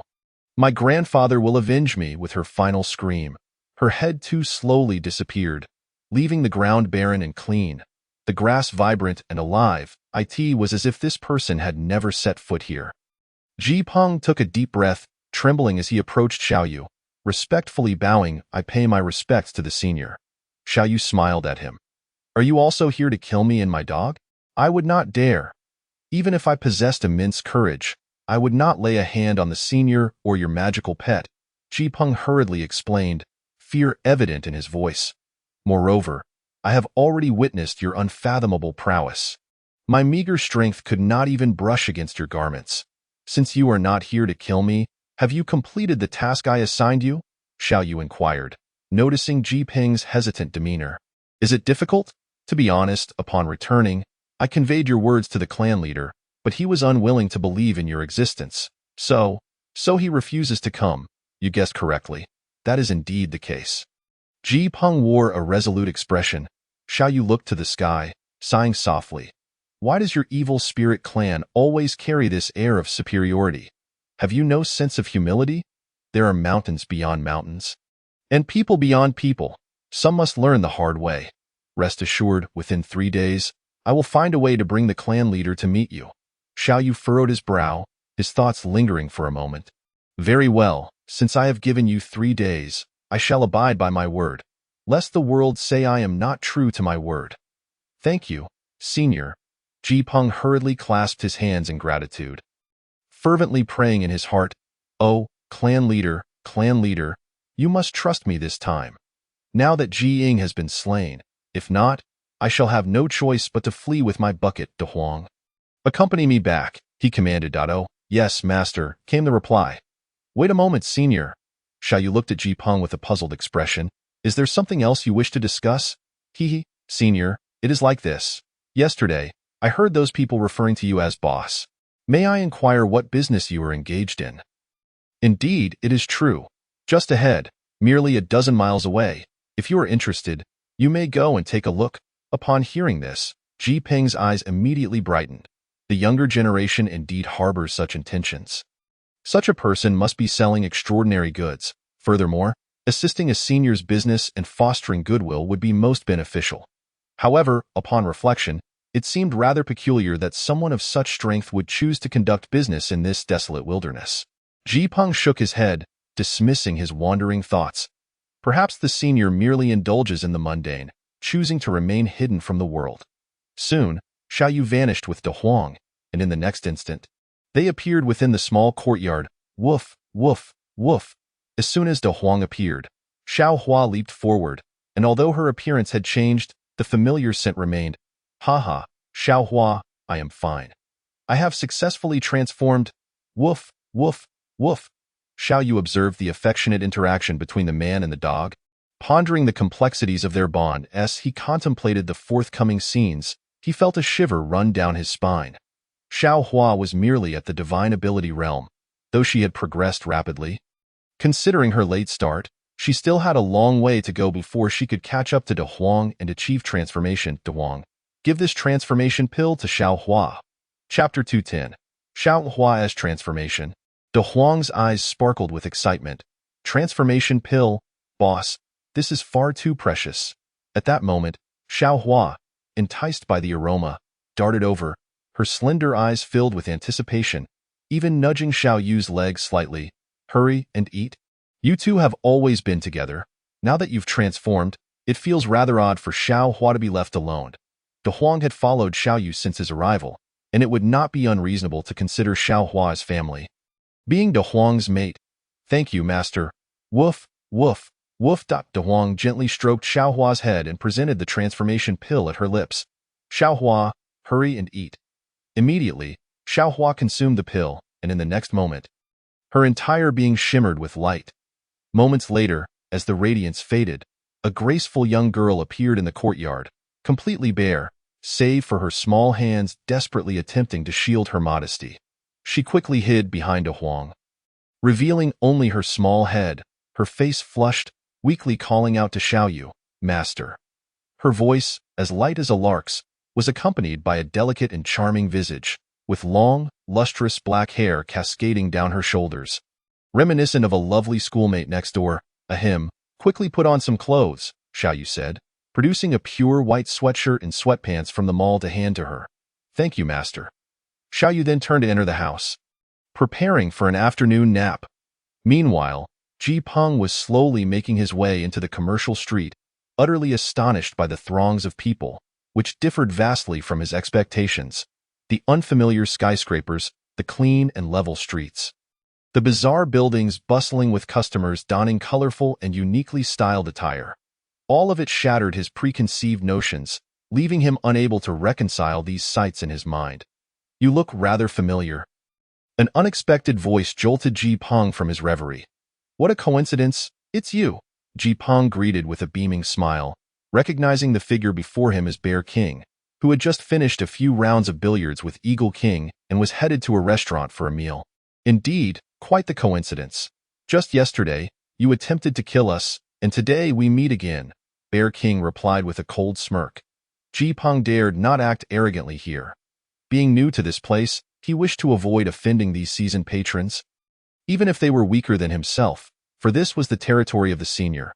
Haha, my dear brother, as they say, no harm, no foul. Yesterday's events were merely misunderstandings. I have had the privilege of receiving the senior's teachings and have since reformed my ways. Otherwise, how could I dare appear here? Wouldn't you agree? Bear King pondered this, realizing that any commotion in the marketplace would not escape the boss's notice. Ji Peng's brazen appearance here suggested that he had indeed received the boss's approval. Old Bear, who is he? Eagle King inquired, having not purchased a property in the Qinglong community and thus not witnessing the previous day's events. Although he had heard rumors, he is one of the ruffians who attempted to kill the old Beast King yesterday. The others are dead, and he is the sole survivor, Bear King stated sternly. Although the boss has shown mercy and spared you, should you dare to cause trouble here, the boss will not let you off easily. I understand, I understand. The amiable smile he wore was a stark contrast to his previous fierce demeanor. He had initially thought that upon descending to this lower realm, he could act with impunity due to his supreme strength. However, after stumbling on his first endeavor, Ji Peng had gained clarity. If he could not defeat them, he would integrate himself instead. As long as he survived, everything could be negotiated. The two magical beasts before him were of average strength. Had they encountered him outside, he could have easily dispatched them. But now, his mindset had shifted. He was exceedingly cautious and thoughtful, aware that residing in a place guarded by the divine beast Qinglong might imply some connection to the senior. May I ask, my brother, where is this place headed? I am new here and unfamiliar with the surroundings. Oh, this is a restaurant, a place to eat. Eat. With your martial king strength, What need do you have for mere sustenance? Jipang was interrupted by Bear King's retort. What do you know? This restaurant was built by the boss, and the food inside is all spiritual cuisine. Moreover, the culinary skills of the chubby head chef are unparalleled compared to those outside. Do you understand the delight of the taste buds? After saying this, Bear King ceased to engage further with Jipang and entered the restaurant alongside Eagle King. Spiritual cuisine? Jipang stood frozen in place. Taken aback by the idea that the food within the restaurant was all spiritual fare, and that the chef was a spiritual chef, he was aware that spiritual chefs were an extremely rare profession. Even among the evil spirit clan, there was but one 2-star spiritual chef known for his haughty demeanor, practically emblazoned with no entry for strangers across his forehead. Only the clan leader and the ancestor could command him. Since I am here, I might as well take a look. Jipang stepped into the restaurant, and the vastness of the space overwhelmed him. Countless tables and chairs of peculiar shapes filled the establishment, leaving him in awe of the senior's extraordinary endeavor. As he followed the ebb and flow of the queue, Jipang arrived at the area for self-service food. The novel method of serving food caught his eye. How does one go about this? Where do I pay with spirit stones? Jipang stood there, perplexed, searching for a staff member. You must be new here. A nearby patron observed his confusion and inquired with a chuckle. Yes, it is my first visit. May I ask where to settle the bill? There used to be machines for spirit stone deposits, but since the advent of bank cards, the boss has removed those old machines. Now we simply swipe our cards for payment. It's quite convenient, as the patron demonstrated by tapping a card on the nearby machine. A sound echoed, ding. Is it truly that simple? Jipang stood dumbfounded, gazing at the card in the patron's hand as if he had discovered a new world. Is this a bank card? It must be of considerable value. The value depends on how much you have deposited within. You can apply for one at the bank anytime. The fee is merely 100 spirit stones. Just go left at the exit of the restaurant and walk straight. You will find the bank. Can I also apply? Jipang asked, his excitement palpable. The unknown and the novel intrigued him greatly. Of course. Here, without a card, you cannot move an inch. I suggest you get one after your meal. Consider this meal my treat as a gesture of friendship. The patron flashed a smile and swiped his card for another serving. Jipang awkwardly chuckled, thinking to himself, as a dignified supreme being, I should not have to rely on others for a meal costing a couple hundred spirit stones. How embarrassing. Then I thank you, my brother. I shall treat you next time. It's a deal. Just remember, as long as you don't waste, you may take as much as you wish. Subsequently, under the guidance of this benevolent customer, Jipang prepared the food and settled himself in a secluded spot. Chapter 211. Let us give you two a name. Observing the surrounding patrons dining, chatting, and beaming with joy, Jipang felt an overwhelming sense of unreality. The outside world was fraught with peril, with everyone striving diligently to survive. Yet here it was the stark opposite. They appeared utterly content, their expressions relaxed and indulgent. For a moment, Jipang was entranced. How fragrant! The rich aroma of the dishes jolted him back to reality. He placed a piece of chicken, drenched in sauce, into his mouth. Instantly, his taste buds awakened. He chewed gently, savoring the tender texture, the succulent chicken dancing in his mouth, gradually sliding down his esophagus, leaving a delightful aftertaste on his lips. This flavor. Jipang stared blankly at the plate, realizing that such delectable food possessed this extraordinary taste, feeling as if he had wasted his life until now. Suddenly, a subtle stream of spiritual energy surged within him. Indeed, spiritual cuisine was truly extraordinary. The notion that these individuals consumed such food daily filled him with envy. Jipang acknowledged the pang of jealousy within him. Xiao Yu lay in the courtyard, watching De Huang and Xiao Hua frolicking in the swimming pool. They typically appeared in their canine forms, but occasionally transformed into human shapes, which still felt somewhat unfamiliar to him. You too, come here. De Huang quickly appeared before Xiao Yu, with Xiao Hua following closely behind, her white hoodie and pants soaked, each step leaving a watery imprint on the ground. You're playing in clothes. It's driving my OCD wild. OCD master, are you unwell? Xiao Yu shot an exasperated glance at De Huang, then retrieved 2 sets of lightweight clothing from his system space, which were, in fact, Swimwear, De Huang was fine. But upon seeing the clothing, Xiao Hua instantly blushed. Xiao Yu covered his forehead. You're a dog. What are you shy about? Upon reflection, since acquiring a bunch of bikinis, he hadn't sold any. With summer fast approaching in June, perhaps it was time to consider it. However, the style might be difficult for the women of this other world to accept. From now on, when you go into the water, wear this outfit. Look at the mess you've made on the ground. Oh, understood, master. At that moment, Xiao Yu suddenly pondered a question and turned to De Huang and Xiao Hua. Now that you two have transformed, shall I give you proper names? De Huang and Xiao Hua exchanged glances. And De Huang replied, sure, master. Xiao Hua appeared particularly excited, clearly dissatisfied with her previous name for quite some time. I shall heed your wishes, master. Xiao Yu nodded, contemplating briefly before speaking. De Huang, from now on, you shall be called Xiao Tian, and Xiao Hua, you shall be named Xiao Han. If De Huang were to possess fortune, then the name De Huang indeed seemed a bit beneath him. Xiao Tian, sounding like howling sky, elevated his stature instantly. Thank you, master. Xiao Han, how delightful. I like it very much. Thank you, master. Xiao Hua visibly relaxed. Xiao Yu grinned widely, pleased that everyone was satisfied, resulting in a harmonious atmosphere. In the marketplace, Ji Peng had been lingering at the entrance of the Lingbao Pavilion for quite some time.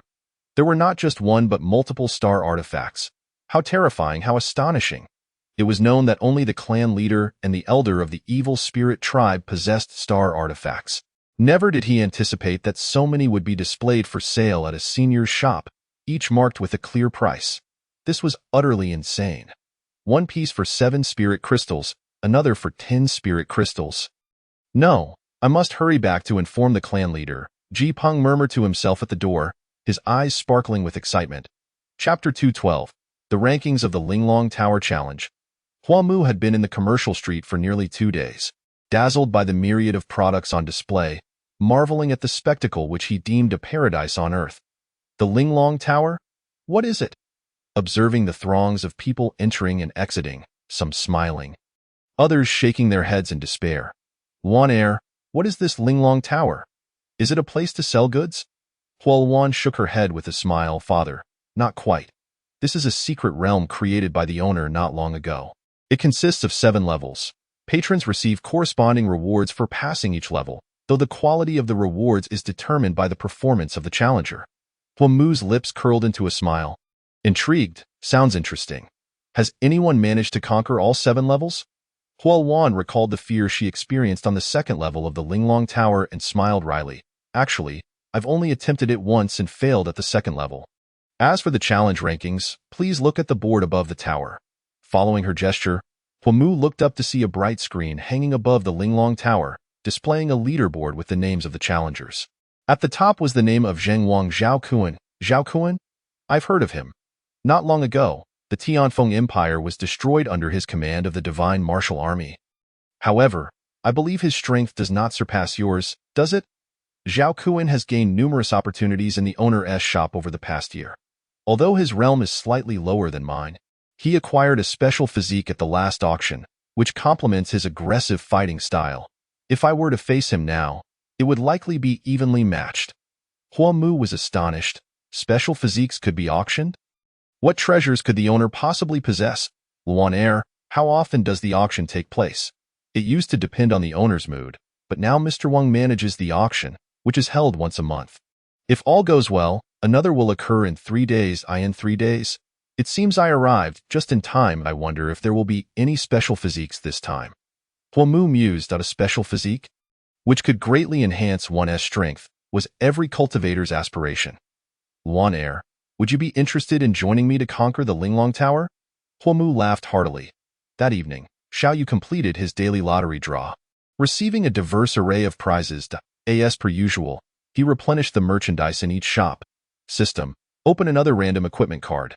Ding, congratulations, host, you have successfully opened and obtained a bar. A bar. Well, this shop is becoming increasingly outrageous. A bar is nothing. Who knows, perhaps I could even build an aircraft carrier in the future. Please arrange for the bar's placement. Top floor, 5th floor. The 5th floor was currently empty, devoid of any facilities. The bar appeared to have a decent scale according to the introduction, and given the prevalence of drinkers in this other world, the business should thrive. Placement successful. Since Xiao Tian and Xiao Han had transformed into human forms, Xiao Yu arranged for each of them to have a room on the first floor of the villa. As the crescent moon hung low in the sky, Xiao Yu comfortably drifted into slumber. In the dead of night, the once bustling streets fell silent. An array of rustling sounds emerged at the entrance, as numerous shadowy figures danced under the moonlight, bending their bodies and darting about like phantoms. Chapter 213. A dog-eat-dog drama. Let us enjoy together. The next day, Xiao Yu awoke at the break of dawn, stretching lazily as he stepped out of the villa. As he exited, he immediately spotted Xiao Tian and Xiao Han standing in the courtyard. A small, dark, scaly creature lying on the ground, diminutive and frail. Xiao Tian, what is this thing, master? You're awake. Last night, many of these creatures were wandering outside. I'm not sure where they came from, so I caught one to show you. These monsters are quite ugly, Xiao Han pouted, clearly disgusted. Last night, I must have slept too soundly to notice. Yes, master, do you recognize this creature? Xiao Yu stepped closer to examine it carefully. It had dark scales. Stood about a meter tall, with a slick, pointed head, resembling the aliens seen on television, albeit with an additional layer of scales. Go on and take care of this. I'll figure it out. Understood, master. Xiao Yu had not set up a barrier outside the marketplace. As he was in the business of making sales and could not restrict customer access, he also felt no concern about potential sabotage, for without his consent, no one could enter the stores and marketplace post-graduation. Though you can do little, your appearance is so frightful that you might scare the children, which would be rather unfortunate, Xiao Yu muttered while gazing at the creature on the ground. System, what is this creature? Replying to the host, this beast is known as an evil spirit beast, a low-level creature cultivated by the evil spirit tribe. Low level? Are you suggesting there are higher levels? Indeed. The evil spirit tribe, upon arriving in this land, sought to stir trouble. Their primary target must be the wild forest. They likely did some research beforehand. Xiao Yu smirked slightly. These low-level scaled creatures were merely appetizers, sent as cannon fodder to probe and test the waters. After recently eliminating several members of the evil spirit tribe, how dare they disturb me? Xiao Yu's gaze grew increasingly frosty. 3 days had passed within the Tianfeng Empire. Ji Peng gathered his numerous relatives together. What is all the fuss about? What calamity has befallen us? What annihilation of our clan? Have you lost your mind? An elder with a black beard scolded. Indeed, cousin, why do you seem so peculiar today? Ji Peng wore a face of deep anxiety, beads of sweat glistening upon his brow as he occasionally glanced skyward. Since returning yesterday until noon today, he had implored the clan leader multiple times to no avail. He had also learned that Ji Ying's grandfather, the elder of the evil spirit clan, had dispatched a multitude of malevolent beasts to launch an assault on the savage forest. Not only did the clan leader fail to intervene, but he also intended to accompany them today to avenge Ji Ying, prompting Ji Peng to realize the gravity of the situation. At this moment, he could only think of fleeing. With the strength of that formidable elder, remaining here would surely lead to his demise. Stop the idle chatter and leave now while there is still time. If we linger any longer, we may not even know how we perish. The divine clan is finished. How dare you? With our ancestors present, who would dare to act recklessly? Moreover, in this inferior continent, such figures as you describe cannot possibly exist. Grandfather, your stubbornness leaves Ji Peng exasperated. Suddenly, a deafening thunderclap resonated. The crowd looked up to see a fissure appear in the azure sky, and from it emerged a figure. Ids over. They arrived. Ji Peng felt his body go limp, collapsing to the ground. Who is this? The second elder of the evil spirit clan, Ji Peng's grandfather, looked up in shocked. We are doomed. We are doomed, Ji Peng muttered to himself, while the 20 or so clansmen behind him felt as though their hearts had plummeted into an abyss. Their fear palpable as they turned to Ji Peng, realizing that he had spoken the truth. Disaster had indeed befallen their clan. Damn it! Is this the eminent figure you spoke of? Why didn't you mention this earlier? The second elder exclaimed, furious. Ji Peng, incredulous, replied, Pray tell, do you speak in coherence? I have exhausted my words, yet you refuse to listen. Now you fear? Ha! It is too late. Let us all perish together, in the midst of his stupor. The second elder lifted him bodily. We must leave this place immediately. Soon. Everyone regained their senses and hurriedly dashed for the exit. Xiaoyu hovered in the void, his invincible aura enveloping the entire imperial city. The second elder, who had barely flown halfway, suddenly plummeted to the ground, landing in a most undignified manner. Ouch, my nose! He scrambled to his feet, gazing up at the sky. I have never encountered such a presence even in the upper realms. How powerful is this individual? There is no escape. We shall all await our demise together. Ji Peng, throwing caution to the wind, plopped back down, his head drooping. Under the overwhelming pressure, Ji Yuanyong and the elder Ji Hong rushed out from the imperial city, drenched in sweat. They fell to their knees in unison. Greetings, esteemed elder. We are unaware of what grievance we have caused to invoke your wrath. Ji Yuanyong's heart raced. Why does such a formidable being exist in this world? It defies reason. I have waited 3 days for you. You did not come to see me, so I must come to see you, to discern what the leader of the evil spirit clan truly resembles. Xiaoyu looked down at the crowd with indifference. So it is you, esteemed elder. Ji Yuanyong finally grasped the situation. This was indeed a reckoning for their misdeeds. Had he known the adversary was so powerful, he would have acted differently. Esteemed elder, our clan has been preoccupied with trivial matters lately. I intended to pay my respects to you once these were resolved. I hope you will forgive us. Forgiveness is unnecessary. We have no enmity between us. I would not have acted against you had you not repeatedly sought to trouble me and sullied my sight with such repulsive creatures. He casually tossed the corpse of an evil spirit beast to the ground. Upon witnessing this, both Ji Yuanyong and the elder Ji Hong felt a chill run down their spines.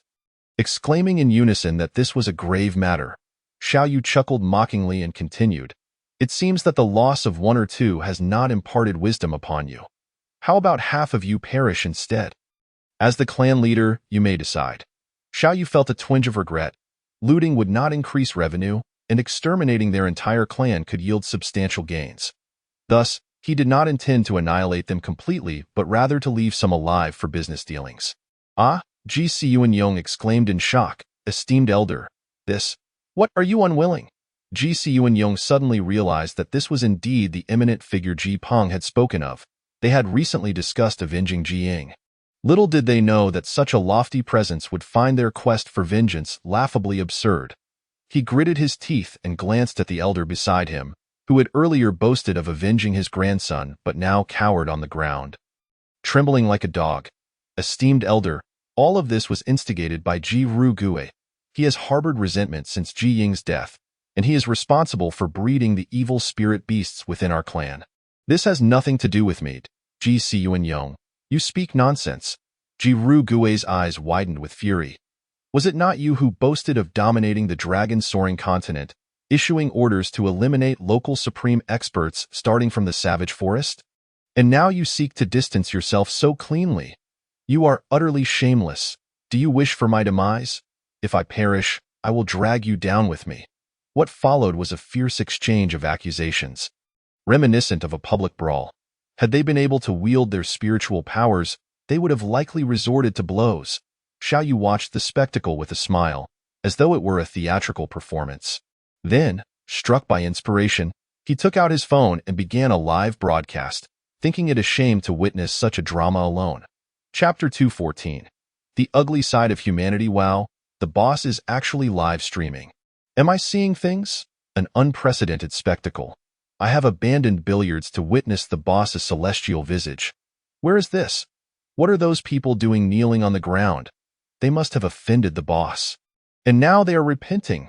Yet, as they repented, the 2 old men seemed to be in a heated argument, their faces flushed with rage, spittle nearly flying from the screen, as the live stream began. A flood of viewers surged in, and the screen filled with a barrage of comments. Ji Yuanyong and Ji Gue's shouting match grew ever more intense, while the kneeling clansmen dared not lift their heads. Not far away, a group had gathered to watch the spectacle. Oh dear, it seems that their faction is doomed.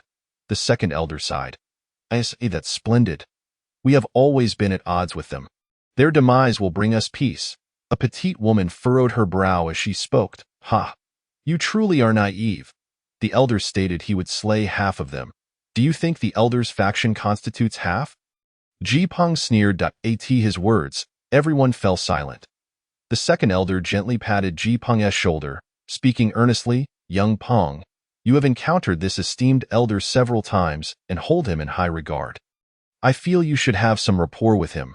Why not plead for mercy on our behalf? Perhaps we can survive. Grandfather, you are mistaken. I nearly lost my life just days ago. Rapport? That is mere folly. Had I heeded Brother Peng's warnings, we would not be in this predicament. In that moment, the mood of the crowd plummeted. Xiao Yu waved a hand, plucking a cloud from the sky, folding it into a lounging chair suspended in midair, and summoned a can of cola to savor leisurely, exuding an air of relaxed contentment. Plucking clouds with bare hands? Such a feat exists? Ji Siyuan and Ji Rugue were struck with an overwhelming sense of dread.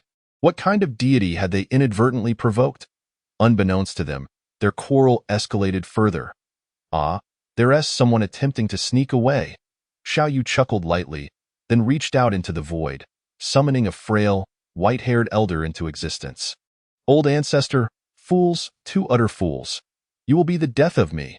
The elder landed and, without a moment's hesitation, began to berate Ji Siyuan and Ji Rugue. Ji Wuliang greets the esteemed elder. Even amidst the fervent scolding, he paused mid-rant to pay his respects to Xiao Yu. The sudden halt in his tirade sent the live stream audience into fits of laughter. Ha ha ha, this old man is truly remarkable. If there's anyone who knows manners, it is certainly him. Xiao Yu stifled a laugh and waved his hand, encouraging the elder to continue. The elder, like a runaway horse, unleashed a torrent of insults upon Ji Siyuan and Ji Rugue, leaving them crimson-faced and unable to raise their heads. It was no wonder the elder was furious. Having spent years in seclusion pursuing immortality, he had always shunned conflict, yet a moment's inattention nearly resulted in his own demise at the hands of his reckless descendants. When that unparalleled aura descended upon them, his heart nearly leapt from his chest. You two imbeciles, for the future of the evil spirit clan, one of your factions must sacrifice itself in your next life. Keep your eyes open and don't dare to approach just anyone. After a lengthy diatribe, Ji Wuliang finally felt a sense of relief and then decisively determined the fate of his clan. Spare us, esteemed ancestor, the second elder pleaded. If they had not come, our faction would have surely fled. Such cowardly beings are unworthy of being part of the divine clan. Ancestor, please reconsider. Nearby, the second elder scolded Ji Siyuan for his foolishness. Enraged, he charged toward Ji Siyuan. Damn it, Ji Siyuan, can you not keep your mouth shut? I am standing right here. Where could I possibly flee? Greetings, esteemed elder. Xiao Yu felt exasperated. The second elder was undoubtedly a descendant of Ji Rugue. Their greetings eerily similar. The esteemed ancestors, in my humble opinion, the lineage of Ji Tsuanrong, coupled with that of Ji Rugu, is precisely sufficient to constitute half. Let us hasten, lest we keep our forebears waiting. Upon hearing this, Ji Wuliang offered no reply, merely nodding slowly. Ji Tsuanrong felt a jolt of excitement, and with a swift twist of his gaze, he gritted his teeth and stomped his foot, drawing a dagger from his sleeve and lunging towards the second elder. Ji Hanfeng, you shall perish. The second elder was taken aback by this sudden assault, letting out a piercing scream as the dagger plunged into his chest. Ha ha ha, with your death, I shall live, die.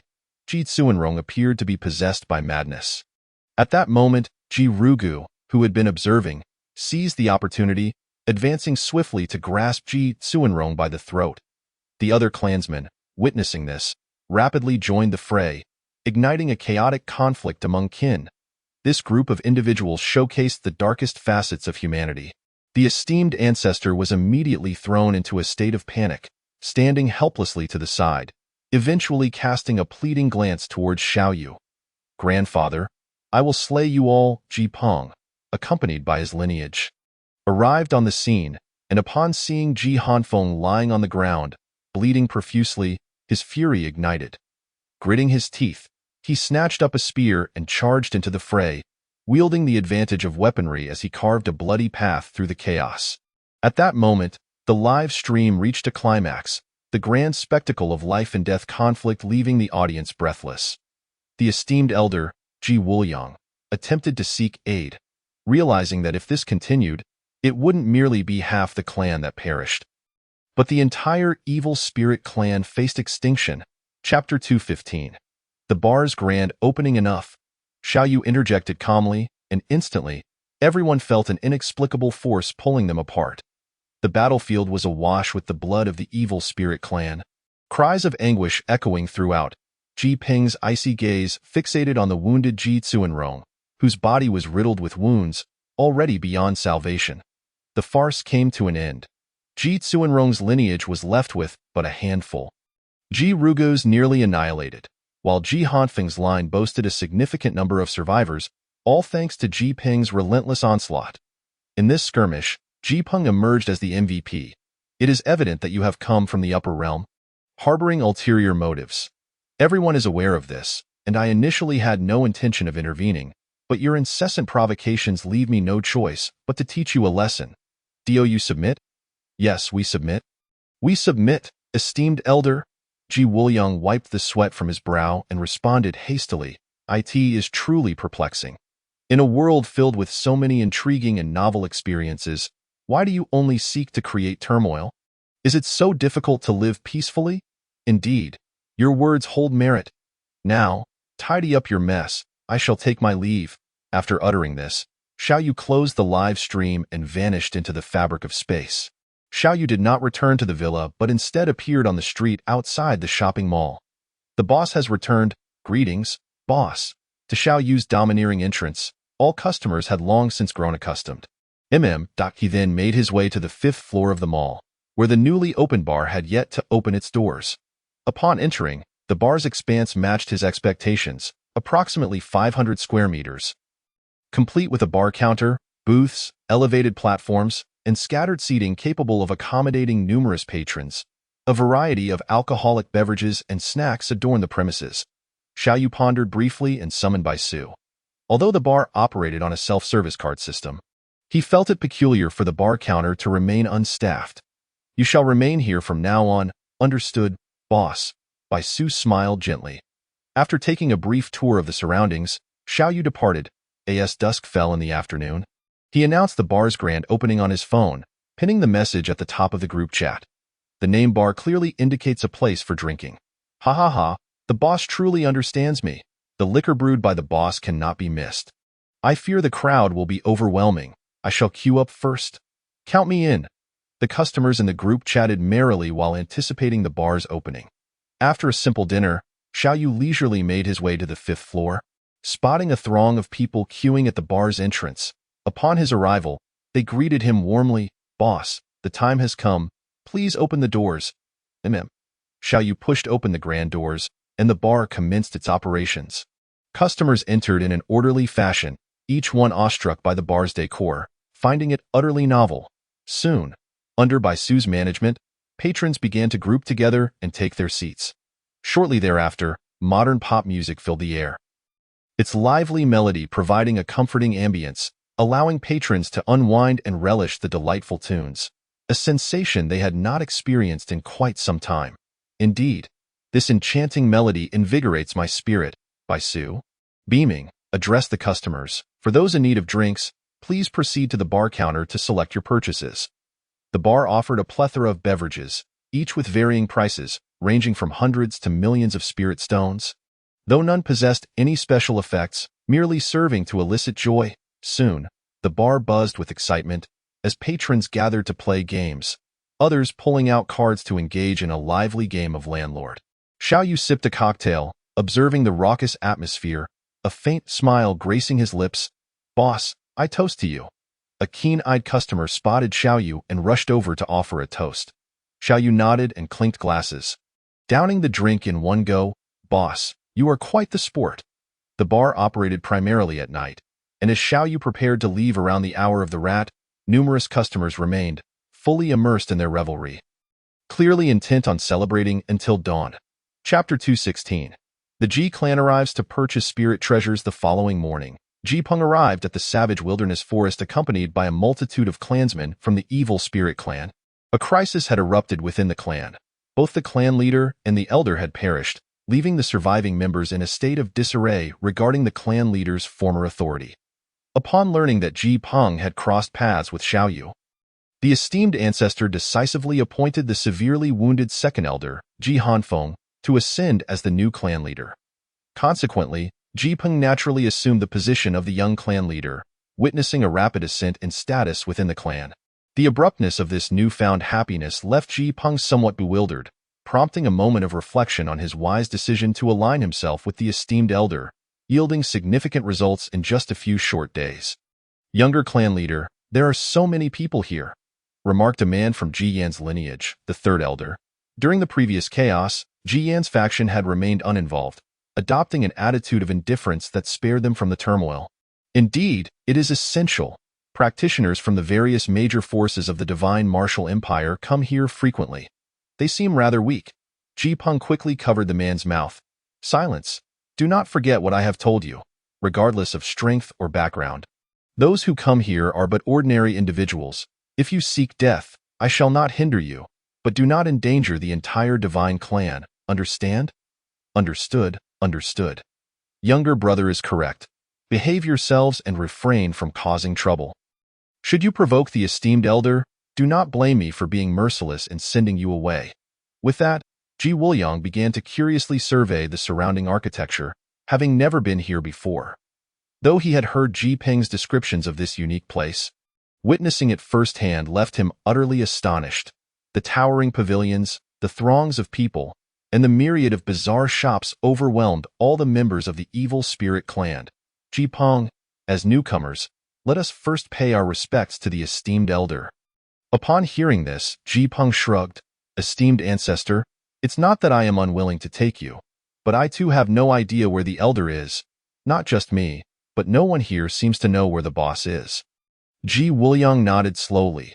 It is only natural for a person of such repute to be elusive. If that is the case, let us first explore the vicinity. Esteemed ancestor, let us head to the Spirit Treasure Pavilion. After Xiao Yu finished his morning routine and exited the villa, he found Xiao Tian and Xiao Han practicing in the courtyard. Having transformed into their human forms, their excursions into the wild significantly reduced. The three then proceeded together to the dining hall. Greetings, boss. Does the bar not operate during the day? Inquired a customer. It only opens at night. Ah, I see. The customers, having received a clear answer, displayed signs of disappointment. At that moment, Wang Wuyo approached. Boss, there are guests interested in purchasing spirit treasures from the Spirit Treasure Pavilion. Xiao Yu's interest peaked instantly. After all, the few star-tier spirit treasures had been on display for over half a month, with no inquiries due to their pricing. Let us go take a look. Ji Peng awaited at the entrance of the Spirit Treasure Pavilion with Ji Wuliang. With just 12 spirit crystals, one can acquire this Yuanyang sword, a tremendous bargain. This sword appears to be of better quality than the one in our clan that can slay thunder. The boss has put it on display for sale. Beside them, the second elder gazed intently at a blood-red spear, his eyes wide with insatiable desire. What a fine spear, truly magnificent. At that moment, Xiao Yu gracefully appeared, causing everyone to instantly react. Greetings, senior. No need for excessive formalities. Are you here to purchase spirit treasures? Yes, senior. I wish to buy this Yuangling sword. Here are 12 spirit crystals, Ji Wuliang said, as he took out the spirit crystals from his spatial ring and handed them to Xiao Yu. This was a one-time payment. Indeed, the economic prowess of these outsiders far surpassed that of the local customers. Xiao Yu smiled as he accepted the spirit crystals, then, with a wave of his hand, retrieved the Yuangling sword and presented it to Ji Wuliang, who clutched the sword with great affection.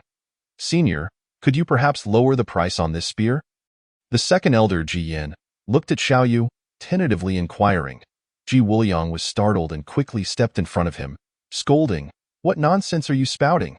Stop giving Ji Yin those looks. Are you trying to get us all in trouble? If the senior takes offense, we could all be in dire straits. Please don't put me in danger. Senior, I beg your pardon. I was impulsive. Xiao Yu chuckled nonchalantly. This spear is priced at 12 spirit crystals. If you truly desire it but cannot afford the full amount at once, you may pay a small portion to take it home now, with the remaining balance payable in installments. Of course, I will charge a modest handling fee and interest. Installments? I've never heard of that. Senior, would you mind elaborating? Ji Yin inquired, puzzled. Subsequently, Xiao Yu explained all the details regarding the installment plan. Point 1 could take the item home after paying 30%, with the remaining 70% payable over a maximum of 36 months. Upon hearing Xiao Yu's explanation, not only Ji Yin but also the ancestors of the Ji clan and all their kin became exceedingly excited. Senior, as you suggested, please set up an installment plan for me. I want this spear. Excellent. I would also like to arrange that, Senior. I want this knife. It must be noted that the Ji clan, be they elders or ordinary members, possessed considerable economic strength. Many could readily produce several spirit crystals for expenditure, amounting to billions of spirit stones. In no time, 8 pieces of celestial equipment were swiftly sold out, leaving only the peculiar-looking item, which remained untouched due to its exorbitant price. Chapter 217. A swimming pool? Senior, I was actually about to ask you, is that dark stick at the top also a spirit treasure? Ji Peng asked curiously. Xiao Yu hesitated for a moment but eventually nodded. From its appearance, it resembled a cutting-edge weapon of the new era, yet the system classified it as a celestial-tier spirit treasure. Despite its odd look, its power was formidable, and its operation was exceptionally convenient. Only those who had truly used it would understand. Firearms, the romance of every man. What a pity there was no kindred spirit in this foreign realm. Xiao Yu sighed and turned away, returning to his courtyard to review the day's earnings from the Spirit Treasure Pavilion. A total of 8 spirit treasures had been sold. 1 customer paid in full, while the other 7 opted for installments, yielding 36 spirit crystals. The task of collecting 100 spirit crystals was nearly halfway completed, much to Xiao Yu's satisfaction. As the sun dipped below the horizon, it was time for the bar to open. A crowd of patrons had already gathered, eagerly awaiting the arrival of Bai Su, who sashayed in with a graceful waist. Finally, it's opening time. Today, I shall not return sober. Let us go. I want to sit in a booth, not at a communal table. The Ji clan members arrived, drawn by the commotion. Ah, it's you? What a coincidence, a voice called out. Ji Peng turned to see the kind-hearted person who had treated him to a meal at the restaurant a few days prior. Haha, what a coincidence. Come, shall we go in for a drink together? The kind-hearted person invited again to a drink. Is this place a tavern? Ji Peng asked, puzzled. More or less, it's just a different name. The owner calls it a bar. It's far more interesting than a tavern. There's no rival to the exquisite wines here. If it's a bar opened by the senior, then I must go in and try it. Ji Wuliang chuckled, stroking his beard, and led the way into the bar, with the other clan members following closely behind. Dim lighting, deafening music, sparkling glassware at the bar, the sounds of lively games, and the intoxicating aroma of fine spirits. Ji Wuliang stood at the entrance, momentarily captivated, feeling his heart begin to beat in time with the rhythm. Is this what a bar is like? Such an alluring atmosphere. Ji Peng's face flushed, brimming with excitement. The kind-hearted person clapped him on the shoulder. Don't just stand there. There are seats over there. Let us go sit down. In this leisurely setting, sipping drinks and engaging in conversation, people could easily grow familiar with one another. After a few rounds of strong liquor, Ji Peng mingled effortlessly with those around him, calling them brothers. Xiao Yu sat in the courtyard, gazing up at the vast expanse of twinkling stars. Undoubtedly, tomorrow would bring yet another fine day. System, please draw a random equipment card. Ding. Congratulations, host. You have obtained a swimming pool. 1. Xiao Yu was momentarily taken aback. With summer fast approaching and temperatures rising, the swimming pool was promptly arranged. This reminded him of the bikinis and various swimsuits that had been stored away in the system's space for quite some time.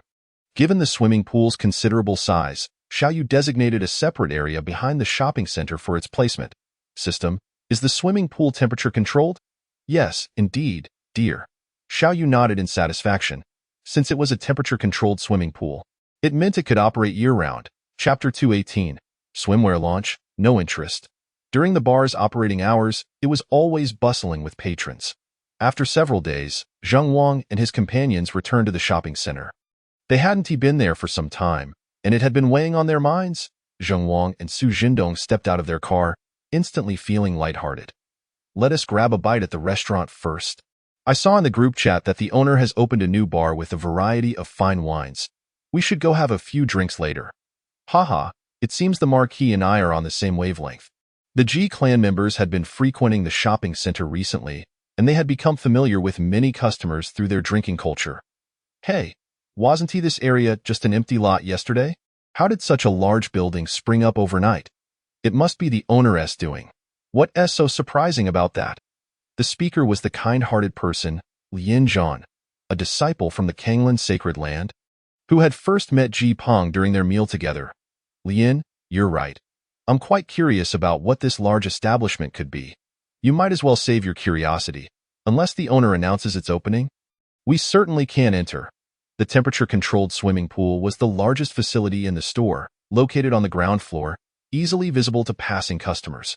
However, they maintained their composure, as the owner frequently introduced new items. And they had grown accustomed to it. As the bar's opening hour approached, Zheng Wang, Su Zhendong, and their entourage of military leaders, known for their love of drink, eagerly awaited at the entrance. When the bar finally opened, they rushed in, vying for their preferred spots. Beer? What a strange name, but it's not expensive. Cocktails? The colors look odd. Red wine? That looks interesting. That a group of leaders leaned against the bar, whispering as they made their selections. Zheng Wang laughed heartily. Today's drinks are on me. Let us drink to our heart's content. Upon hearing this, everyone's eyes lit up. Then let us try one of each. I was thinking the same. No matter where one was in the world, the atmosphere of a bar was always delightful. When Xiaoyu arrived, the patrons were already in high spirits, leisurely sipping a bottle of beer in the villa. He could drink whenever he wished, but this ambience was irreplaceable. The next day, half of the spring apparel at the fashion store on the first floor was taken down, replaced by a plethora of lightweight bikinis and various swimsuits. Throughout the morning, aside from causing the women from this other realm to blush and feel exceedingly shy, not a single piece was sold. Can these things really be worn? This is far too embarrassing. They look so form-fitting. Everything unfolded as Xiaoyu had anticipated. Indeed, people accustomed to long pants and skirts throughout the seasons found it hard to accept such attire. However, the swimming pool was about to open. And while male customers might be more lenient, it was unreasonable to expect female patrons to wear long pants and sleeves while swimming. System, can the swimming pool segregate male and female customers? Before opening, it can be remodeled. It really can. Xiaoyu was slightly taken aback. Separating male and female customers might make it easier for the female patrons to accept the new attire. Then let us proceed with the modification. Divided into 2 areas, understood. Host. Chapter 219. So it's just swimming. The following day, as per his routine, Xiaoyu awoke, ventured out for lunch, and found Xiao Yan and his spouse still diligently practicing. Goodness, they've been quite industrious lately. A few days ago, Xiao Tian was somewhat disheartened due to the matter concerning Ji Ying. Consequently, he has now resolved to strive diligently, focusing solely on strengthening himself, and has refrained from pursuing beautiful sisters, spending his days sequestered within his abode. Xiao Han, whose cultivation level is inherently lower than his, has decided to train alongside him daily, unwilling to let the gap between them widen further. Are these two fellows truly so competitive now? Paying them no mind, Xiaoyu departed the villa for the shopping mall. As he stepped onto the street, he noticed many passing girls casting peculiar glances his way. From their eyes, Xiaoyu discerned a medley of emotions. Shyness predominated, followed by a small measure of confusion and a hint of disdain. It appears that the clothing is to blame. Xiaoyu couldn't help but chuckle inwardly. Evidently, these female patrons had misconstrued the situation. Upon entering the restaurant, he was greeted by an array of delightful fragrances. Boss, are those new clothes at the fashion store really meant to be worn? One girl exclaimed, aren't they a bit too revealing? Another chimed in LICC, and several other girls surrounded Xiaoyu, chattering like a flock of sparrows, leaving him utterly speechless. You'll find out tomorrow, he declared, leaving without a backward glance. Beneath the azure sky and the boundless horizon, a growing fissure emanated strange sounds. The aura of the evil spirit clan was palpable, Could it be that they have truly descended to our realm? An aged voice echoed through the void, tinged with a hint of perplexity.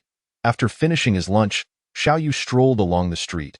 Suddenly, thunder rumbled from the north, dark clouds gathering ominously. Recognizing the familiar scene, Xiao Yu realized that another individual was about to undergo tribulation. He instinctively glanced at the rift in the sky, sensing the intermittent disturbances above. Evidently, the evil spirit clan was not the only otherworldly presence. In the realm beyond, true strength prevails, with a deafening roar. The tribulation clouds rolled in and lightning struck down. It was the aura of the old Beast King. At last, the old Beast King was on the verge of a breakthrough. Why this time? The street had unknowingly filled with onlookers, all gazing toward the direction of the lightning tribulation. 9 bolts of tribulation lightning descended one after another. A piercing screech reverberated, its might echoing for hundreds of miles. Following this, a colossal bird, nearly 100 feet tall, adorned with blue crowns and white feathers, soared into the sky, its body shimmering with radiant light. After the old Beast King's breakthrough, the bloodline of the sky-devouring sparrow seemed to have intensified considerably. Fire crossed his arms and murmured to himself as the wind howled past. The enormous bird swiftly approached the vicinity of them all, transforming into human form and striding forth with a warm smile. Exuding vigor and vitality, that I've met the boss. Xiao Yu nodded slightly in acknowledgement. Old Beast King, on this splendid day, you must treat us to a drink. Fire teased. Haha, naturally, tonight. All expenses at the bar will be on me. The old Beast King laughed heartily, in high spirits. Old Senior, I don't drink. May I order a cup of coffee instead?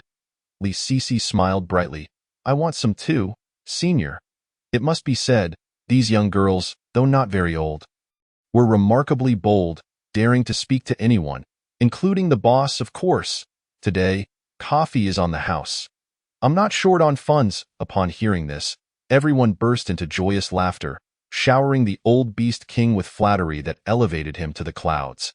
Xiao Yu smirked slightly. It seemed that the bar's business would thrive once again that night. The following day, a pinned message appeared at the top of their chat group. The boss has sent another announcement. A swimming hall? Is it a new establishment? Could it possibly be that immense building that recently appeared beside the mall? It's a possibility. It's opening this afternoon, so we can just go take a look. Xiao Yu scheduled the swimming hall's opening for 2 in the afternoon, just in time for him to finish lunch before heading over to that moment. The swimming hall had not yet opened, but many curious customers were already gathering outside, eager to see what lay within such a grand establishment. Due to the opening, a plethora of promotional posters adorned the entrance, detailing the environment and facilities of the swimming hall. So, swimming is essentially just being in water. Oh, when I was a child, I used to catch fish in the village pond every day. Upon realizing this, some customers felt a twinge of disappointment. After all, swimming was hardly a novel concept, especially for men who lived near water. Surely, they could all swim a little. Can the boss's new venture really be as mundane as you imagine? Don't be so naive. One customer retorted coldly. You should consider where this is. That's true. Why else would the boss make such a fuss? As time passed, Xiao Yu ambled along, arriving just in time. The boss is here. The crowd instinctively parted to create a pathway as Xiao Yu stepped forward. With a commanding voice, he declared the swimming hall officially open. Inside, it felt noticeably warmer than outside. The swimming hall was spacious, divided into 2 large areas for men and women, which were further subdivided into 8 smaller sections.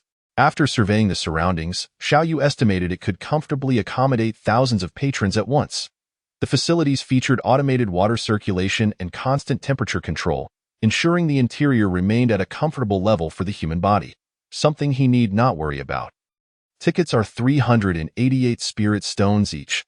How thoughtful of the boss to separate the genders. However, one girl, Li Sisi, frowned, glancing at her white dress. But are we really going to just go in like this? If the clothes get wet, it won't be comfortable. We have to strip down to swim. Even though it's all girls here, it still feels a bit unsettling. Come here, Sister Sisi, look what I found. Suddenly, Zhao Sisi's voice called out from nearby. Curiosity piqued, the girls rushed over, only to discover a small shop opening around the corner, selling the very revealing outfits that adorn the first floor of the mall. So those clothes are meant for the swimming hall. Lee Cece finally understood. Should we buy them or not? Buying them means walking out with wet clothes, which is quite uncomfortable. After a moment of deliberation, she resolutely decided against it. Just then, Feng Qing approached leisurely, declaring, whether we want to or not, we must buy them. You all should take a look here. Everyone hurried over, only to see a blue sign standing by the poolside, stating, no entering the water in clothing other than swimsuits in public areas. Clothing worn outside is inevitably unhygienic. To maintain uniformity, shall you specifically establish this rule? Chapter 220. The special effects of the swimming hall swimwear priced at 20 spirit stones each was quite affordable. Yet wearing it felt somewhat peculiar. It's so tight.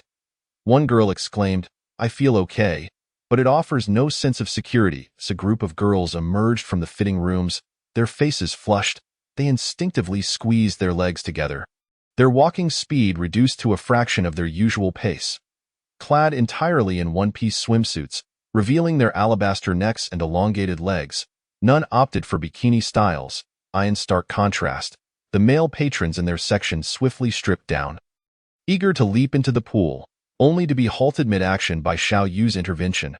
Boss, what's going on? One customer exclaimed, bewildered.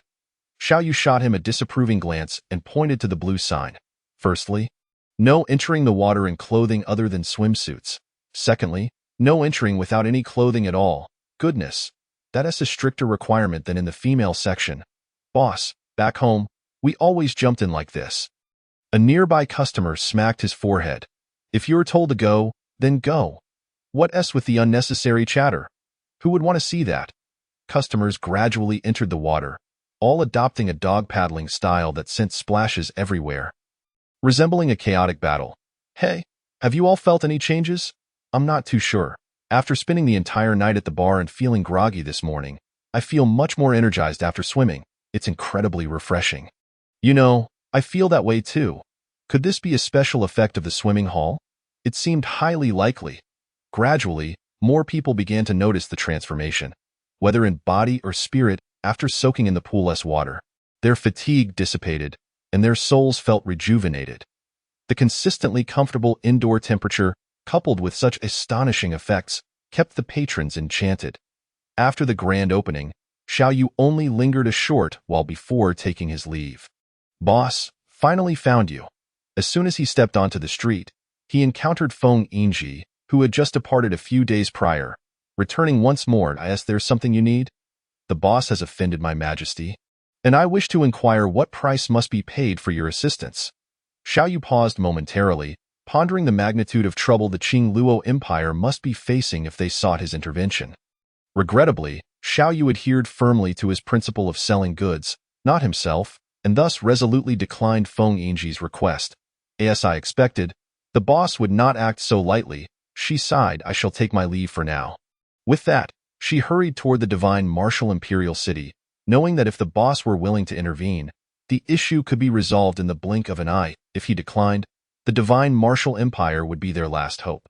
At this moment, in the skies above the Qingluo Empire, several figures circled, clad in resplendent white armor, their appearances indistinguishable from ordinary humans, yet behind them unfurled a pair of fluffy white wings. Opposing them in the void stood two elegantly adorned women, the revered ancestors of the Shenwu Empire. Huaqing and Lingxian. Liu furrowed her brow as she gazed skyward. These individuals exuded an aura of supreme mastery, a phenomenon virtually impossible within the realm of Longteng, where presently there existed but 2 or 3 such supreme beings. Thus, there could be only one conclusion. They were beings from beyond this world. Chapter 221. The winged visitors from beyond. The spiritual energy here was indeed somewhat thin compared to the upper realms, yet it served as a decent place to establish a foothold. The winged outsiders stood in the void, coldly observing the 2 women before them. Submit or perish. The choice is yours. Huaqing's phoenix-like eyes flared with fury. Who are you? Ants, you are unworthy to know our origins. Will you submit or face annihilation? Sister, there is no need to waste words on this avian fiend. Let us strike together. the blue-clad woman declared as she wielded her sword and leaped into the air. Do not act rashly, Xianluo's sword art. A colossal sword intent surged forth, yet the winged man neither dodged nor flinched, a disdainful smirk gracing his lips as he waved his hand lightly. Instantly, the blue-clad woman's attack was rendered null, followed by a tremendous force that sent her hurtling backwards several hundred meters, blood spilling from her lips, her countenance paling in weakness. Ants utterly lacking in self-awareness. Lingxian and Huaqing swiftly closed the distance, anxiety gnawing at them. Sister, this one is exceptionally formidable. At that moment, a cascade of golden light descended, forming a colossal barrier that enveloped the entirety of the imperial city of Qingluo. You shall remain here. I will return to the upper realm to inform the clan leader of this world's circumstances. Understood. Should any dare to resist, they are to be executed on the spot. With that, the winged man disregarded Huaqing and Lingxian. I grant you 3 days to contemplate. Do not seek your own demise. With a flourish of his wings, he ascended into the sky, vanishing within moments. Under the vast golden barrier, the inhabitants of Qingluo Imperial City found themselves trapped, unable to exit, while outsiders were barred from entry. This is sheer tyranny. Ancestors, are you unharmed? Liu rushed over, her face etched with concern. In no serious harm. Yet, judging by his tone, he will return in 3 days. What shall we do then? Huaqing's brow furrowed deeply. Lingxian, seething with indignation, retorted, Then we shall fight. These winged beings exude an air of superiority that is utterly revolting. Fight to the death, that would likely be our demise. What of the citizens of the entire imperial city? Shall they perish alongside us? Sister, what then? Are we truly to submit to them? We know not whence they hail. Observing the furrowed brows of the two ancestors, Liu instinctively turned her gaze eastward, pondering the situation with Yinji and whether the boss would arrive. Meanwhile, Xiaoyu was having lunch when Feng Yinji approached, accompanied by King Zheng, clearly signifying an agreement reached between their nations. Boss, we wish to rent the Dazang in Qiankuan. That can be arranged. Feng Yinji hesitated momentarily before speaking with hopeful anticipation. Boss, with formidable enemies at our doorstep, are you truly unwilling to lend us your aid? If you can help us through this crisis, we are willing to pay any price. Xiaoyu frowned slightly, knowing the answer. Why ask again? Feng Yinji appeared dejected, when suddenly King Zheng had an epiphany. Boss, just now, Emperor Liu informed me that the newcomers are likely beings from beyond, possessing immense strength, all at the supreme level. Do you have any treasures to counter them? Treasures? Xiaoyu recalled a particular artifact. The 2222, a star-tier treasure that was remarkably simple to operate. I do possess one, and it has no requirements regarding cultivation level. It would suit you well, though the price is rather steep. Is that so? Boss, what is the price? 18 spirit crystals. It functions similarly to the Qiankuan cannon, requiring a substantial infusion of spiritual energy to activate. Spirit stones alone may not suffice. Spirit crystals would be preferable. Upon hearing this, Feng Yinji and King Zheng were momentarily struck dumb. 18 spirit crystals amounted to 18 billion spirit stones, and the additional consumption of spirit crystals to activate it was daunting. Yet, in this critical moment, they could not afford to hesitate. Feng Yinji fixed her determined gaze upon Xiaoyu. Boss, I will contact His Majesty. Please do. Quickly, Feng Yinji established contact with Liu. Boss, will he not lend his aid? Your Majesty, the boss refuses to intervene, but he possesses an incredibly powerful spiritual treasure that requires 18 spirit crystals. Feng Yinji relayed Xiaoyu's words to Liu, who swiftly made a decision. I recall that the spiritual treasure pavilion allows for installment payments. Feng Yinji's eyes sparkled with realization, having forgotten in her fluster. Boss, we will purchase that treasure, and we also require the Qiankuan and Dazang. Please assist us with the arrangements. Before coming, Feng Yinji had prepared adequate funds, knowing that to secure the boss's assistance, the compensation must be substantial. In no time, Xiaoyu efficiently completed the arrangements, and they received 6 spirit crystals. Prince Zheng, we have but 2 days. After 2 days, those winged beings will surely take action. We must proceed swiftly. I understand. Chapter 222. Do you not feel ashamed to utter such lines? After dinner, Xiaoyu leisurely entered the bar, which had been bustling since its opening. Tonight, The swimming pool had reopened. After a night at the bar, he would head directly to the pool for a swim and a refreshing shower, instantly revitalizing himself. Such a cycle brought unending joy. Boss, I raise a toast to you. Fire Mu approached with a cocktail, a smile adorning his face. Xiao Yu nodded and gently clinked glasses with him before downing his beer in one gulp. Boss, this afternoon, I saw that girl from the Feng family looking for you. Did something happen? Xiao Yu paused momentarily. Speaking casually, she sought me out for business. She merely purchased some defensive treasures. Defensive? Fire Mu's brow furrowed in concern. Could it be that something has transpired in the Qingluo Empire? Thank you, boss. Suddenly, a resounding boom echoed from the north, reverberating like thunder.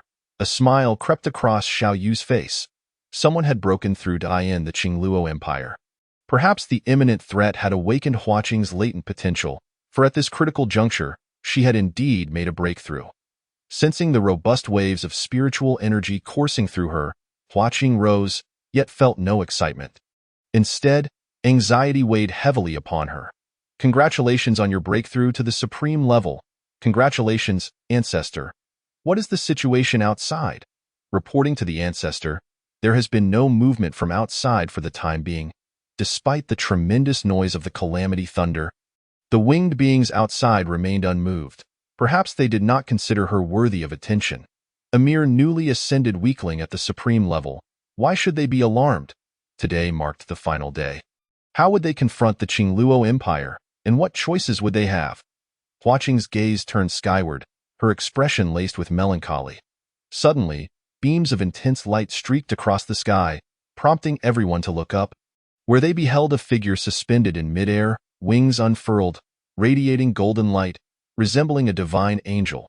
He waved his hand lightly, and the golden barrier enveloping the imperial city vanished instantaneously. His cold, emotionless gaze bore no warmth. The 3-day period has elapsed. Will you submit or face obliteration? His distant voice echoed through every corner of the Qingluo Empire, causing the populace to gaze up in bewilderment. This is intolerable. Ling Xian gritted her teeth, while Li Yu and Hua Qing wore solemn expressions.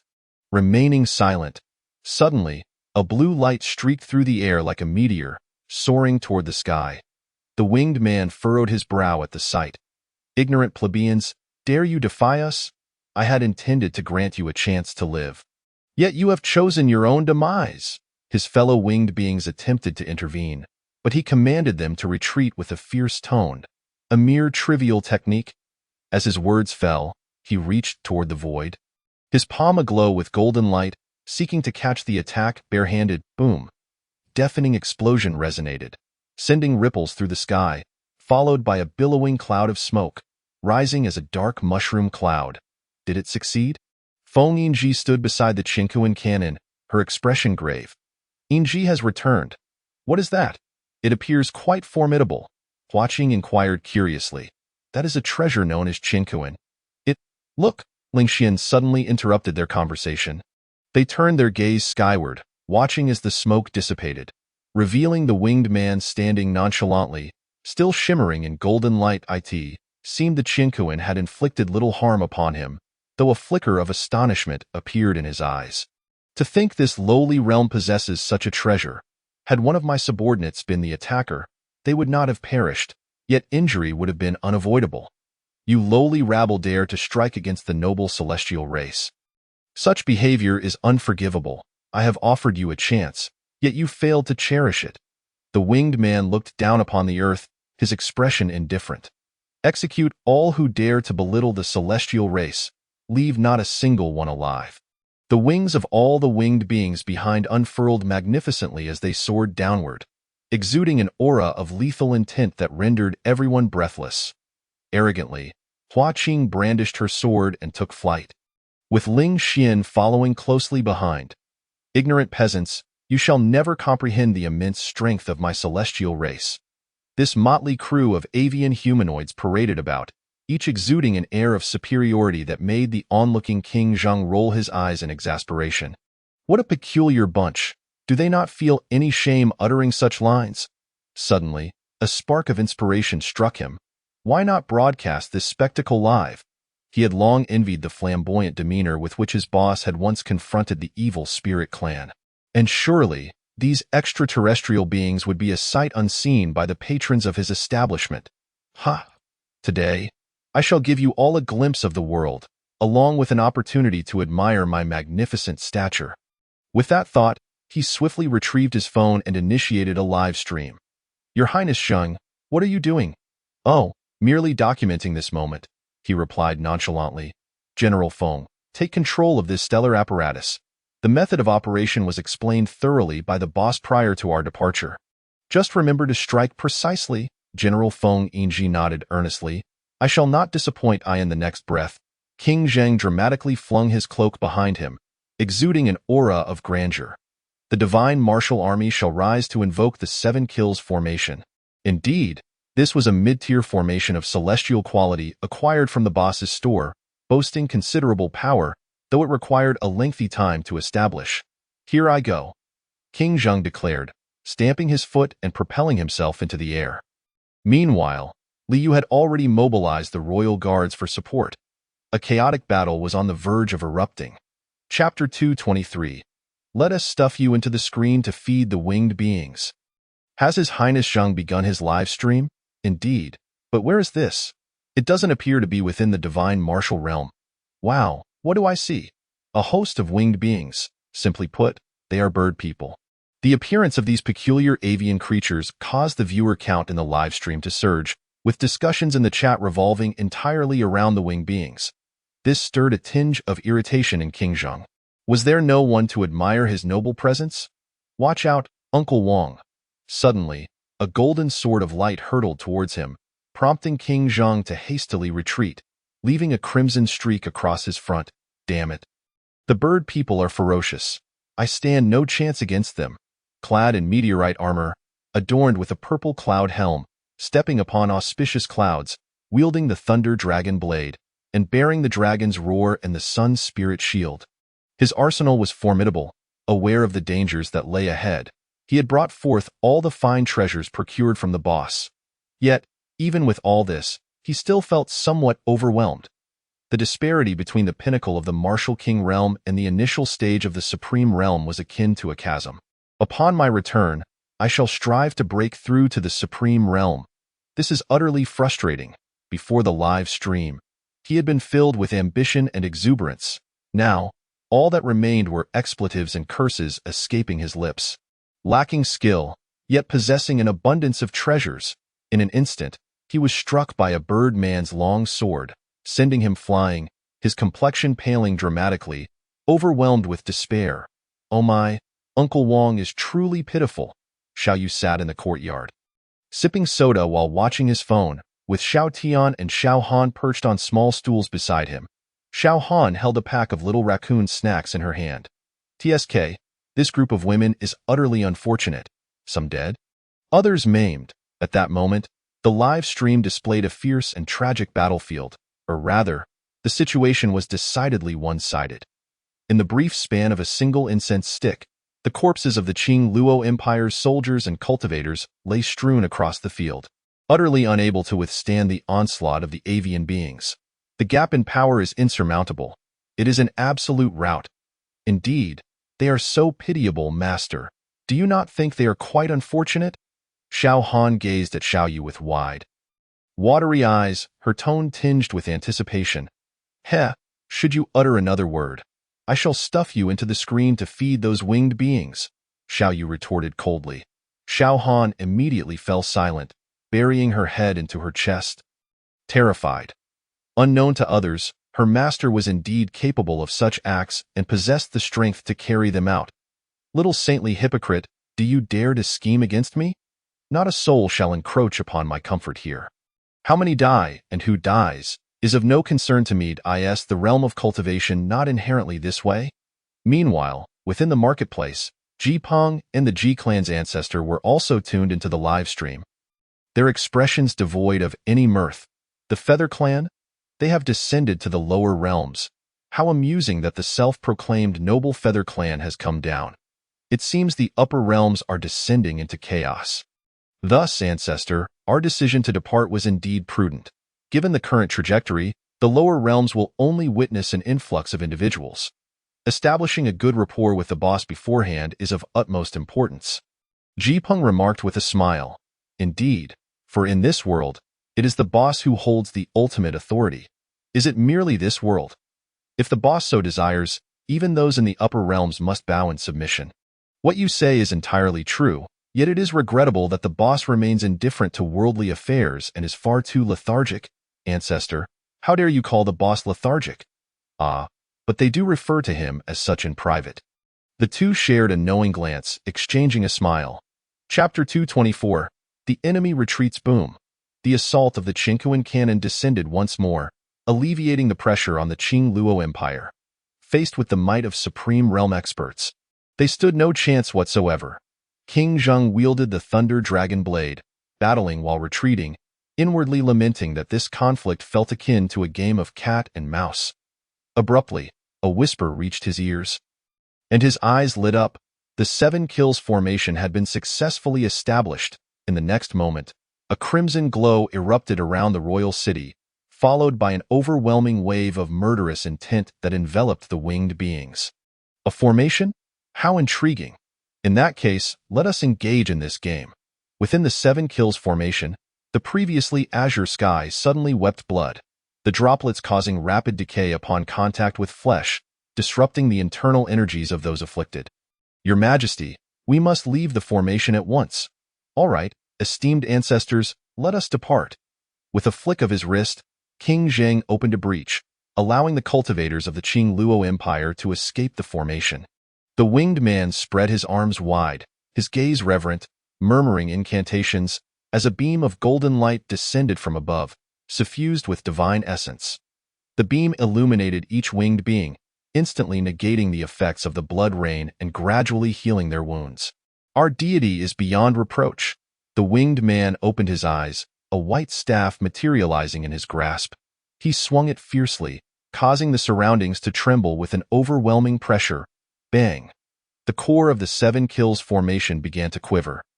The guarding soldiers of the divine martial army spitting blood, evidently nearing their limit. Women of the wind, what are you waiting for? Open fire! King Zheng bellowed in desperation. As the cultivators of the Qing Luo Empire fully retreated from the battlefield, Feng Yinji finally seized her opportunity.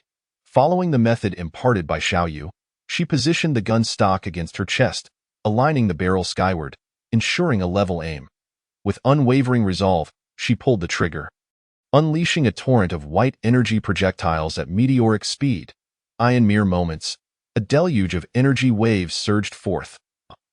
One of the winged men felt a projectile pierce through his arm, terror gripping him. What kind of artifact is this? Its power is formidable, and its speed is astonishing. Defend with all your might. Maintain formation, remain calm, the winged man commanded, his expression icy as he caught sight of Feng Yinji and her peculiar weapon. Humph! Seeking death. Locking onto his target, he moved with lightning speed, appearing before Feng Yinji in an instant, extending his hand to grasp her with overwhelming force. In a flash, a crimson sword shadow swept past, followed by countless colorful artifacts raining down, intercepting the winged man's attack.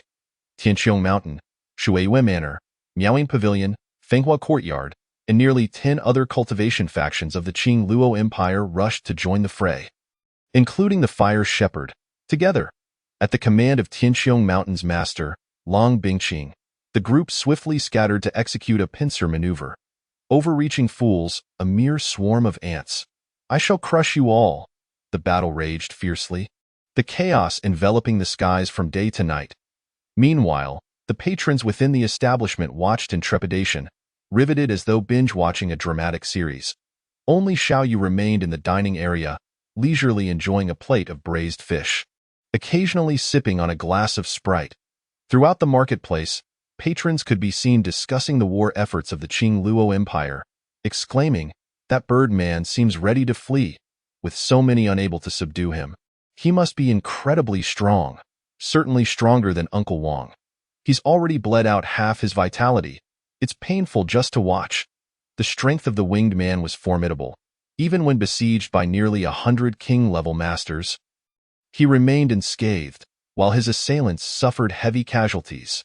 "You lowly peasants, I shall remember today's humiliation," the winged man coldly admonished, leaving behind a phantom and vanishing from sight in the blink of an eye, taking with him a significant portion of his subordinates.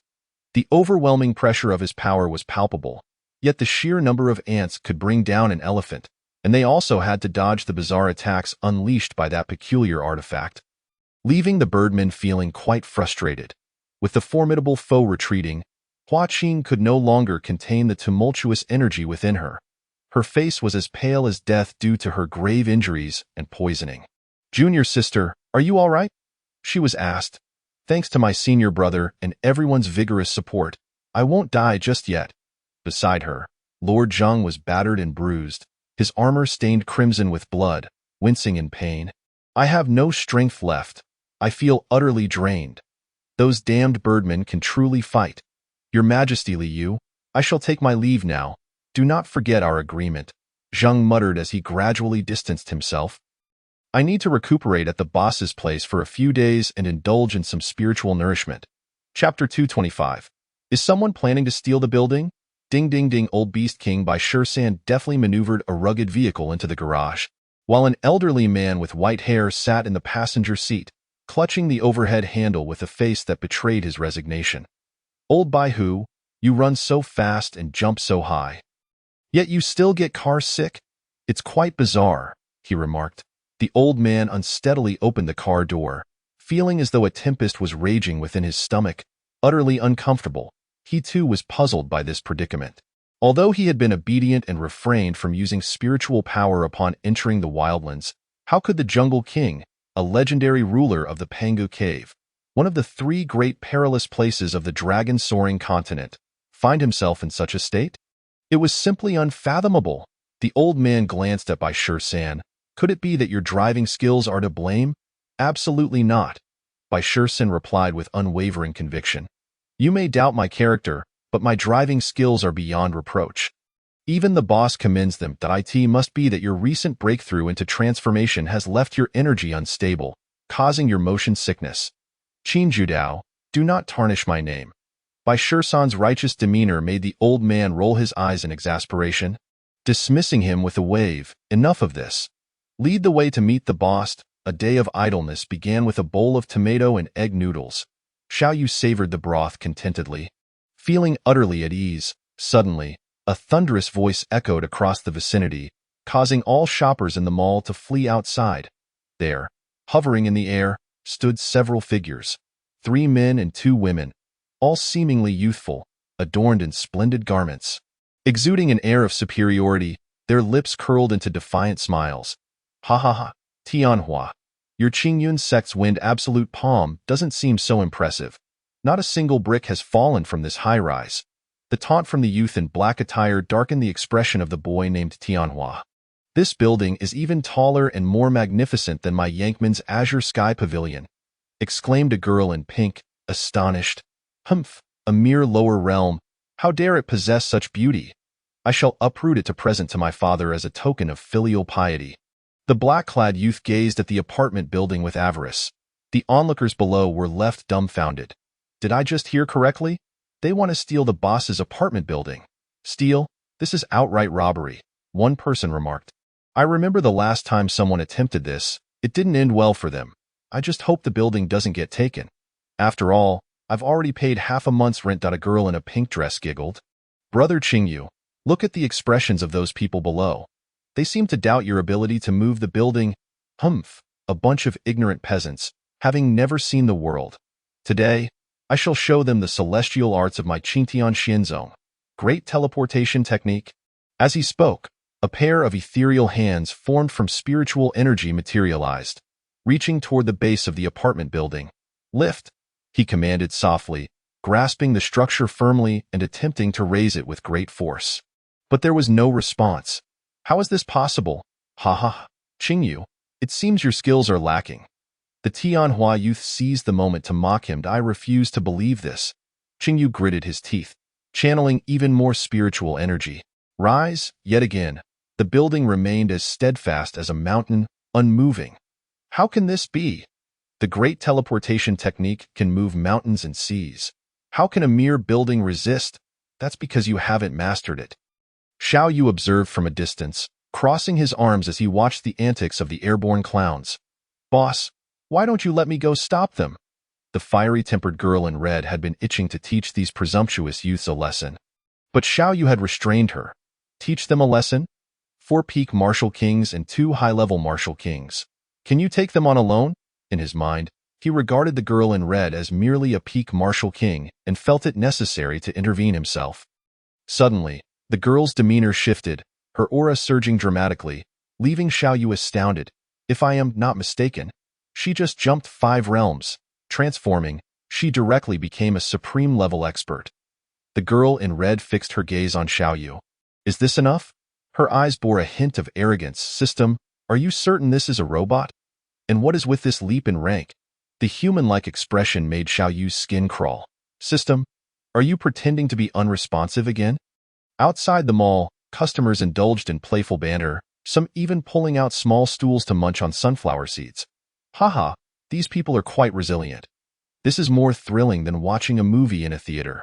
The raucous laughter caused the boy in black to pale. By the heavens, I returned just in time for the spectacle. Is someone attempting to demolish a building? Ha ha ha, kid, you have guts. I respect you, Lord Zheng. Just back from the Qingluo Empire, was greeted with this scene, his spirits soaring and his wounds momentarily forgotten. Uncle Wang, you're back? Here's a little stool for you. Zhao Cixi generously offered her stool to Lord Zheng. Good child, so considerate. Chapter 226. Red attire? Are you acting on my behalf? Faced with the mockery of the onlookers below, Qingyu's heart ignited with rage. You all shall perish, heavenly palm. In the next instant, an aura of peak martial king erupted, and a colossal hand materialized above the crowd. Though young, he possessed such power. Could he be another being from beyond? Lord Zheng looked up, sensing the overwhelming presence. By heavens, don't tell me this goes awry. Boss, where are you? Fear not. The boss shall surely appear, and in a most dazzling manner. Lord Zheng furrowed his brow. With just a casual strike, this person wielded a high-grade divine technique, indicating their extraordinary origins. Red attire, move swiftly and capture them. Do not harm them for now, as I have some inquiries, Xiao Yu instructed. But before he could finish, a red figure darted forward. You are becoming increasingly impolite. This individual was definitely problematic. Could a robot truly behave this way towards its master? All of you, perish. The enormous hand descended with a thunderous roar, instilling terror in the lower-ranked customers. Boss, save me! Lord Zheng gritted his teeth and stood up, ready to summon a defensive artifact. Yet, in the blink of an eye, a slender figure in red appeared in the air, casting a cold glance at the impending giant hand, and with a ripple in the air, the palm print vanished without a trace. Miss Red Attire. This aura, wasn't she a peak martial king? Yet why did she exude such formidable strength?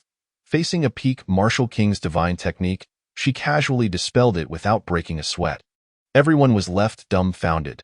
They had expected the boss to intervene, yet it was the cold-faced girl in red. The expressions of Qingyu and his companions transformed into sheer disbelief. It must be an illusion. It has to be an illusion. My Qingtian Xinzong's heavenly palm cannot possibly be easily broken by a lowly being from the lower realms. Everything must be an illusion. This building, this woman, everything here was fabricated. A girl in green looked at Qingyu with disdain. Suddenly, Qingyu appeared to have lost his mind, but in the next moment, he froze, for a powerful killing intent locked onto him.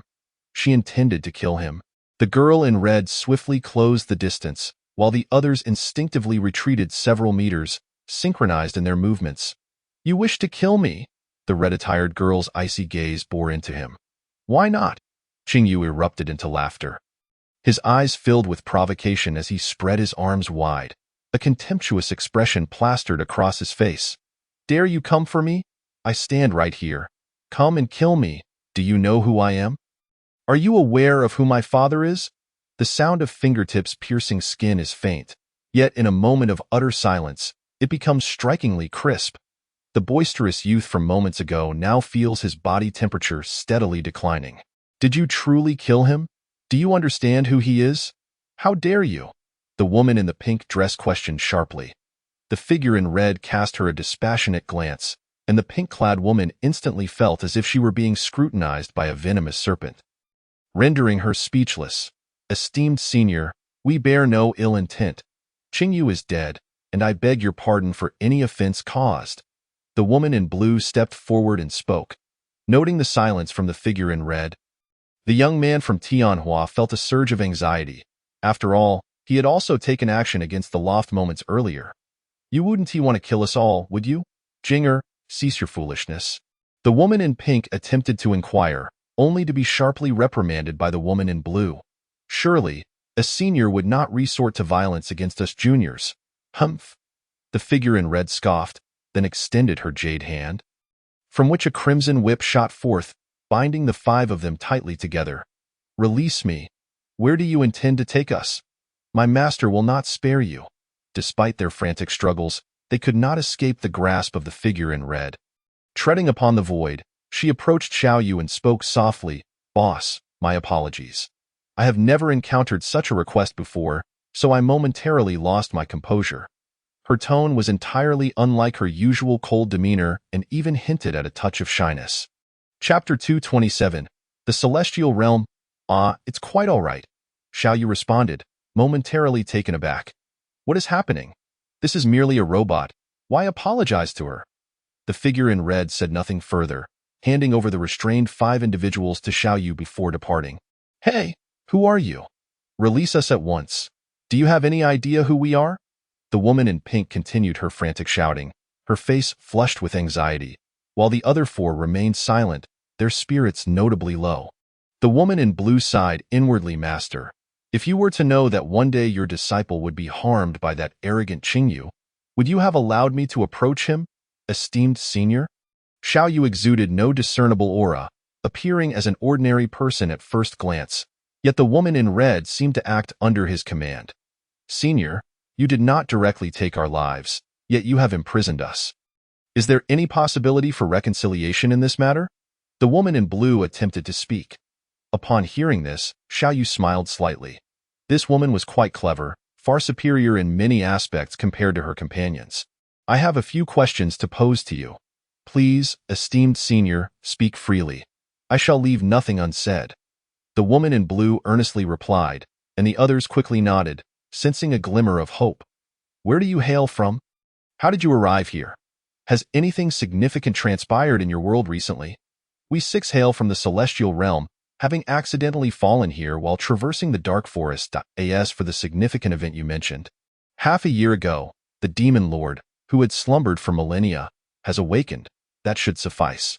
The terms Celestial Realm, Dark Forest, and Demon Lord's revival emerged, causing Xiaoyu to furrow his brow. Could it be that the Dark Forest lies above the dragon-turbulent continent? Is the Dark Forest a hidden passage to the lower realms?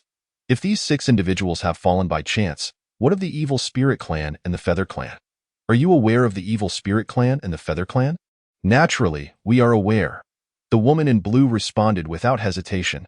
The Evil Spirit Clan was expelled from the Celestial Realm by the three great immortal sects, which is common knowledge.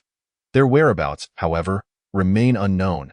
As for the Feather Clan, they consider themselves a divine race, venerating the light, and became the first target of the Demon Clan's onslaught after their resurgence. They managed to hold out for 6 months, but are no longer as they once were. Xiaoyu found it amusing. The Ji Clan was expelled, and the Feather Clan sought refuge after being bullied by the Demon Clan. Are these individuals from the losing side seeking shelter below?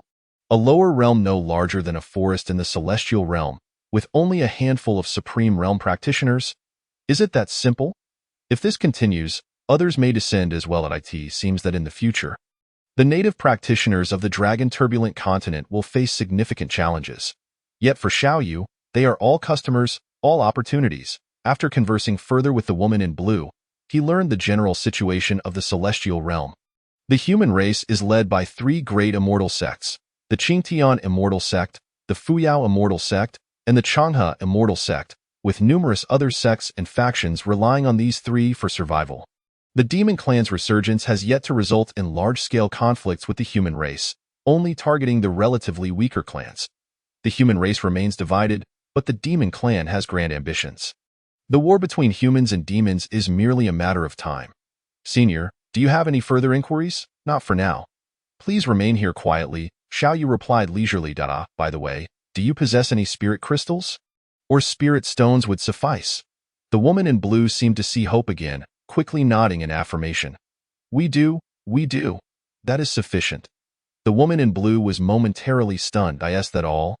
What does that is sufficient even mean? Is there no further discussion? Xiao Yu waved his hand, retracting the red whip, then turned his gaze to the young man from Tianhua, who instantly broke into a cold sweat. This is it. The reckoning has come. And I cannot evade this calamity. You struck my loft with your palm. It is only fair that I break your arm in return, is it not? Caught entirely unprepared, the young man's right arm was abruptly torn off by an overwhelming force. Crashing to the ground, the intense pain elicited a loud wail from him. How noisy! In the next moment, the clamor ceased, leaving only a pitiful figure sprawled on the ground, weeping silently. The others, filled with terror, lowered their heads, too frightened to look at Xiao Yu, who, at this moment, appeared to them as a ravenous demon, in the upper realm, where spiritual energy is abundant, and everyone comes from notable backgrounds. They all seem to be exceptional talents. Yet, they are merely a group of young individuals nurtured in a sheltered environment. Only the woman in blue maintained her unwavering gaze on Xiao Yu. If she wasn't mistaken, this esteemed senior had just acted without any fluctuation of spiritual power. Even the motion of his strike had gone unseen. Words manifest as actions? Surely, even the strongest of the Qingtian immortal sect cannot achieve that. It was utterly terrifying. People often say that practitioners from the lower realm are weak. Yet it seems that is not the case. By the way, if you seek to regrow your severed arm, there is something you need at the auction 3 days hence. With that parting remark, Xiao Yu departed. After he had distanced himself, the young man, now armless, lay on the ground, growling softly, his eyes reddened. I must inform my master of this grievance. If I do not avenge it, I, Mo Tianhua, am unworthy of being human. The woman in blue rolled her eyes. You might find that revenge is not in your cards. Xiao Yu walked away. A faint smile played on his lips. This young man certainly had a fiery temper. Now that our spiritual powers are sealed, how can we possibly notify the sect to rescue us? The woman in pink appeared utterly despondent. Fear not. The wait will not be long.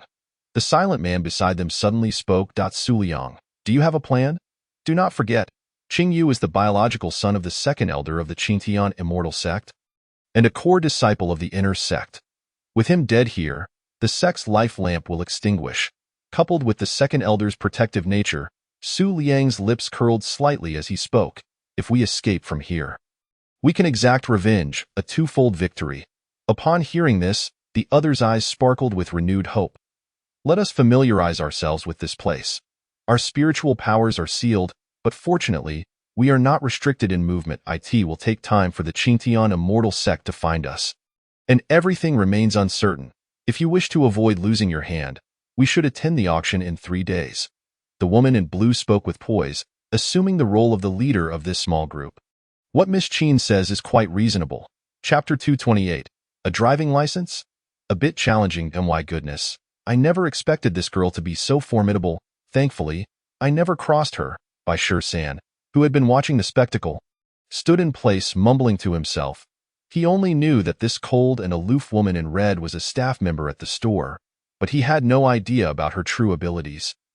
As no one dared to spar here. What are you mumbling about? Hurry inside. Oh, right. Let us go. After dinner, Xiao Yu returned to the villa, where Xiao Tian and Xiao Han were still cultivating. Their recent efforts had yielded commendable results. Xiao Tian was but a step away from breaking through to the second layer of the Supreme Realm, while Xiao Han had reached the 5th layer of the Purple Palace Realm. Subsequently, Xiao Yu conducted his daily lottery, replenishing the stock of the Spirit Treasure Pavilion, Library, and Supermarket. Once again, he acquired 2 pieces of stellar artifacts and a tome of stellar tier cultivation techniques. If only a few more customers like the G clan would arrive, he would be ever closer to achieving the goal of 100 billion spirit stones in sales. Celestial realm, oh celestial realm, hurry and descend. Oh, what's this new product? Lioli Crystal Essence enhances the concentration of special bloodlines and magical beasts. The golden porcelain bottle, exuding a sense of quality, was clearly a fine item. Xiao Tian, come here for a moment. As it pertains to the artifacts of the Warcraft realm, and given that Xiao Tian possesses a unique bloodline, Xiao Yu decided to allow him to give it a try. Recently, this fellow had been diligently focusing on his training, so it was fitting to reward him. Master, did you summon me for something? The exquisite glazed crystal essence will benefit your bloodline. Do give it a try. Xiao Tian accepted the porcelain vial and opened it, a distinct fragrance wafting towards him, causing his eyes to light up. What a treasure! Merely inhaling it allowed him to sense the surge of blood within him. Master, is this truly for me? Enough with the chatter. Don't take it back. Xiao Yu shot him an exasperated glance. Yes, thank you. Master. Subsequently, Xiao Tian eagerly consumed the glazed crystal essence from the vial. He closed his eyes, and after 3 breaths, the aura surrounding him visibly began to stir. Master, I'm about to break through. Stabilizing his mind, Xiao Tian sat cross-legged on the ground, shutting his eyes and swiftly adjusting the chaotic energy within him. Soon, a brilliant golden light flashed around him, and he ascended to the 2nd level of the Supreme Realm. Thank you for the precious gift. Master, Xiao Tian respectfully knelt on the ground. Rise and speak. Yes, Master. How do you feel? Besides the breakthrough, are there any other sensations? Upon hearing this, Xiao Tian examined the changes in his body, excitedly replying, Master, I sense some alterations in my Xintian bloodline. The compatibility has increased. As expected, Xiao Yu smiled faintly. For the Warcraft tribe, bloodlines significantly enhance both training speed and combat prowess. The higher the compatibility, the greater the benefit. The glazed crystal essence is indeed a rare commodity. It could fetch a handsome price. Having drawn 5 vials in the lottery, Xiao Tian used one, leaving forward. The upcoming auction in 3 days will introduce new goods. System, can this substance be reused for cumulative effects? Unfortunately not, dear. As anticipated, if the effects could stack, it would be far too overpowered. After sleeping until midday, the sun shone brightly outside, heralding another beautiful day. June was fast approaching, and the recent days had seen rising temperatures. Is that the towering building you mentioned, the one that serves as a training paradise? Outside the wild forest, a group of over 10 women walked along a path. It was unclear when the surrounding 10-mile radius had been restricted from flight and martial arts. Indeed, Ancestor, within, the training rooms offer an 8-fold increase in speed compared to the outside world. 8-fold? Ling Xian exclaimed in disbelief. Cough, cough. Sister, how are you? Do you need to rest for a moment? The severely injured Hua Qing appeared exceptionally pale. From the Qingluo Empire to the divine martial realm, Ling Xian had been carrying her with a magical artifact, but upon entering the wildlands, they could no longer fly. Sensing her ancestors' increasingly frail aura, Liu felt quite anxious. How I wish for a small carriage to ease our journey. Yinji, didn't you buy a car? Upon hearing this, Feng Yinji's heart skipped a beat as memories flooded back. Buying a car is simply out of the question. I could never afford one in this lifetime. Those contraptions are terrifying. Riding in one leaves me weak and dizzied. Wouldn't it be more gratifying to spend that money on something else? Your Majesty, I have yet to obtain a driver's license. A driver's license. The mention of it made Liyu's head buzz. She vividly recalled failing her road test, colliding with 3 trees, and the disdainful gaze of her instructor. A memory she would never forget. The road killer label bestowed upon me by the instructor and fellow students haunts me still. How infuriating. Next time, I must pass, Liu silently vowed. Just then, the sound of a car horn echoed. A white sedan appeared and came to a stop before the group of women. Your Majesty Liu, are you headed to see the instructor? Miss Bai Ling. Bai Ling leaned out of the car window, smiling. It'll take a while to walk. Would you like a ride? However, it seems you have quite a crowd. After a brief exchange, it was decided that Liu, Ling Xian, and Hua Qing would ride in the car first. Seated inside, Ling Xian, like a child, curiously explored. What a marvelous invention! A collection of metal frames that can race across the ground at such speed. If the ancestor likes it, I shall buy you one when we reach the shopping center. But first, you must obtain a driver's license. A driver's license? Is it difficult? Well, for me, it's a tad challenging. Liu's cheeks flushed slightly. Xiao Yu strolled along the street outside the shopping center, his brow slightly furrowed in thought. Boss. Just then, Qin Jiudao and Bai Shisan approached after completing their bank card applications. Greetings, boss. I am Qin Jiudao, Warcraft. Xiao Yu's eyes lit up instantly. Qin Jiudao, Supreme Realm Level 1. With the bloodline of the Crimson Flame Demon Tiger. Bai Shisan, Supreme Crystal Level 1. With the bloodline of the Devouring Sky Sparrow. The information of both was clear as day, special bloodlines. Although the glazed crystal essence was exceptional, after wandering around the shopping center, Xiao Yu realized that none of the Warcraft customers possessed special bloodlines. The lack of utilization for such a fine item posed a dilemma. Their sudden appearance signified hope for the glazed crystal essence. Hello. Xiao Yu greeted politely. Boss, to be honest, I have a matter I wish to consult you about. Dado. What is it? Qin Jiudao's expression shifted slightly as he spoke slowly. Boss, is it possible to recover after being possessed by demonic energy? Demonic energy? Xiao Yu paused, as this was the first time he had encountered the term in the dragon-soaring continent. Could it be that a demonic race exists in this realm as well? Chapter 229. Huang Wuji's Tribulation, Visitors from the Upper Realm. For those cultivating, the entry of demonic energy into the body conflicts with their spiritual energy. In minor cases, it leads to deviation, while severe cases result in death. However, for Xiao Yu at present, this was merely a minor issue. After prolonged accumulation, the system space had become akin to a treasure bag, stocked with various medicinal pills capable of addressing any situation. A mere trace of demonic energy posed no challenge. If this individual can endure for 3 more days, the auction will surely have what you need. Upon hearing this, Qin Jiudao's eyes brightened. The boss had not refused but rather pointed to the auction as the solution to the demonic energy. It seems I have come at the right time. My son still has hope. Thank you for your guidance, boss. I shall definitely attend in 3 days. The glazed crystal essence and the demonic banishment pill would undoubtedly lead to a sleepless night for this tiger clan ruler. In a corner of the restaurant, Qin Nuo and her companions gathered for their second meal since arriving. The rich broth paired with fragrant rice was a delight to the palate, leaving them feeling as if their souls had been elevated. Each face radiated happiness. After a full day, they seemed to have forgotten their identities as captives and the arrogance they had upon descending. They were even on the verge of forgetting their plans to escape. This is absolutely delicious. The girl in pink, Jiang Jinger, stuffed her mouth full. Hurry and finish. I want to hit the gym on the 2nd floor. Su Liang rolled up his sleeves, ravenously devouring a plate of braised meat. Even Imo Tianhua, who had been crying for revenge just yesterday, now calmly enjoyed his meal. Spirit chef, Qin Ruai murmured, her eyes sparkling. As a person from the Tianqian realm, she was no stranger to this name. Yet even in the upper realm, the scarcity of spirit chefs was well known. Everything here was astonishing. A plethora of items to assist in cultivation, and their flavors were surprisingly delightful compared to the bitter medicinal pills.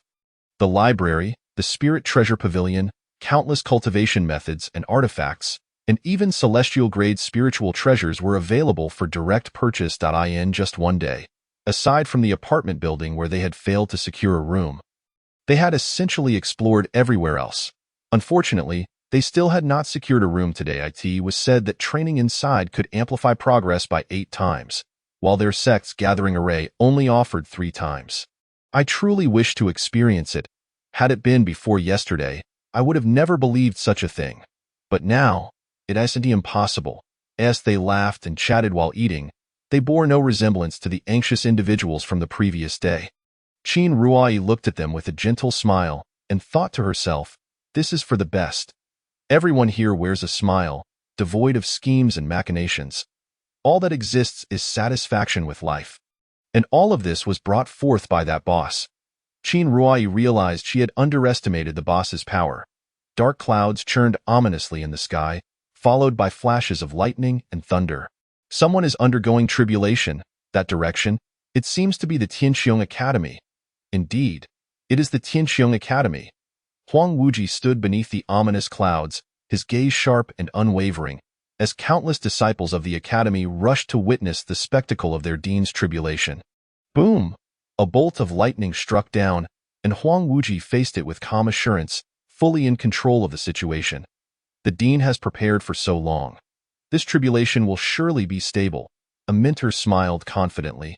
Haha, it is said that Dean Huang should be the second individual in the history of Tianqiong Academy to break through to the supreme realm. A place in the annals of history? His name shall be remembered for eternity. Suddenly, an unexpected event unfolded as a streak of light shot from the sky, aimed directly at Huang Wit was a glowing long sword. Not good. Someone is attempting to sabotage the dean's tribulation. Instantly, a massive spirit shield appeared before Huang Wuji. Bang! The spirit sword was deflected, causing Huang Wuji to stagger back a few steps. He frowned as he gazed toward the sky, where a shadowy figure gradually emerged. A low-grade celestial artifact. The strength is rather lacking, yet the treasures are quite impressive. A figure clad in a long robe appeared, resembling a middle-aged man in his 40s. Wearing a mocking smile, he stood with his hands clasped behind his back in midair. An overwhelming aura causing Huang Wuji's heart to tremble. This individual was undoubtedly beyond his capabilities. "Protect the dean!" cried the elders and mentors as they rushed forward. Boom! The fourth lightning tribulation struck down, and Huang Wuji struggled to fend it off. Everyone retreat. A sudden, immense force erupted, sending all teachers and students flying beyond the confines of Tianqiong Academy. The formidable lightning tribulation, coupled with the threat of the mysterious figure in black, meant that anyone who approached would surely meet their demise. "Who are you? Why do you trouble me?" The figure in black smiled silently, revealing, "I am a being from the upper realm, the son of an elder from my sect, who perished during his travels. The last known location of his demise was in the lower realm." Huang Wuji's heart sank. He had just returned from the marketplace yesterday and was acutely aware of the events that had transpired. "So you are all the murderers. You must pay with your lives," the second elder of Qingtian Xianzong had stated. "Kill every ant from the lower realm. For everyone I see, I shall take their life in vengeance for my you. The fifth lightning tribulation is imminent, and I am curious whether you can endure it." The figure in black wore an expression akin to that of an audience member at a play. Viewing them as mere weeds at this moment, Huang Wuji felt acutely aware of his own insignificance. "I am the small courtyard, master. What are you contemplating?" Xiao Yu inquired, gazing skyward. "We are the ones who have committed the murders. Yet others bear the blame. With the supreme power threatening us, there is no doubt that this lightning tribulation is insurmountable, master. Shall I take a trip instead? You? Your strength is insufficient. It would be futile. That person is at the fourth level of supremacy, a formidable opponent." Upon hearing this, Xiaoyan's face flushed red as he lowered his head, clenching his fists in frustration. "I am still too weak. I cannot assist master in this predicament. I must strive harder. Redclad, you should go." At Tianqiong Academy, the fifth lightning tribulation finally descended. The spiritual shield before Huang Wuji instantly dimmed, his aura fluctuated, and his complexion turned pale. He likely would not withstand the sixth lightning tribulation. "Who would have thought you possessed some strength?" Huang Wuji wiped the blood from the corner of his mouth, his spirit waning. Each successive tribulation was more powerful than the last. In this state, the sixth would likely reduce him to ashes, not to mention the even more formidable tribulations that followed. How could I, Huang Wuji, who was cultivated for hundreds of years, meet such a demise? A wave of powerlessness surged through him as he sat cross-legged on the ground, slowly closing his eyes, awaiting the arrival of death. Boom! The thunder roared, and lightning struck. A golden light shot forth, landing to transform into an ethereal shield, resembling a pagoda, encircling Huang Wuji entirely. "Huh? I'm not dead?"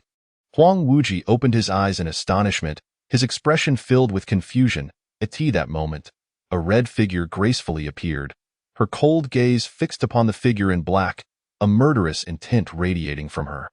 "Red-clad maiden? Has she been sent by the boss to rescue me?" A warmth enveloped Huang Wuji's heart. "What merit do I possess to deserve such aid? Who are you?" The figure in black's expression turned grave. The woman before him emanated a powerful aura, her strength not to be underestimated. Since when did such a formidable cultivator emerge from the lower realm? Die. The red-clad maiden, true to her character, wasted no words and immediately launched an attack. A long whip infused with dense spiritual energy cutting through the air, creating fierce gusts of wind. "How dare you?" The figure in black seethed with rage. The identity of one from the upper realm was supremely esteemed. Yet this woman displayed such audacious arrogance. A long sword materialized in his right hand, shimmering as it met the whip. The two weapons entwined in midair, spiritual rhythms dancing, creating ripples in the atmosphere. Boom! The figure in black grew increasingly anxious. Although their realms were equal, the battle proved to be exceedingly challenging. After several exchanges, he began to feel the pressure weighing against him. "You go too far." Sky-pressing hand. A colossal spiritual hand was unleashed, far more imposing than the one wielded by Qingyu previously, casting a shadow over the land. The overwhelming force was palpable even to Huang Wuji, who remained hidden within the pagoda. "Die!" With a cold snort, the red-clad maiden retracted her whip, raising her gaze to confront the giant hand. In the next moment, she shot skyward, using her finger as a sword. "Prisoning heaven finger, break!" The chilling voice struck the very core of the figure in black's soul, as the giant hand dissipated in the air, leaving him in a state of terror. How could the unique technique of the Qingtian Xianzong, a celestial-level art, be shattered so easily? Outside Tianqiong Academy, countless disciples and mentors observed the unfolding battle, the pressure exerted by the red-clad duo palpable even from a distance, causing their hearts to race. "I have never witnessed such a scene in my life. It is truly overwhelming. To think the boss would send the red-clad maiden to rescue the dean. It is utterly incredible." Chapter 230. A tremendous sound reverberated through the sky. The lightning tribulation continued, with only the final, most potent ninth tribulation remaining. Yet, within the protection of the pagoda, Huang Wuji felt no trepidation, even wearing a broad grin as he witnessed the lightning tribulations being entirely absorbed by the pagoda's defenses. "I am undoubtedly the most fortunate cultivator to ever face a tribulation. Eye in the sky." The figure in black bled from the corner of his mouth, retreating step by step. This madwoman was far too troublesome. Continuing the fight would only lead to his inevitable defeat. Thus, he contemplated retreat. However, despite all his efforts, he could not shake off the red-clad maiden. Her resolve to end him was unyielding. Panic set in. "My lady, we have no enmity. Why must you seek my demise?" The red-clad maiden remained silent, relentlessly wielding her whip in attack, leaving the figure in black in despair. "Damn it, where did this lunatic come from?" Seething with rage, the figure in black suddenly surged with power, his eyes turning blood-red. He was burning his essence. He was prepared to fight to the death. "You have forced my hand, madwoman. Prepare to die." A massive spiritual hand surged forth, unmistakably the sky-pressing hand. The red-clad maiden's cold gaze flickered as she adjusted her stance to retreat. Thinking of escaping? The figure in black laughed coldly, rapidly pursuing her. Fueled by his burning essence, his speed had multiplied several times over. The overwhelming pressure caused Huang Wuji within the pagoda to furrow his brow. The red-clad maiden is in danger. Cackling madly, the figure in black taunted as he launched a barrage of attacks. The ground crumbling beneath the force of his blows. The red-clad maiden gritted her teeth, steeling her resolve as a crimson light enveloped her. Huang Wuji below gasped, "No!" Burning one's essence could grant a temporary boost. But the repercussions were dire. One could face a fall in cultivation, or worse, have their entire being reduced to nothingness. The figure in black, now nearly frenzied, cackled, "Burning essence? Ha ha ha, let us perish together. What does it matter if our powers are rendered null? Let us be obliterated together, madwoman." Red-clad maiden, "You must flee. It is not worth it for an old man like me." Huang Wuji attempted to intervene, yet despite his efforts, he could not break free from the confines of the spiritual pagoda. A wave of helplessness washed over him just as the ninth lightning tribulation began to coalesce above, poised to strike down. "Stay put." A familiar voice resonated, and a figure appeared. "Boss." The red-clad maiden shimmered with crimson light. Yet her expression remained indifferent. The figure in black seized the opportunity, launching his massive hand. only for it to dissipate as it neared her. Why self-harm? Are you hoping I will save you while complicating matters? A voice floated through the void, causing the red-clad maiden to blush slightly, feeling a tinge of embarrassment. The figure in black stood rooted in place, quickly regaining his composure, but found himself unable to move. What is happening? At that moment, a figure materialized before him, a young man devoid of expression. Who are you? Kneel. In the void, a voice boomed like thunder. The sky erupted with a tremendous sound as the boss made his grand entrance. Haha, our Dean Huang has quite the stature. Even the boss has come personally. Do you even hear yourself? It is evident the boss has come for the red-clad maiden. With the arrival of the boss, the tense atmosphere that had once enveloped the crowd dissipated entirely. A thunderous voice struck at the figure in black's soul. In the next instant, he felt an overwhelming force slam into him, causing him to kneel, raising a cloud of dust around him. He was astonished, terrified, and humiliated as he gazed upon the unfamiliar young man before him, cursing the second elder 100 times in his heart. What kind of situation is this? Wasn't it said there would be rampant slaughter? A madwoman is one thing, but this person seems capable of obliterating even the sect leader with a single blow. Qing Hong, you have led me astray, senior. It is all a misunderstanding. The figure in black, shedding his earlier madness, now spoke calmly, knowing that survival was paramount. Xiao Yu replied nonchalantly, the one who killed your elder's grandson is me. And I stand right here. What do you intend to do about it? Upon hearing this, the figure in black began to weep profusely. I dare not. It was all the command of Elder Qing Hong. As a mere steward, I was left with no choice. His expression was one of utter victimhood. Xiao Yu rolled his eyes inwardly.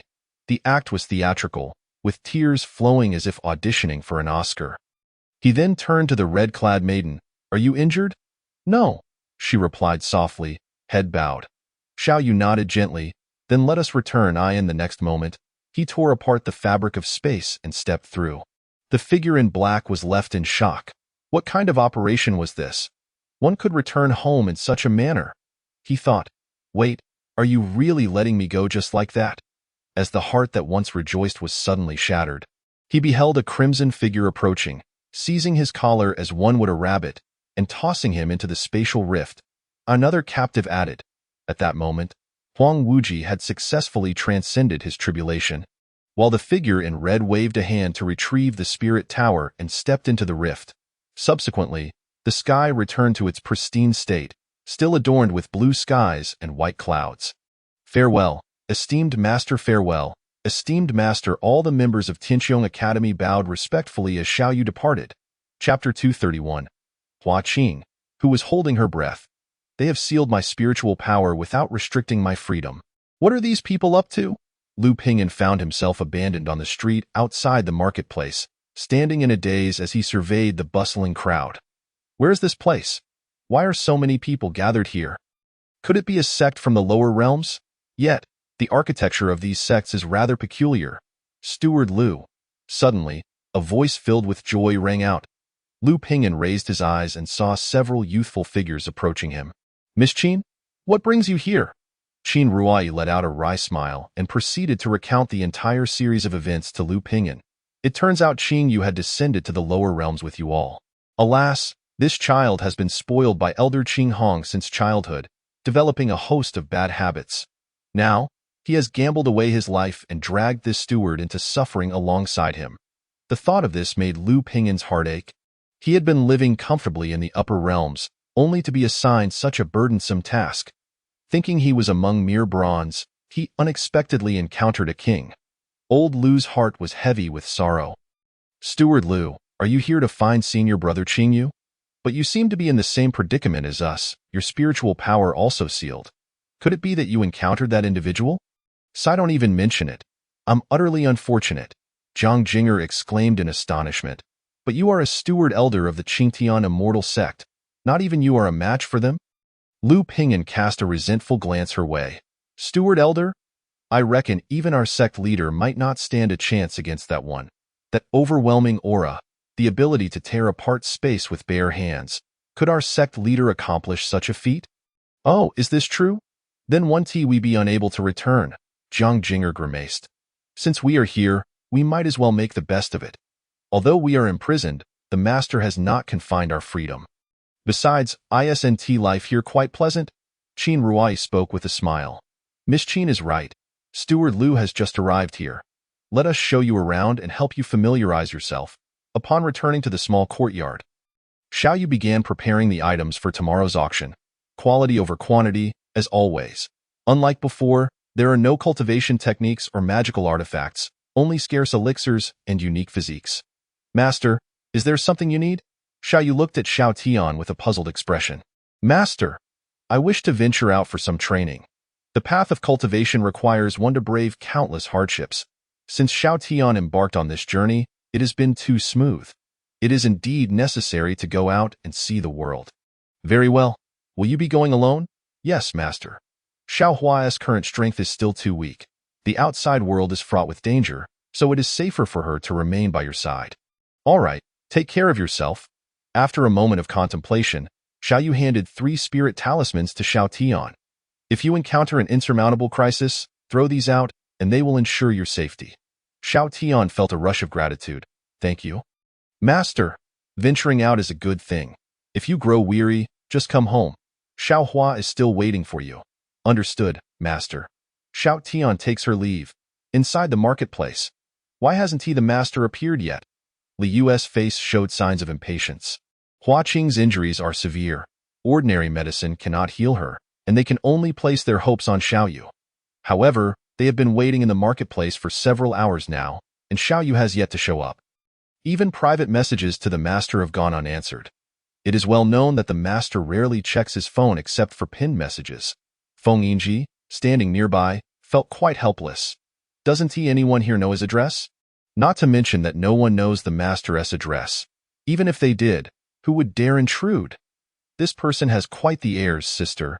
You traveled a great distance with severe injuries, yet you cannot even see him.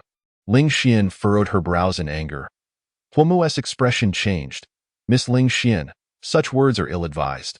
We are currently in need of assistance, so let us refrain from speaking ill of the master behind his back. Li Yu suddenly stood up. I'll go. I have a rough idea of his location. The memory of the ghostly maze is one she will never forget. System. I still have one last random device card.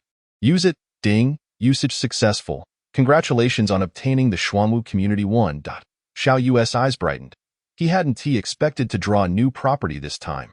When the Qinglong community was launched, the down payment alone was quite substantial. And all the units sold out in less than an hour, leaving many buyers unable to procure a home even with spirit stones. The launch of the Xuanwu community will undoubtedly be a hot affair, making the task of achieving 100 spirit crystals and sales revenue a certainty. What a delightful surprise! A tremendous surprise. Subsequently, Xiaoyu checked the general situation of the Xuanwu community, which, like the Qinglong community, consists of only 3 buildings, accommodating around 1,000 households. Can the system community be upgraded using device upgrade cards? Yes, indeed. Each card can add a building, but the cultivation enhancement will remain unchanged. It truly can. But it's a pity that all the upgrade cards I have are already used on the apartment buildings, leaving none behind. However, I will certainly give it a try when I have the chance. The Qinglong community is located on the outskirts of the barbaric forest, to the east of the marketplace, while the Xuanwu community will be situated to the north of the marketplace. Following this trend, the white tiger and vermilion bird will undoubtedly make their appearances, surrounding the marketplace with 4 communities in 4 directions. This arrangement pleases Xiaoyu immensely. The auction will commence after this event. Master, it seems there is someone outside. Xiao Hua dashed into the hall. How is it this woman again? Has she not learned her lesson? Li Yu wandered anxiously through the intricate terrain, her expression frantic. Why can't I find my way out? She could not even trace the path she had entered. Li Yu urgently called out for the master. I need to see you, she cried out to the heavens, hoping for a response. Xiaoyu furrowed his brows slightly. With a thought, a figure appeared before him. Master, what brings you here? Li Yu exclaimed with delight. Master, please save my ancestor. As Xiaoyu and Li Yu materialized out of thin air within the marketplace, Ling Xian was startled, quickly summoning her spirit sword. Who?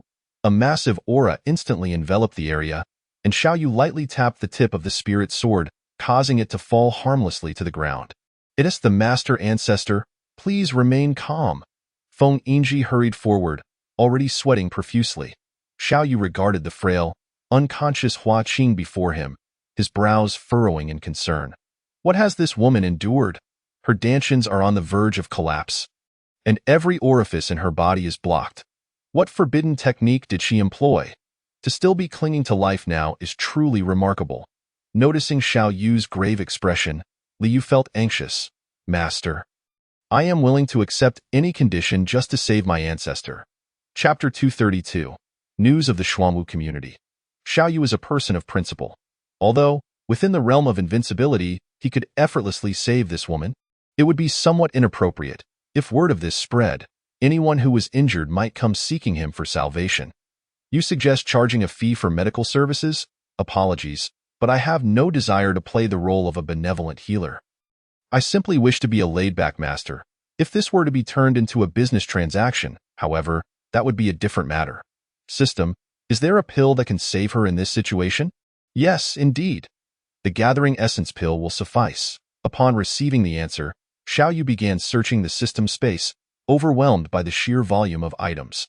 With the Gathering Essence pill in hand, he found only a single purple pill within the porcelain vial, intended to repair the dantian. As long as it has not completely shattered, it can be restored, making it perfect for addressing the current predicament of this woman. It would be unwise to sell something so life-saving outright. It must be auctioned to drive the price up. Counting this, it will be the third life-saving item. One for a severed hand, another for demonic energy invasion, and now this for a damaged dantian. With this thought, a grin unconsciously appeared on Xiao Yu's lips. He is a businessman, not a selfless saint. The pursuit of profit has always been the nature of commerce. Master, what are your thoughts? Cough. Tomorrow at the auction. There will be something you need. Upon hearing this, Li Yu and the others were overjoyed. Their ancestor would be saved, for the master would never deceive them. Resolutely, they decided that at tomorrow's auction, regardless of the cost, they would secure the item to heal their ancestor. Yet, in her current state, will she be able to endure until the auction concludes? Huamu gazed worriedly at the unconscious Hua Qing. "Master, I have something to ask you. And it is imperative." Xiao Yu sighed softly, then reached out toward Hua Qing, channeling a stream of green light into her brow. Gradually, Hua Qing's previously pallid complexion began to regain its color, and moments later, she miraculously awakened. "What is this? Ancestor, you have awakened." As the moonlight enveloped them, Hucking felt a surprising change within her as she tightly grasped the hand of her companion. A mystical aura enveloped her dantian, while a trace of verdant spiritual energy flowed through her limbs and orifices. She was not dead. She could still move, her condition seemingly unchanged, yet her injuries remained. This breath of energy would ensure her peace for 2 days. "Thank you, boss. Thank you, boss." Xiao Yu left with a casual stride, tossing behind a remark. "Enjoy a bounty of 2 million spirit stones. Have Xiaobai handle the card." The notion of obtaining something for nothing was entirely unrealistic, especially considering that this was life-saving money. One must contribute as well. As this truly the boss. Stoic, languid, and taciturn, yet immensely powerful, he was indeed quite handsome, though he seemed somewhat overly fond of wealth. Such was Hucking's first impression of Xiao Yu. What an intriguing individual, possessing such strength yet reveling in the mercantile path. A smile graced Hucking's lips, dispelling her earlier pallor. "I believe he is rather peculiar. His sudden appearance startled me. My windward sword nearly snapped from his presence. While undoubtedly powerful, he is indeed quite strange," Ling Xian remarked with a hint of melancholy. It is no surprise that a master is unlike the ordinary," she replied. "Regardless, the injuries of my junior sister are finally no longer a concern."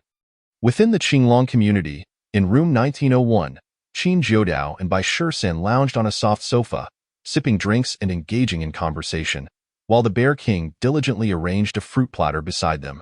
"You have quite the foresight, indeed. In the entire monster forest, only you and that girl Bai Ling have purchased property in the Qinglong community. That little rascal Xiao Ying is hopelessly focused on courting a wife. He is truly unambitious. The Bear King blushed at the old Beast King's generous praise. Consider this your home. Feel free to visit whenever you wish, as you already know the door code. You are quite astute. The more I see, the more I admire you. It's a pity I missed the opening of the Qinglong community. I was not home at the time, lamented the old Beast King. Having spent a few days here, he grew increasingly fond of the place. The comfortable sofa, the soft bed, and the expansive floor-to-ceiling windows all offered an unprecedented experience. Most importantly, residing here symbolized status. Ever since the appearance of the Qinglong divine beast, countless individuals had drooled with envy, flocking to witness the spectacle in the marketplace. Merely stating one lived in the Qinglong community garnered a markedly different perception from others. A crisp notification chimed. The old Beast King hastily retrieved his Linghuan phone from his pocket to check the group chat, his eyes sparkling with excitement as his ruddy face trembled. The owner of the Xuanwu community is launching a new development. How could this not thrill him? Is this for real? The Bear King leaned in to confirm. Indeed, the owner's message was pinned at the top. The customers below had gone wild. Within moments of the announcement, there were already 1,000 unread messages, continuously refreshing. This day had been long anticipated. There would surely be a spot for Li Yuran in the Xuanwu community. Another lottery? 1,000 households? Oh heavens, the hope seems slim. Is the Xuanwu community, like the Qinglong community, guarded by divine beasts? Indeed, the owner never engages in pretense. The ancient northern Xuanwu divine beast is one I have encountered in ancient texts, its majesty rivals that of the Qinglong. Spirits of heaven and earth, may the ancestors of the Chao family bless their descendants with a smooth lottery. The people in the group were in a frenzy, and the old Beast King was no exception. 3 days, just 3 days remain. I must return to the wilderness forest to offer incense to my ancestors. Qin Jiudao rolled his eyes in silence, noting how this old fellow seemed increasingly unhinged since their last meeting. The customers' reactions in the group chat were entirely anticipated by Xiaoyu. Had it not been for the Qinglong community's prior establishment, he would have undoubtedly raised the prices for the Xuanwu community. Has someone else descended? Xiaoyu sensed a presence outside the marketplace. It was quite numerous. They've left again. How odd. Moments later, the aura dissipated once more in the dead of night. Within a pitch-black forest, a group of small-statured individuals clad in black robes gathered. Xian Kong, why did you flee? Xian Kong chuckled wryly. You descended directly into the wilderness forest. Would you rather remain and await death? That place is inhabited by ruthless beings capable of annihilating half the evil spirit clan with a mere word. I cannot afford to provoke them. When the Ji clan descended, Xian Kong initially mistook them for members of the Yunxia sect from the upper realm, only to realize he had made a grave error. After the Ji clan seized control of the Tianfeng Empire, he had been hiding, anxiously awaiting the arrival of his kin. Yet, they had the misfortune to land directly on the heads of ruthless individuals. I have barely survived until now. Do not drag me down with you? Chapter 233. The Auction, Li Yuran Humph, Xian Kong. You have informed this clan that the Tianfeng Empire is under your complete control. Why have you not taken us along? Xian Kong felt a pang of despair. The sudden emergence of the Ji clan had disrupted his plans, my lord. It was initially the case, but due to the unexpected descent of the Ji clan, control over the Tianfeng Empire has been lost. My abilities are insufficient to manage this situation. The Ji clan? The evil spirit clan. So they have descended. Hemph, a bunch of fleeing rats. What is there to fear? Though half of their clan had been exterminated, there was little cause for concern. However, Xian Kong had recently learned that the Ji clan had acquired over 10 Stargrade artifacts from an unknown source, significantly enhancing their combat capabilities. My lord, I believe it would be prudent for us to deliberate further on this matter. You all have just descended. It would be best to rest for now. There is no rush to reclaim the Tianfeng Empire. With Xian Kong's persuasive arguments, the members of the Yunxia sect set forth for Yunxia Island. The auction had drawn an even larger crowd than before. Yet, the number of entry spots was alarmingly scarce. This time, Xiaoyu adopted a different approach, allocating a few spots for each faction, with the remaining spots determined by lottery. Representatives from the Divine Martial Empire, the Qingluo Empire, the two Sacred Lands, the Ji clan, and the Monster clan of the Wilderness Forest were present. alongside the likes of Lu Pingyan and other outsiders. Unexpectedly, we have a spot. The boss is rather generous. Lu Pingyan chuckled heartily. After spending a day in the marketplace, he was utterly captivated. Everything here was simply astonishing. If one could live in such a paradise, why ever return to the upper realm? Please enter in an orderly fashion. With Xiao Bai's command, the customers lined up quietly and entered without a hint of commotion. Once everyone found their respective places, Wang Wuyo stepped forward from the back. A broad smile adorning his face. It is time for our monthly auction, which I am sure you have eagerly awaited. Without further ado, let us commence the bidding, presenting the first item for auction, the demon-breaking pill. A hush fell over the crowd as they awaited Wang Wuyo's explanation. Only Qin Jiudao felt a thrill in his heart. This name resonated with what he sought. He could hardly believe it was the first item presented. The demon-breaking pill, as its name suggests, counters demonic energy, making it a bane to malevolent forces. Few customers desired it, as the concept of demonic energy was known to the denizens of Longting continent, but seldom experienced firsthand. Thus, demand for the pill was minimal, and no other customers raised their bids. Only Qin Jiudao, 9 million spirit stones. With no competitors, he felt a surge of joy. It appeared he could secure the pill with ease. 10 million spirit stones. Is there another who seeks this item? Qin Jiudao glanced over to see an elderly man with white hair and beard smiling gently while raising his bidli yuan. What could this fellow want with the demon-breaking pill?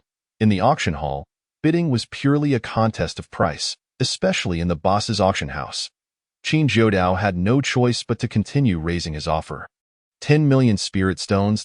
21 million spirit stones. 25 million spirit stones. 26 million spirit stones. Li Yuran stubbornly continued to raise his bid. Left with no alternatives, Qin Jiudao had to match him, as he was in desperate need of the pill. Fortunately, Li Yuran eventually ceased his bidding and nodded slightly in Qin Jiudao's direction, signaling a tacit understanding. With a sigh of relief, Qin Jiudao secured the item, returning a grateful glance. Congratulations to customer number 92 for successfully bidding on the demon-breaking pill at the price of 20 million spirit stones. Next up was the second item of the auction, the Black Jade Pill. Many customers would recognize this name. Indeed, it is the advanced version of the Black Jade Ointment, known for its ability to regenerate severed limbs. Most attendees recalled that when the head of Tianxiong Academy, Huang Wuji, had lost his finger, it was thanks to the Black Jade Ointment that it had regrown. It has arrived. Brother Tianhua, the item you sought is here. Tianhua instinctively touched his severed arm, hoping no one would contest him, as he was the only disabled individual present. The Black Jade Pill, starting bid, 10 million spirit stones. Let the bidding commence. 10 million spirit stones. As soon as Wang Wuyo finished speaking, Tianhua raised his card in response. After a few moments, no one else raised their bid. 12 million spirit stones. That familiar voice, that familiar sensation. Li Yuran, with an airy demeanor, unexpectedly initiated the bidding, leaving all patrons astonished. Although some harbored doubts, the auction only recognized spirit stones, indifferent to whether the bidder possessed such a need. 15 million spirit stones. Tianhua continued to raise the stakes. 18 million, 20 million spirit stones.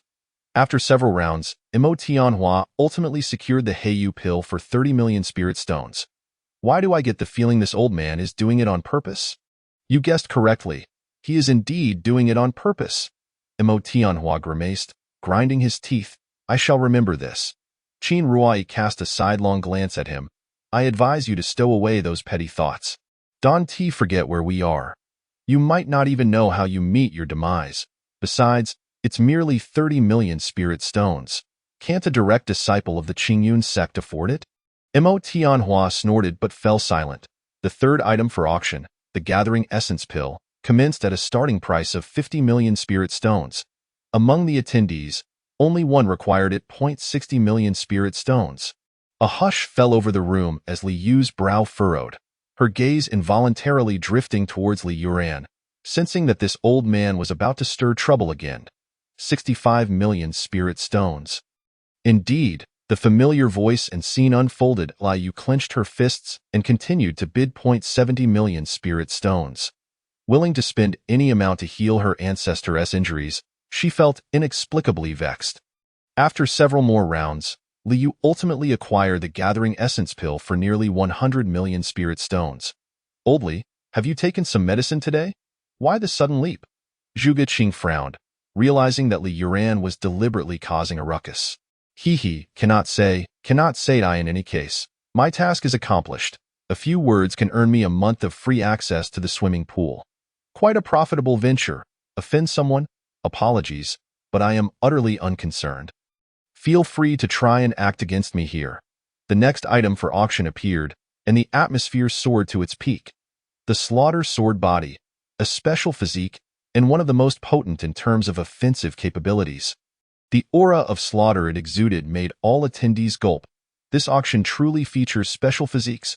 Huamu's eyes sparkled with excitement. This Slaughter Sword Body is exceedingly rare.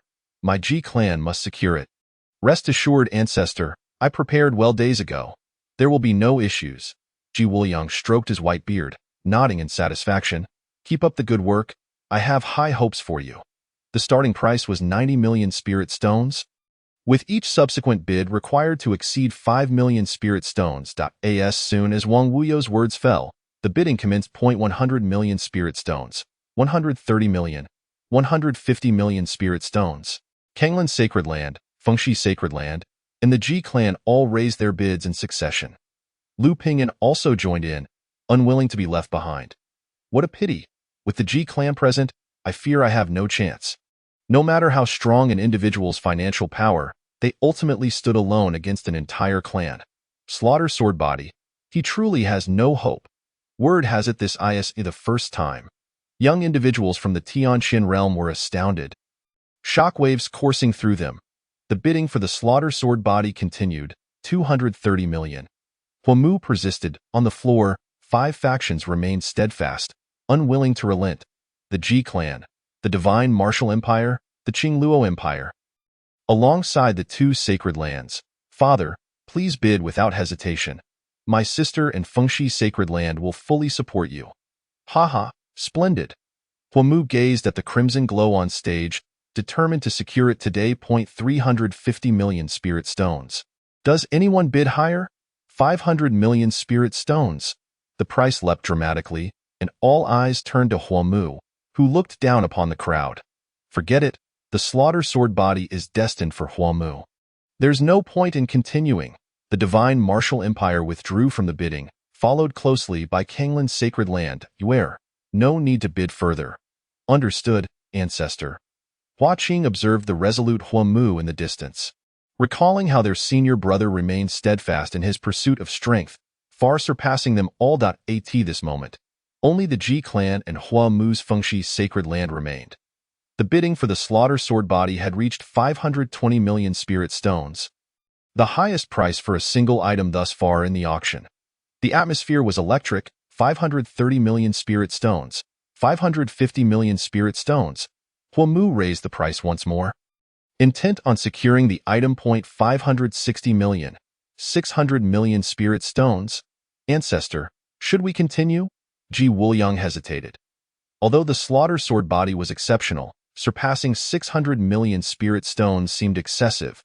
He furrowed his brow, contemplating Huamu, who appeared resolute. Once he set his sights on a target, it would be challenging to dissuade him. Very well, I shall bid once more. If we cannot secure it, we shall concede. Ultimately, as expected, the Slaughter Sword Body was won by Huamu. Congratulations, Elder Hua. Congratulations, Taoist Hua. With the sword body in your possession, your path of cultivation shall be even smoother. Surrounding patrons offered their felicitations, and Huamu smiled broadly, clasping his hands in gratitude. Thank you, everyone.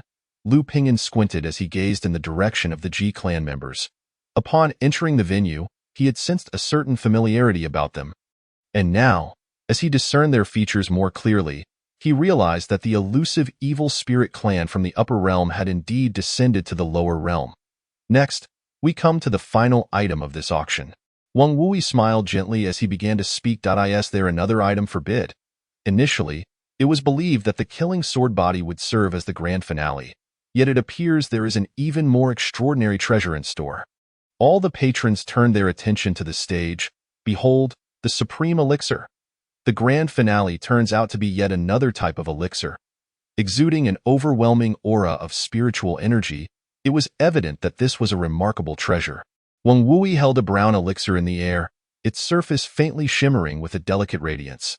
Though it appeared unremarkable, the richness of the spiritual energy it emanated was unmistakable. The Supreme Elixir, when consumed, can elevate one's realm by a level, applicable solely within the Supreme Realm. Whether one is at the initial stage or the advanced stage, its effects remain potent, and it bears no side effects. Each practitioner may only consume one throughout their lifetime, and why goodness. An elixir that enhances one's realm, and it's for the Supreme Realm. The proprietor is indeed generous. Alas, it is limited to those of the Supreme Realm. Do not lament. The price of such an elixir is undoubtedly exorbitant, making it unlikely that you could afford it at that moment. All the patrons were profoundly astonished.